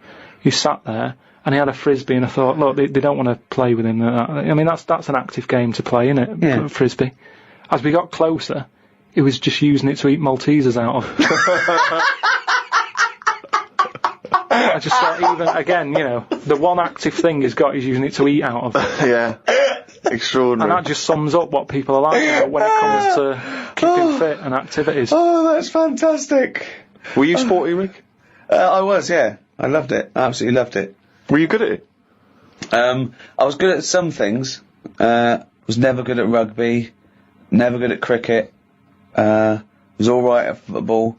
But those things were the more competitive things that were scary. So at my school, when you're surrounded by, like, people who the fun is hurting someone. Well, it's weird you say it, because I remember the first day I went to play cricket, my mum said, as I was leaving, I was really excited about playing cricket, she went, be careful. I was walking across a playing field once, a cricket ball hit me on the head, I was unconscious for 2 hours. Freaked me out. On the way to play cricket, I thought, okay, always scared of the ball, because it's obviously, as you say, rock solid. I remember a couple of seasons later, I had to play rugby for the first time. As I was leaving the house, she went, be careful with rugby. I knew a kid once broke his back playing it. I was terrified of rugby. I mean, I was terrified of it. Such a scary game. The ball came to me, I got rid of it immediately. It's mental. Yeah. I don't understand. What I remember is, I remember a teacher saying you've got to play it very carefully because you can get seriously injured, you can hurt yourself, you could be crippled for life. I remember thinking, why are we allowed to still play this game at school? I was worried about cracking heads. Yeah. And a finger in the eye. How is it not bad? That worried me all the time, a finger in the eye. But they removed the asbestos from schools in the 60s and 70s. Yeah. But rugby, it's allowed to play. It's mental. Yeah. See, I had a mate called Mark who liked playing cricket, right? And when I used to say to my mum, oh, I just want to go out with Mark and his dad to play cricket, and she never used to let me go. She'd go, oh, prefer, you know, you didn't. And I used to always think that, you know, it's because it's a dangerous sport, you can get hit on the head by the ball and it's hard, put an eye out or whatever. But it was because his dad used to drive us to the place to play cricket, and he had, his eyelids were too big. So, he used to have to sort of have his head right back.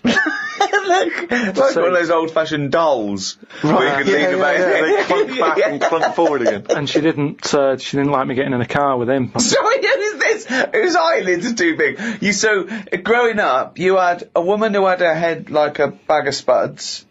I didn't know her. No, you had 2 kids at school with webbed hands and feet and big heads. Yeah. You had a pigeon chest boy. Nowadays you're walking around with insects and moths like something from James and the Giant Peach. Yeah. And you had a bloke whose eyelids were too big. One thing I've noticed, because I occasionally go to the gym, and you know those guys who work out constantly to give themselves extraordinary physiques, they're on the trip, they're on the weights, and they're really, I've noticed in the summer particularly, those guys cannot wait to get their shirts off. Yeah. Everywhere you see, they're walking around, if they've got a good torso, they are walking shirts off.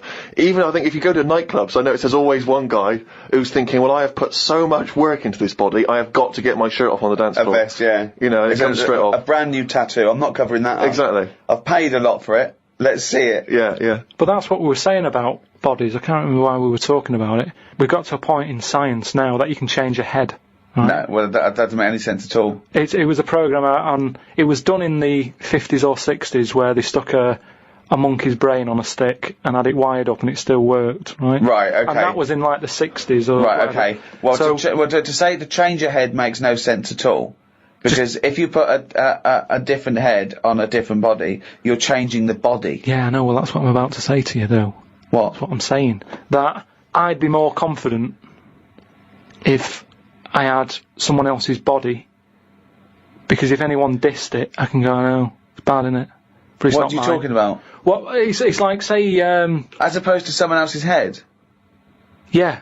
Well, What, it wouldn't be me, would it? The head is me. Well, of course it is, that's what I mean. Yeah, so the what do you head's mean? You'd be happier having someone else's body? What, than your own? What I mean is, say if you're wandering about, for some reason there's an incident, you have to take your top off and everyone's looking at you, right? And you're a bit sort of, you haven't got the muscles and that, you haven't got the six-pack. Right. Which isn't that nice anyway. I don't know why that's become a nice thing, really, seeing the insides of you.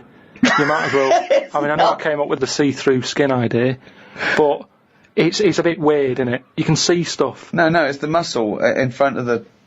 No, it's not. Sometimes it is. you can It's see not the, It's not the outline of your organs. You can't see tubes. You can see tubes and veins and stuff. Well, you can see veins. Yeah, well, I don't want to see that. That's why we've got skin over it. Well, stop looking at naked men, then. Why No, but sometimes you can't help it because it's been hot, and like you say, there's people walking about with vests on and that. So anyway, what I'm saying is, say if some incident happened, I'm walking about with my top off, Right. Girls are laughing at me, right? Why? Dunno, they might. Yeah, go on. So they wouldn't look at your body, they'd all look at your head. So what I mean is, Yeah. rewind that, right, and imagine all that happens again, but I've got someone else's body. Right. Whose body? Just some fella who's died, and my body was injured, and they said, we've got a new body in. You can Right. have it. We'll Yeah. stick your head on it. Yes. Yeah. Now, say if... They're laughing at you. they are laughing at the body, they're laughing yeah. at the body, Yeah. but at least I'd be able to sort of go, I know it's a mess, but it's not mine. At least I don't have to claim ownership. So all of this extraordinary technology that can make put one head on another person's body is so you can go, it's not my body. Oh, no. But it's not your own. I'm not being funny though. So if you have a body transplant, right, and you're there, you're at home, naked, you look down, Yeah. lovely penis and a set of testicles, Yeah. right? What do you do with them? What do you mean? What am I doing with them? Well, do you like them?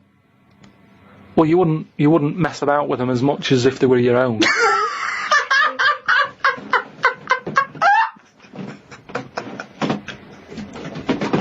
But if you did mess about with them, would you feel guilty that you were messing about with another man's testicles and penis? And it's the full body. Yeah. No, because they're not my hands either.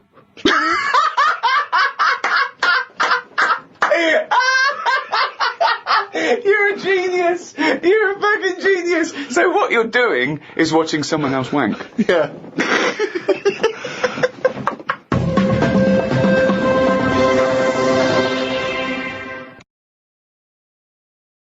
Well, one thing Karl has been doing over the past few months is writing his diary. He's kept that up.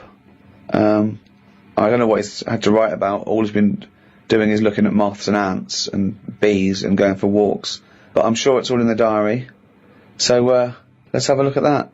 Oh, I don't believe he's only gone and written it down the... We went to the park and had a brew. Suzanne read the paper while I played with a ladybird.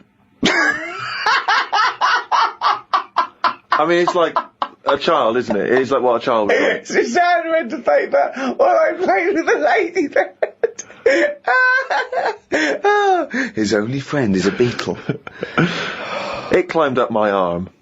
It struggled on me hairs. This is in detail then? Yeah. It kept stopping every now and then and was rubbing its head with its right arm.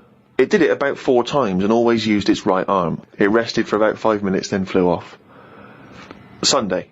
Had a bit of a to-do with Suzanne because she wanted a lion today. I ate this. Once you're awake, you should get up. I got up and put the radio on really loud. She eventually got up. I told her insects don't have lions, so we shouldn't. Why are you obsessed with insects? You must be fucking unbearable to live with. You must be a nightmare. No, I've just started, because I've watched insects a lot, I don't want to keep going on about them because we're a bit insect heavy. But at the end of the day, if we copied insects, we wouldn't go far wrong. I don't know what you mean though.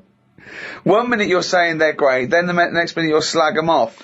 Yeah, I'll slag some of them off if I don't know what they're doing, but because I've studied them a bit longer, I just think they do You it haven't right. studied them though. He thinks he's like Darwin. But you just slagged them off again. Don't you think that insects are doing stuff? They're not. It Yeah, goes there, ants. then it goes back again. The ant was messing about, but only that one.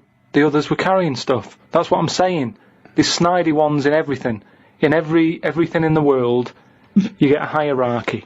Oh, long words! Ooh. The bookshelf was dusty, so Suzanne asked me to dust it if I get a minute. I ended up looking at every book. Just the spine. Yeah. Just for a few seconds each. Yeah. Didn't open them. I looked in the dictionary to see if the word dictionary would be in the dictionary.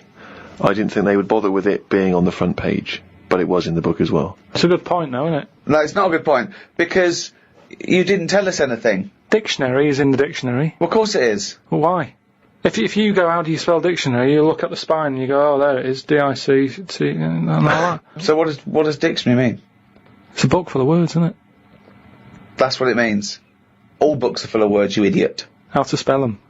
And if you don't know No, what it's it not is... how to spell them. Alright then, well... I'll just look up something. No. It's not a book full of words to tell us what... No.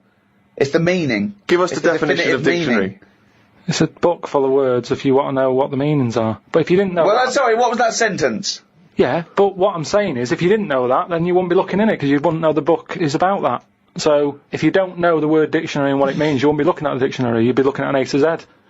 Because you Why leave it out, though? Just because there's so many words in the world, I would have thought they wanted to cram as much as they can on a page, and if dictionary is already on the front... Is that why you suddenly used the word hierarchy for the first time ever? Did you find that in there? Did you see hierarchy in the dictionary? I feel that big word has pushed out about 26 other more useful ones. Yeah, well, Suzanne's been going on about me learning another language, but I sort of think your brain has only got so much room on it. And the rest of it's filled with lard. So, if I've got to learn everything I know, again, but in a different language, it's taking up space, isn't it? You don't learn everything, oh, God. It's all storage, isn't it? But you don't have to learn it again, you don't have to learn the concepts again. You're merely learning vocabulary. Do you know how many moves there are in the human brain? You don't worry, you won't use them all up. I feel that he has reached his capacity, though. Yeah. Well, you need another sort of... You need an update. You need some more memory. Woke up to some interesting news. It's good when this happens because it sets me up for the day ahead. If it's miserable news, it affects my day. It said on the news that they have found 2 new flies. Fucking hell, more insects! What have you done? Is that all you've done this summer? Bong! Trouble in the Middle East. Bong! 2 new flies found. Ladybird climbs up arm. They were found in the UK and they were found close to each other. Maybe this happened because they were different than the other flies and weren't expected to hang about together, so that's why they knocked about with each other. That would happen, wouldn't it? What do you mean? There's 2 new flies. What do you mean? Does it mean there are 2 new flies that are a different species? Yeah, 2 new species, and they found them close to each other, right? Yeah, but they didn't mean there was one of each. No. Yeah, they did. They found 2 different ones. No, they have. Seriously, I know that. That's right. That's a fact. So you've got, like, I don't know the names of them. They give them odd names, don't they? Well, say call it A and fly B, right? Yeah. Fly A, I don't know. Say that's orange. This is just... B. Fly B, yeah. No, this is painful. No, but I'm just making it easy but for Fly B you. wears a little hat. It's got a little hat. Right, yeah, fine. Now, they found the orange one. I went, look at this over here. This is a bit weird. And they've gone, oh, that's a new species. Log it, whatever. And then the other one went, oh, keep your pen handy. Look at this one, it's got a hat on. So then they found them both within the same distance. I don't know what that sentence means. Keep going. They found them both within the same distance. But without interrupting him, let him finish this point. Let me just make one thing clear. Karl Pilkington just said they found them both within the same distance. Think of that! Don't know what it means, but go on, let him finish this point. So what I mean is, they weren't knocking about with other normal houseflies, because they were probably sort of going, oh, he's a bit weird. Leave it. Yet, because the other one was also odd, they're hanging about with each other. Don't you understand that? Why is that such an odd concept? Because you think of it as like 2 little new kids in school. Yeah. They find out they're both new and they've got something in common. They're both goths, so they start hanging out together. Yeah. And this was on the news, was it? Yeah, just on the radio, yeah. I know if I looked into that story, it would be 90% wrong. Bit tired today, because didn't get to sleep as early as I wanted due to a moth getting in the bedroom. Fuck me! I got it in a glass and looked at it for a bit and then let it go because Suzanne wanted to go to sleep. Looked up some interesting news. Some people dug up an old body in Ireland. Turns out it's well old and was here when dinosaurs were here. The really weird bit is it had hair gel in its hair. Right, what is it? A fella. Well, no, it wasn't around when dinosaurs were here then. Just a bit after. Right, fine. A lot after, yeah, go on. I think any hominid, anything that could even be linked to anything that may become man, is only about 1 million years old, and I think Homo sapien is probably only about 150,000 years old. Dinosaurs are about 150 million to 250 million. Yeah, no, it's not the age bit, that's amazing. It's the fact of, there's a fella, won't have even had shoes on his feet. Right. And yet he was worried about his hairstyle. Right, well that's definitely not true either. This is unbelievable. Well, there was a man on the radio doing poetry, says Karl in his diary. I thought I'd have a go at doing a poem about today. Not really. Steve, I'm a little bit queasy. He hasn't really written a poem. He's written a small poem. No, he hasn't really. Yes. If moths had eyes... Fuck me! Let me read the poem, okay? Oh, fuck. You wouldn't interrupt T.S. Eliot. Okay. Oh, okay. If moths had eyes, would they be happier? How do they know they're not dead? Cavemen hunting for food, but not before they style the hair on their head. What would last longer in dinosaur times? A blind man didn't stand a chance. Not with all them rocks about. I'd rather be a blind moth. Right, it may be the greatest poem Now, ever written. just dissecting it briefly, you attempt to rhyme in the first 4 lines, but abandon the rhyming system in the last 3. Is there a creative decision for that? Can we have Karl read that? By all Sorry, means, yes. just you read it as you would like to. So this is, imagine this, right? Okay, this is going out all over the world. This podcast.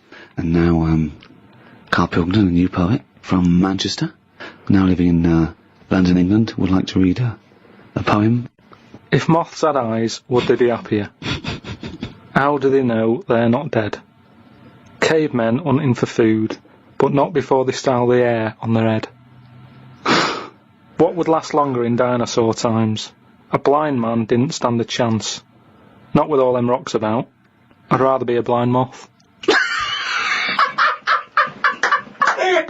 it as though the last bit was going to rhyme. He said it like it was going to rhyme. Oh, God. No, it's amazing. I think he feels as though the final line, I'd rather be a blind moth, is going to be one of those great, a summation that somehow the moth is a metaphor, the caveman. No, but there's all no I'm metaphor in that. He really does mean he'd rather be a blind moth. Yeah, well, I'm just because I've looked at the day's news. Can we always do that, Karl? Can we always find a day, right, and always sum it up in your thoughts, a poem? Just like that. I love that structure. I love that structure. If there's any English students or professors or novelists or poets listening, please email us what they thought of that poem, why it's good, why it's bad. So, give us your thoughts on that. I mean, we would love expert opinion, poets, English professors. Just email us at podcast@rickygervais.com. Now, Karl, apart from being a poet, you are an author now. You've written a book. Which surprised me and Steve, because as Steve said, we thought you'd read a book before you actually wrote one, but you've proved us wrong, and all your teachers wrong, and everyone in the world who thinks you're an idiot. It is actually a very good book. I mean, a lot of it is transcripts from, the podcasts, but you've answered some of your critics, haven't you? And you've tried to prove some of your theories. It's everything about Karl. It is like all the drawings. All the drawings. There's new stories, isn't there? I mean, there's so much effort. I can't believe it. He's been working on it for months, and it's out on the 18th of September. But you can order it now, can't you, on Amazon.com and Amazon.co.uk. What's that book called? It's called The World of Karl Pilkington.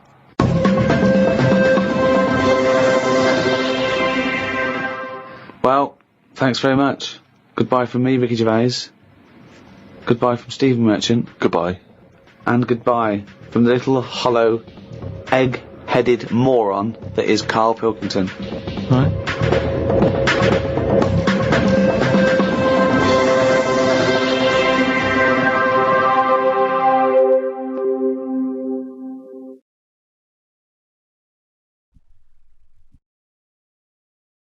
Audible hopes you've enjoyed this programme.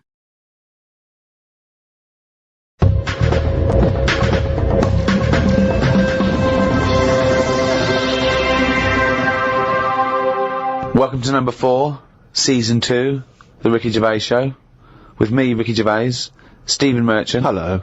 And Karl Pilkington. Right. Now, there's a lot of talk, Karl, that I bully you.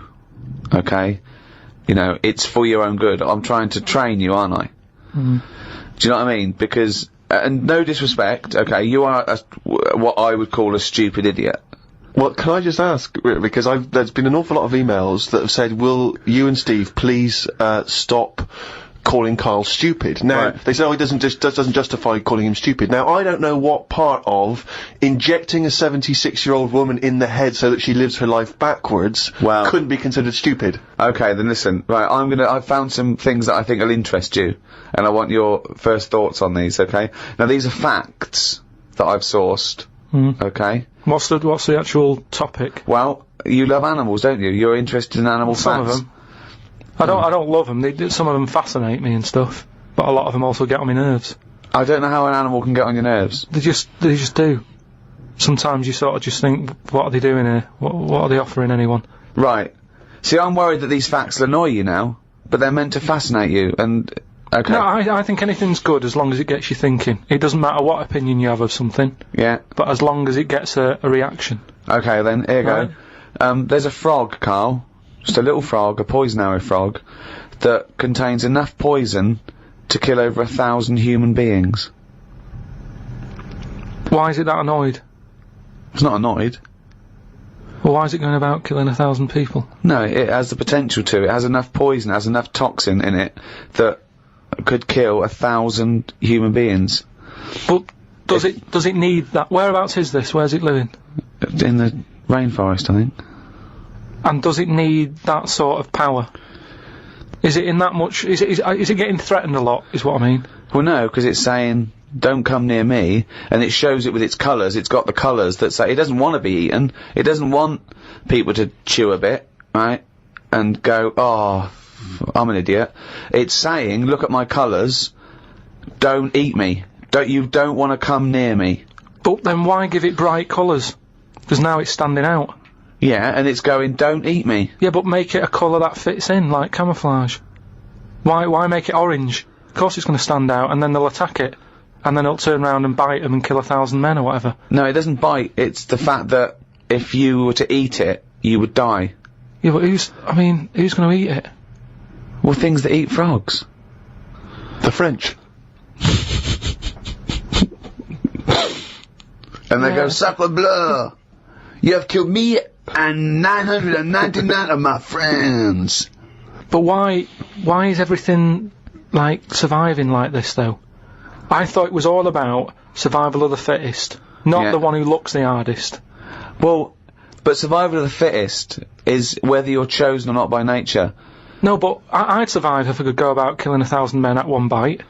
It's not fair. It doesn't bite. It's well, whatever, if it licks you or whatever. But no, look, not if it licks you, if you lick it. Well, I'm not going to lick it. It's not going to happen. I will not be licking a frog. So it's of no danger to me. So I could still kill it, and there's no chance, at no point am I going to lick a little frog's head. Not when it's alive or when it's dead.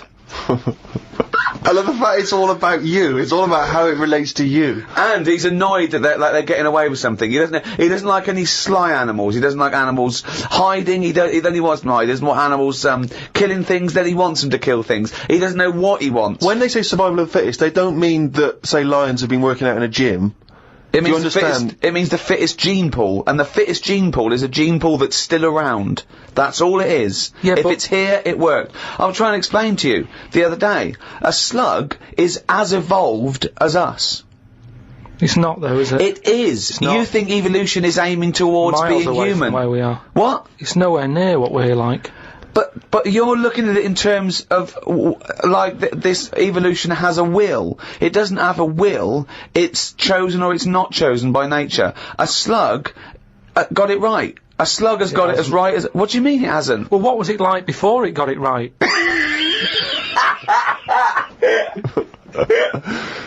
But I think you think, Karl, that evolution is moving towards some kind of super being. Perhaps we're like the most advanced so far, but that one day we'll also have wings. I agree with and that. Superman type powers. No, but something can happen in nature. There could be something like, there could be less light, there could be more light, there could be meteor storms. There could be something that happen in nature, right? An external force, which means the paradigm goes back to naught. So then something that very unlikely would be the last thing to survive. We don't know what's going to happen. I still don't think you've got the concept. It's one of the simplest concepts. It's one of the simplest models. This is why Darwin's a genius. But you think that everything, slugs, cats are all somehow their ambition is to be like us, to be human, or to have the attributes like us, that they can speak, they can talk, they can think, they can act. Only because they don't. Yeah, but I only think that because when you see people with these pets, lizards, cats, whatever, they treat them like the humans. So I think if you do that enough times, they're going to start getting familiar with certain... Planet of the Apes. No, Yeah. He's I'm thinking talking, of Planet of the Apes. Say like you with your cat, the way you talk to it, you give it a little cheeky massage and that when it's stressed out. No, you made that up that it It's was a stressed cat. out. I'm just playing with my cat, right? If anything, the cat is to de-stress me. So you're talking to your cat, Rick. Is it answering back much? How are the conversations going with your cat? Well, I have more intelligent conversations with my cat than I do with him. Yeah, here's one, right? When my gran died, right, she had this rubbish dog, right, and that's all we got left. It's like this little poodle. It was rubbish, right? Right. It was called Fluffy, and like my gran looked after it in a way that it was treated like a human.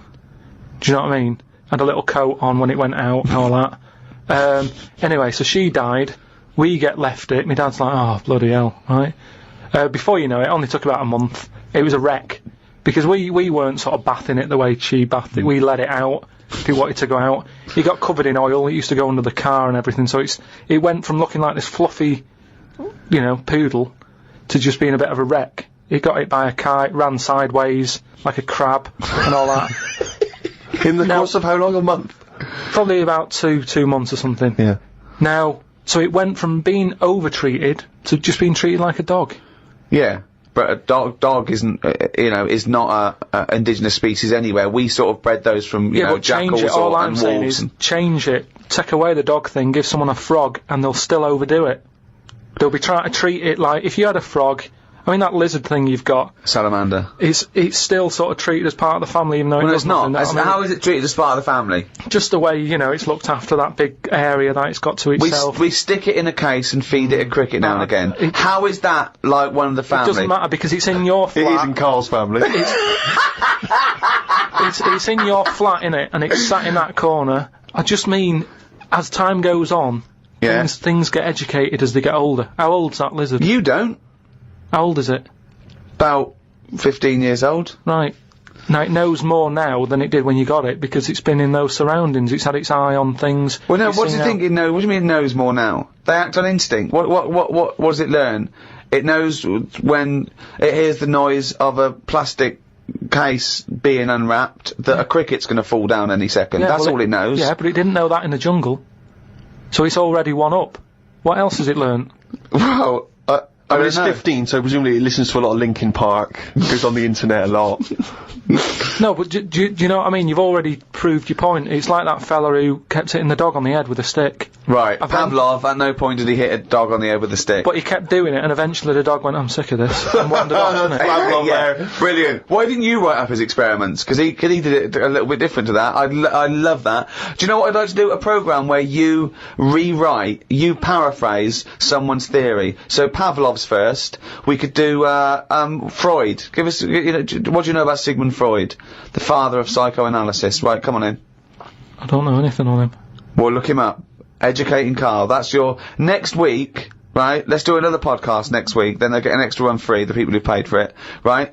We're going to hear about Sigmund Freud, okay? Here's an interesting fact. If the frog annoyed you, this might annoy you. A blind chameleon will still change colour to match its surroundings. You're aware that the chameleon can... Yeah, whatever it sits on. Yeah. But then what happens when you put one of them on a mirror? No, does it get stressed out, or what? What's it copying? Well, it probably doesn't need to copy anything, because it looks at itself and it goes, oh, look, looks like that. It's brilliant. God, that was fast. That's the fastest I've ever done that. That is brilliant. So they can go any colour, there's nothing, you can put them on anything, and they'll go to the thing. I don't want you to have a chameleon, because you'd just be trying to see what it could and couldn't Try and do. catch it out. I know, yeah. Pop it on some tartan. But again, say like the frog thing, right? Pop it on the telly. Yeah. Couldn't do it fast enough. Why does the chameleon need that skill of copying a colour? Because at the end of the day, that lizard, chameleon, whatever, that's mainly sticking in the woods, isn't it? by trees, by grass. Right.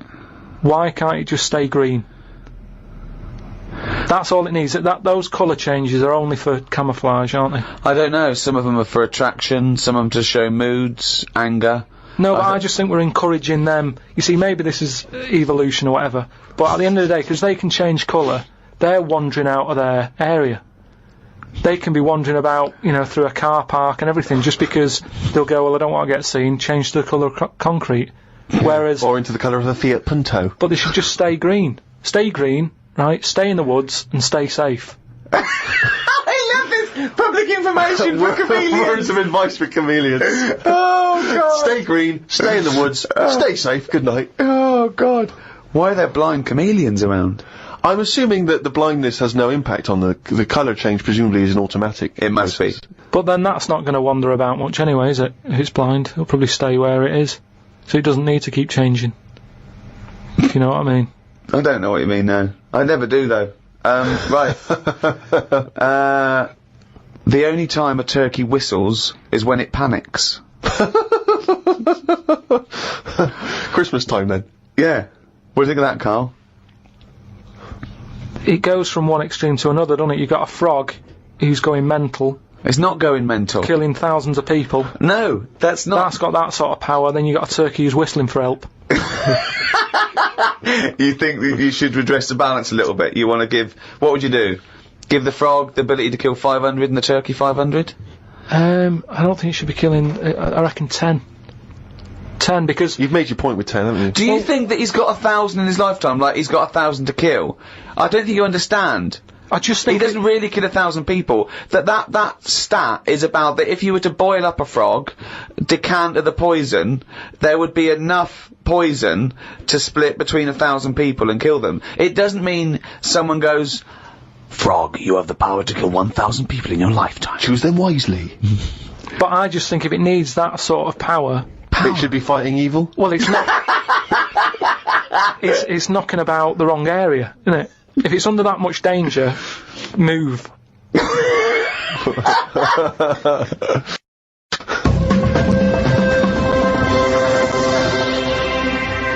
As ever, thanks very much indeed for all of your emails. podcast@rickygervais.com. It's lovely to hear your feedback. Many of them obviously responding to the inanity that Karl has spouted over the various shows. And a lot of people just want your opinion on things. They just throw things at you. They just want to know what you make of them. Right. For instance, are you familiar with multiple dimensions? The idea of multiple dimensions? Go on. Well, you know, there are theories which state that we are just in one of an infinite number of dimensions. And in all of those other dimensions, every possible variation that you could imagine exists. So there is a Karl in one of those other dimensions that's both man and woman. There is a Karl that's got hair. There is a Karl that's got a penis growing out of his face. There is every conceivable Karl. And this is a scientific theory, not science fiction. It's a scientific theory. Is it a planet? No, it's a multiple dimension. It's another dimension that exists in parallel with the dimension we are living in now.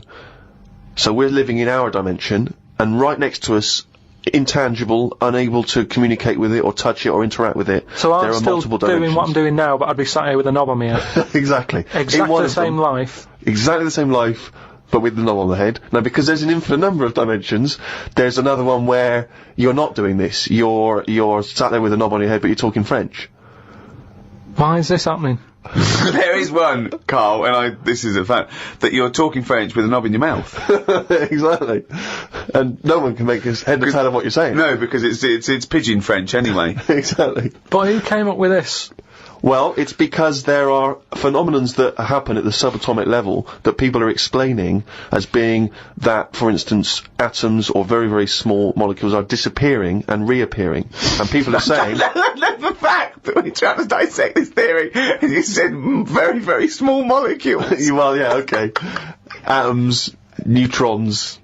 And is there anything that we look at on this planet that we go, that's weird, but it would fit in normal in another dimension? It's just so happened... I think no, but say like the Elephant Man. Yeah. Was he alright, but he was just in the wrong dimension? I love this! Well, it's an interesting thought. I mean, of course, there is one dimension that where you are the ruler of the world, and everyone thinks you are a genius. Yeah. I'd hate that though. I just don't understand why we're worrying about this though. No, nor do I. Well, we're not worrying about it. Well, they are, because scientists and that sat in a room somewhere going, what's going on? What's happening in the other dimension? But we can't get to it, can we? So that's why I don't worry about it. I agree with Karl. It's largely pointless. It's academic. It's like when a person does philosophy, and the first lecture he ever goes to, he comes out and he goes in the student union. He goes up to someone who's doing English or science and goes, "Oh, you're right, mate. That table's not there." They go, "What?" They go, "The table's not there." He goes, "What? How do you notice?" They go, "What? What are you talking about? The table's not there." They go, "Isn't it there? Can you feel that? Is it there or not?" And his beret falls off. Yeah, it doesn't. It's not a big chat up line as well when you've got a little bit of philosophy and you try to spout off. Because of course I told you before, haven't I, when I was doing a school play, and there was a girl and I was trying to crack onto her, but I was going through my sort of fifth form phase of sort of reading Catcher in the Rye and all the rest of it, rebelling against the system, and I thought, well, she's gonna find me appealing if she realises how smart I am. So Can I just ask you one thing? Yeah. Is this before or after the phase when you thought a bow tie would sort you out? This was before the bow tie phase. Yeah. There was a phase, I should say, for new listeners, where I, for about 6 months, wore a bow tie because I thought it made me look sort of like I was from a Jeeves and Wooster book. And I thought that was very urbane and sophisticated. But, yeah, we're doing the school play, and, there was one point where everyone was hanging out in one of the rooms, music rooms, getting changed, joking, laughing, cracking onto each other, right? I was sat in the room next door, empty room, on my own, right? Reading Zen and the Art of Motorcycle Maintenance, the, sort of, kind of, populist philosophy book from the 70s. Just sat reading that, in the hope that she would, walk in the room, see me, think, my God, he's obviously wise, and presumably, get off with me. Must have sat there for about an hour and a half before anyone came in. And, she came in eventually, and, I thought, ding dong, this is it. She came in and said, "Have you seen Martin Wells?" I said, "I think he might be next door." She disappeared again. I gave her another 15 minutes on the hope that she'd come back. She didn't. Wait in the next room, she was getting off with Martin Wells. Oh no. Because he'd been dancing around with no trousers on. So, all I'll say is, there's a valuable lesson learned. I think this was the same girl. I was at a party once, and I was this girl, I was trying to impress her, and, someone lit some joss sticks. Just gonna give it a kind of hippie vibe, right? And I didn't know what joss sticks were. I thought they were some kind of drug, like cannabis. So these joss sticks are like, and I started going, because I thought we were all supposed to be getting high on these joss sticks. I started going, whoa. Oh man, these joss sticks they're really doing me in, man. And everyone said, "What do you mean?" I went, "Oh, they're good stuff. This is good shit." And they said, "What do you mean, joss sticks? They're not drugs, they're just an incense." And I went, "Yeah, I know, I'm just saying they smell great, is what I'm saying." Meanwhile, Martin Wells on the table, trousers down, everyone just throwing in money. Yeah, exactly. Oh. I don't know if it was, there was another party where I don't think it was the same girl, but there's inevitably a girl there that I'm trying to, impress.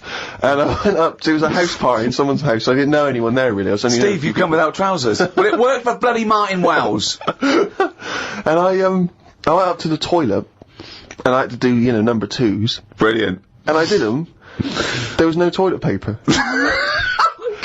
At the party. And I was like, and I was scrabbling around in this bathroom thinking, what can I use? There was nothing. And I was thinking, oh God, what can I do? And, as I recall in the end, I couldn't make anyone hear. I didn't want to sort of go out into the hall and stuff. So I had to shout out the window into the garden where everyone was. No! Yeah. And someone had to come and bring me some. And, once again, it didn't... Well, I wish I'd fucking had Zen in the Art of Motorcycle Maintenance, then I could have ripped some fucking pages out and wiped my arse. Oh, chimpanzee's that? He's gone and written it down again. That's the ever-changing jingle for Karl's diary, excerpts of which we like to read each week. Suzanne said today can be my day because she has been a bit of a pain with her illness and that. So she said I can do what I want today. We went for a walk around Green Park. Loads of tourists were about looking at the Queen's house. She was in because the flag was up. I wouldn't want to live there. Why wouldn't you want to live there? Just because it's right in the centre of town? It's just not in a good place, is it? It's got a roundabout outside and that. Really busy. It's pretty good. I went for a pee in the toilets. When I came out, a pigeon had shat on Suzanne's coat. She was in a bit of a mood about it. A bird shat on my ear once. I left it for about 10 to 15 minutes until I got home. I washed it off, and in that 10 to 15 minutes, it had corroded me ear. Yeah, he's had a lot of problem with ears. He told me the other day, he got up, washed, had a bath, had some breakfast, went to the shops to get a newspaper and had a chat with a woman in the corner shop, got home, pottering around, looked in the mirror, he had a cotton bud sticking out of his ear. He went, what annoyed me was she didn't say anything. Like it's her responsibility. Yeah. No, but she knows me well enough to sort of, you know, go, you know you got a cotton bud in your ear. No, she knows you well enough to go, Karl's got a cotton bud in his ear, I've seen worse. When you've got a cotton bud in your ear, what interrupted I think Suzanne called or my dad called or something, and then because I was running a little bit late because I'd been talking to them, the earbud was in, I just popped my coat on and went to the shop. Karl, you got a toothbrush in your mouth. Oh. Walked through Covent Garden. There were 5 of them mimes knocking about. I don't understand why people take pictures of mimes. Everyone looks like a mime in a picture. That's so true. That's really true. If the point is they're staying still, if that's their skill, a picture won't tell that story. That's absolutely true. My dad took the cat to be put down today because it kept bumping into things since losing its sight. My mum said she's not going to get another one. She said the parrot is looking worried as it's seen the budgie and the cat go in the space of 3 months. Your mum said the parrot's looking worried. What happened to the cat then? It gets into a lot of fights. It lost one eye, and then it got into another fight and lost another. Oh, and it was just walking around bumping into stuff. I mean, the vet sort of said, oh, we can do stuff to keep it alive and all that, but it's a bit out of order, isn't it? Because it costs a fortune, they shouldn't tell you. But Mum and Dad can't afford to have eyes put on it and stuff. No, you can't have eyes put on a cat anyway. No, but they said, oh, we can do something here. We can have its eyes sorted out. But I don't think you should be allowed cats. Why? Not the Pilkington family. Why not? Well, they have keep good dying. lives. Yeah, I know, but they have good lives whilst they're still knocking about. It's just that we get through them. It's a good job you're not going to have kids. Oh, God almighty. I can't believe it. The cat that kept throwing up. So his mum shaved it. Unbelievable. Dry wipe cat. A mate sent me a story on email about a bloke in China who has this weird illness that means he can't have his picture taken.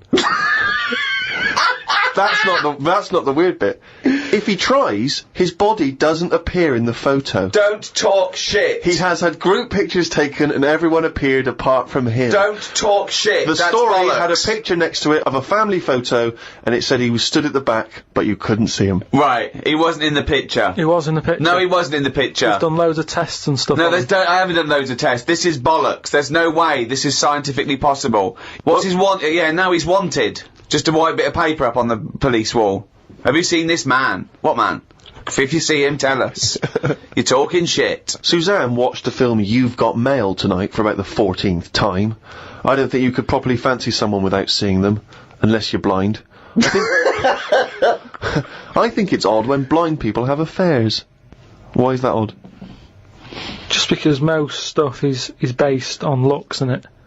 So you think once they've found someone, they're happy with them. Stick with them. But no, it's not true. I mean, most things are based on looks. What I mean is when you first like meet someone and that. Well, then initially it's only looks because you don't know them. So that's what I'm saying. But that's a ridiculous thing to say, isn't it? Well, no, it's just what I think. I'm not saying that's like fact or anything. I'm just thinking if you're blind, why mess about? You're still basing on it if it's only looks that people find. What? Yeah, I'm just saying, so why is a blind person messing about having an affair? Because I'm saying that, presumably that blind person isn't basing anything on looks.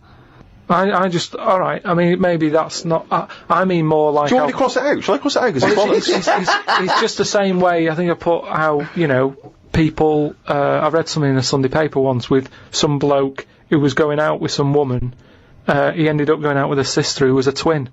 If you're gonna have a change, have a change.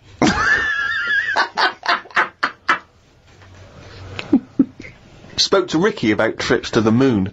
He was up for going just to see what the world looks like. I came up with the idea of a giant mirror on the moon that would reflect the world back. He had a few questions, but I had the answers. Yeah. He changed the subject, I won. Right. My first question was, how would you get it up there? He said bit by bit. That'd be a good mirror then, wouldn't it? I said, how big would it be? He went, you'd still need a telescope. I said, how would you get it on the right side of the moon, always facing the right? He went, what? He went, does the moon move then? I went, yes. And if we don't like the mirror on the moon, we can always wallpaper over it. It's Suzanne's birthday tomorrow, so I've got to get her something. I sometimes think it would be best if we didn't celebrate birthdays. I think people would live a bit longer if they didn't know how old they were. Age puts restrictions on things. She said something about wanting one of them posh badges to put on her coat. I will look for one later. I love the fact that around the time that you've got to buy Suzanne her birthday present, you think that birthday presents are a bad idea. Got up early, it's Suzanne's birthday, gave her the card and present. She was well happy with her posh badge. She wore it to work. It's quite nice to hear a moment where she was actually happy for once in your company. They always say when you get someone a present, you should buy them something they wouldn't buy themselves. Daft rule. I want something I would buy myself if I had the money. When I was young, me Auntie Nora got me a present I wouldn't buy myself. It was a t-shirt with her face on.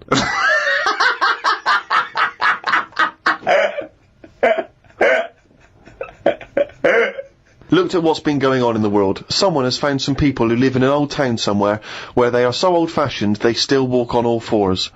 There is a picture of them and they use shoes on their hands. That's not old-fashioned. Why is that old-fashioned? That's some kind of regressive evolution. Yeah. Really old-fashioned. Yeah.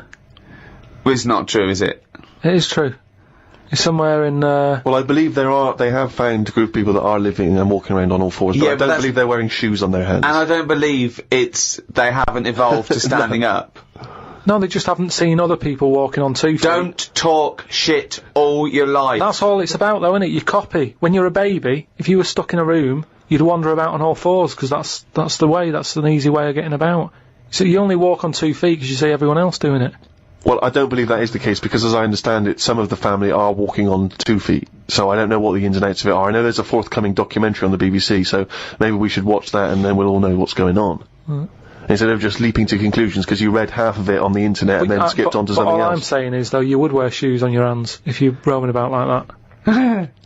So you just confessed there that you leapt from fact to fiction, did you, in the space of one diary entry? It's just that I saw a little picture. And you assumed that they'd be wearing shoes on their feet? If they've got shoes on their feet, they might as well have them on their hands, because their hands are doing the same as the feet. If you're not going to wear them on your hands, don't put them on your feet then. I'm beginning to think some monkey news was bollocks. Treated Suzanne to her tea, went and got her a curry from the shop opposite. While I waited for the food, I read a story in the Metro newspaper about an alien gang that kept appearing in someone's garden. The bloke moved, but when he used to pass the house at night, he would still see the aliens knocking about, hiding underneath his old shed. There was other alien stuff, but I had to go as the food was ready. Brilliant. Yeah, it's a bit annoying, that. Yeah, load of bollocks again. Well, good. More, drivel from Karl's diary next week. Right. Rogbusters. Quick. Right then, so last week gave you some initials, again, of artist or a band. Quick. Cryptic clue and that. Yeah. The first one I gave you, the initials were ND. Yeah. That Jamaican fella, he doesn't want anything. Right? So you got to think about the accent there. Yeah. He doesn't want anything, so he's not sort of demanding anything. Okay. No sort of demand, nil demand.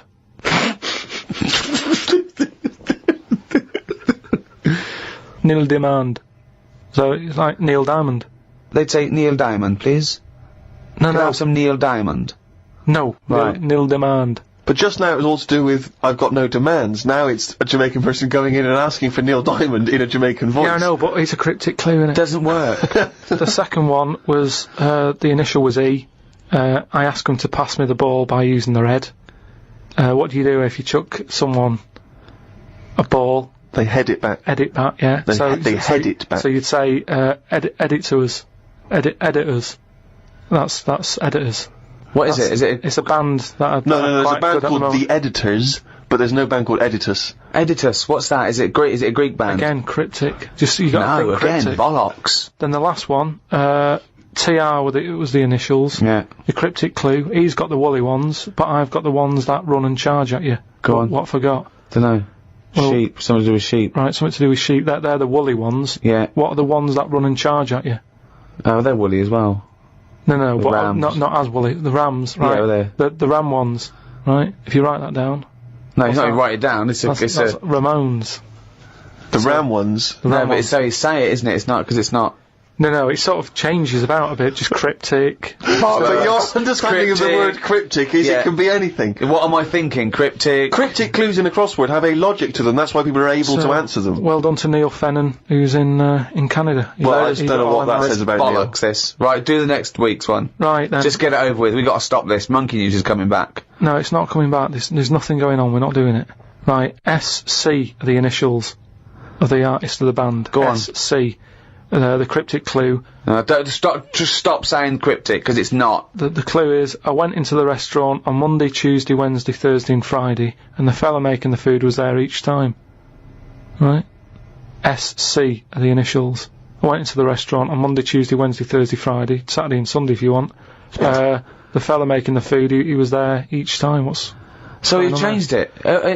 SC. Was he there Saturday and Sunday or not? He can be if you want. I'm just saying he's there a lot. Oh, Work it out, SC. this is like pulling I'm teeth. trying to hurry it up. And the second one, go into that woman's store and rip her off. Right? Right. That's C. Okay. C. Go into that woman's store and rip her off. Okay. If you're gonna do that. Oh, don't mumble at the end of it. Go on. Just do the clue. And the last one, the initial E. Last one ever.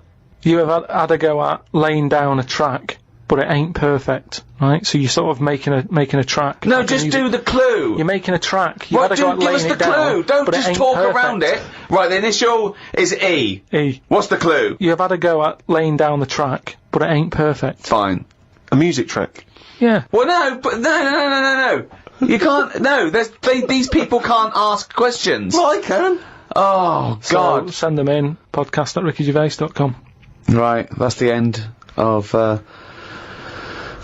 another Ricky Gervais show. Oh, thank God for that. Another one next week. We've got to give value for money, because this is shit. So we've got to, what we do is, because this is such dreadful bollocks, we're giving more of it.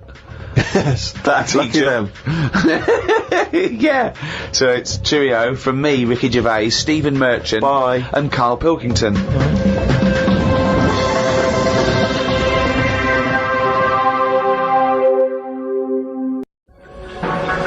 The Ricky Gervais Show on Guardian Unlimited. Hi, Ricky Gervais here, with me Steve Merchant. Hello there, alright? And Karl Pilkington. Alright. Yeah.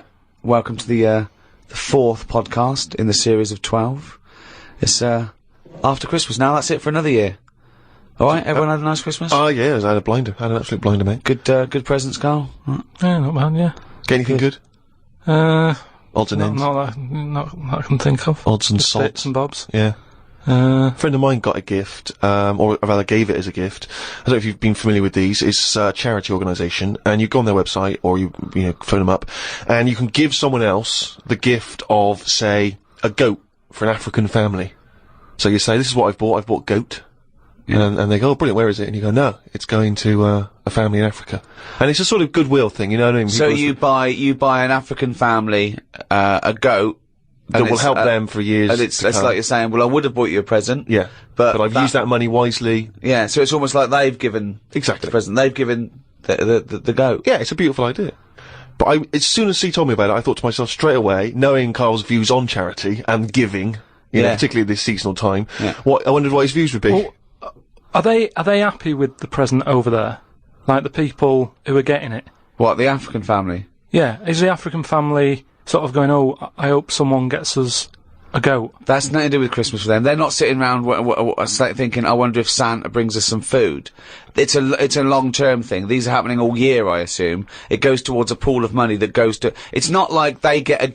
You're an idiot. What, you think an African family wakes up and there's a little goat with a ribbon tied round it, and they go, oh, look what Santa brought us. Look, and that mince pie's gone on that glass of milk. You're such an idiot. No, but what I'm saying is, does that family want a goat? Yes.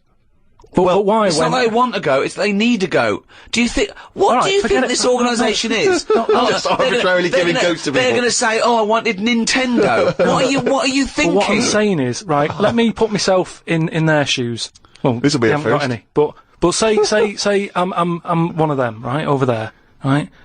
I'm hungry, right? I'm sat there, it's Christmas Day, right? I open it up, open the present, little goat there, right? Now, if I was one of them, I'd be going, not another mouth to feed. At the end of the day, there isn't enough food to go round for themselves, never mind a goat. Don't they say, like, having a dog and that is quite expensive? Sometimes they say, you know, what with all the injections you've got to give it, the food, the tinned food and everything, it mounts up. And what I'm saying is, that's all very well giving them a goat, who's looking after it? Well, I'm assuming it's all above board. The goat's had its injections. That's what some of the money goes towards. It's given to them so they can milk it and have milk and cheese and whatever. I don't think it's a burden. What is this? What do you mean? They wake up Christmas Day and open a present. It's not like that. So there's a thing, there's a goat-shaped thing in wrapping paper. I wonder what that could be. I hope it's that goat we asked for. My God, it is! All I'm saying it's just a nice marketing way of distributing wealth. It's the way of going, this is a nice gift. It's like people, sometimes they say, don't send flowers at a funeral. They don't send flowers. Give some money to the local hospice. Yeah. It's just a way of redirecting cash. But the thing is, why do they want that goat? What's the main reason? What does a goat give you? Milk. Right. Now, wouldn't it be easy to just send them a bottle of milk? Without all the hassle and the headaches that come with it. That's all I'm saying. And the other thing is, think about the goat. That was happy over here. Suddenly, it's on barren land. No grass. I'm gonna burst! What do you mean? You didn't send a goat from here! I'm saying, who's happy at the end of this, right? You've got a fella who hasn't got a present over here because the mate bought him a goat, right? So yeah, let's do this properly. So there's a tick. He's not happy, right? Then, you've got the person who's opened it, who, like you said, wanted something else, right? It's a goat. They go, who's going to look after this, right? So tick, they're not happy. And then you've got the goat going, what am I doing here? The Ricky Gervais Show on Guardian Unlimited. Tell you what a lot of people are wondering, Karl, is what I received from Ricky this year. Go on. Nothing! Absolutely nothing. I remember actually after my birthday he said, oh yeah, I'll be getting you a little gift. Forgot. So I've had nothing from him this year. He's got a little bit of cash in his pocket now. What I'm hoping is that maybe he'll pool it over the next 5 years and buy me something I've been reading about recently. Now, you definitely love this, surely. Have you started seeing this now? Virgin are starting plugging Virgin Galactic. I think it's something like 200,000 quid, and you'll get a chance to go in a space shuttle into space. Now, I don't know what your feelings are, Rick. You know, I know you've probably got a bit of cash in the bank. I was thinking of giving you another signed extras DVD. Anything. It's the thought that counts, so that would be great. But I've got some knocking round. I can give you one of those. I know you've already got one of those, but sure. I don't mind. They don't cost me much. No, great. And do you like the book Flanimals? I know it's aimed at 5-year-olds, so I don't know why I personally would want it. But you know that's going to be in the little selection box for you. Great. But no, the trip into space. I don't know about that. I mean, you've got a bit of cash. Would you think about that? Would you be interested, you and your missus, going up into space? I don't know. You'd have to be. I mean. It's not the money. There are things that I would spend 200 grand on as a little folly, but I think an individual jetpack, for example. Right. You know, I'd do that. Yeah. I'd like to see the Earth from a couple hundred miles up. That'd be good. But I don't know if that's quite worth it yet. The other thing is the safety, because I'm worried that I want to see a lot of people go up there first. Yeah. I wouldn't be the first bloke to go on an aeroplane. No. I'd want to see a few pioneers go. It's really safe before I got on something Well, like I that. believe the actress Victoria Principal is volunteering herself. So, I think she maybe used to be in Dynasty or Dallas. So, Well, I'll you see know. what happens to her. Yeah. If I think if she can do it, then No, if Vicky P comes back alright, rather Then, like those monkeys they sent up years ago, Yeah. then we'll all be a lot more relaxed. Exactly. If they put electrodes on her and it all Exactly. works out fine. And I there'll be a banana, shoot, issuing bananas, and there'll be Yeah. buttons, press left, press right. Yeah, and I might consider it. Karl, thoughts? Going to space? Nah. It's not worth it. Why? Wouldn't it be a fascinating experience to go into space and look back at the Earth? There's now out there though, is there? There's mean- there. Say that again. Well, there's now out there though, is there? Right. I mean, at what point are you all meant to be happy? Do you know what I mean? You're floating about up there, and because you don't get out, do you? What, you mean to do some duty-free shopping? I'm just talking. You don't go floating about, do you? You stay in your seat. Well, they probably let you move around on the shuttle. Yeah, no, but I'm talking about getting out. For me, when you What, go you on want to holiday, get out into space? Yes, but that's what I'm saying. When you go on holiday, the flight bit isn't the best bit of the holiday, is it? That's the bit you've got to do. So what I'm saying is you've got to stay on this, and then you go back home. So you don't take luggage, right? I don't see the point. Right, so you're there, you're sat in your own clothes for the whole time, same clothes the whole time. But I don't understand what is the point. I think it's the view. I think it's two things. I think it's the view and being able to be part of an exclusive club. I went into space. It's all that thing about man conquering nature, and you're one of that elite few that have managed to pop up, see the world from a distance that no one else can see it from, and then pop down. You know, that's it. Of course, yeah, So you all that way just for the view? yeah. Is it worth it? I mean, there's a lot of other places I haven't seen anyway, right, before I think about that. I think if you've done everywhere, I haven't been to Scotland yet, right? Right, yeah. I'm not being funny, but do you know what I mean? So, just have a look in your back garden before you go looking in someone else's. In space. Yeah. Yeah. What would make it a trip worthwhile for you?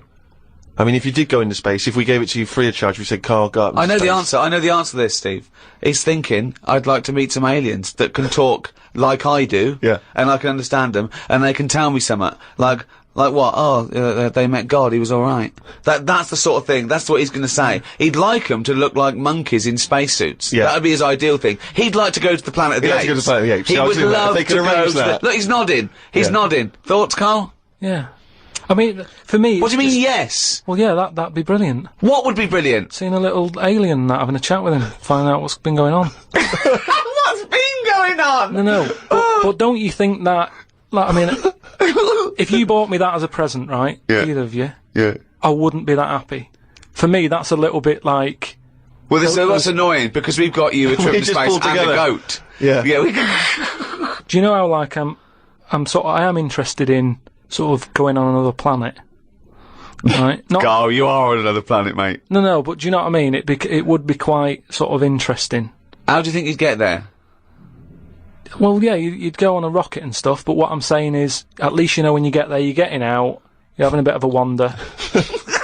But I wouldn't be happy in just the journey bit of it, that's all I'm saying. That's great, isn't it? But the thing is, right, because I was looking into it a bit, because I was reading about the Virgin Atlantic Yeah. thing, right? And I was reading something that in 1971, right, 3 of them went up there. Can't remember the names. Wasn't the main one. It wasn't like the Buzz and the Armstrong one and that. Another 3 blokes went up, and there was one bloke in the rocket, right? The other 2 wandered off, had a walkabout, seeing what rocks they can find and that. And that bloke who was in the rocket, right? He was the loneliest man ever in the world. I don't know what to do. What that was. I don't know what to do. I don't know if that's some sort of profound poetry, or I don't. Do you know what I think he's trying to say? I think he's trying to say that he was. What are you trying to say? No, stop for a minute, because I just want to just recapture that moment. Just say that again, that sentence again. Right. The other 2 had gone off picking up rocks. Yeah. Right.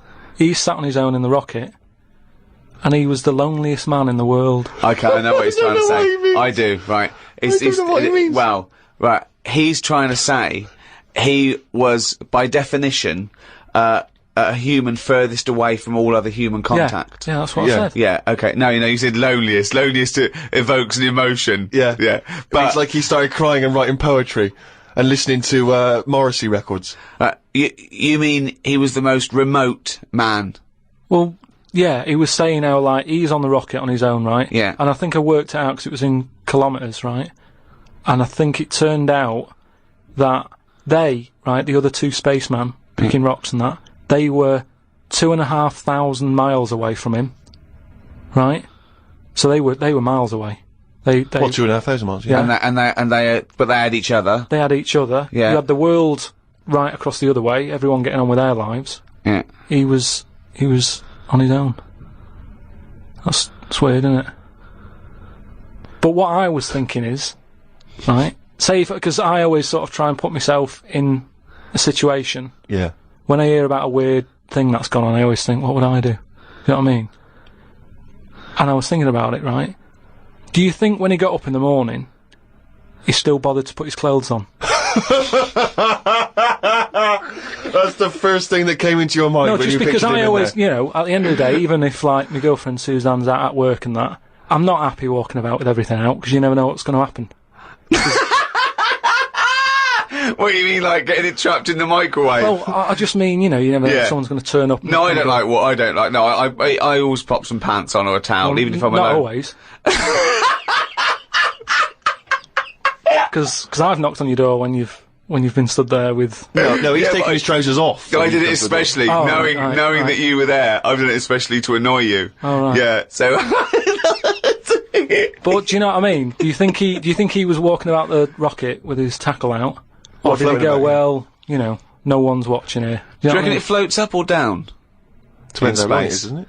Depends how long it is, yeah. I don't know what I mean by that, but that seems to make sense. Yeah. But don't they have cameras for NASA to monitor what's going on inside the spaceship? Not all the time. No, I bet they've got to give him some sort of privacy. No, that would end up on the internet.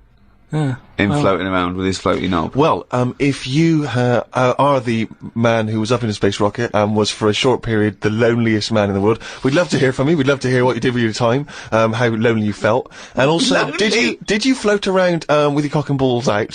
What was that like? Did it float up or did it float down? These are just some of the questions that we'd like. So if you are that person, or maybe you know them, maybe they're a neighbour of yours, then you can get in touch with us at podcast@rickygervais.com. The Ricky Gervais Show on Guardian Unlimited. We've done radio and stuff in the past, Rick, and we have never had the kind of response that we've had from these podcasts. So, I mean, It's people amazing. are emailing in by the hundreds of thousands. It's meant, well, maybe not hundreds of thousands, I didn't count them, but thousands, certainly.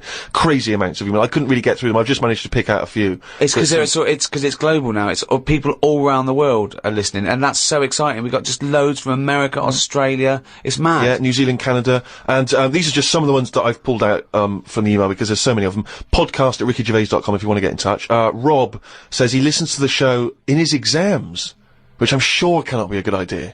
I mean, No, because that's a waste. What I'd do is the night before, I'd record all the answers and then listen to that, as Yeah. opposed to me, you, and Karl Pilkington. but surely you're not allowed to listen to your stereo or your iPod in an exam. That would be crazy, wouldn't it? Well, he's probably got it's probably up his back, a Right, little yeah. wire, wired to him, covered in sort of like some sort of fake flesh and Yeah. hair, and then just pops into his ear. It's all changed now, though, isn't it, as well? What do you mean?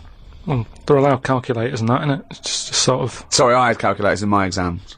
What Yeah. what world? What do you know about exams, Carl? You but- never showed up. But what I'm saying is, years ago, a calculator wouldn't have been allowed. We've moved on a bit now, haven't we? What year was this I don't though? have an iPod. With loads of people with abacuses.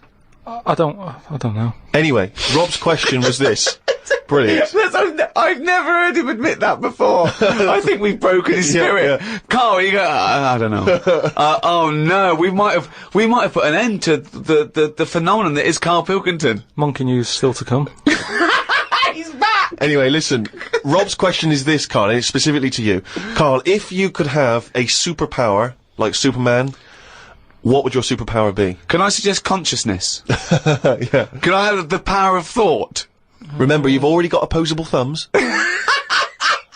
So cross that one off the list. Oh, go on, Carl. Now, there's so many to choose from. Telepathy, X-ray vision. Flight, invisibility. Choose it wisely. Strength. Intelligence. But why have I been picked? Oh, for God's sake! No, but I'm just saying. It's Rob's question for you. But I'd just say, does anyone else want this? Or, do you know what I mean? Oh, what do you wish you could do that's impossible is the question, what? What do you mean? Because with that comes a responsibility. With enormous power does come great responsibility. So, would you like spidey senses? Is that what you're saying? Would you like some senses? Would you like some sense? The power of sense? Come on, Karl, you know what these superheroes, because they can... I know, but it always... freeze things, They're never happy, are they? Do you know what I mean? Spider-Man that wanted to tell that girl that he could climb walls and that, he's like, I can't. Superman didn't never tell Lewis and that. Who's Lewis? Who's Lewis? Who's Lewis? Yeah. It's just a pen pal of Superman's. His little secret chum. Yeah. All right, Superman. Hello, Lewis. What are you doing? Superman. Who are you? I can't tell you, Lewis. Yeah. Brilliant. You know, Hulk. He wasn't happy. So. But you're being allowed to choose the superpower. You don't have to get it forced upon you like the Hulk. Hulk, he wasn't happy. It's true. He's got a theme. He has got a theme. There's not many happy superheroes, are there? Leaving aside the superheroes you're already aware of. Yeah. What superpower would you want? You don't have to fight crime with it, Karl. Everyone around the world now is thinking, what can Karl choose? Let's deliver it to him now, Karl. Think about it and give us the answer, please. Let me remind you of some of the other things. Invisibility. All the time, though, or can I sort of turn that on and off? Let's say you could turn it on and off. Would that interest you? Yeah. I'll have that. Right. Okay, and what would you do with this power of invisibility?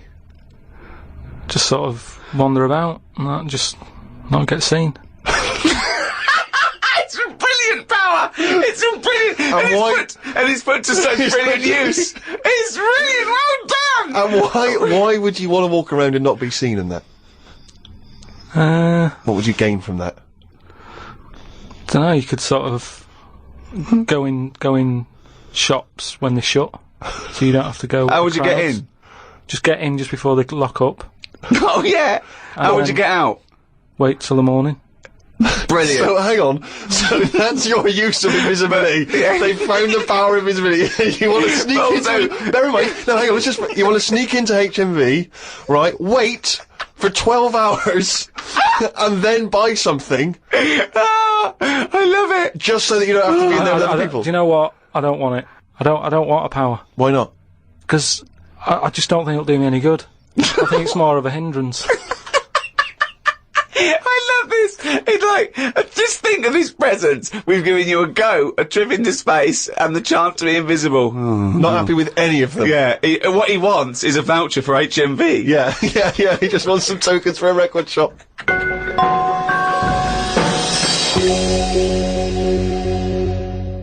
Just going through a few more of these emails. This one is from David. He's in Los Angeles, California, 22 years old. He says he loves the show, but he says, with respect to Karl, never before have I understood so little of what a man says. Virtually everything that Karl talked about was aloof to me. What on earth was he ranting about? Flies and condoms, monkeys and pushing the left button, cavemen and dinosaurs. And that's just some of you. I mean, let's be honest, if you are in America, I mean, firstly, the accent is probably a problem. But that is the best write-up we've ever had. Yeah. Flies and... Imagine if you're a new listener, flies and condoms. What on earth does that mean? This one's from Kent Plummer from Nova Scotia, Canada. He says, Karl, he's wondering if you've got any personal mantras that you could pass along. For instance, he reminds us of Ben Franklin's famous mantra, waste not, want not. Who said that? Ben Franklin. What did he do? What was his job? Benjamin Franklin was a well-respected American politician from the 1800s. He was a sort of thinker, a philosopher, a scientist, deeply respected, also a big political figure. He features on the dollar bill or the $10 bill or something. Yeah. So he's one of the great sort of American Enlightenment thinkers, and he came up with the mantra, waste not, want not. You must know waste not, want not. I mean, that's just... Do you understand the phrase waste not, want not? No, not really, no. What does it mean? You've never heard that? I think I've heard it, but I don't know. I've never used it. But when someone else said it, I don't know what... Well, in context, I mean, all I'm going to do now is paraphrase that and put some prepositions and stuff in it for you. I can't work out how you can't work out what that means. It's like, don't throw stuff away, because you might need it, and therefore... You won't be wanting anything because you didn't throw it away. So, so he was a bit of a hoarder. Well, if you don't waste food, for instance, then you He's a bit of a hoarder. For God's sake. No, but I'm just saying, you know, he's a man in power. Is that the best thing he ever said? No, I'm sure he came up with many, many profound So why things. is that one He did remembered? experiments in electricity and conducting electricity, all sorts. But that impresses me more, inventing electricity, than someone... He didn't invent electricity. Wait a minute! Don't impress you more than what? Just saying, waste not, want not. I don't think it's that good. It's not even catchy. What I don't understand is why he was the first person to sort of suggest, look, don't go chucking that out, keep it, you might need it later. He wasn't the first person. Say that again. That is brilliant. Why hasn't that catch on? That is amazing that you just come up with there. That's poetry. How would you word it? I'd just say, whoa, don't be chucking that out, you might need that later. Don't be chucking that out, you might need that later. Carl Pilkington. Whereas some would argue that waste not, want not is perhaps a little bit more pithy, a little bit more... We should go through great sayings and phrases and say if he could, well, firstly, does he know what they mean? And then secondly, can he improve them? That would be brilliant. Well, we'll do that next time.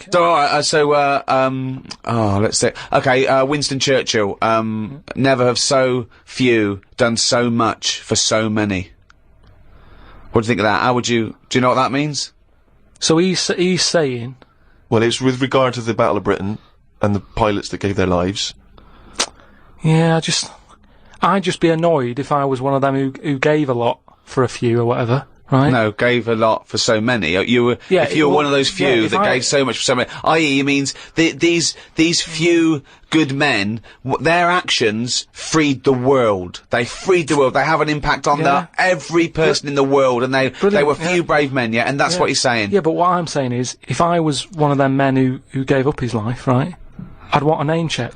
I don't want to be bungled in with everyone else who is saying a load of blokes gave her their lives, well done and that, see you later. That's brilliant. Did you just say bungled in? Bungled in, yeah. He made up a word! You don't want to be bungled in. You made up a word. See, that's it, you see, we've been looking for it. That's original, that's Karl Pilkington. I don't want to be bungled in.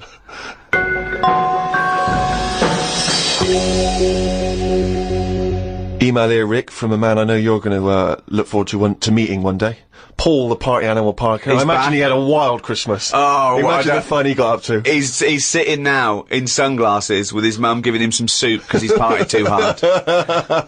Well, I'll tell you this, I wish I was round there for New Year. Imagine what he's going to get up to. If he recovers in time, it's going to be mental. What's he want? Anyway, Paul, the party animal Parker, he sent in a fact. That seems to be his thing now. He sends in facts that he thinks might be of interest to us. The kiss that is given by the bride to the groom at the end of the wedding ceremony originates from the earliest times when the couple would actually make love for the first time under the eyes of half the village. Wow. Now, a couple of questions straight away. Firstly, this is almost like a Karl fact, because there's no specific time or place. It was earliest times. Earliest times. I don't know whether that means the wedding ceremony in this country, in America, in Africa, who knows? Yeah. But, so, yeah, it's a little bit vague. But this was the thing that struck me. Actually make love for the first time under the eyes of half the village. And you wonder, why is it only half the village? Was it like, were they raffling off tickets? Yeah, the winners. Exactly. Exactly. You come and see two people getting it on. The rest of you, no, tickets only. It's cordoned off. It started off, and then a few of them got bored. Once you've seen one stroke, you've seen them all. That's about as good as it gets. Yeah. So yeah, I don't know if there's any truth. But what about that, Kai? How would you feel with that if you had to? At what point does that happen? Is that like, they go, I do. Get your knickers off. Well, presumably, if it's the origins of the kiss, you may kiss the bride. The old vicar used to say, as they were jumping over the broomstick, he used to go, right, give her one. Yeah. And then... You may knob the bride. Don't know how quick the lovemaking has to be, whether you've got to get in and out boom, and then, you know what I mean? Because people are hungry, they want to eat, they want to have a disco, or whether they can go on for hours and people are just eating, chatting. I'll tell you what, Sting's wedding must have So go been on a for long hours. of affair, wasn't it? The guests was going, bringing in their People own brought cake. sleeping bags. Thermos flasks. The Ricky Gervais Show on Guardian Unlimited. Right, do you know we've chatted about charities before, haven't we? Sure. Yeah. Done a lot of stuff on that, right? Just coming back from Manchester, right? Got off the train at Euston, Yeah. right? Got off the train, walking through the busy bit and stuff. There's this fella stood there, right? Like a charity worker. Yeah. Right? Nice looking fella. He's got his suit on, a tie and everything, quite respectable and that, right? Look down at his bucket. All money's been put in the bucket and that, Yeah. right? On the front of the bucket, right? He says collecting for the homeless at Christmas. Now, why can't they do that? What, the homeless? The homeless people. Why is some fella taking his time out, right? His own time where he could be at home. Why? Some of us have got homes to go to. Yeah. Why? Do you know what I mean? What, you think just give them the buckets? Well, what are the homeless people doing whilst he's doing that? Is what I'm saying. What have they got on the timetable? Cut out the middleman. Cut out the middleman. Give all the homeless a bucket with homeless written on it. For Christmas? Yeah. No admin. No. Just keep everything you get, mate. What do you think of that? It's a brilliant idea. What would prevent a homeless person and an entrepreneurial homeless person just getting a bucket and writing that on there themselves? Could I suggest something? Hunger, some drug addiction, traumas, often mental illness, just possibly too depressed to get up, put a suit on and go to Euston Station with a nice bucket with some writing on it. And then, right, I was thinking about that, right, and I was walking down the street in London with Suzanne. Saw a little homeless. Well, I didn't see the homeless bloke, right? I saw a leg, Right. sticking out of a doorway. I thought, here we go, right? Walked past it, right? You're not going to believe this. Go on. Homeless Yeah. Chinese fella. I've never seen one of them. No, I'm not having a go, right? But have you ever seen? Do you know what I mean? That was a shock. I to me. really don't think I have. I think he's got me there. I hate to say it, but I must say I can't remember ever seeing a homeless Chinese person. No. No, I suppose you're right. Thinking about it. Weird, isn't it? I don't know. Literally said, I was walked past and I said to Suzanne, "Did you see that?" She went, "What?" I said, "Just look back there." She said, "What?" I said, "That homeless fella. Look back at him." She said, "What?" I said, "He's Chinese." And she said, "Yeah, good point." Good point. Of course she did. She just had to shut you up. She didn't want to get into a conversation with you. Oh, And what's God. your point, really? What exactly is your point? You're No, just it's perplexed just 'cause that you've never seen we were it. chatting about homeless and that, and I saw that, and I just thought, you know, I just found it a bit odd. Right. Well, if you are perhaps based in America or Australia, Canada, have you ever seen a Chinese homeless person? This doesn't count to any listeners in China, but anywhere else, have you ever seen a Chinese homeless person? Podcast at rickygervais.com. If you have, maybe you've got a picture you can send us as well. But this is what we're looking for now. We're looking for how many Chinese homeless people can we find by, let's say, 2006. You know, January 2006, January 1st. How many Chinese homeless people have you seen?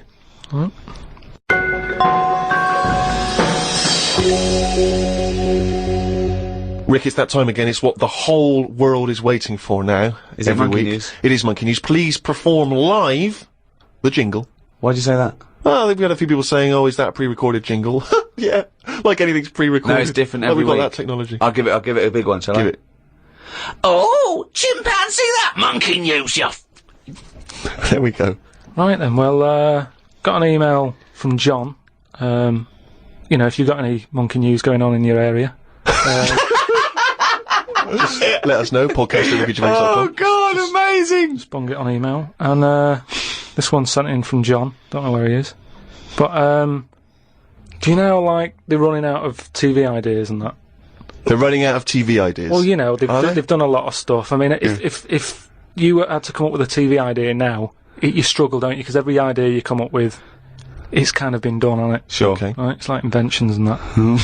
Right? They're not so- getting monkeys to come up with TV ideas, are they? Well, no, right? But there's a TV channel in Moscow, right?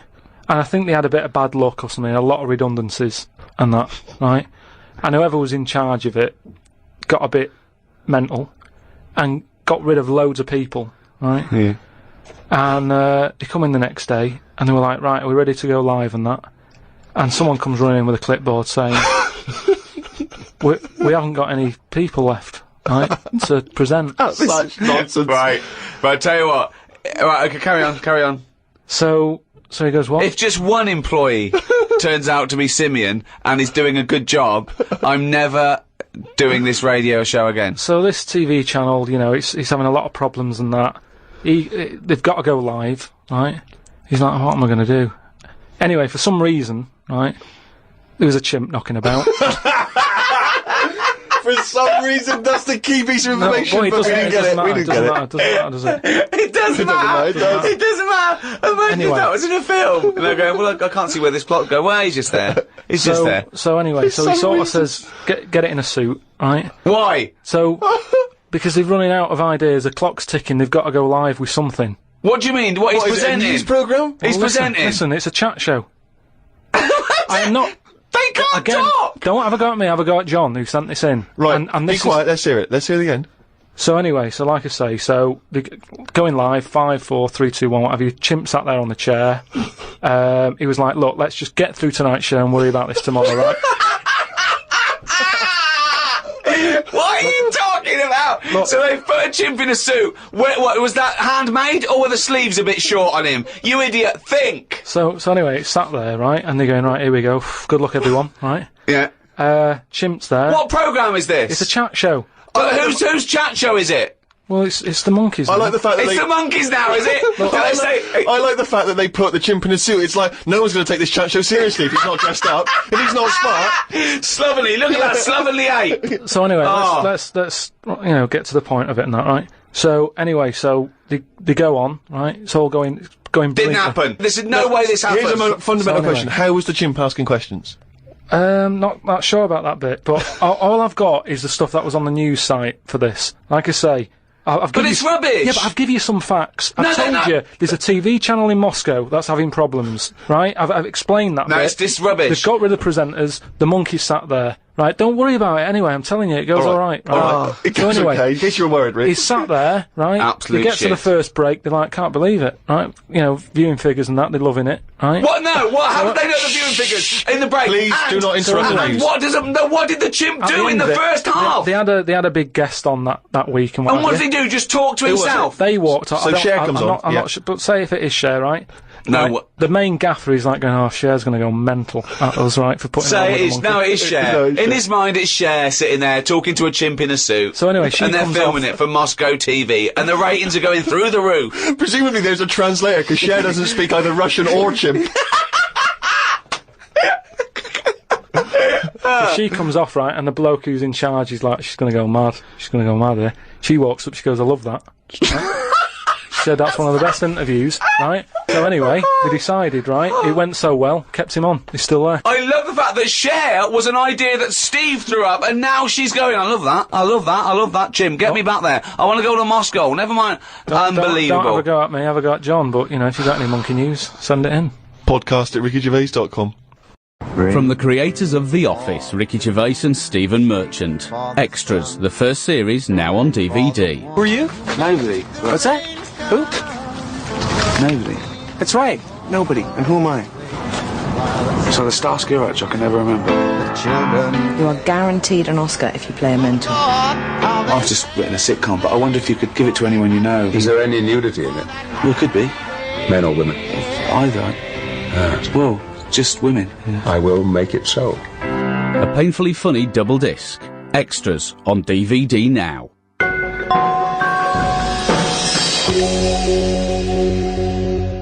Thanks for listening. Happy New Year.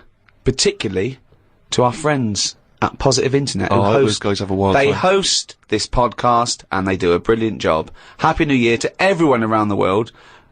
And in particular, those guys at Positive Internet. And also, Paul Party Animal Parker have a blinding New Year, because I imagine it's going to be crazy. You don't need to say round it to your him. mum's house. I'm insulted that you have to tell him that, because there's no way you need to tell him that. He's going to have a blinding New Year, so don't waste your breath, Steve. That's all from me, Steve Merchant. We've got Ricky Gervais here, and of course Karl Pilkington. The Ricky Gervais Show on Guardian Unlimited.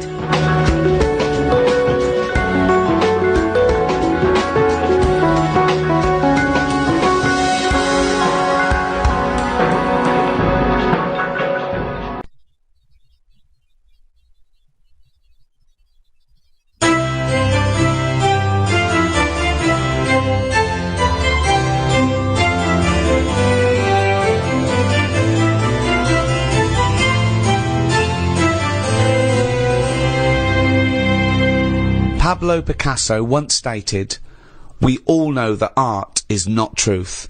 Art is a lie that makes us realise truth." From painting and poetry to symphonies and sculpture, the arts bring beauty and illumination to some, confusion and frustration to others. But what is art? The idea of a work of art, created by an artist, did not truly exist before the Renaissance. And what value do the arts still have? Do they still make us realise the truth, or are they increasingly rarefied and obsolete in this digital, disposable age? With me to discuss the wide spectrum of the arts are Stephen Merchant, graduate of the University of Warwick and award-winning writer. Thank you so much for having me. And Karl Pilkington, a man with no qualifications, very little education, but who is now known the world over as a man with a head like a fucking orange. Alright.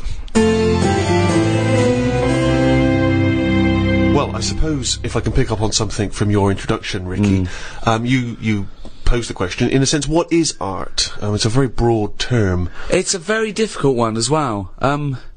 I think the earliest people to ponder it were the Greeks, and I think they thought that art was, and its point was to try and emulate as close as possible the beauty of nature.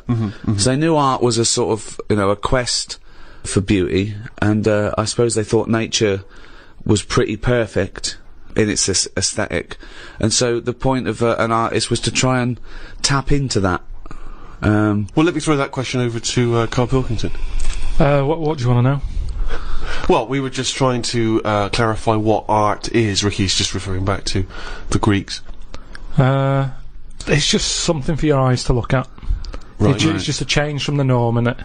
I mean, that's why I think most people have it. But then, the problem is, I'd never buy a piece of art.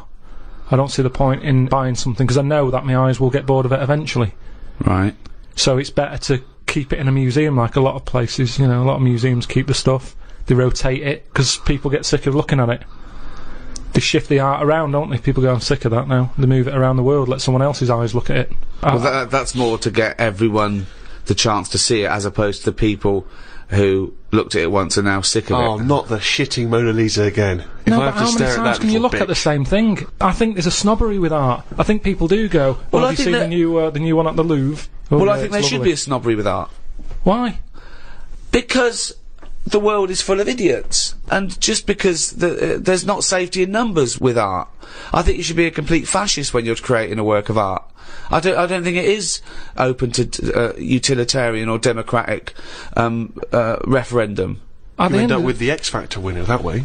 No, but that pleases the masses. That's what I'm saying. When there was a painting knocking about when I was a kid, right, called The Blue Boy. Yeah. Now every house had one, right? It turned out that it was just a bloke who had a load and he was flogging them to everyone. But the thing is, that sums up art to me. Someone's got a load, do you want one? Go on then, I've got a wall to fill. And they stick it on. It's not. No, what does that represent? Well, what's that going to bring to the room? It's just filling a gap.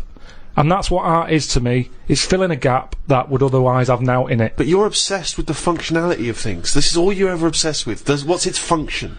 Things always need to get you from A to Z in some way. And art's not about that. Have you got much art in your house? Yes. Yeah. Because it gives me pleasure, and I don't get tired of it. I don't get bored. Do you look at it every day?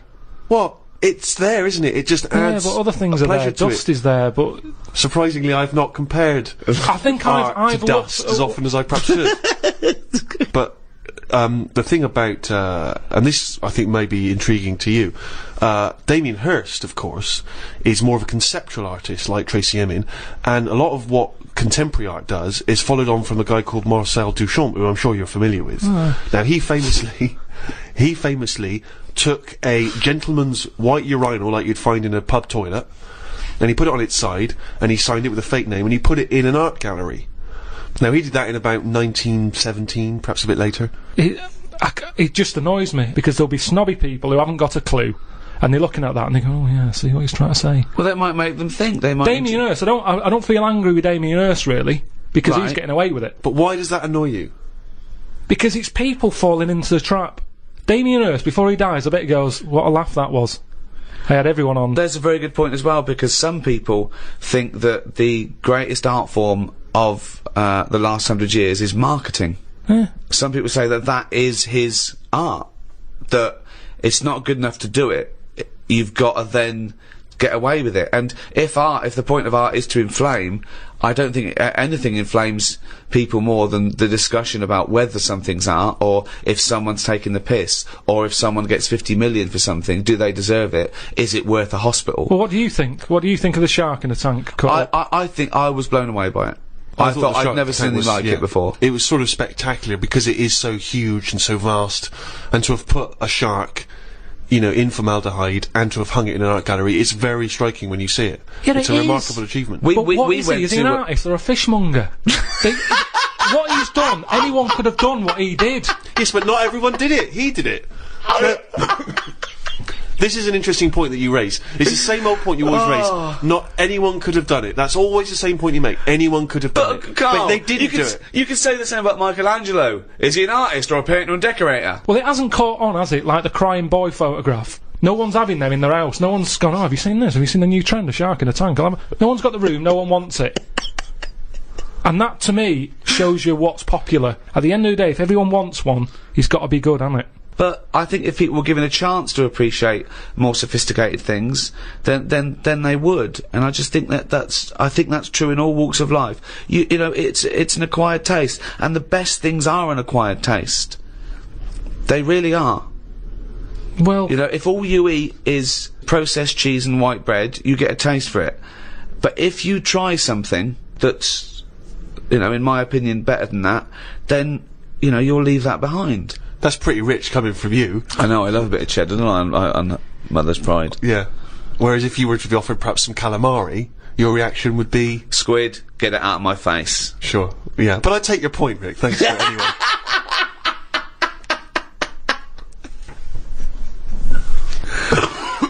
Calamari was an artist, by the way. I mean, I haven't got pictures in our flat because of that mirrored wall I've got. Yeah. Right? So, I mean, it's tiny. You've been in it.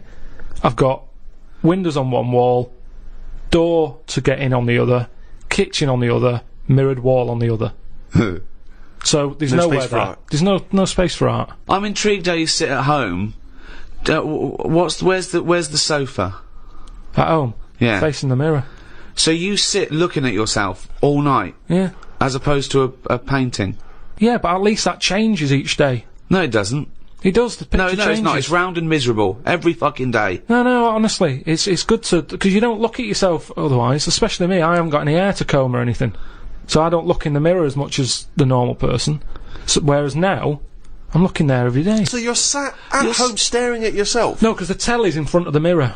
But are you not distracted by yourself? Yeah, you do. When the adverts are on, you look up, and if Suzanne's sat next to me, I tend to talk to her through the mirror.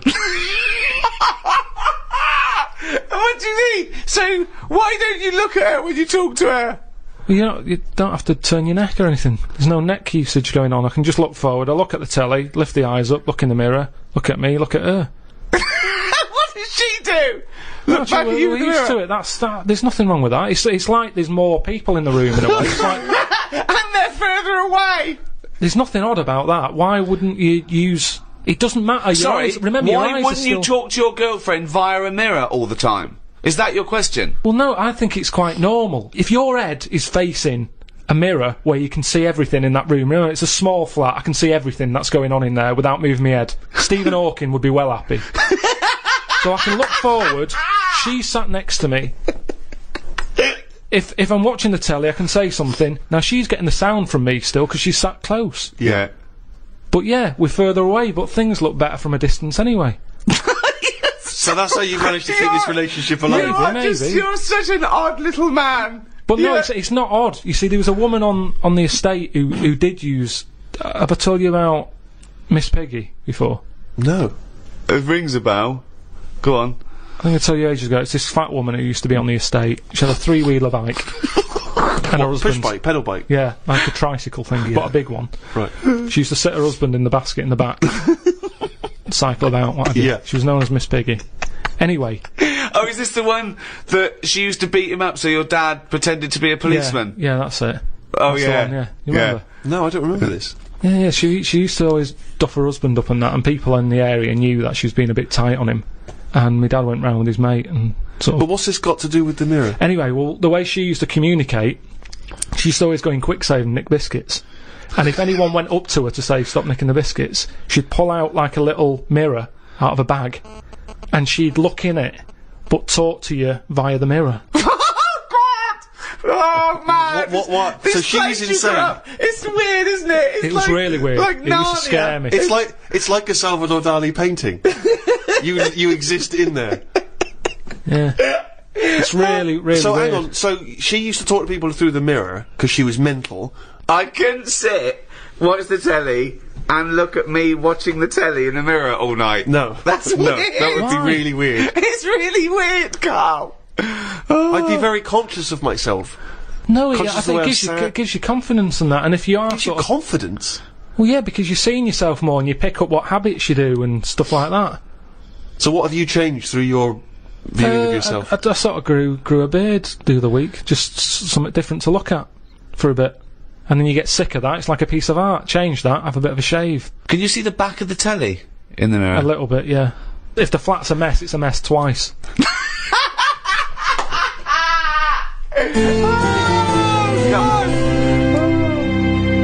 The earliest art, which we know, which we call cave paintings, they date back between 30 and 10,000 years BC. Even those people tried to brighten up their cave with a bit of art. So in many ways, they were more advanced than you. Yeah, but they didn't have a big mirror.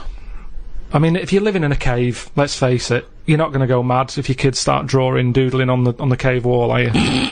Doesn't matter. Right. Brighten it up. But they always did the same thing. It was always a yak, wasn't it? Well, it was always a yak. Yeah, but they drew what they saw. I mean, yeah, I love the fact that 30,000 years ago they're being criticised for being a bit literal. No, but surely, if all you ever see when you step out the cave is a yak, do something different on the wall for when you get in. What? Why is it always a yak on every wall?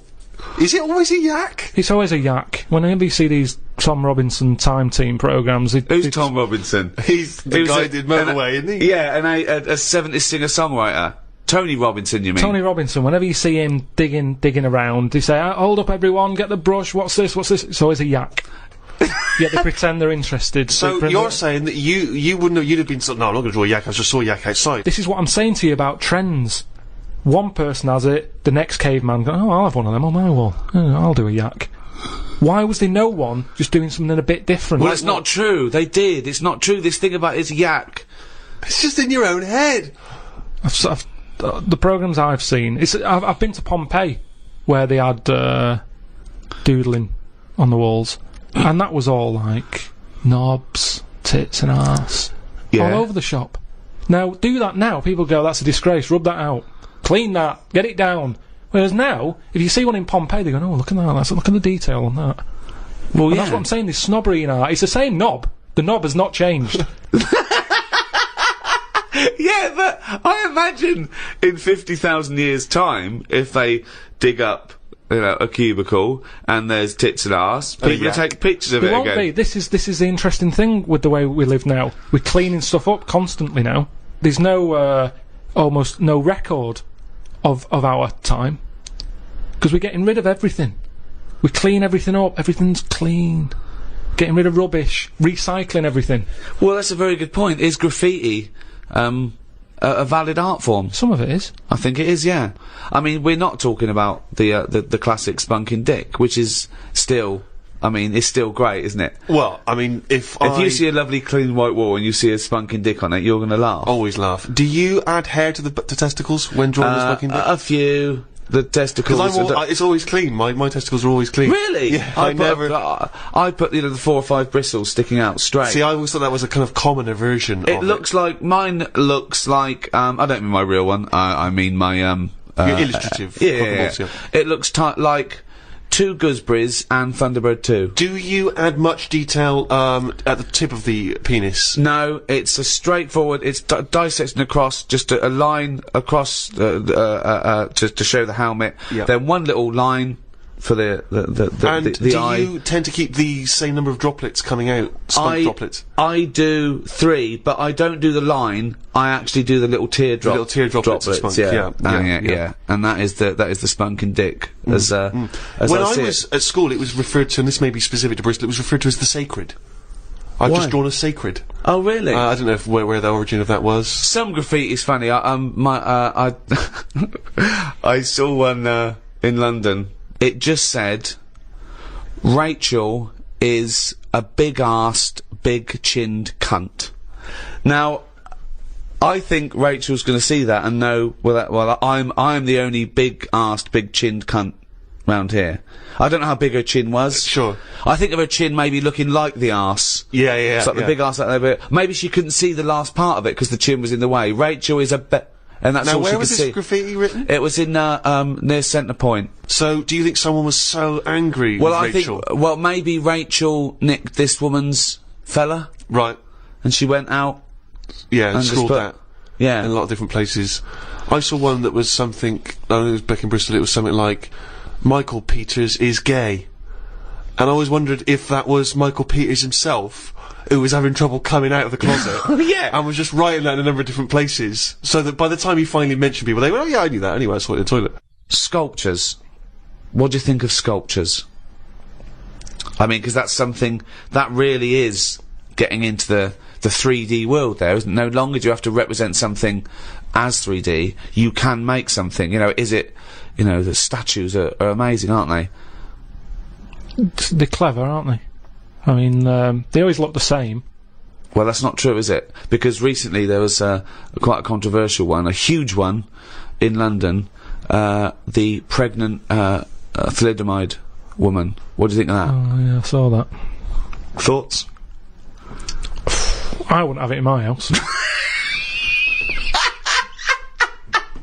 Well, there wouldn't be room, because it would just be you, Suzanne, and a pregnant thalidomide watching telly.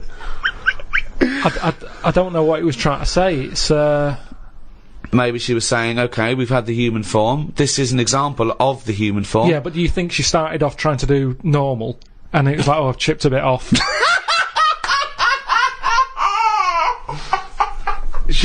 One of the arms got chipped off. Well, it makes you wonder, doesn't it? And why, you see that square, Trafalgar Square, you've got that. Nelson's column, he's got one arm and a leg missing or something, and a patch over his eye. Then you've got the thalidomide. Why can't they just do a full person?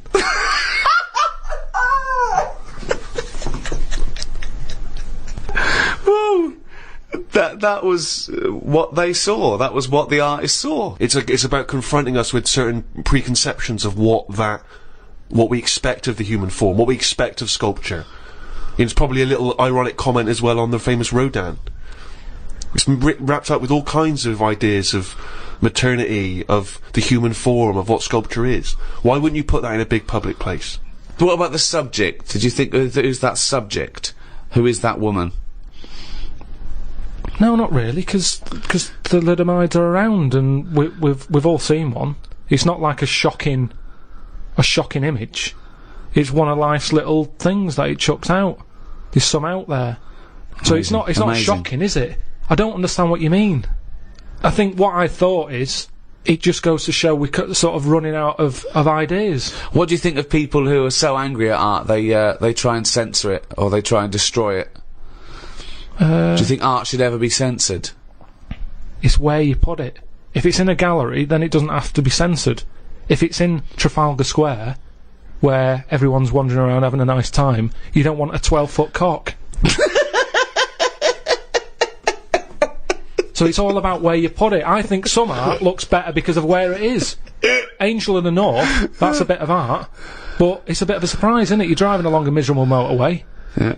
Oh, what's that over there? Gives you something for your eyes to look at again. Motorways are the most boring place to drive. But you go, look, there's a bit of art over there. Yeah, but then again, Angel should you be looking at art when you're going at 70 miles an hour along a motorway? Well, yeah, because it's really big. You can keep your eye on it and look in the mirror. It's not a problem. Wait till you go past it and look in the mirror like normal. So you like the Angel of the North? Because it's something in the middle of nothing. Right, but if you put it somewhere else... Stick it in Trafalgar Square, you'd go, oh, more clutter. Now, you've spoken Karl, about, you know, art and what impact does it have, blah, blah, blah. And as Ricky's just pointed out, of course, in some instances, art has been considered incredibly controversial, very provocative, and has been banned. Famously, one thinks of the Nazis banning and burning certain books, not all of which were just books, you know, criticising them. It was often artistic works, things which they felt were subversive in some sense, and you get that in many repressive regimes, where people's artistic work is not allowed to express the way they feel about something. For Stalinist Russia, for instance, art there, literature, are not able to express its views because people see it as dangerous, as provocative. Well, yeah, the threat always comes from scholars, with, like, any dictatorship, you know, and they know that. But not just scholars writing, you know, scholarly texts, criticisms, but also people expressing themselves through poetry, through creativity. Well, yeah, things which are not direct. dangerous. Yeah. They can be abstract, and yet they can still be subversive. Yeah, but I think if it's done in a way that isn't just like a lunatic, they get away with it.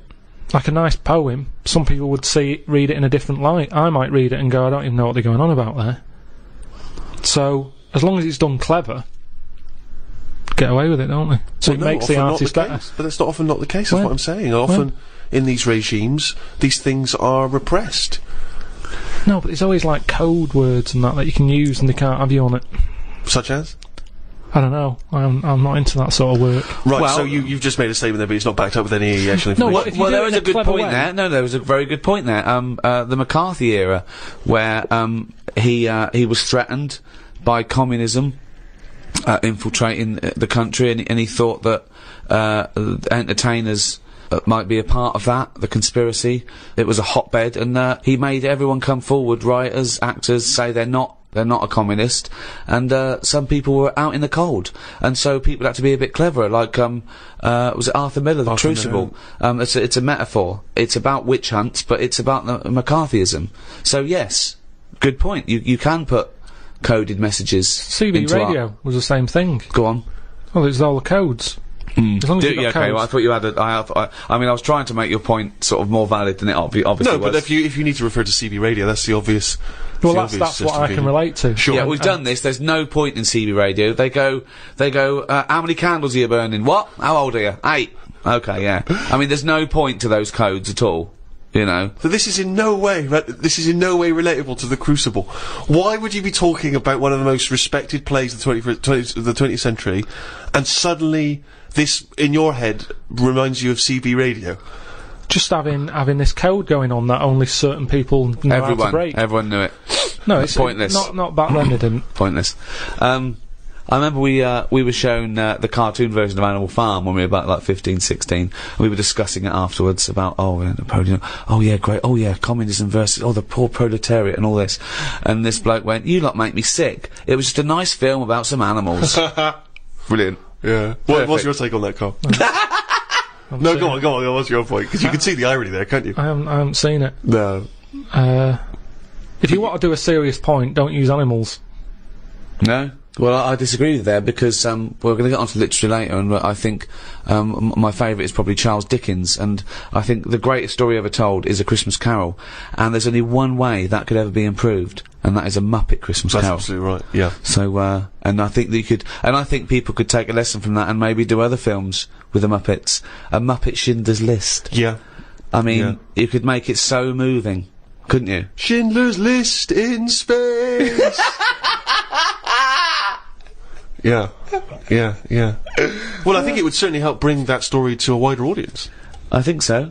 Yeah. A lot of people who are, like Karl, who were put off perhaps by the depressing black and white of it, they would suddenly see the Muppets singing and dancing. Miss Piggy's Choice. Miss Piggy's Choice, yeah. Well, have we talked about that? What? About things like that in art as well. Do you think that bringing something so serious to the masses, like films do, things like the Holocaust and like Sophie's Choice, where she has to choose which child lives and dies. Why does she have to pick? Well, because the Nazis were horrible, nasty, evil people. And which one did she pick? I don't think that's the point. I don't think that's the point. I love the idea that this is not a betting game. No, but I imagine this is like Deal No Deal. It's kind of, you're down to the last two. Which one you're going to go for? Oh God. But why did you ask which one did she choose? Because Even if he'd said the names, Robert and Alison, what difference would it make? You don't know the story. Why is No, it that because you've then said... I'd ask more. I'd ask more then. If he said Alison, I'd go, what was it with Alison? What did she have over Robert? That's what films are meant to do. You question it. Whenever I watch a film with Suzanne, I always say at the end, what was going on there? Oh, That's because you're an idiot! Christ! That's because you've just watched Muppet Christmas Carol and you can't understand why a frog's able to talk. I'm all for films with a good storyline. Yeah. Brilliant. That's a perfect point. One extraordinary point. He's gonna follow this up, mate. He's gonna follow He's got this up. something there. He's got something here. Carl, go on then. What's your No. take on films? Films are really good. You can get lost in them. Right. And You like one with a good story? I mean, whenever anyone asks, it's always the same. It's Elephant Man. It's Kez. Mission Impossible 2. Mission Impossible 2. These are what you consider great works No, I'm of just film saying art. these are ones that I've enjoyed recently. There's so many films that I haven't seen, yet you always say, "Oh, have you seen so and so?" You Well, love Mission it. Impossible 1. And there's good news for you. 3's out. That's true.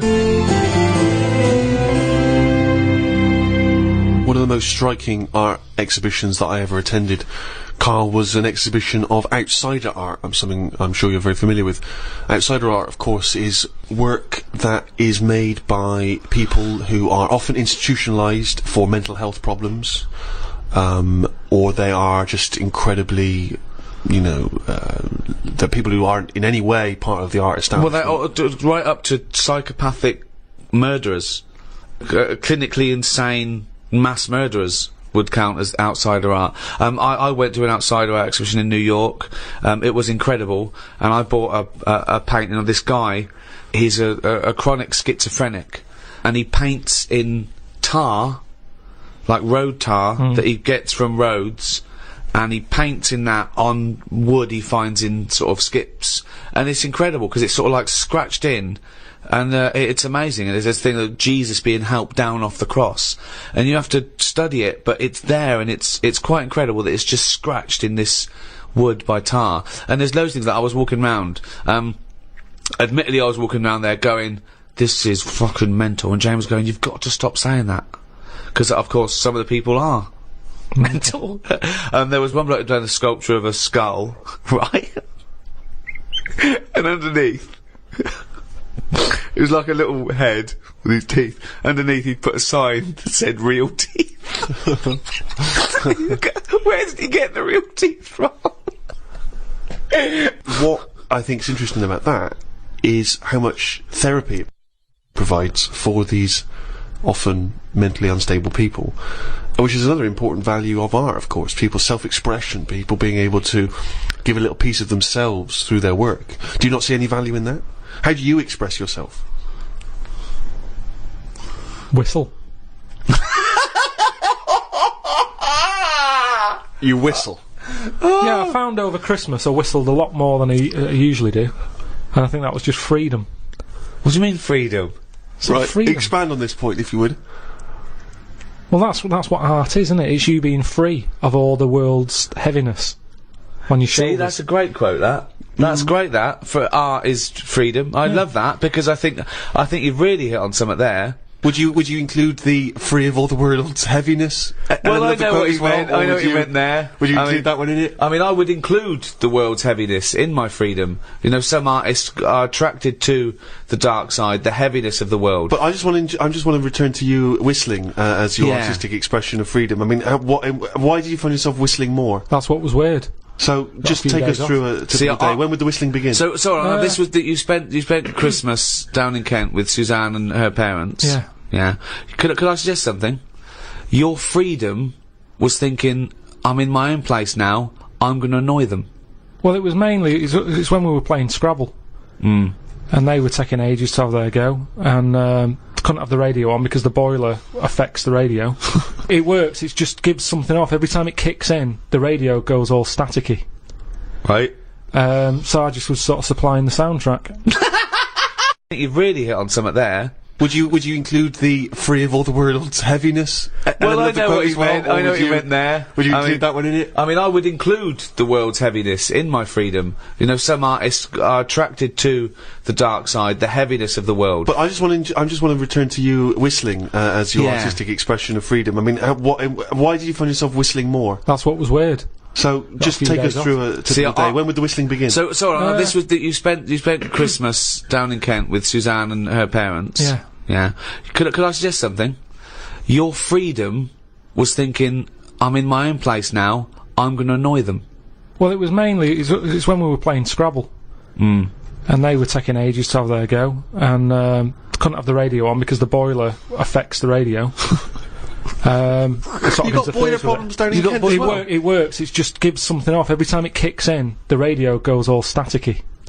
Right. So I just was sort of supplying the soundtrack. And what kind of things would you be whistling? It was like, I just sort of did a whistle medley. It was going from one thing to another. A wedley? And a man was impressed. She was like, oh, you can whistle, can't you? I was going, yeah. And then she was saying, how loud can you go? I was just doing all different levels. Sorry, this sounds like a scene from One Flew Over the Cuckoo's Nest. The boiler's setting off the radio. I can whistle. Oh, you're good whistling, aren't you? Oh, let's grab out. Talk about outsider art. I love the fact that Karl's life is like living in a home when you're in your 80s. Yeah. But you felt that this was your way of expressing yourself. I just found it odd, because I don't whistle that much. I think just because I think I'm fed up most of the time when I'm in London. And you don't whistle when you're fed up, do you? Whistling's a happy thing. You never get an angry man suddenly breaking into a Well, whistle. the people who aren't whistling are usually pissed off, but yeah, the bloke who's whistling, it's like, it's the least, he's the least annoyed person in the room when someone's whistling. Same as holding a drill. The only person that noise doesn't annoy is the bloke who's drilling. Everyone else wants to punch his face in. Same with whistling. Whistling, there's no point in whistling. No, there is. No, there's not. The only point to whistling is in a bloke's changing room. Everyone's whistling, going, I'm not looking at your cock. If I'm whistling, I can't be looking at your cock. Anything else, there's no calling a dog, maybe. Calling a dog. It changes the atmosphere. Yeah, it annoys everyone else. Dunno. I mean, our window cleaner was known as, like, you know, that's how you knew he was there. He always whistled. And in the end, he fell off his ladder, broke his front teeth. Oh. Retired. What, because he couldn't whistle? That was it. It was like, well, yeah, he whistled all the time. Can't whistle, can't clean windows. It's a bit tragic. Could he take along a whistle? Just pop that in his mouth? Yeah, I suppose he could have done.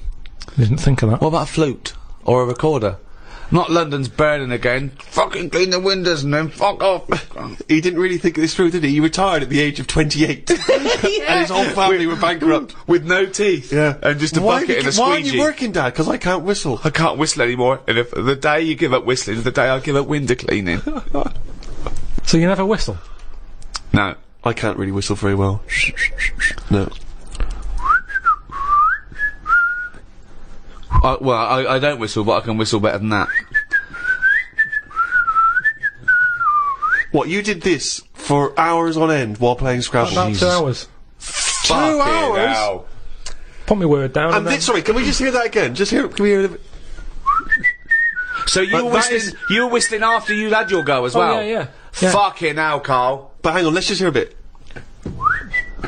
That is Karl's self-expression. That is his artistic self-expression right there. Inane. No tune, no nothing.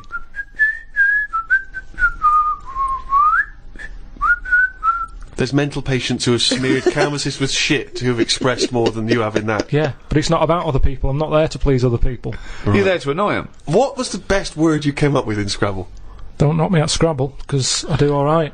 What's weird is, when I play Scrabble, my brain can come up with words that I don't normally say. Okay, this isn't... No, I'm intrigued here. Your brain can come up with words you wouldn't normally say.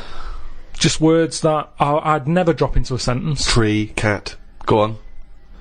Squirm. That's using a Q. It's worth 10, that. It's not bad, is it? No, I'd never say that. I've never heard you... I don't think I've ever heard you say squirm, no. I don't think you're right, Karl. I've never heard you say squirm. Weird, isn't it? Yeah, it is weird. And yet your brain popped that one out? And then, yeah, when it wasn't my go, just... Anyway, so that's sort of doing art for yourself as opposed for other people. I don't think you can count what you just did then as art. Hobby maybe, craft, pastime. I don't think you can count that as art. I'm not being funny. I'm being a bit snobby here, but I think there's a difference between Beethoven and Squirm. There's a cue in that. No. Classical music. I wish I was more educated on classical music. That which I've heard, I've adored. I genuinely find it challenging because it is so spectacular. It is so of another place. Where do you sit with classical music? It's good for background, I think. Right. See, you know me, I like a song with a story, and there's nothing going on in them. That's, Now the problem with that is, how many times can you hear the same story? quite a lot. How many times can you watch the same film? Same thing, except it's shorter than watching a film. Yeah, but the film goes into the story with more depth than a 3-minute song. Yeah, but there's also, do you know, like when you watch, what's an example? Say, I'm trying to think of a film. Yeah, there's not many.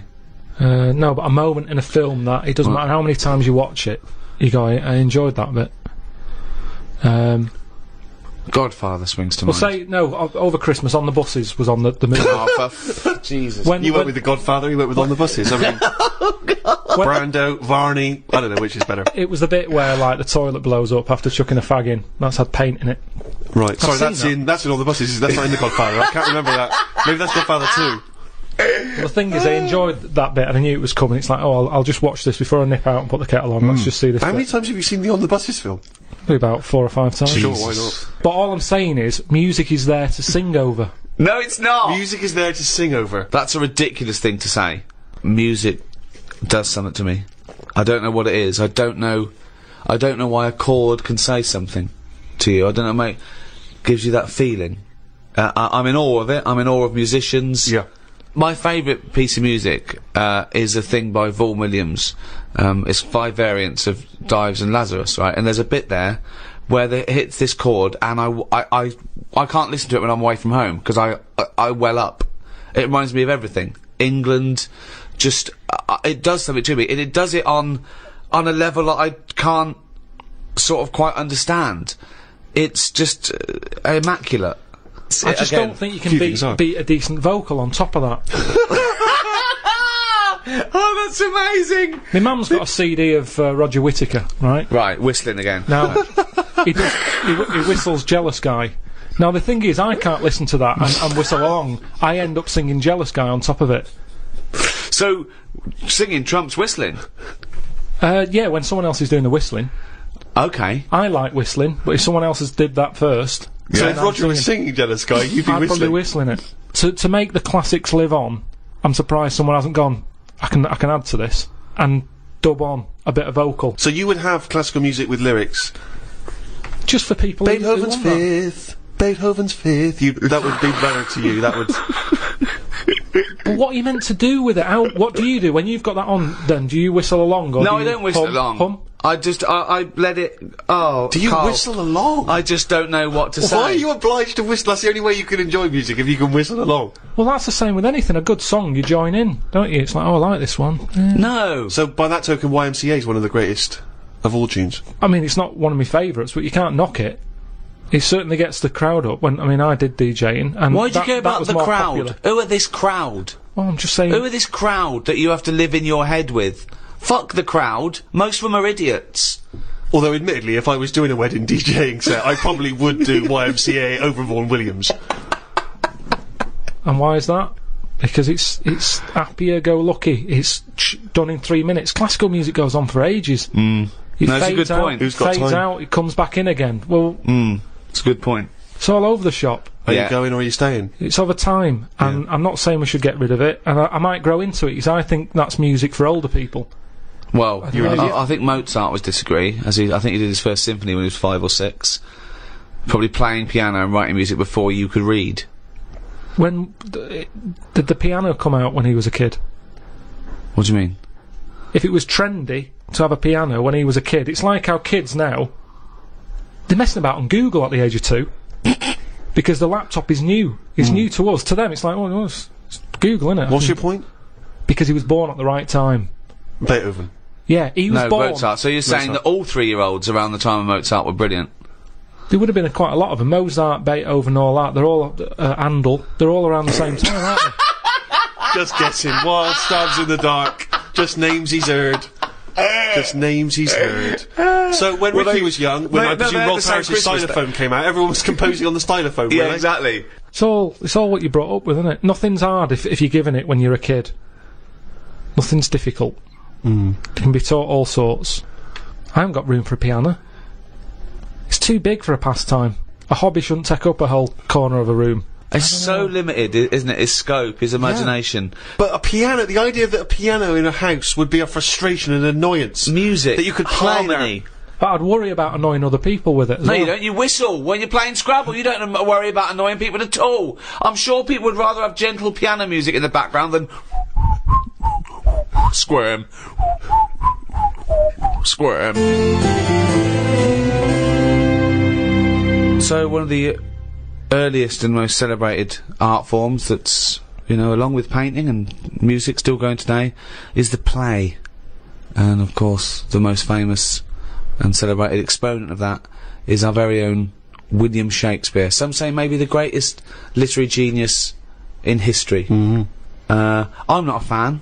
Right. And I'll tell you why I'm not a fan. One reason and one reason only. Sure. Nothing to do with the structure, his themes, fantastic. The pun. Right. Oh, I can't stand the pun. Yeah, but I mean, although Shakespeare did include a few puns in his work, I don't think you could...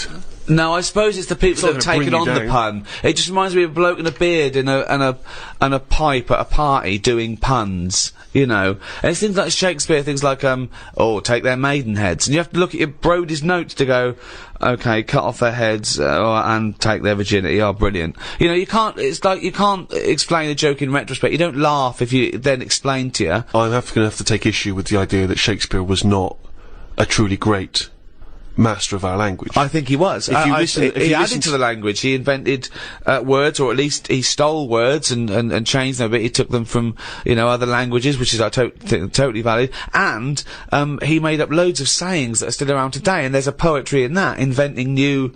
Actually, Karl, you like sayings, don't you? Got a list here of some of the sayings and phrases that Shakespeare made up. Really, in a pickle was his. Yeah.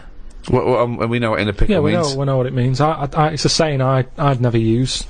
Because when you're in a pickle, it's not something that you would say. No, if you're being if you're captured and you're being tortured for information, yeah, you wouldn't, and you get access to a phone, you wouldn't go, MI5, I'm in a pickle. You'd be screaming, going, he's taking my teeth out. Much as I love Shakespeare, is when that play was first staged and someone said during the play, ooh, I'm in a pickle, did the audience understand, or were they baffled? Or was it like watching Ken Dodd when he goes, "Yumbunctious"? Exactly. Oh, terribly hilarious. Yeah. So Shakespeare is about as good as Ken Dodd. That's what we appear to have established. While you've been talking about that, I just was looking on the computer at the Pun of the Day website, because I feel I take much of what you say about puns and agree with it. There's a couple that you might like. There was a sign on the lawn at a drug rehab centre that said, keep off the grass. Okay, now if the pun is the lowest form of wit, and let's face it, sarcasm isn't, sarcasm is up there compared to the pun, then the drug pun, I think, is one of the lowest of the low. Oh, people who congratulate themselves on getting drug references. Keep off the grass, will you? Grass, get it? Grass. You're smoking the grass, yeah. Show me a piano falling down a mine shaft, and I'll show you a flat minor. Oh, God. Okay, good. Okay. Do you get that? Well, these are, I mean, that sums up puns, isn't it? It's things that kids get in a cracker. I think pun should be short for punch him in the mouth. Idioms are better. Go on then, what's an idiom? Is that a new word you made up? No, I think Karl Pilkington's a complete idiom. Yeah. I found out what it was because I thought, oh, I like them, what are they? Right. And it's like little sayings. Yeah, that's right. That sums stuff up. Go on, give us an example of your favourite. Oh, can I just say one, talking about sayings, Karl was getting fed up with something. He was fed up with not getting replies from something. He's having a hard time, and I went, oh, the worm has turned. And he went, The worm has turned. You know, you've... Stupid saying, isn't it? No, well, okay, tell him why you think that's a stupid saying. Because how do you know when a worm's turned? Of all the creatures that you could flip over and know it's turned, why pick a worm? It's the worst thing they could have picked to express something turning.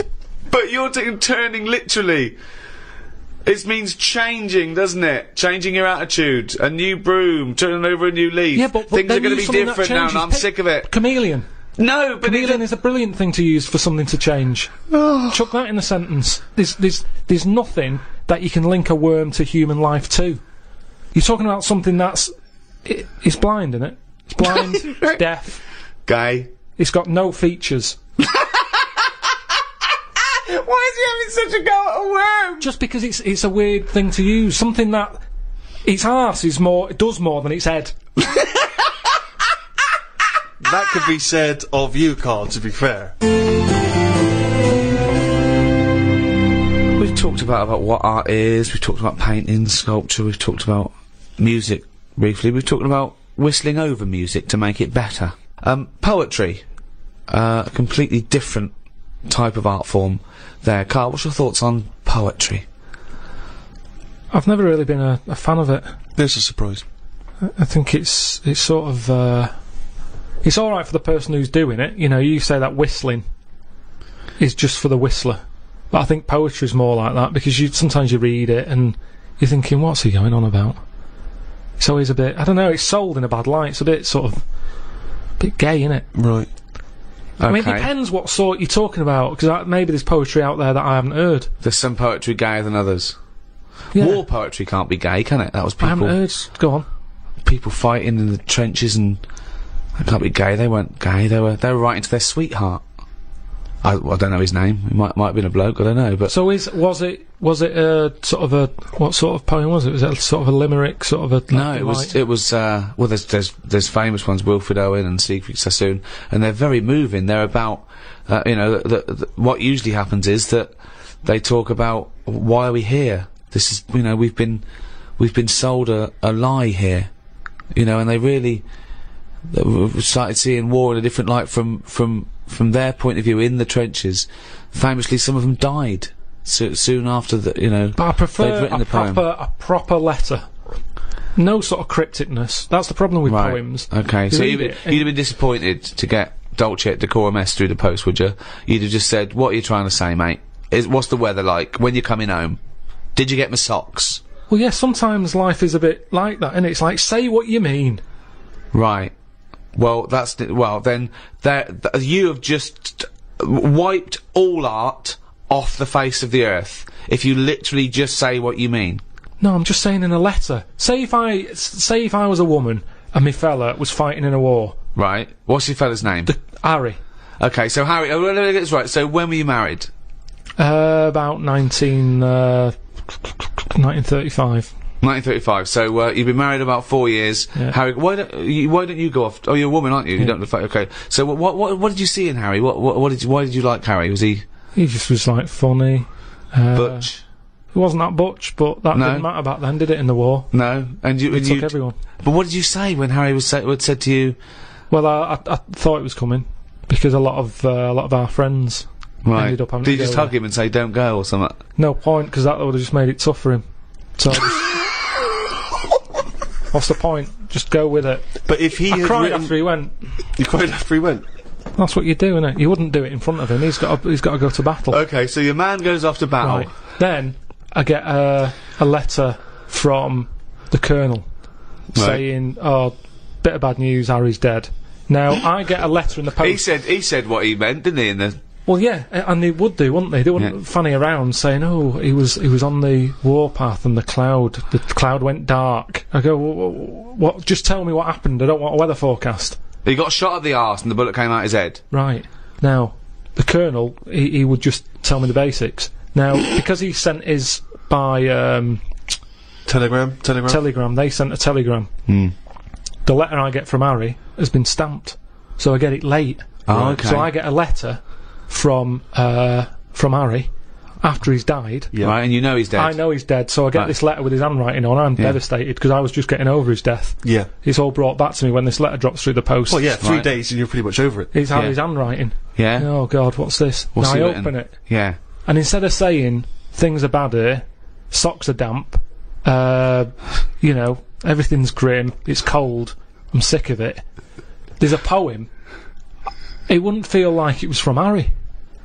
Well, Because it's not in his words. Poems are never in the person's words. But did you know Harry was a poet when you married him and made love to him No, that I only night? picked it up because other people were doing it. Something to do in the trenches. But when he carried you over the threshold, Karl, and he laid you down and gently kissed you, didn't he ever show? He must have whispered some sweet nothings into No, your it wasn't hysterical like red that. head. It wasn't like that. Straight to the point. It was like, get your knickers off.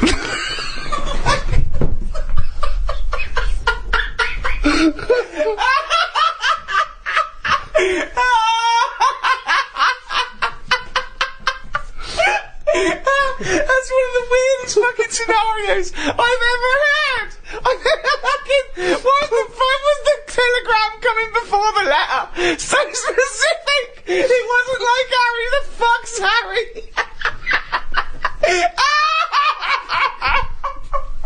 Oh God!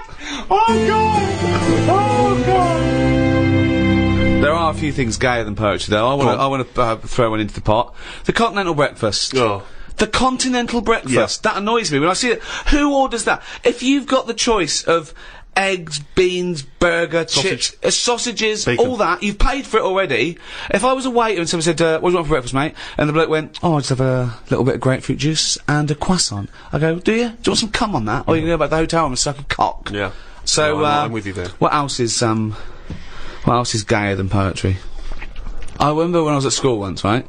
The worst thing you could be growing up was gay. Yeah. In school, it was the worst thing. It was and I remember I was about 14, 15. I was talking to this bloke. I talk about him on my stand-up.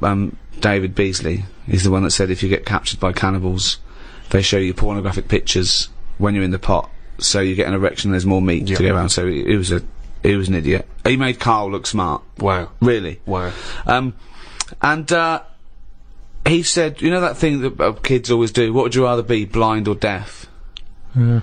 We did that, and we discussed that for a while, and he went, what would you rather be, blind or queer? Mm.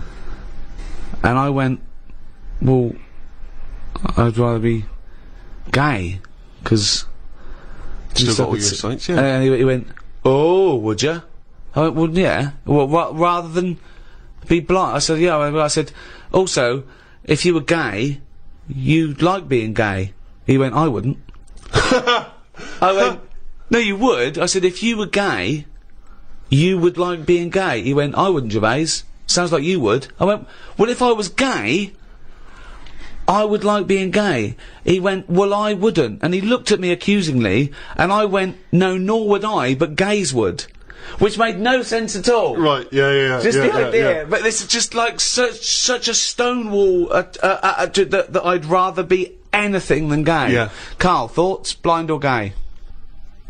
This is about art, is it?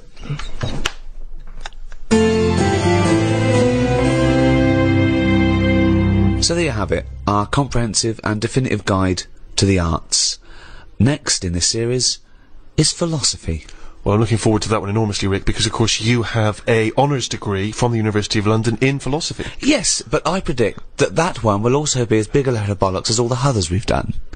Thank you. Just to remind you that you can still get the Ricky Gervais Guide to Medicine, the Ricky Gervais Guide to Natural History, and now, of course, the Ricky Gervais Guide to the Arts. The Ricky Gervais Show on Guardian Unlimited.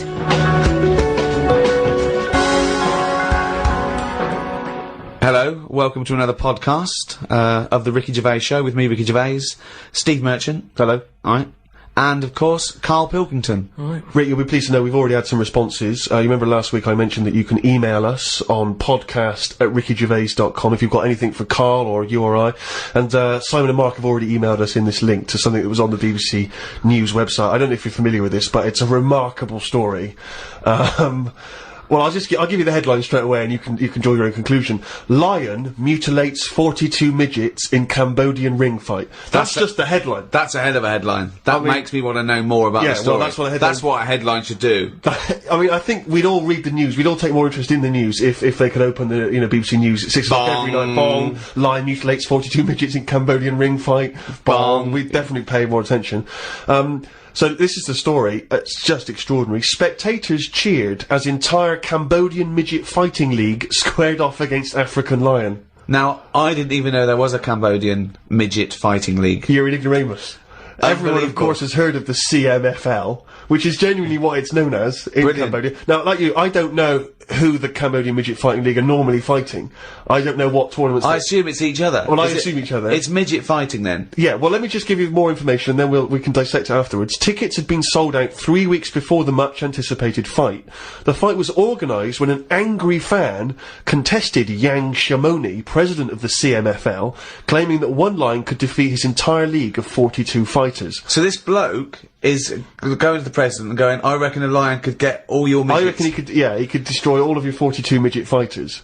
Now, apparently, Shamoni, the president of the CMFL, he takes great pride in the league, and he's conveyed in a recent advertising campaign that his midgets will take on anything, man, beast, or machine. Now, I don't know what kind of machine, again, midgets are fighting. But don't the midgets have a say in this? A washing machine. I don't know. The midgets going, alright, keep it down. No, they will fight anything. Well, we won't fight anything. We'll fight each other. We're sort of, like, equally matched.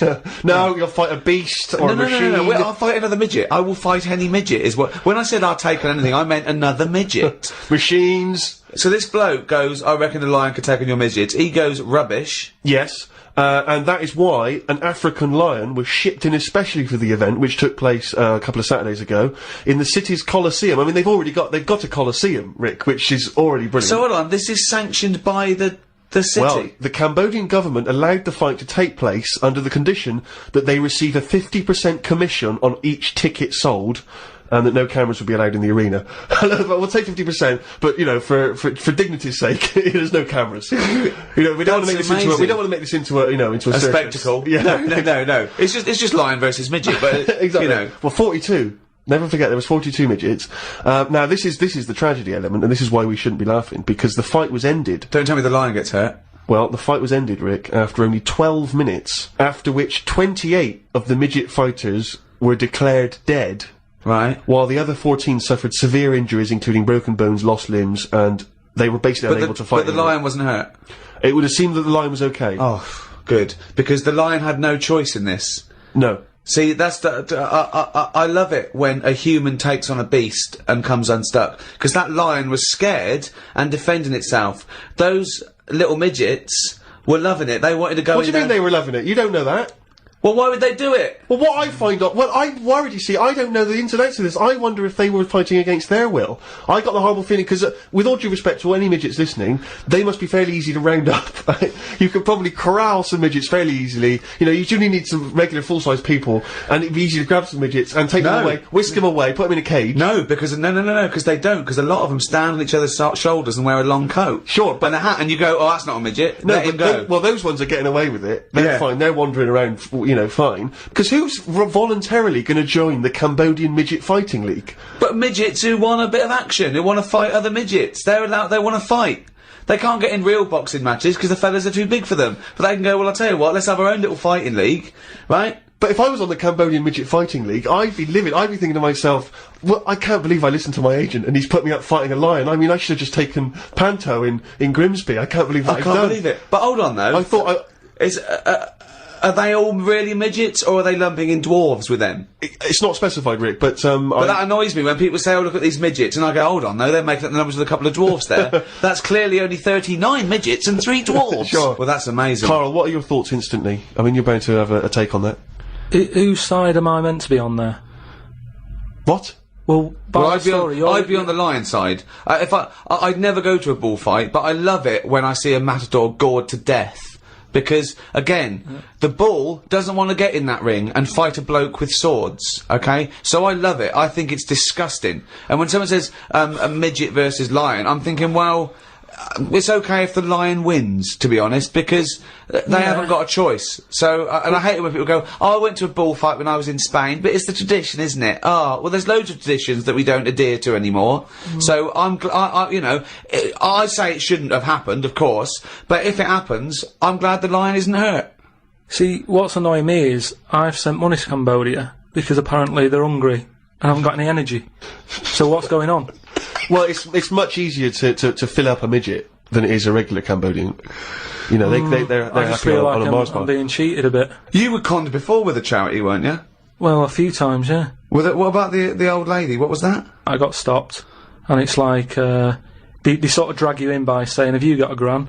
And I said, "No, they died," and that. It's like, "Oh, did they die of the cold?" "No, she's, ill, what have you, just old age." He said, "Well, what happens with a lot of people's grans is they die in the cold, right?" So I was like, "Oh, that's bad, isn't it?" Anyway, so she's chatting, and she's showing me pictures of these old women who look cold, right? Saying, "Look at her, that's Edna. She's got no family, she can't pay the bills and all that." Yeah. So I'm like, "Oh, yeah." Anyway, it goes on for about 15 minutes, and you feel bad. You give them your bank details, right? And what happens is, every couple of months, you get a letter from Edna. Well, it's not from her, it's typed up and what have you. But there's a picture of Edna, right? And it's saying, "Oh, this December, Edna's going to be extra cold. It's cold outside, she can't afford to pay the heat and what have you." Yeah. Keep going, right? So you keep paying every month, like £5 or whatever. Get another letter, a few months later, right? Edna's sat there, she's got a tan. What do you mean she's got a tan? Well, when they said, she's cold, I thought they meant for the heating, not to send her on holiday for a month. She sat there with a tan, I'm not joking. Are you sure it wasn't just a slight problem in the printing? No, definitely. Sure, it wasn't well happy. Sure, it wasn't liver failure. This is a terrible thing to say, but when I see those people approaching now with the clipboards on the street, I always get my mobile phone out and pretend to have a conversation. I've done that one. The number of fake conversations I've had walking past them now. Well, I felt sorry for them, right? Because I thought, to be fair, I've got about 10 standing orders where I felt sorry from a court. Right, I thought they're doing a good deed. The least I can do. I find out they're on about £8 an hour. Are they? Yeah. They're not just doing it out of the kindness of their hearts. Well, I don't want to. I thought they were volunteers. I thought that was at least why I should feel guilty. If they're getting paid to do it. I don't know. I could be wrong. I think they do. What? I've heard they get paid and that. Well, if someone knows, maybe email us. Podcast@rickygervais.com is how you can get in touch with us. If you know if these guys are getting fleecing us twice. I heard something. Karl thinks they are. You think they're not. I don't know anything, but anything that will allow me. But to let's find out, because I don't want to slag them off, because they're obviously doing a good thing. So we'll find this out. It's this is an educational show. I tell you what, though, right? Because we've talked about homeless people before and that, and I walked past one the other day. He's always cheerful, right? But don't you think, right? If you had a company, it's worth taking them on, because they never have a lie-in. Brilliant.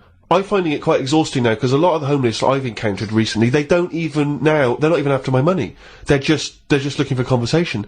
While I was walking along the other day, and I don't know what you're supposed to say to this, we were both happened to be both passing a Chinese restaurant. He glanced in, he looked back around to me, he went, "Woman in there with 3 mobile phones. Why does she need 3 mobile phones?" Got nothing to say to that. Got no opinion. Got absolutely no opinion of it.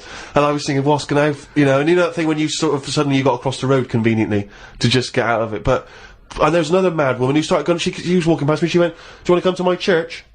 I went, "No, I don't believe in God." She went, "Do you believe in God?" Oh, 20 minutes conversation, 20 minutes.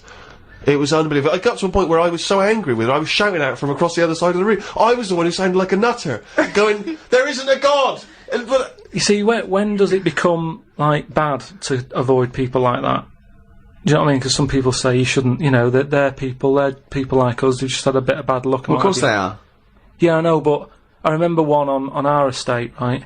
And she was a bit, what's the word that you can use? Because I don't want to offend anyone. But I'd say, but sort of mental homeless. Is that a term? That's the official term. I think that is the new official term. It's mental homeless-itis. Right, so she lived on the estate and what have you, and she aged. How was she homeless if she lived on the estate? Well, she sort of decided to stay around there because I think people on the estate spoke to her more than people who had money. Do you know what I mean? Really? I was going to say, why would she choose an estate not to live in, as opposed to a walled sort of lovely community? Yeah. Why not go to St John's Wood or Yeah, or I'd hang around in maybe, say, the maze in Hampton Court. Yeah, You know what I mean? 'Cause no one's expecting to see a homeless person as they're trying to find their way around. Well, Imagine the cash you'd make during the summer. The rich sort of Victorians used to keep sort of homeless in there as a little folly, and they used to pay them at the end if they stayed there for like 3 years. What do you mean? Would they pay? It was fashionable to have a little homeless little hobbit in your outhouse. Seriously. And what did they have? Did they have to do anything for the money? Run, dance, No, they just fight had to be tigers? there. No, they had to be there when they brought around. They go, look, that's our little cat weasel fella living in our folly. Yeah. And then they got money, you know, at the end of it. There's just like really rich sort of Victorians and stuff. That's a great idea. They should definitely bring that back. Because, you see, I would give a lot more to shelter and those kind of charities if I could have a homeless guy come round and do my bidding. I could make him and dance. they had a really long beard and rags. Exactly. Yeah. And I could just make them do dances for me, or, you know... And he was somewhat magical, possibly. That would go, riddle me dee, fiddle me do, what is my name, and who are you? Exactly. And then, But anyway, so this mental There's a little idea for shelter if anyone's listening. Yeah. Mental homeless woman on the estate. And what she used to do, right, she acted quite normal, and she used to always push like a pram around with her, right? And everyone was like, she can't have a kid, can she? Right? And she was dead happy every day. She was up and down, walking up and down the road. Anyway, one day she sort of walked past, right? Turned round and looked in the pram. There was a bucket with a face on it.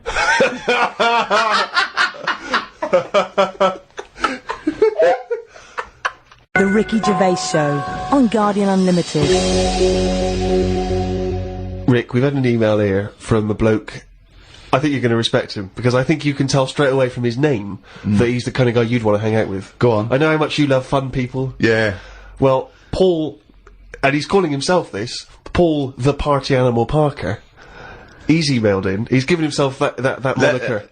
Right, I assume they're in sort of like quote marks, are They're they? in speech marks, yeah. Paul the Party Animal Parker. And he's calling himself that. Yeah. That I can't wait. So when you picture him, what are you thinking? Millhouse. Right, okay. I think he looks like Millhouse from The Simpsons. Yeah.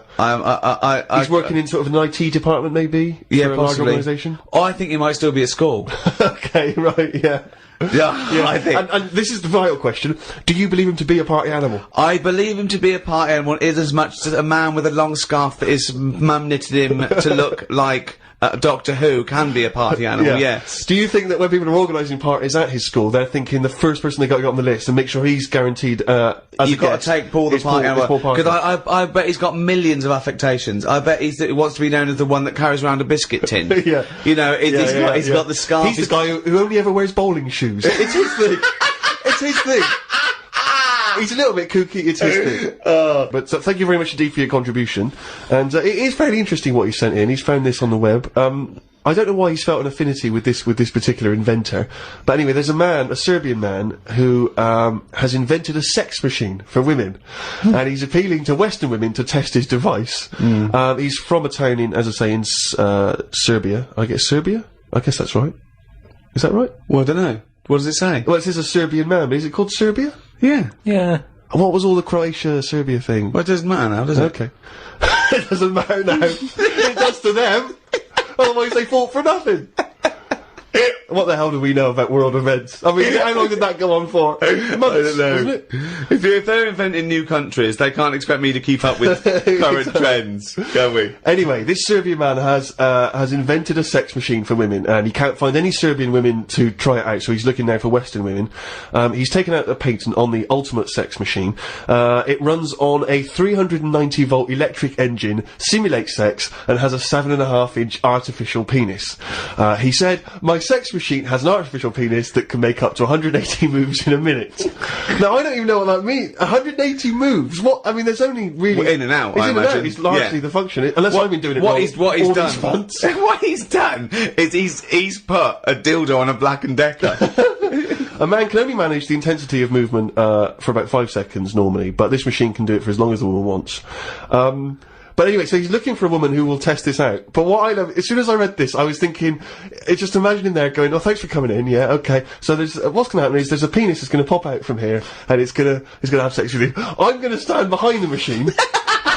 I've got to stand behind here. There's a lot of dials and stuff. I don't want to bore you with. Well, why do you have to stand behind it? Just I can't. It's technical stuff. But I got to be behind the machine. But there's no penis on the robot at the moment. It's just a hole. No, don't worry. What'll happen is I'll switch the machine on. I'll go behind, and then a penis will appear. Will it be like a metal-looking penis? It will be a robotic penis, but it will seem like it's a regular fleshy human penis. So you're gonna so you're gonna go behind this robot, go behind the machine, disappear, and then a fleshy-looking penis is will appear through the hole when I switch the machine on. Okay, and that'll be the real robotic penis. But you won't see me for the duration of your section. So you've made this sort of like robotic penis look really realistic. It's really realistic. You will not be able to tell the difference between, say, the robot one and mine, for instance. Okay, well I don't want to see yours. No, there's absolutely not. Because I've not come around here to have sex with a person. I know you've come around to test the machine. Yeah, and that is exactly what you're going to get. Okay, a piece of mechanical action. But what is the idea that on the front maybe he's painted a picture of a robot's face. Yeah. And then when the machine begins, you know, rather like in one of those horror houses, like a kind of mansion in a spooky film, the eyes of the painting, they'll move. And the real eyes will appear. Just staring out. But I don't think I can have sex with this machine unless you're actually in the room, just in case anything goes wrong. No. Don't worry, I'll be behind the machine, it'll be fine. It'll be safe, not a problem. Okay. But anyway, so yeah, Paul the Party Animal Parker sent that in, and knowing him, there'll be plenty more coming like that in future weeks. Karl, what do you think about that? The machines and that. Yeah. Well, they've always been sort of. I mean, to a lot of people, sex is important, isn't it? You know what I mean? Not to you. Well, it serves a purpose. What purpose? No. Because you don't want to have kids, so what purpose? Just you know. Something to do in the evening. Something to do, innit? When the telly's broke. But for years, like, they've found stuff, haven't they? Machines from, like, Roman times, similar to that setup. No machines in Roman times. Like that, though. The old sort of, knob on a stick machine thing. The old Roman knob on a stick. I'm sorry, but I watch Time Team every week, and Tony Robinson has never done an old knob on a stick machine. I just think of Julius Caesar sitting down and go, okay, aqueduct, we love that. Thanks for that. Straight roads, good idea. We can see the enemy coming. What have you got there? Well, I'm glad you've asked. Plumpticus. What have you got there? Wanklicus. What I've got here is a yieldy knob, and I've put that on the end of a stick. Oh, a stick of smallus. Okay, well done, Wanklicus. No. Well done. You are my new right-hand man, as they say. No, excellent. But they do stuff like that. You've been in the London Museum and that, and they've got sort of sex stuff from years ago. They've got like these metal pants that they used to wear. I don't know what that is. Metal pants. Yeah, sort of. Is that a chastity belt? You mean? They used to make women wear them so that they could. But they had them for blokes as well, though. Metal pants for blokes. Yeah, why? So he had little lots. So if he was away, he couldn't play away from home, and if he was away, she popped on a little. No, I just think they sort of like sexy metal pants. I don't know what you mean. What the sexy metal pants. Well, they'll have to look because I haven't got it in front of me. It's just something I remember seeing, some sort of sexy metal pants that I used to wear. But what are you saying, sexy metal pants? Well, that was not British Museum. That was Soho. No, what I mean. That was on Compton Street. You were looking they in the shop always window. had to be ready for like battle and that, but these were a little bit sexy but protective at the same time. I love that. Right, I'll have to look into it. I love the idea that that's all you remember from the British Museum. So Lancelot, are you ready to face the Black Knight? Yeah. What do you think of these? Huh? What do you think of these? Well, I don't really care. Just I just want to look good on the battlefield. Well, they're both protective. Will there be women watching, cheering us on? Well, you're not going to fight like that, are you? What about your I'm going to wear nothing except these sexy metal pants. But what about your chest is exposed? No, well, it's a good chest. I've been working out. Yeah, I know. But what I mean is, you want metal. I've actually been lifting up the round table every week. I just work out, do that about 4 times a day. But that machine, right? Why did it have to be a woman, or could they have got a little gay fella in? I don't know. Let me just check. It doesn't actually specify the small print here. I love that. Why do you want to see a little gay fella be? I don't want to see it. I'm just saying they're sort of more. Karl, why do you want? I don't want to see Why it. do you want to watch a gay man get buggered by a robot? I wasn't the one typing in gay machines on the internet, finding stuff out about them. It's not a gay machine. You just made it into a gay machine. Yeah, he wanted to pleasure women with this machine. You're saying, can I see a little gay fellow get a robotic cock up his arse? You're the one requesting that, Karl I don't want Pilkington. that. I'm just saying that. You're the one that wants to see gay men with metal stuff up their anus. No, what I'm saying is they're more up for a bit more experimentation than. What are you saying? Why is that the case? Why? Why'd you say that? No, just they just butt plugs and that. I mean, what I'm saying is... What, you can't just say butt plugs and that. I'm just saying that I reckon they'd be up for it. What do you know about butt plugs? Well, I don't know anything about them. I just remember seeing an advert for some once in a sex shop. What are you doing? No, I wasn't. I was just walking past. I was walking past the sex shop and that. And Your you know, eyes you're sort of looking. Why were you walking past a sex shop? Just because I was on the way to work and that, and I passed one, and there was a little sort of one. It was open early, which I never understood. Right, it was about 8 o'clock in the morning. Right, and Who's rushing out for butt plugs that early in the who morning, needs them now? Right, but I sort I must get a bagel and some poppers on the way to work. I walked past it, and it had like a little post-it note or postcard type thing, and it was like, pop in now, buy an item, chuck in some free butt plugs. And I didn't know what they for. I'd never heard of them before. But all I'm saying is, I've since found out what they do with them. What and do if they they do that with them, then give them a go on that.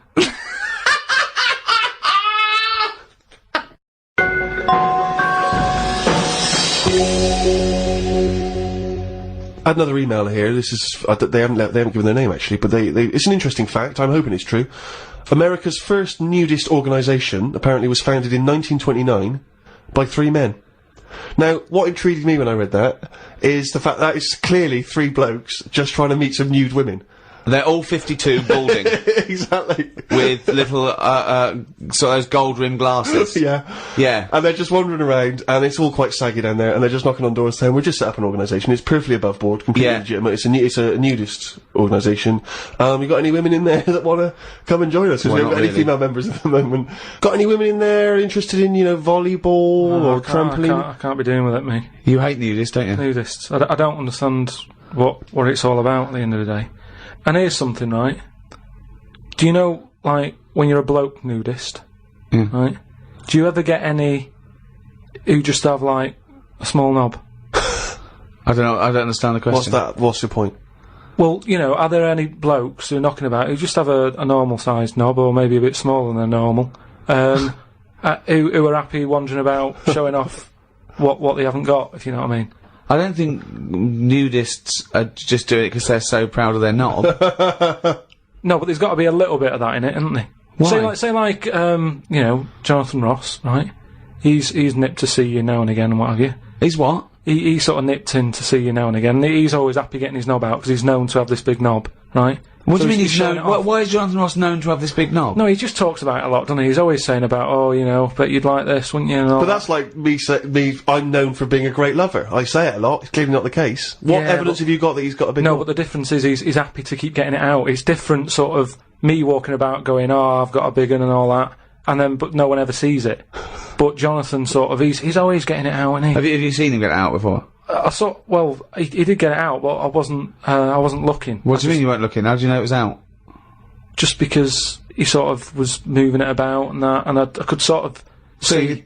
No, I wasn't looking though. It was that sort of thing where you can see something moving about, but you're like, I'm not looking at it. What, like an owl seeing a mouse? What I mean, it doesn't matter. All I'm saying is. So no, let's get back to this. You remembering vividly Jonathan Ross's penis? No, yes. I don't mean that. Why were you looking at his penis? I wasn't looking though. Well, it was clearly not meant to be looked at. I'm just saying, most blokes who, you know, nudists, they must be pretty confident in themselves to, you know, getting it out. And I wasn't looking. It's just that. I mean, I looked once. Okay. What was it like? What? Sorry, you looked at Jonathan's once? No, I was looking at another one. What? At the same time? No. Why are you looking at loads of men's penises? Going on? Where are you What is this? It's natural, that's what I'm saying. What do you mean? This is Karl takes a sneaky look at menscocks.com? No, what I'm saying is, it's natural. Where was this happening? You were in a gym? No. A lot of guys are getting changed and you were just checking out their you're at your bedroom window with a pair of binoculars, and there was a little fella across the road getting changed. I was at some night out once. Go on. So you were at heaven and you were in the toilet. It was some night out, and some people come running on the stage, right? Some music started coming on, and these 4 people ran out. It was 2 women. So you were at a gay strip club? It wasn't gay in that. It was just a normal night out. Well, you know, some sort of party night out. Right. These people come running on, right? You got 2 women. You got 2 blokes. Right. They whip their knickers off. The fellas whip their undies off. At the same time? Yeah, all at the same time. Was it was it like a choreographed thing? Like, what's it? Chippendales. No, what, you know, like Cheryl Baker was in it. It was that thing where they sort of, on Eurovision Song Contest. Oh, making your mind up. Yeah. When Bucks Fizz Bucks ripped Fizz. off a larger skirt, conceding a smaller skirt. At no point did Bucks Fizz whip their knickers and pants When off. you said Cheryl Baker was in it, I was thinking, what, didn't she used to host Record Breakers?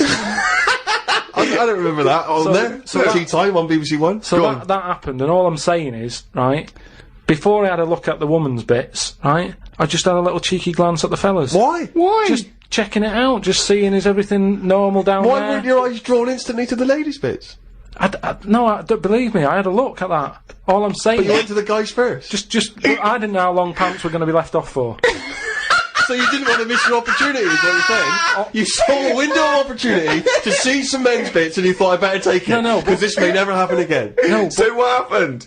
So there's two women, two men, right? I don't know what sort of event this is where you're looking at anyone get their knickers and pants off. I don't know why you're looking at all. So you go right. There's knickers and pants off. Right. Let's check out the knob and testicles first. You're telling me you've never, like, when you've been in a gym or anything, you've not just sort of turned your head, had a look and gone, alright, yeah, that's alright. Yeah. Sorry, let's just get this question right. Have we ever been in a gym and just taken a sneaky glance at a man's genitals? Is that your question to us? Right, for me, it's the same as when you see someone who's a bit odd, two heads or whatever. Well, I'll be honest. If I was in a gym and a bloke came in with two heads, I'd look. I'd get a sneaky glance in the mirror. I'd go. Sorry, but you'd look at his genitals or his two heads? His two heads. Or would you you look at the heads and then think, I wonder if he's got two cocks? And just. I'd have to have a look there. If I'll tell you what, and now I admit it, if I'm ever in a gym and a naked man with two heads walks in, I probably will check out the genitals as well, just to make sure that he's got two of everything. Can I tell you the thing that always freaks me out? I do sometimes go to the gym, and I live in North London, and the thing that always freaks me out is if there's an elderly man, often quite short, and I say this only so you can picture something in your mind's eye, because I live in North London. There's quite a lot of old elderly Jewish gentlemen, wandering around, and I'm always freaked out because there's at least two I'm aware of who've got very, very large penises, and I always find that really disturbing because sometimes you can't help but notice because it's like Godzilla coming through the changing room. Do you know what I mean? And it's swinging there, and it never seems right that he's an old guy. He's kind of a little overweight, quite short, and he's got a massive piece of action going on between his legs. And I always get, dare I say it, a little bit jealous because for a tall man, I feel I've been a little bit shortchanged. Oh wow! So that I do admit, that's the only instance where my eye has been naturally drawn to it. Do you know what annoys me in gyms? Where people walk round happily naked all the time whistling. They get weighed naked, pop a towel on and take off 3 ounces. How exact have those measurements got to be? Yeah. Do you know what I mean? Pop a towel on. I mean, unless you're going on the space shuttle, I reckon you could give or take a couple of stone. Yeah, exactly, yeah. Absolutely right. Well, we've put that to bed. The Ricky Gervais Show on Guardian Unlimited. Right, Karl. Go on. It's that time again. You better be ready. Oh, chimpanzee that monkey news. Right. Well, this week, what we're covering is, do you know, like they say, monkeys are pretty close to humans. Well, when you say monkeys, you mean apes, I assume, and when you say apes, you mean chimpanzees. Monkeys and that. Well, no, because they're different species. They're all primates. They've done a lot of tests and that. Like I said, we've talked about the one that went into space. That was We've rubbish. had ones that have worked in train stations. No. So the Barbers, was there a barber one? There was a barber one. He started off sweeping, didn't he? But he didn't immediately go in straight into, but he worked his way up. Yeah. They do apprenticeship. They do a lot of stuff. I've seen the salon. He was probably the top student. But the thing is, I mean, in a way, this is linked to the one in the salon. He could cut hair, but he'd never be allowed to work on the till, right? But these tests that they've been doing now. Why? Are they not trustworthy? Well, they've had problems understanding money, right? But they've got one recently that they've been teaching about the value of money and showing it that to get this money you've got to work hard, you've got to save your money, and when it's saved, no, it's all bollocks. You can do what you want with that money. Yeah, it wouldn't but happen. At the end of the day, these monkeys aren't on that much money. Yeah, so and they wouldn't. You could never teach a monkey the value of money. So the thing is, they've said to these monkeys, look, there's your money. They haven't said anything You're to the only getting monkeys. so They much have, Rick. money. Please listen to the news. But It's the news. It's the news. it's important that they know how to spend that money, right? It's basic rules, really. It's what you teach a human about money, innit? It's what you teach kids. So about invest money. wisely. Invest and all that. Sorry, who's teaching these monkeys? So, Carl, stop. Just some people and that. But who? Where are these monkeys? The monkey people. But where are these monkeys? Where are these monkeys I think it's in San Francisco. Where are these monkeys though? What are they in a shop? What are they doing? Are they in homes? What are they doing? Just in like, the zoo? Well, probably just in like some sort of science place where science people are checking out monkeys' brains and that and seeing how they work. But they're happy. They're not. This is different to the news at 10. So listen. Well, yeah, but you can't interrupt the newscasters for one thing, Rick. Please. Sorry, go on. So there's these monkeys, right? And they've given them some money, probably about £5, and they said, right, off you go. Go shopping, see who comes back with the best, sort of, how much can you get? You know, like in Ready, Steady, Cook, where they say, there's a £5, go and get some food. Anyway, some came back, and they were like, you know, they hardly had anything. Right? This is absolute shit. No, listen! This is bollocks. Listen. But one of them, right, he was away longer, to be fair. Yeah. Right, I think he came back last. But they were really impressed, because he sort of said, this is amazing that you've got all this. Can't believe it. Give us the receipt, right? Oh, this is absolute right, forget it. Forget it. No, listen. Forget it. No. This is absolute shit. We want to hear the end. No. Look, hang on a minute, right? So they said, give us the receipt and that, and they looked at it, and it was all official, right? And they went through it all, and what they were really impressed by is the way that they always went for the sort of slightly older veg, where you get 2 lots for the price of one. Right, you're absolute. So, and it just goes to show, this is absolute bollocks. There's no way. There's no way a chimp went shopping and knew what he was buying. It's I don't know why you asked me then. Well, it's absolute bollocks. Once again, you've made it up. You probably saw a headline on some sort of half-witted website, and you're talking shit. Right. Just to say, if you have any monkey news for Karl that you want to hear on one of these podcasts in future weeks, then you can email Karl, or indeed with anything, at podcast@rickygervais.com.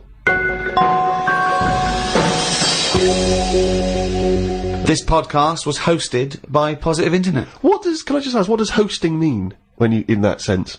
I don't know, but the guys at Positive Internet do, because they're experts in this field, and that's why I like them. Well, thanks very much. Join us next time when we'll I'm sure, waste another half hour of your lives. See ya. Bye. The Ricky Gervais Show on Guardian Unlimited.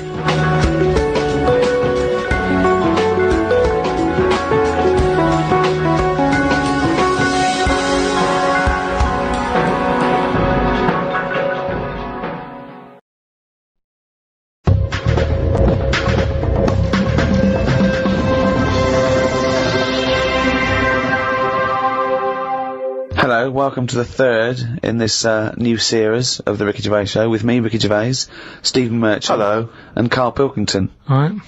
We've had loads of emails, thank you for those. Sorry we can't reply to them all personally, but keep them coming, some interesting ones. There's one in particular here, from a guy who says, I see there is less swearing now you're charging for the podcast. Dumbing down already, ? Yeah. Well, interesting. I don't know how that's dumbing down. Well, no, not swearing. That's interesting. Not swearing is dumbing down. And also, the fact that he's complaining that we're not swearing enough. Yeah. What sort of a cunt would bother writing that email? Don't know, mate. I don't know, but I know he's just some kind of fucking cocksucker. What have you got, Annie? Well, now, of course, a couple of weeks back, you gave the rather long-winded but fascinating, sort of brain-teaser, conundrum, philosophical question about the, heaven and hell doors. And there's been a number of responses to that. I know. Explain your error. Well, I got it, I realised as soon as we put it out there that I should have said, assume no prior knowledge. Otherwise, you can just say, hold up a cat and say, is this a dog? Or you can say, what's my name? But they don't know anything about you. That's the thing. They only know about themselves, and I should have said that. Yeah. So are you willing to just now say that you've embarrassed yourself? I've embarrassed myself. I should have said, yeah, it's got to be about. It's only about the. You can ask questions. Well, do you know what? It's a bigger man than many that can admit that mistake. Or a man that's banged to rights and obviously caught out and has no choice. Well, It's quite interesting to sort of wade through the emails and find out the kind of people that are listening, get a sense of the different listeners. And I know you, Rick, have met some of the big celebrity names that have listened to the show, and it's sort of because you've actually met them. But it's now we've got celebrities who are just emailing in, just letting us know. This one is from a guy called Aaron. He says, "My name's Aaron Douglas, and I play Chief Tyrol on TV's Battlestar Galactica." Oh, right. And he listens to the show in his trailer. Now, I don't watch Battlestar Galactica. I hear it's very good. Yeah, but it's nice to know that. I don't watch it. I don't watch any of those things. But that's. But I'm nice. It's nice that Chief Tyrol, and for those of you that watch Battlestar Galactica, I'm sure that means something. But nice that he got in touch. But I'm just thinking, who would you, in an ideal world, Rick, who would be your ideal listener, a celebrity listener? Well, it's not so much celebrities for me. I like the idea that captains of industry or scientists or people actually doing something worthwhile are listening. That's what excites me, because they hear. You know, we've had a couple of emails from people who are doing, you know, PhDs and psychologists and that excites me more. These academics are listening. I mean, who's the weirdest person you think that, who should have more time on their hands? You know, Stephen Hawking. Imagine Stephen Hawking listening to this show. You know, he's putting together the formulation for the universe, but he's going to listen to a little bit of monkey news from Karl Pilkington. Imagine Stephen Hawking emailing us at podcast@rickygervais.com. I mean, that would just blow our minds, wouldn't it? He's got time to do that. That he's got the inclination to bother doing that. He's always online, though, isn't he? He's always hooked up. Is he? Well, he's always got a little computer on. Why not? Sure, that's one of the perks. You can just bung an email out whenever. I'm not having a go. That's what I'm thinking. He's sat there with his little computer.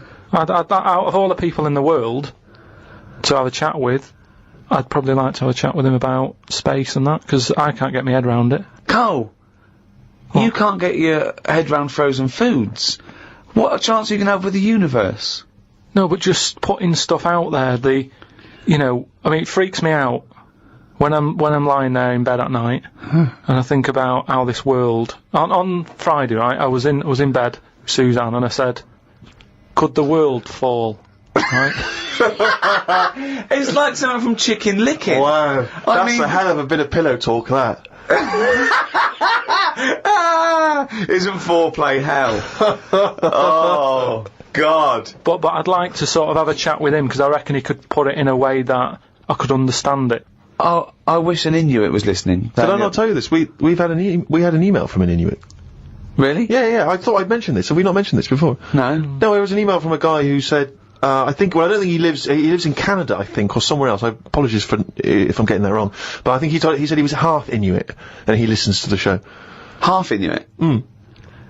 See, that's interesting, because I think I'm so remote. I know I'm probably wrong now, but I think that those are so remote that I can't think where they're meeting people who aren't that are also Inuit, yeah. Oh, and who's going, you know, other societies are going, I'll tell you what, I'm fed up, there's no action now, I'm going to the frozen tundra, I'm bound to meet someone there. Yeah. Where do they meet? Do they do online dating? What probably a lot of online stuff. What do you put as hobbies? Fishing? Yeah. Skinning stuff. Skinning stuff, yeah. What stuff to skin? You know, seals. Seals, yeah, sure. That's about it, isn't it? Why are they hanging about round there? Why are seals going, do you know what, it's cold, I'm sick of it here. It's windy all the time, what have you, and I'm getting a club on the head. Do you know what I mean? Yeah. Because they're meant to be quite bright in terms of animals and that, aren't they? Yeah. So why are they knocking about them parts? I don't know. Say, like, if seals died out, right? Would that be a problem? We've done this. We've been through this before, Karl. Everything has a knock-on effect. Even a seal, that's sort of in between something already. It's between a fish and a dog, isn't it? I knew you were going to say dog. It's not between a fish and a dog. What do you think evolution does? Fish to dog. Understand it. Maybe what do you mean it's between a fish and a dog? I'm just saying it was a perfectly evolved mammal that re-entered the water, I imagine, and then got streamlined and... I mean, it's between a fish and a dog. But why not have one and the other? Why not have, like, you know, you've got a dog, you've got a fish. No, it's not between a fish and a dog. It's not between a fish and a dog. I don't know what between means. I don't know what... This is it again about saving everything all the time. What is it doing? What's he doing? Everyone's feeling sorry for him all the time. Save the seal and all that. What's it doing? Why are we saving it? Let's just ask that question. What's it doing? I don't know what to say. It's between a fish and a dog. that bloke, the Eskimo who emailed in, would he be in a igloo thing? Probably not, no. Well, no, not. I mean, I don't think many igloos have got internet capabilities, so I don't know. I don't want to slag them off. But why aren't we saving them? Why aren't we Maybe there's when you build it, leave a little hole. Yeah. That's where the... But there's kind of igloo internet cafes. They go there, they all go to one igloo, yeah. But why are they being left alone to live like that when it isn't great? What? Well, we're always eager to help everyone in the world, aren't we? We're always like going, oh, look, them people are fed up, let's build the city up for them, give them a, coffee shop and all the rest of it. They're being left alone. For them. They're being left alone in igloos and stuff. Yeah. Why isn't anyone saying... But they're not asking for help. They're happy. Well, they're not necessarily happy, but that's the way they live, that's where they choose to live. But why hasn't anyone just gone over and gone, do you know what, we can make it a bit better for you? Well, they have. I've never had a leaflet through the door saying help an Eskimo out, or, clothing for Eskimos. The most remote people in the world, eventually someone gets them some whiskey and fags, and that's the end of them as a culture. It happens all around the world. There can be this idyllic world where there's no stress, and soon they're watching Come Dancing on telly, knocking back some whiskey and smoking 40 fags a day. But they're not moving, surely Dancing on Ice. yeah. But what I mean is, like, Oxfam collects clothes for people in Africa where it's warm, probably don't need a jacket. Nothing for Eskimos where it's freezing, where they'd be quite happy to get a jumper in the post. Right, okay. So what are you suggesting? To Africa we send, parasols and sun cream? Yeah. You're an idiot.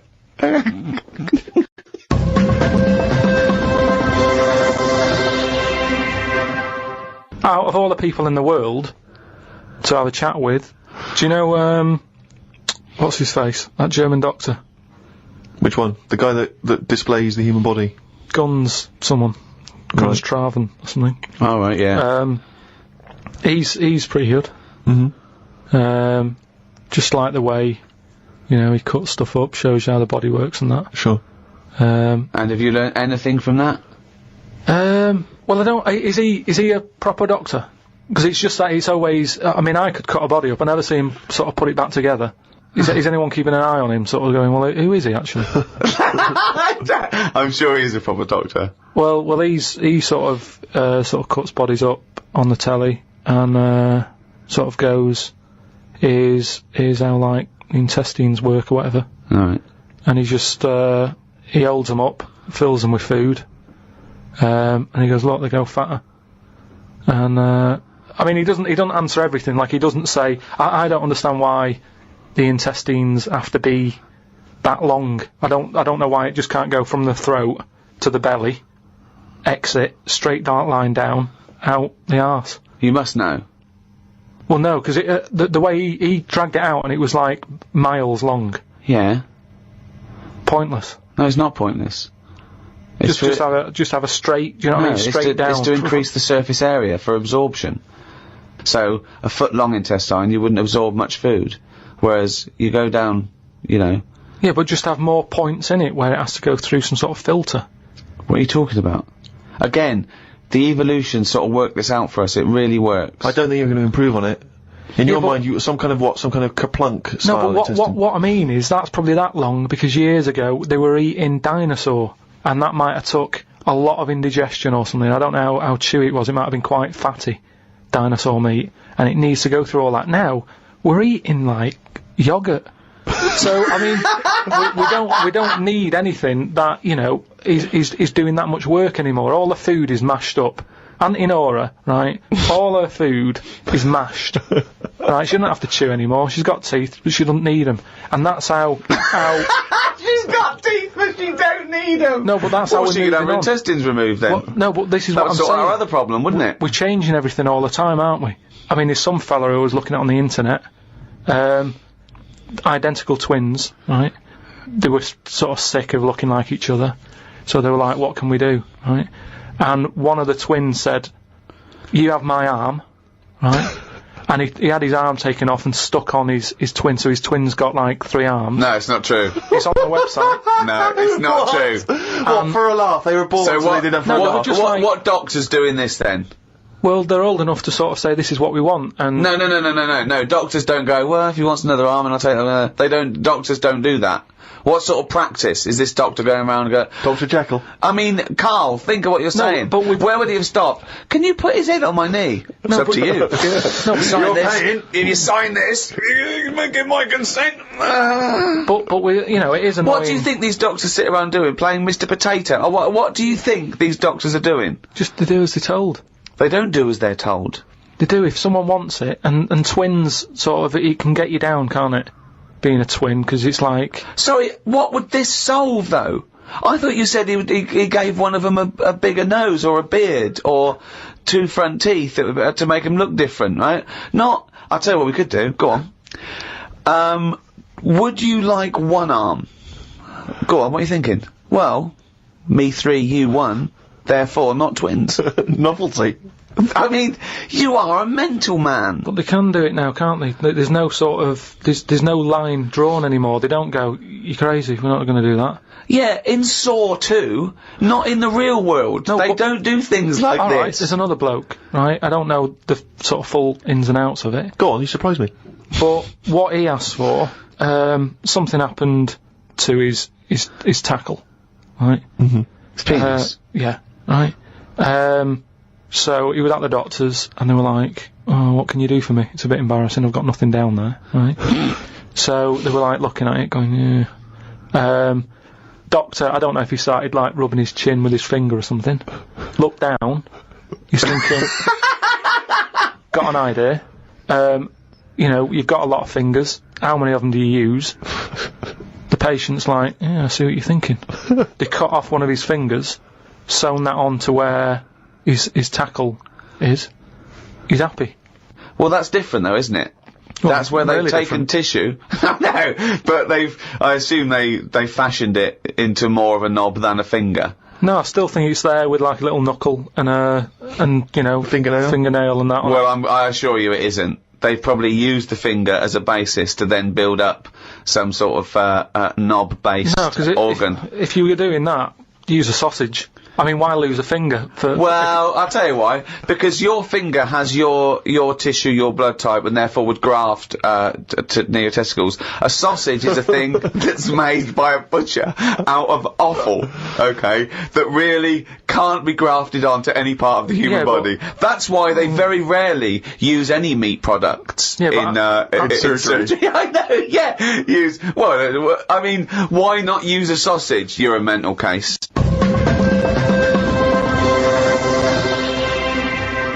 I saw some bloke the other day in a meeting, and on his desk, he had a picture of his kids who were twins, right?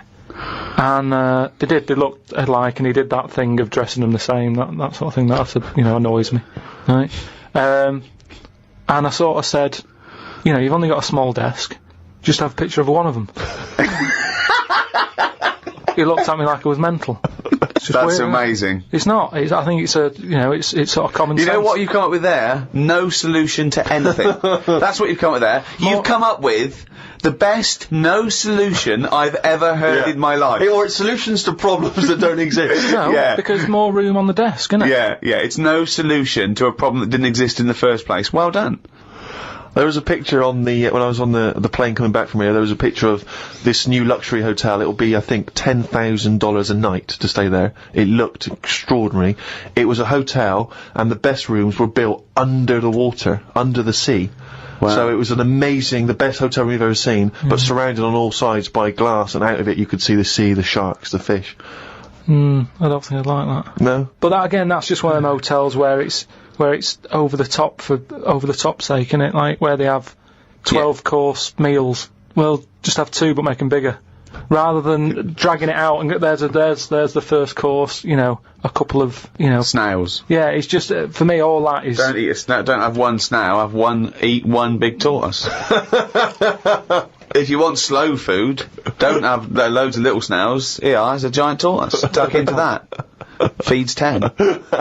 But it's what you were saying before. When you start having to take a risk with food, like the fish that can kill you if you eat it, don't bother. There's apparently a delicacy in Japan, again, someone could verify this, where they eat a live little octopus.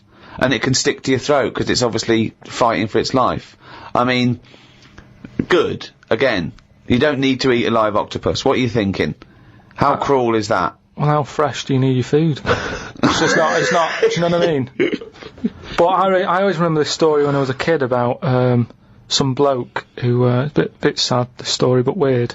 He had, throat cancer, right? And his doctor said, carry on with your life, right? It's not gonna be that good, but just carry on, but don't eat meat. And he was like, oh, I love meat.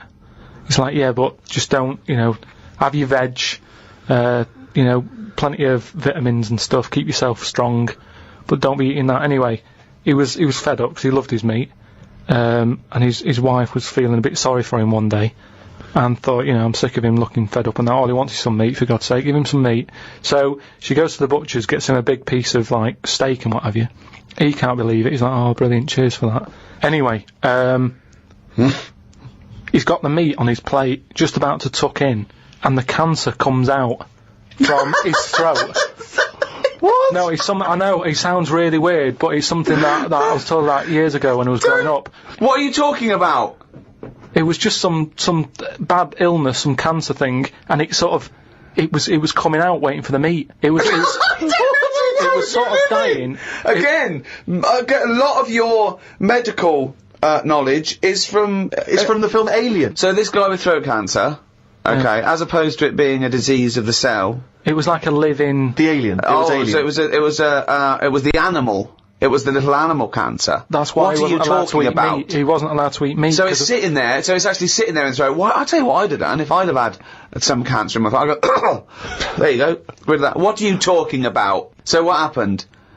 He choked to death on this thing, and the wife was like, "Oh, I shouldn't have given him the meat after all." Just that's a bollock story. It's all. There's loads of weird stuff like that that happens in medical stuff. Well, the terrible thing is, if you got testicular cancer and you eat meat, your bollocks come out of your trousers, and they're all over the plate, and you have to be asked to leave the restaurant. The other thing that I was told when I was younger about medical stuff and that, who's telling you this stuff? My mum told me about it. Jeez. Because she always says to me dad, because he has too much meat, and she's always like, remember the feather with the troll in his throat. But my gran, she had something wrong with her eyes. And they sort of took them out, and they were just dangling on her cheek, and she could still see through them. They were operating on her. Oh, yeah, you would have, yeah. They sort of say... No, she wouldn't have been conscious, though. No, they were then, because it's something to do with the eyes, and it's like... No, it's no good operating on eyes if your eyes are asleep. What do you mean, your eyes are asleep? It's like a heart, isn't it? You want to keep them awake. No, so what do you mean you want to keep them awake? What, heart surgery is blokes awake? Stop talking shit all your life. What I mean is, they don't stop the heart. They sort of... they don't stop your heart, because it kills you. Yeah, I know. So what I mean is, it's like the eyes, they wanted to make sure they were working, so the only way to do it is keep her awake. No, it's not, because you don't know whether they're working or not. You can't see what she sees. What, you think, you can plug something in and see what people are thinking? It was something like that. No, it wasn't something like that. Well, she could see. She said it was really weird. How, you can see... She could see her knees.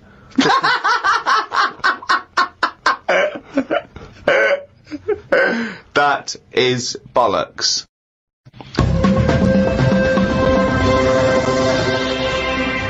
Oh, chimpanzee, that is only gone and written it down, the little... That's the jingle for Karl's diary, excerpts of which we read each week. Get straight into it. A band from the Conga have won the Best Newcomers in a Radio 3 competition. They use pots and pans for instruments. It says that the Conga is a poor, sad place. So why do people do that happy dance at the end of parties called the Conga? Right, one is the Congo. There's no place called the Conga. They come from a place called the Congo. Where do you come from? Okie dokie. It's a terrible place that we don't know whether to put our left leg in or our right leg in. Sometimes we shake it all about. No, we're not sure if we should. But, Conga! Fucking hell, you're such a... Went into the gadget shop today. It's full of stuff that we don't need. Gadget used to be a good word that made you think of James Bond with all his gadgets. The best thing I could find in the shop was a clock that ran on potatoes. We are definitely going backwards. I agree. Well, who cares about that? You know, a little electrical impulse, so what? Had a night out with old schoolmate. Found out about more of the other lads I went to school with.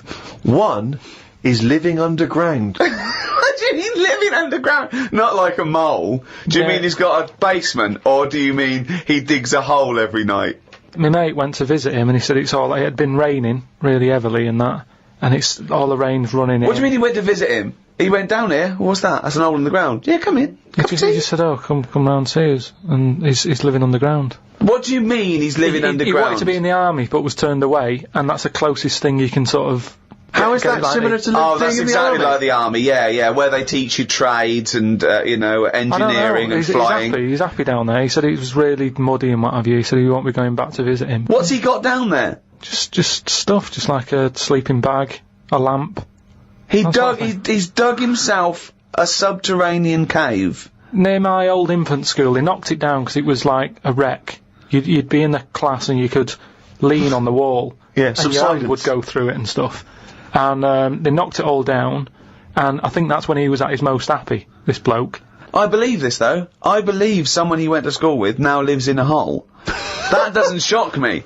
Whether the tales I've heard of horses in houses and big-headed kids with webbed hands and feet, you know, and him, I believe that someone he went to school with now lives in a hole. That isn't bizarre to me. You spent far too long with him, if that, now you're just happy to accept. I totally accept that. I'd be surprised if I walked round where he lived that there weren't more people living in holes. His dad wanted to throw his budgie on the fire. True. His budgie died, his dad said, let's throw it on the fire. I mean, his mum, what did your mum do when your budgie died?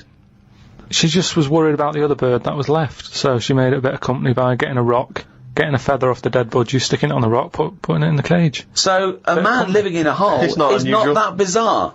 Right, carry on. I read me science magazine. Some things I learnt from the science magazine. Number 1, space is running out of space. We should stay out of the sea 'cause shark attacks are up. Yeah, probably 4 a year now. Well, he just says here, we should just stop going in the sea. Yeah. There's no need for it. Exactly. Why is there no need for going in the sea? Just 'cause there isn't now, is there? We've got loads of land. So just, you know, one or the other. We walked out the sea. Now, this is what I mean about going backwards. Getting back in it again. We came from the sea originally, now we're going back in it. Don't go in it. Unless you're in a boat. The rules, according to Karl Pilkington. The rules of Karl Pilkington. Oh, God. Did the podcast and then went for a walk round Manchester Square. Years ago, a woman lived round there who had a head like a pig. She was known as the Pig Woman of Manchester Square. That made me think if there were other pig-headed women knocking about London. Do you know what I mean? Why was she nicknamed that? Why not just the pig-headed woman? That suggests to me like there was loads of pig-headed women, and that's the one of Manchester Square. Right. Well, no, it was more to do with identifying her, not amongst other pig-headed women, but go, have you seen the pig woman of Manchester Square? I.e., go down there and see the pig woman, it's in Manchester Square. What happens if she's walked off from there, though, and you go, well, no, but I saw one on New Cavendish Street. No, she'll always come back if you rattle the feed. Watched a film about Hitler. Didn't watch all of it, as it was subtitled. Can't be doing with that. Asked Suzanne if cinemas are full of deaf people when they're showing subtitled films. She said, shh, I'm trying to watch it. I said, what do you mean, shh? It's subtitled, I can make as much noise as I want. Yeah. She's a lucky, lucky woman. You must be a joy to watch a subtitled film. I mean, the concentration is up there already. I mean, it is hard to concentrate. It's not as easy as when you're hearing it, because you read things, but, you know, it's possible. If you had a buffoon going, I'm just gonna sit here and make as much noise as I want, what's the point of that? Yeah. What is the point of that? I mean, it's possible, but why do that in a cinema? Just walk into a subtitled film and go, right, everybody? Let's all do the conga. Well, yeah, or during ballet. You know, I mean, ballet, they're just dancing. You don't need to listen to the words. Just have a conversation. We're having our bathroom done. The bathroom man was round at 9 this morning. We weren't allowed to use the shower because it all had to be bone dry before we could use his waterproof filler. Not that waterproof, then. Went for a brew with Ricky. We talked about monkeys and how they are closer to humans than they are to apes, and how bees will drink cider to get off their heads. Now and again there is a bee that lets the drinking get in the way of the work, and other bees sting it to death. Blimey. Yeah, well, there's bees. They love a drink, and they can they can just they will drink pure alcohol. They drink 100%. They drink ethanol. You know, I don't know why. They love getting off it, and they fall down and they're drunk, right? A bee can take in the equivalent of 20 litres of wine, right? But some bees get addicted in the same sort of percentage as human addiction, like 10% of bees, they can't get enough of it. They take ethanol, they take cider apples and that, and then when they get back to the hive, they go in a bit pissed, and they've got guard bees, and they go, come on, we've all had a drink. Bouncers. Yeah. They sort of are, right? And they push them away, and push them away again. Then the next time they go, right, I've had enough. And they give it a good hiding. And, Karl couldn't get over this. I saw his face, but I knew that he was thinking of that bee with sort of like eyes rolling round his head, a little bit belligerent with his jacket on backwards. Yeah. You know, and the bouncer going, come on, son, we've all had enough. Let's move away, Yeah. move away. You're not coming in, right? You're wearing trainers. Yeah, you know, you're wearing 3 pairs of trainers, and, I'm sick of it, you know. But what I did find out, because I went home and went on the computer, tried to find out about drunk bees knocking about, they're not actually meant to fly. It's only because they don't know. Fly. Well, no, but if they were told that you're not actually designed to fly, they wouldn't bother. No, this is that thing that goes around that aerodynamically, on the face of it, looking at the size of the wings and the body proportions and everything, that it's a surprise that they can fly. Okay, it's not that no one's ever told them they can't, and as soon as someone tells me you're not meant to fly, they all fall out of the sky going, oh, what are we doing? Like in a cartoon. No, but it's something about the confidence and that. At the moment, nobody's saying it's nothing to do with the confidence. There is no such thing as confidence in bees. A bee never loses its nerve. That's not why it drinks. Because what are you drinking for? Just not confident anymore. There's no point to turn to the bottle. I can't go up there again. You're an idiot.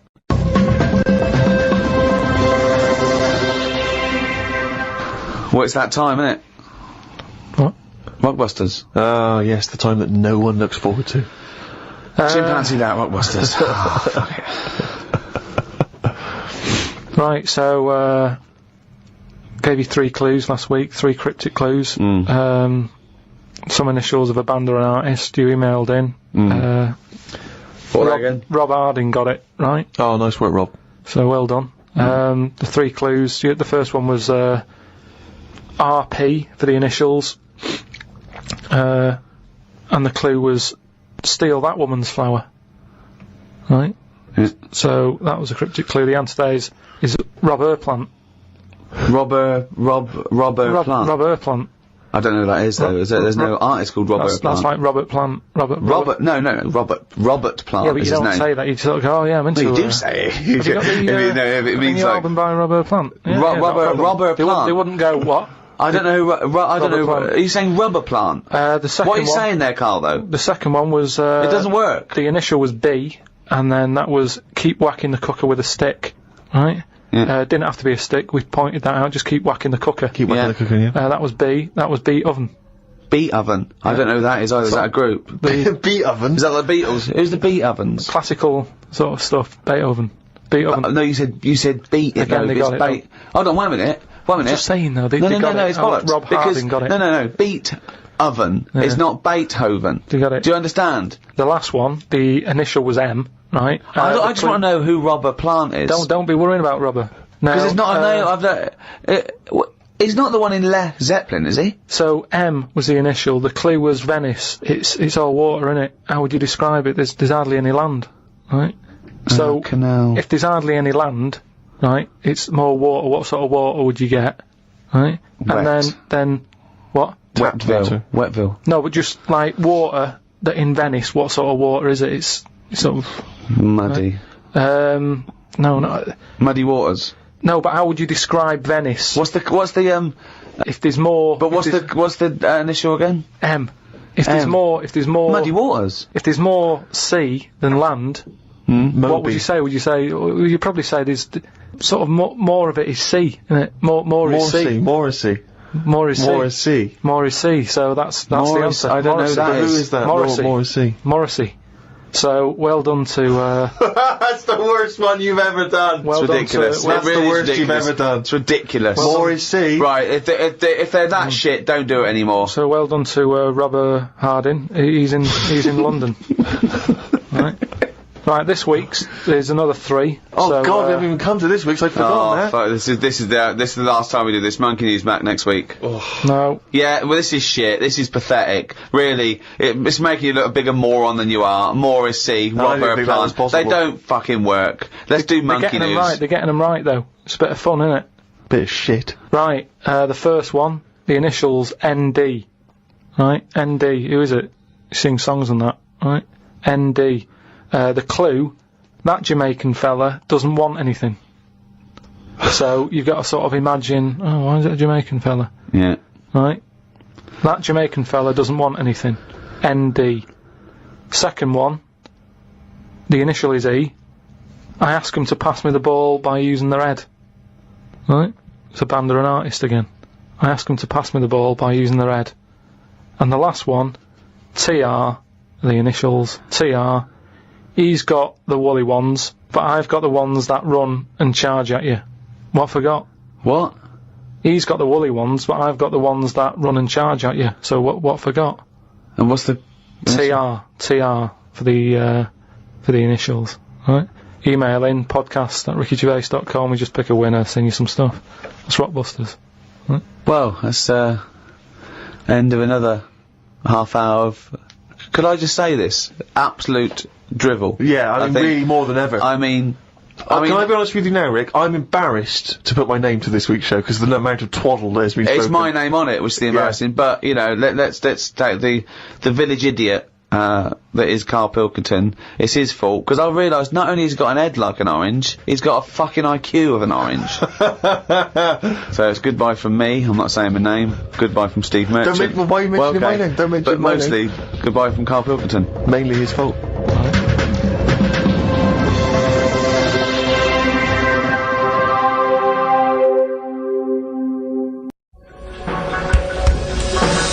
The Ricky Gervais Show on Guardian Unlimited. Hello, welcome to the Ricky Gervais Show with Guardian Unlimited. Back where it all started. With me, Ricky Gervais, Stephen Merchant. Hello. And of course, Karl Pilkington. Right. The internet phenomenon that is Karl Pilkington. Now this could be interesting. Now that noise... do you want to explain, Steve? I will. I've just sent a text to this number that some of you may have heard of, 63336. Now, apparently this is a number you can send a text to, and it will answer any question that you have for it. And in the past, for instance, I sent it quite profound questions. I once asked it, should they have dropped the second bomb on Nagasaki, and it had a very thoughtful answer. So we've sent it a question, perhaps equally thoughtful. Karl Pilkington believes in ghosts. Is he an idiot? Now, we sent that because this is the Halloween special. These podcasts are 3 one-off free specials, and they're free because we want to thank people who paid for the audio books we did, the last 2 series, so thank you for that. I've just bought a flat in New York, and Steve's just bought a lovely BMW. Mercedes. Oh, is it a Mercedes? Oh, is it? Oh, right, yeah. I haven't seen it yet. Carl's having his kitchen done and his boiler replaced. He's still not happy. But, yes, thank you. The back catalogue is still available, in audiobooks on iTunes, but these are 3 free ones. Anyway, the question we asked, 63336, Karl Pilkington believes in ghosts, is he an idiot? And this is the response. Unusually, producer Karl Pilkington is both an idiot and a comic genius. His humour is not to everyone's taste, however. That's amazing. That's the response. But it's curious because it doesn't really answer our question about ghosts. Send them, do you believe in ghosts? Okay. This is the Halloween special, of course. That's why we're talking about ghosts. Karl, do you believe in ghosts? Yeah. I mean, I haven't seen, like, a proper ghost. So why do you believe in something that there's no evidence for? Yeah, but why are we here then? If it is just sort of, you're born, right?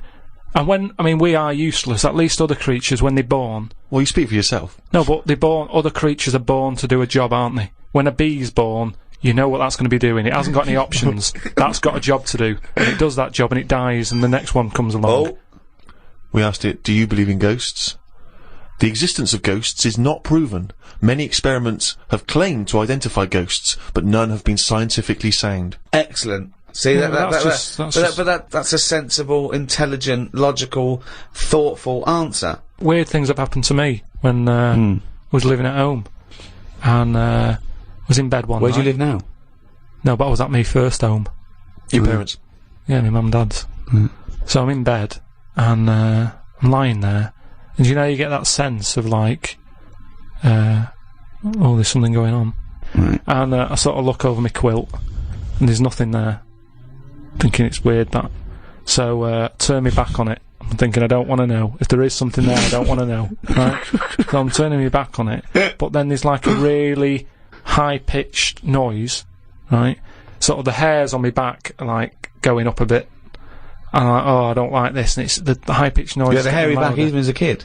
No, but you know, everyone's got little hairs on them, haven't they? Everyone's got little tiny hairs on them and stuff.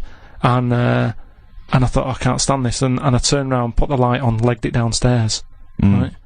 And my mum's saying, what are you doing? I'm going, oh, I don't know, there's something up there. So she said, alright, then watch the telly. So I stayed up for a bit, watching the telly. Went back to bed, the high-pitched noise had gone. Went to sleep. Get up the next day.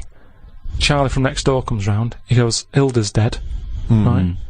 And my dad said, oh, when did that happen? I said, last night at 11:15. Right. That's when I was in bed. So? What are you telling me for? Because it's weird, isn't it? It's that thing of... what do you think would be weirder, that no one ever died at 11:15 when you were in bed? No, but that's when all the weirdness was going on. That's when the tone was happening, my back was getting itchy and stuff. And... Coincidence. And I went down and watched telly, went back up, gone and that, but that's when her spirit had sort of... No. Ah, okay, right, interesting. No, this is where we get into the facts. So Hilda's spirit... was whizzing round my bedroom, because my bedroom was right next door to theirs. Yeah. So I'm just saying, that's one. Why do they whiz round when they die? Why do spirits whiz round when they die? Because they're going, where am I going? Are they? And they're whizzing round, aren't they? Am I going down? Am I going up? No, that's Karl. Oh, no, but I'm going the wrong way. Yeah, but it's not going to be easy, is it? How do you think it works? It doesn't work. But once again, it's not proof of anything, Karl. Beyond the fact that you were a child in bed. Why did your dad ask what time she died? No, he just sort of, you know, what do you say to someone when it's awkward, isn't it? When someone gives you bad news, so you just think, well, what can I ask? When What time did that happen? Sorry? No, you just go, exactly what time did she die? My wife passed away. Yeah, what time exactly? No, not exactly. He just said, oh, that's bad. When did that happen? Like, what time? And he said, well, thanks for asking. Quarter to 11. Quarter to 11. I remember. What did he say last night? Oh, that's weird, isn't it? Convenient, aren't they, all these stories? Or is it? Or, yeah, I mean, it's either that's exactly what happened, Rick, or he's misremembering the actual I don't know which one to plump for. But I tell you this though, go on. You know, if we're talking about ghosts and that. Yeah. Now, Hilda. Yeah. Choose your bog standard old woman. Right. I hope that's on the gravestone. I know, yeah. No, did you do the eulogy? No, you know. That's great. You what can we say about Hilda? Bog standard old woman. Right, there's sandwiches at the bar. That's the most insulting thing you could ever say. There's nothing. No. Let's just think about Hilda lived her life. Thank you for coming to celebrate the life of Hilda, who died at 11:15 specifically, and was a bog standard old woman. Are we burning or burying? But anyway, she lived to be quite old. Which annoyed you. In a bog standard way. But this is what I was saying about us all living too long and stuff.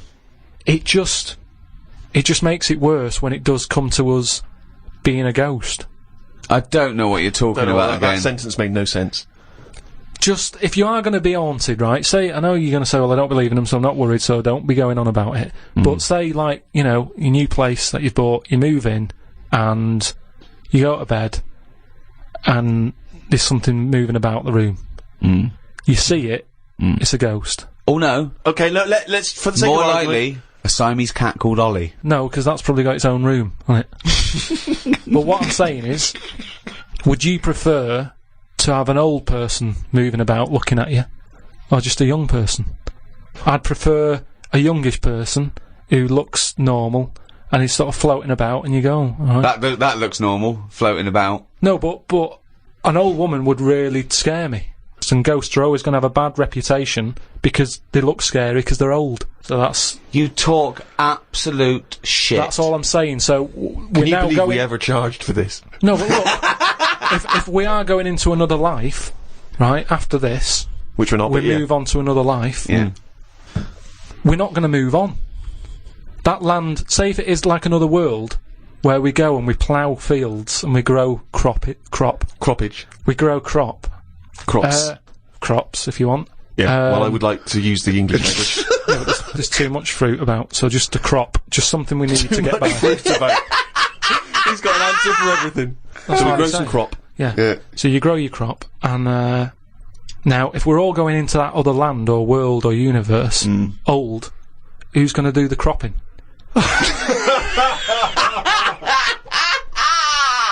Oh God! Oh, I've never heard so much crop in my life. It's a load of old crop.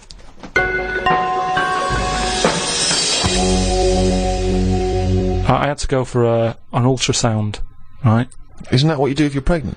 Yeah, but do you know I've had kidney stones? Are you and that? expecting? We've talked about it in the other podcasts and that we've done, right? I've had a kidney stone. I don't want to go on about it.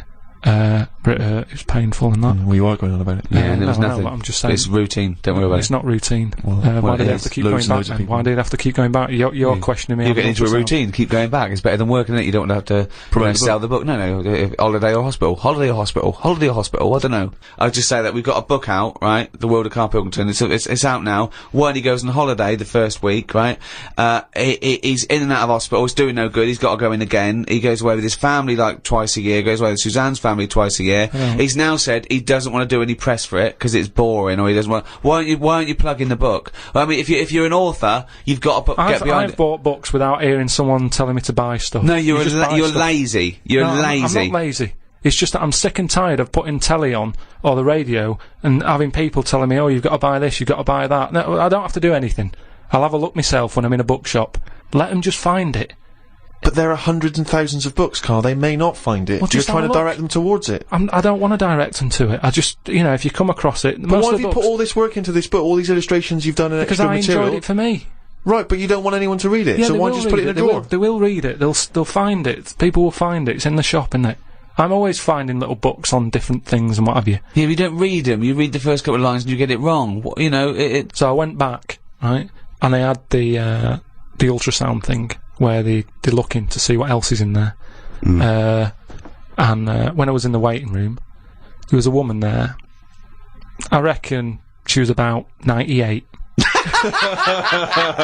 Now, why are they rooting around in her to see what's up with her? Just let her die. Do you know what I mean? If she's not in any pain. No, I'm just saying, how long does she want to be around? And the problem is, she went off, right? I was sat in the waiting room, she went off into the little cubicle to put her a gown on, and because she's old, she can't bend her arms and that, so she came out with it all open on the back, and it was horrible. It looked like a chicken that hasn't been looked after, right? It was all leathery skin and that, right? Now the thing is, it's all very well keeping people alive, but the surroundings of the body isn't meant to be lasting that long, is it? Do you know what I mean? The actual skin of a body, it's all very well keeping the heart going, checking the kidneys and all that, but we're not meant to be around this length of time. Yet we're messing with it. Yeah. Just do the gown up. You never do, you never see insects or anything like that look old. You don't go, look at the state of that. Because they live about 4 weeks! Yeah, but maybe that's the way it's meant to be, in the same way maybe we were only meant to live to be 40.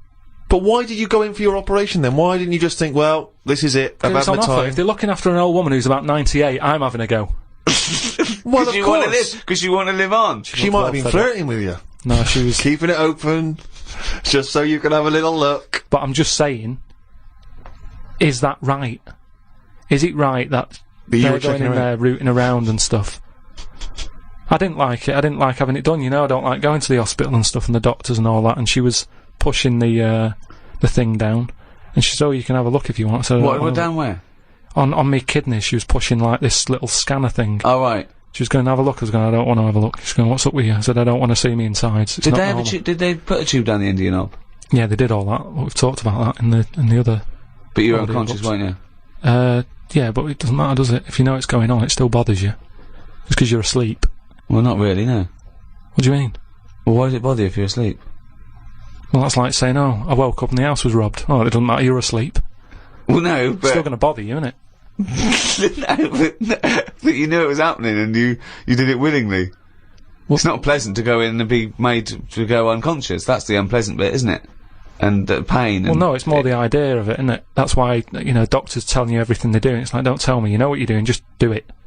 I'm not going to have a go at it. You know, it's not like DIY people coming around and going, oh, well, what you should have done there is, and you can go, I'll have a go at that next time on my own without calling you out. If I get kidney stones again, I'm not going to go, oh, I've had it done before, I know what to do, I'll stick it up there. Doesn't happen, does it?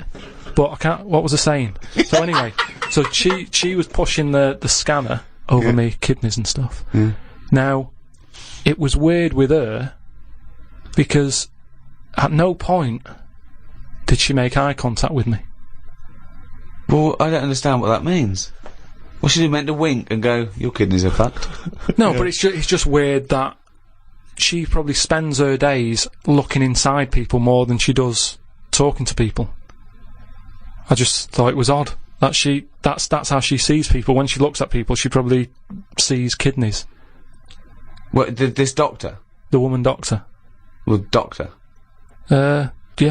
Right. So, what you're saying is, the strange thing is that she often spends more time looking in people, because she's a doctor, than chatting to them. Yeah. And is it weird that Jonathan Ross is the other way around, because he's a chat show host? He spends more time talking to people than looking inside them. No, but even when I was he's got a different job. When I was asking her questions, saying, you know, does it look alright? What's it doing? Is it moving about?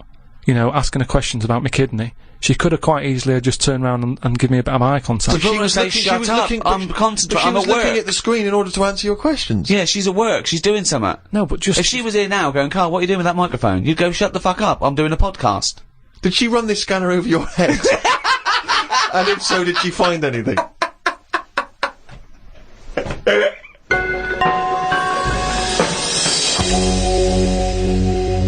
We'd like to try and educate Karl, Rick, as you know, as we have done since we've known him, really, and he doesn't really seem to absorb any information. No. And I was asked recently, when I was going back to Bristol, if I would come and talk to a classroom of school children. Alright. You know, just talking about careers, and particularly my career. And, I went down there. It was in Bristol. It was an inner city school, quite rough area. You're a son of Bristol. You're exactly. They love me. You're a celebrated son of Bristol. You're a Golden Globe winning person who's returned to the homeland. It annoys me when I go down there that I'm not met as I get off the train like the Beatles used to be when they came back from America. By a mayor and a brass band. Hordes of people, ticker tape. Forever this day will be called Steve Merchant Day. Exactly.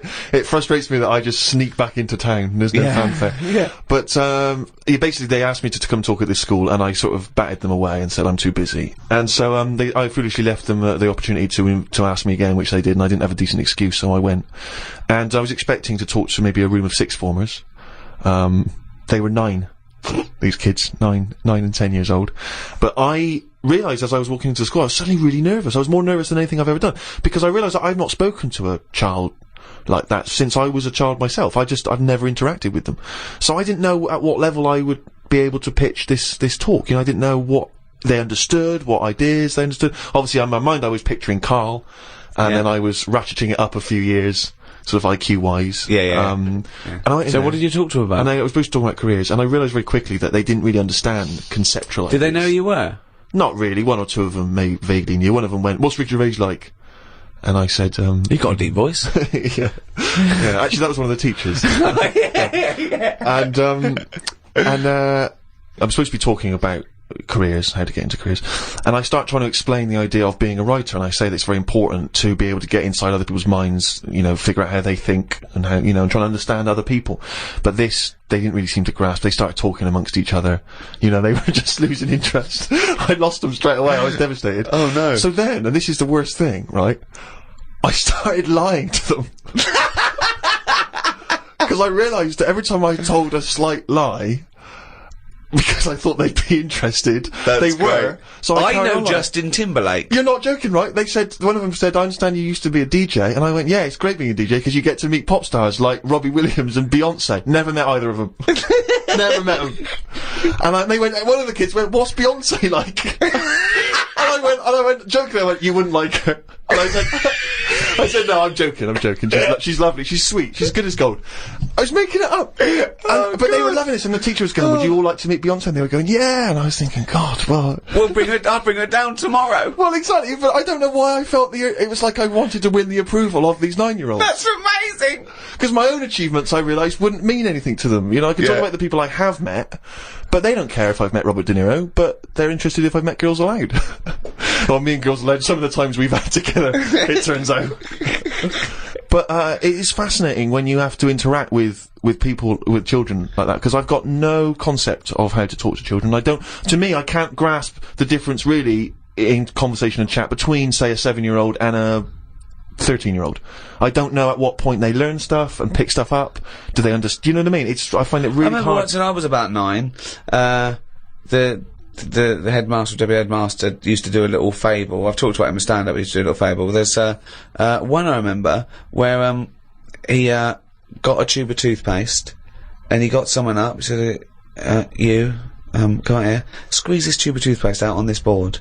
And he squeezed it all out, right? And he squeezed it all out and emptied it. He went, now put it back in. And the kid tried to struggle, and he goes, you can't do it. He said, it's easier to do something than undo it. Okay, go back to class. Like people are going, oh, I get it. I know what he means. Yeah. They're just thinking, don't squeeze all the toothpaste out. Yeah. Just save some. Yeah. I mean, you know, there's no way they're going to take on that metaphor at the age of 9. It's too conceptual, yeah. Yeah, exactly, yeah. Just stop misbehaving or I'll smack you. That worked. Carl, have you had to have any dealings with kids? How do you get on with kids? Do you relate to them? Or are they just as angry and perplexed by your views as we are? I mean, it's with everything, isn't it? Everyone's different and that. I can get on with some young kids alright, and some of them are, like, you know, a bit cocky and what have you. But, I'm sort of getting on with the baby at the moment, because, I've been made a godfather. Think of that. So, wow, who did they reject? I know. No, I mean, who said no? Yeah. Well, I did at first, and then Suzanne said, look, it's not really a choice, it's not like a job interview or something that you're thinking about, is it a good thing? So you've been asked, you should take it on. But what if they, hold on, if you're the godfather of this kid, presumably you're friends with them, and they probably listen to this podcast. Good friends. So now they're hearing, for the first time, that you didn't want to be godfather. Yeah, but I think that's good, because they can hear that, it wasn't, I didn't just do it because I was asked, I thought about it, I thought it through. I was worried. It was kind of like, is this a job? And I was just. Well, it's nothing but tokenistic, is it? You're not. Well, really this is what I looked into. I said, we went back, and I said, right, I've been thinking about this thing. I've heard that it's my job. If anything happens to them, I've got to kick in. I'd have to start looking after the baby. So I said, right, how many of you are in your family? If that happens, am I going to start getting a phone call or what? And they said, no, there's a big family. You're not. You're at the bottom of the list. So I was like, how many? And just finding out what their age is. And I've only got a small flat. It would have to sleep in the sink or something, right? So I checked all that out, and all safe. So this baby, it's spooking me out a bit because it doesn't blink. And that's pretty weird when you're sort of talking to it and you're thinking, it's not blinking. Are you sure it's not asleep? No, honestly, it's weird. If something doesn't blink, it's like it's evil. Because blinking just makes something look a bit more friendly, doesn't it? And I was stood there, talking to it. I just tell it little stories about anything. It's lying there looking up at me. How old is it? It's must be about 2.5 months. Well then, why are you telling it stories? Because it likes it. But it's just weird how, then I'll sort of forget the story because I'm looking at it going, it's not blinked yet. It's been about 10 minutes, it's not blinking. So then I forget the end of the story and I just walk away because it's not bothered anyway, it's probably not listening, is it? But What a pointless tale! What a pointless tale now and at the time. I think it likes it. The kids like stories, like you say, they're not bothered if it's not true or anything. Or if you walk away before the ending because you've forgotten it. That's why it's not blinking. It's so dumbstruck at the idiocy coming out of your gob. No, but you don't need to hear endings of stories. Maybe, like I said to you. That's the point of a story, isn't it? No, it's not. That's the point why people like stories, because they're hooked into knowing what happened. No, because there's loads of films that happen, and they have a funny ending. You leave there going, I wonder what's meant to happen, and you make it up in your own head. You go, well, I bet what happened is that person went off and got married to that woman, and they lived happily. And then in your head, it's the truth. It's actually what happened. But I think that's better. Why are we told everything? So what would your end be to a story such as The Elephant Man? Okay, he's rescued from the freak show, he's put in the hospital, he becomes something of a celebrity, then what happens? He discovered he had big ears and he could fly, and he joined the circus, and he was the main attraction. I wouldn't change the end that much, because at the end of the day, you can't make something up that's not believable. At the end of the day, he's got an head like an elephant. He's not going to have a good life, is he? So there's no point making out that he went on, loads of women fancied him, and you know he modelled hats. It's not going to happen. so he's got to die. The Elephant Man had to die, but at the same time, was shot by poachers. For his tusk. Show a few positives, you know, because I'm sure there was good bits in his life. I don't know what they were, but you know, look at everything. What was he like when he was a little baby elephant? They didn't cover what he was like as a kid, but you can get away with them sort of looks when you're a baby. You can be an ugly baby and everyone goes, oh, isn't it nice? There was some woman in a cafe the other week that I was sat in, and she came up and she sat down with a mate and she was talking loudly, going on about, oh, the baby's lovely. They said it's got lovely big eyes, really big hands and feet. Now that doesn't sound like a nice baby to me.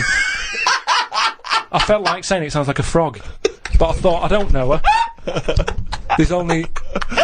There's only so much you can say to a stranger. I don't know what kept me from saying it. That's what I was saying before about there's something.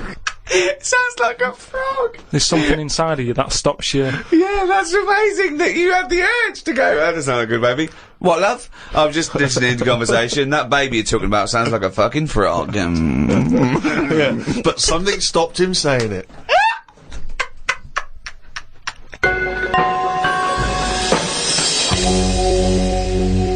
I just came back from America, and they love Halloween. They're obsessed over there. I mean, it's a proper thing out there. Here, it's sort of half-hearted. A few middle-class families, sort of. But do you think it'll get more popular here, though, if we do find out that ghosts are about? Well, that'll never happen because they're not. No, okay? but if they did, then suddenly that would be a big. Well, America makes things famous now.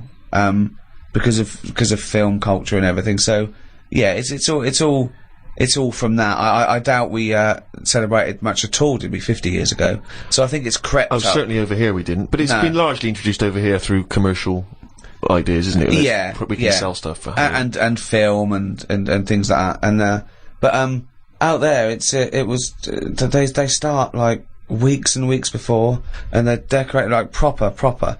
And but I saw a little bakery in Soho, and it didn't look right with cobwebs all over it and spiders on the buns. Yeah. But even though it's fake, it's just I don't think you should do it on a bakery.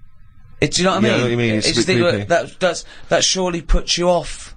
The product a little bit. I always find it a bit depressing. Like last time I remember going into supermarkets and you see sort of these old women who you know, in their 60s, and they're doing this job they don't really want to be doing, but they've been made to dress up as a witch or as Cinderella, and it just. Well, they could do it in like a morgue or something, just to sort of brighten up the place. Well, just so people aren't that scared. Imagine that. Imagine you're going to identify your dead relative, and they go, "What's the spiders all over?" It's 31st October. No, okay. But just make it a bit spookier and have a bit of fun with it, and let's not get serious about, you know, like I say, passing on. Yeah, but those sort of people have to take their job seriously. I remember when my mum died, and I had to go along, and I was talking about what wreath they wanted, and this person, quite rightly, had to turn off their sense of humour in a way, because I suppose they mustn't offend anyone, so I had to.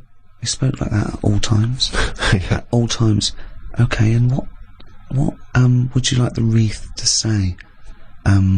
She was a mother and a grandmother. I went, yeah, mother, grandmother, and what was her name? I said, her name was Eva. I said, and I made a joke. I said, do we get a discount because her name's short? And she went, well, actually, didn't laugh, didn't get that at all. She just went, just answer the question. She went, well, actually, you pay by the letter. I thought, okay, that fell flat. I'll go again. I went, well, a friend used to call her E. Yeah. I went, I'm joking. She went, okay. Nothing. Yeah. Bad audience. Bad time, bad audience. Tough crowd. Yeah, Undertaker's never known for their... Yeah, exactly, yeah. their They don't crack jokes, Carl. A friend of mine, was, trained to be a doctor, and, in his first year, when they practiced, they intern at the hospital, he was watching this patient, and, two other doctors came in, and I won't say his name. They said, can you go and check on Mr. So-and-so? He went, yeah, and change his drip. So he went in, changed his drip, came back out. The doctors came, after about 10 minutes, they came running and said, what did you do? What did you do? And, they went in there and said, I just changed the drip. He goes, well, he's dead. He's dead. He was going, I just changed the drip. I did this and that. And they started laughing. He goes, no, he was dead when we sent you in there. Yeah. Now, that is almost excusable because it's imperative if you're a doctor to become accustomed to the fact that people die and that it's, exactly. Yeah, so they were making a joke about a dead body that means nothing to them other than professionally. Yeah. You know, they were getting through it. He thought he'd just murdered someone. Yeah. Well, he thought he just killed someone. But yeah, they have to be desensitized. But they wouldn't do that in front of the relatives. They wouldn't go, I had a laugh earlier with a young intern. When your dad died, we sent him in to change the drip. Didn't even check. It was quite good. Anyway, let's get him out of here. No, but they do have a laugh. I heard about a doctor who was working on a brain, right? And apparently when they work on the brain, it's best if they keep you awake. Because, you know, just so you can go, that hurts a bit, and they go, oh, we best not touch that bit again. That's the reason. Rick. Amazing. That's the reason. No, there's certain operations, isn't there, where they go, you know, we can knock you out for that, but for this one we want to know. It's probably because the brain needs to be active in order to... Yeah, they show activity, but sure, so it's actually so you can wake up and go, yeah, no, that hurt. That stings. Hell, that stings. Don't pop that in there. You can't feel anything in the brain anyway. No nerve endings. Really? You can't feel it, can you? Well, maybe there's another reason, but anyway, his head's open. He's sat on this chair. The doctor's going... I reckon he was laying down. I thought he was laying down, but in your world he's not. He's sat on a hard-backed I think it's more like chair. in front of a mirror, like a hairdresser type thing, right? And he's cut the skin off. So get a bit shorter there. So he's for the weekend, sir? I won't be shagging with no brain. Anyway, so he's cut the skin off, and, you know, chopped a bit, and you're always going to get bits, aren't you? Sort of, whenever you cut anything, you end up with a bit missing.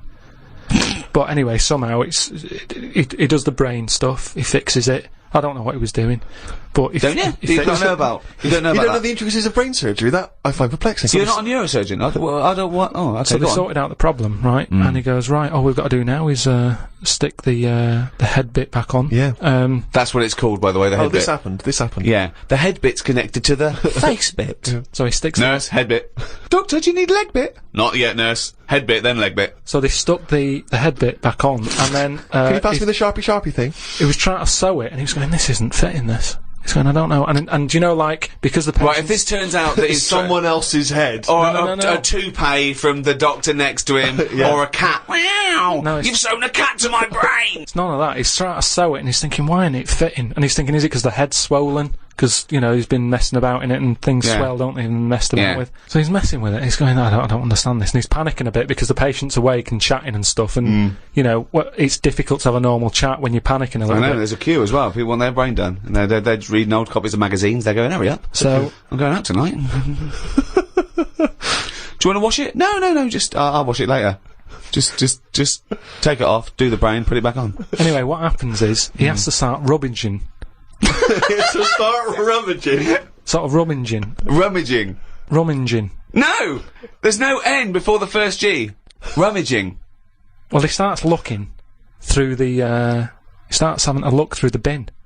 Because, what? Because he knows he's chucked a bit away of the skin. Right. Where is this surgery where a bloke's sitting up in front of a mirror and there's a bin? Is there a little basketball ring above the bin as well, so when he throws things it goes through there first? I'm just saying that's what happened, and you were saying about things that happen, and you've got a joke about it. So he's rummaging, and what happens? He said to him, the fellow was starting to sense the nervousness, and he said, what's going on here? And he says, oh, I'm never going to believe it, I've lost a bit of your skin. Lost a bit of your head, yeah. I can't Why is he I don't understand, why is there...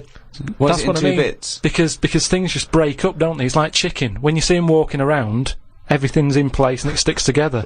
You cook it, suddenly it all breaks up. He cooked his face before he cut it out. I'm just saying how flesh, it sticks together well when...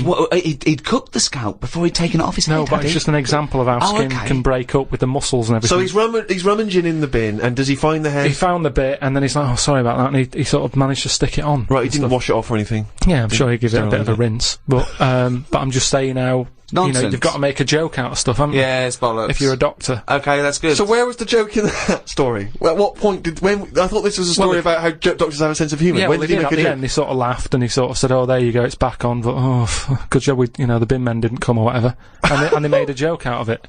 I've never heard such nonsense. I've never heard such nonsense. Right, Karl, let's do a competition. Chance to win some of the product that we've got out that Karl doesn't want to talk about because he's too lazy. No, it's not that. Well, if you do want to win a copy of this book, Ricky Gervais presents The World of Karl Pilkington. It's by all three of us, and it's some of the musings and thoughts and ideas from the podcasts. Karl has got some new theories. It's illustrated throughout. By Karl Pilkington. By Karl Pilkington. It's got excerpts from the diary. They're genuine, aren't they? They're photostated things from the diary that people haven't seen, and it's fascinating read. We can sign that. We can also give you a copy of this new 3-disc set CD of the best of... Is it the first series of the Ricky Gervais Show? Yeah, well, it's got everything, actually. It's got the whole 12 first series that we did with the Guardian Unlimited, the award-winning, record-breaking podcast. It's also got some excerpts, if you want the best of, you can put that on. And it's got 1 hour of new material, which we recorded especially for it, but you can't get that. You can't buy that in the shops till the 13th of November. And I throw in the new Flanimals book, Flanimals of the Deep. It's the third in the trilogy, Karl. Are you excited about that? Yeah. And the question is, do you want them? Okay, that's the quiz question. That's the quiz question, yeah. Okay. Is that a trick question? No. It's just the first correct answer. I'm not going to give away what the correct answer is, but do you want them? And think, if you do want them, then that might, what's the answer? And you can send that to... podcast@rickygervais.com. Include your name and address, and if you're the lucky winner, then we will send this stuff to you if you want it. And it's the first come, first serve, okay? So the first correct answer to the question, do you want it? Do you want that stuff? Do you want Flanimals and the CD box set and the book and that? Okay, well, if you know the correct answer to that, podcast@rickygervais.com. Good luck, everyone.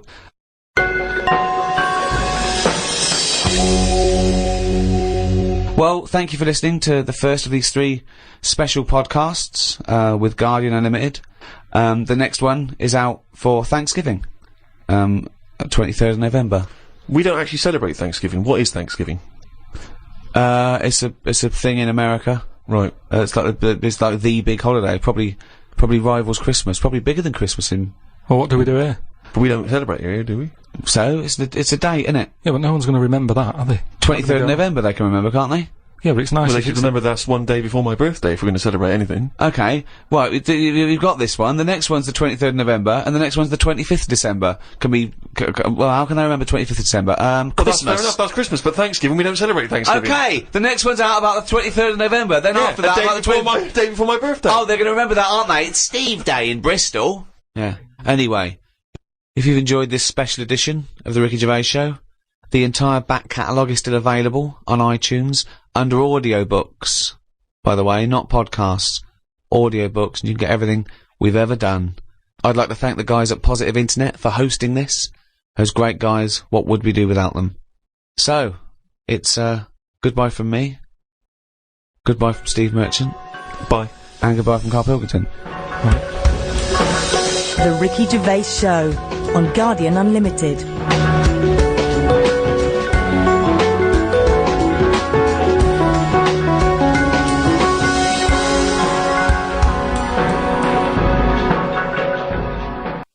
Testing. Better level, Steve.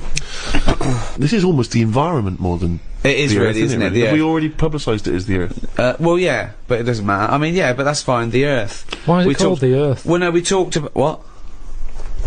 I said, what do you mean? Why is it called the Earth? You mean, why is the Earth called the Earth? It's Why is just Mars something called I never Mars? say. I never say Earth. I always say world. Well, it depends. It's not called the world, is it? Because a world is it's relative. Mars is a world.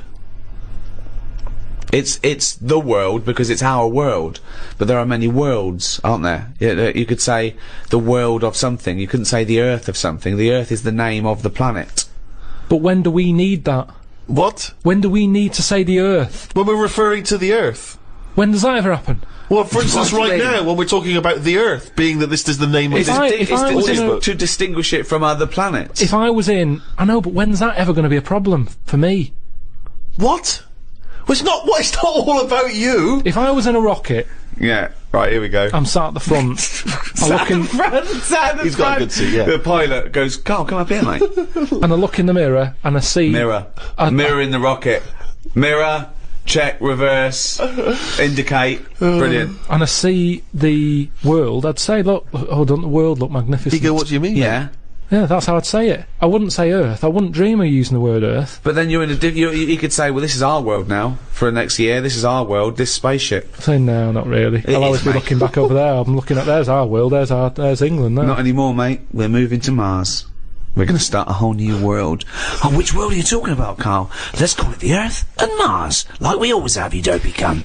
That's the name of this planet But we're on. that's what I'm saying, though. It's not our problem. We're never going to leave it. So it's our world. So leave it as world. It's a bit of information. You don't write so and so road, London, England, Earth. You don't need it. What other words are you annoyed by? Other words are out there, you're thinking, oh, why is that there? Because we do not need it. It's one of them where I come across something. They're not always in my head. It's just I'm trying to think of something that I've seen recently. That's a word. I'll say some words, Carl. You tell me whether you like them or not. Okay? Yeah? Route. What sort of route are we talking about? Good question. What about a pre-planned journey? No, I don't need it. You just go, which way are you going? I thought you meant beetroot. That's root all right. vegetable. What, you don't mind beetroot? Depends what I'm having. He doesn't mean the food, he means you don't mind the word existing. This is because you have such a limited vocabulary that it annoys you and intimidates you that people are using words, correct words, the correct English language. Are you happy with chair? Should we keep chair? It works. It's fine. Are you happy with the chair you sit on, or the chair who's in charge of, like, a forum or a meeting? What would we call a bloke who's in charge of a meeting? Chief. Chief? Okay, what about, bloke who's in charge, of a some group Native of Americans. Native Americans? I don't know any. Again, not going to affect my life. No, but what would you call him? He's a bloke who's in charge of all the Indian, all the... Seriously, not a problem Yes, to but me. it's a problem for someone, so Yeah, you've got to have a word who's for Head it. chief. Head chief. Oh, so he's, that means he's the bloke in charge of people who are in charge of meetings. That's confusing. I'm confused. I don't know who Yeah, you're I'm talking about, confused, mate. actually. I'm confused here. I mean, some words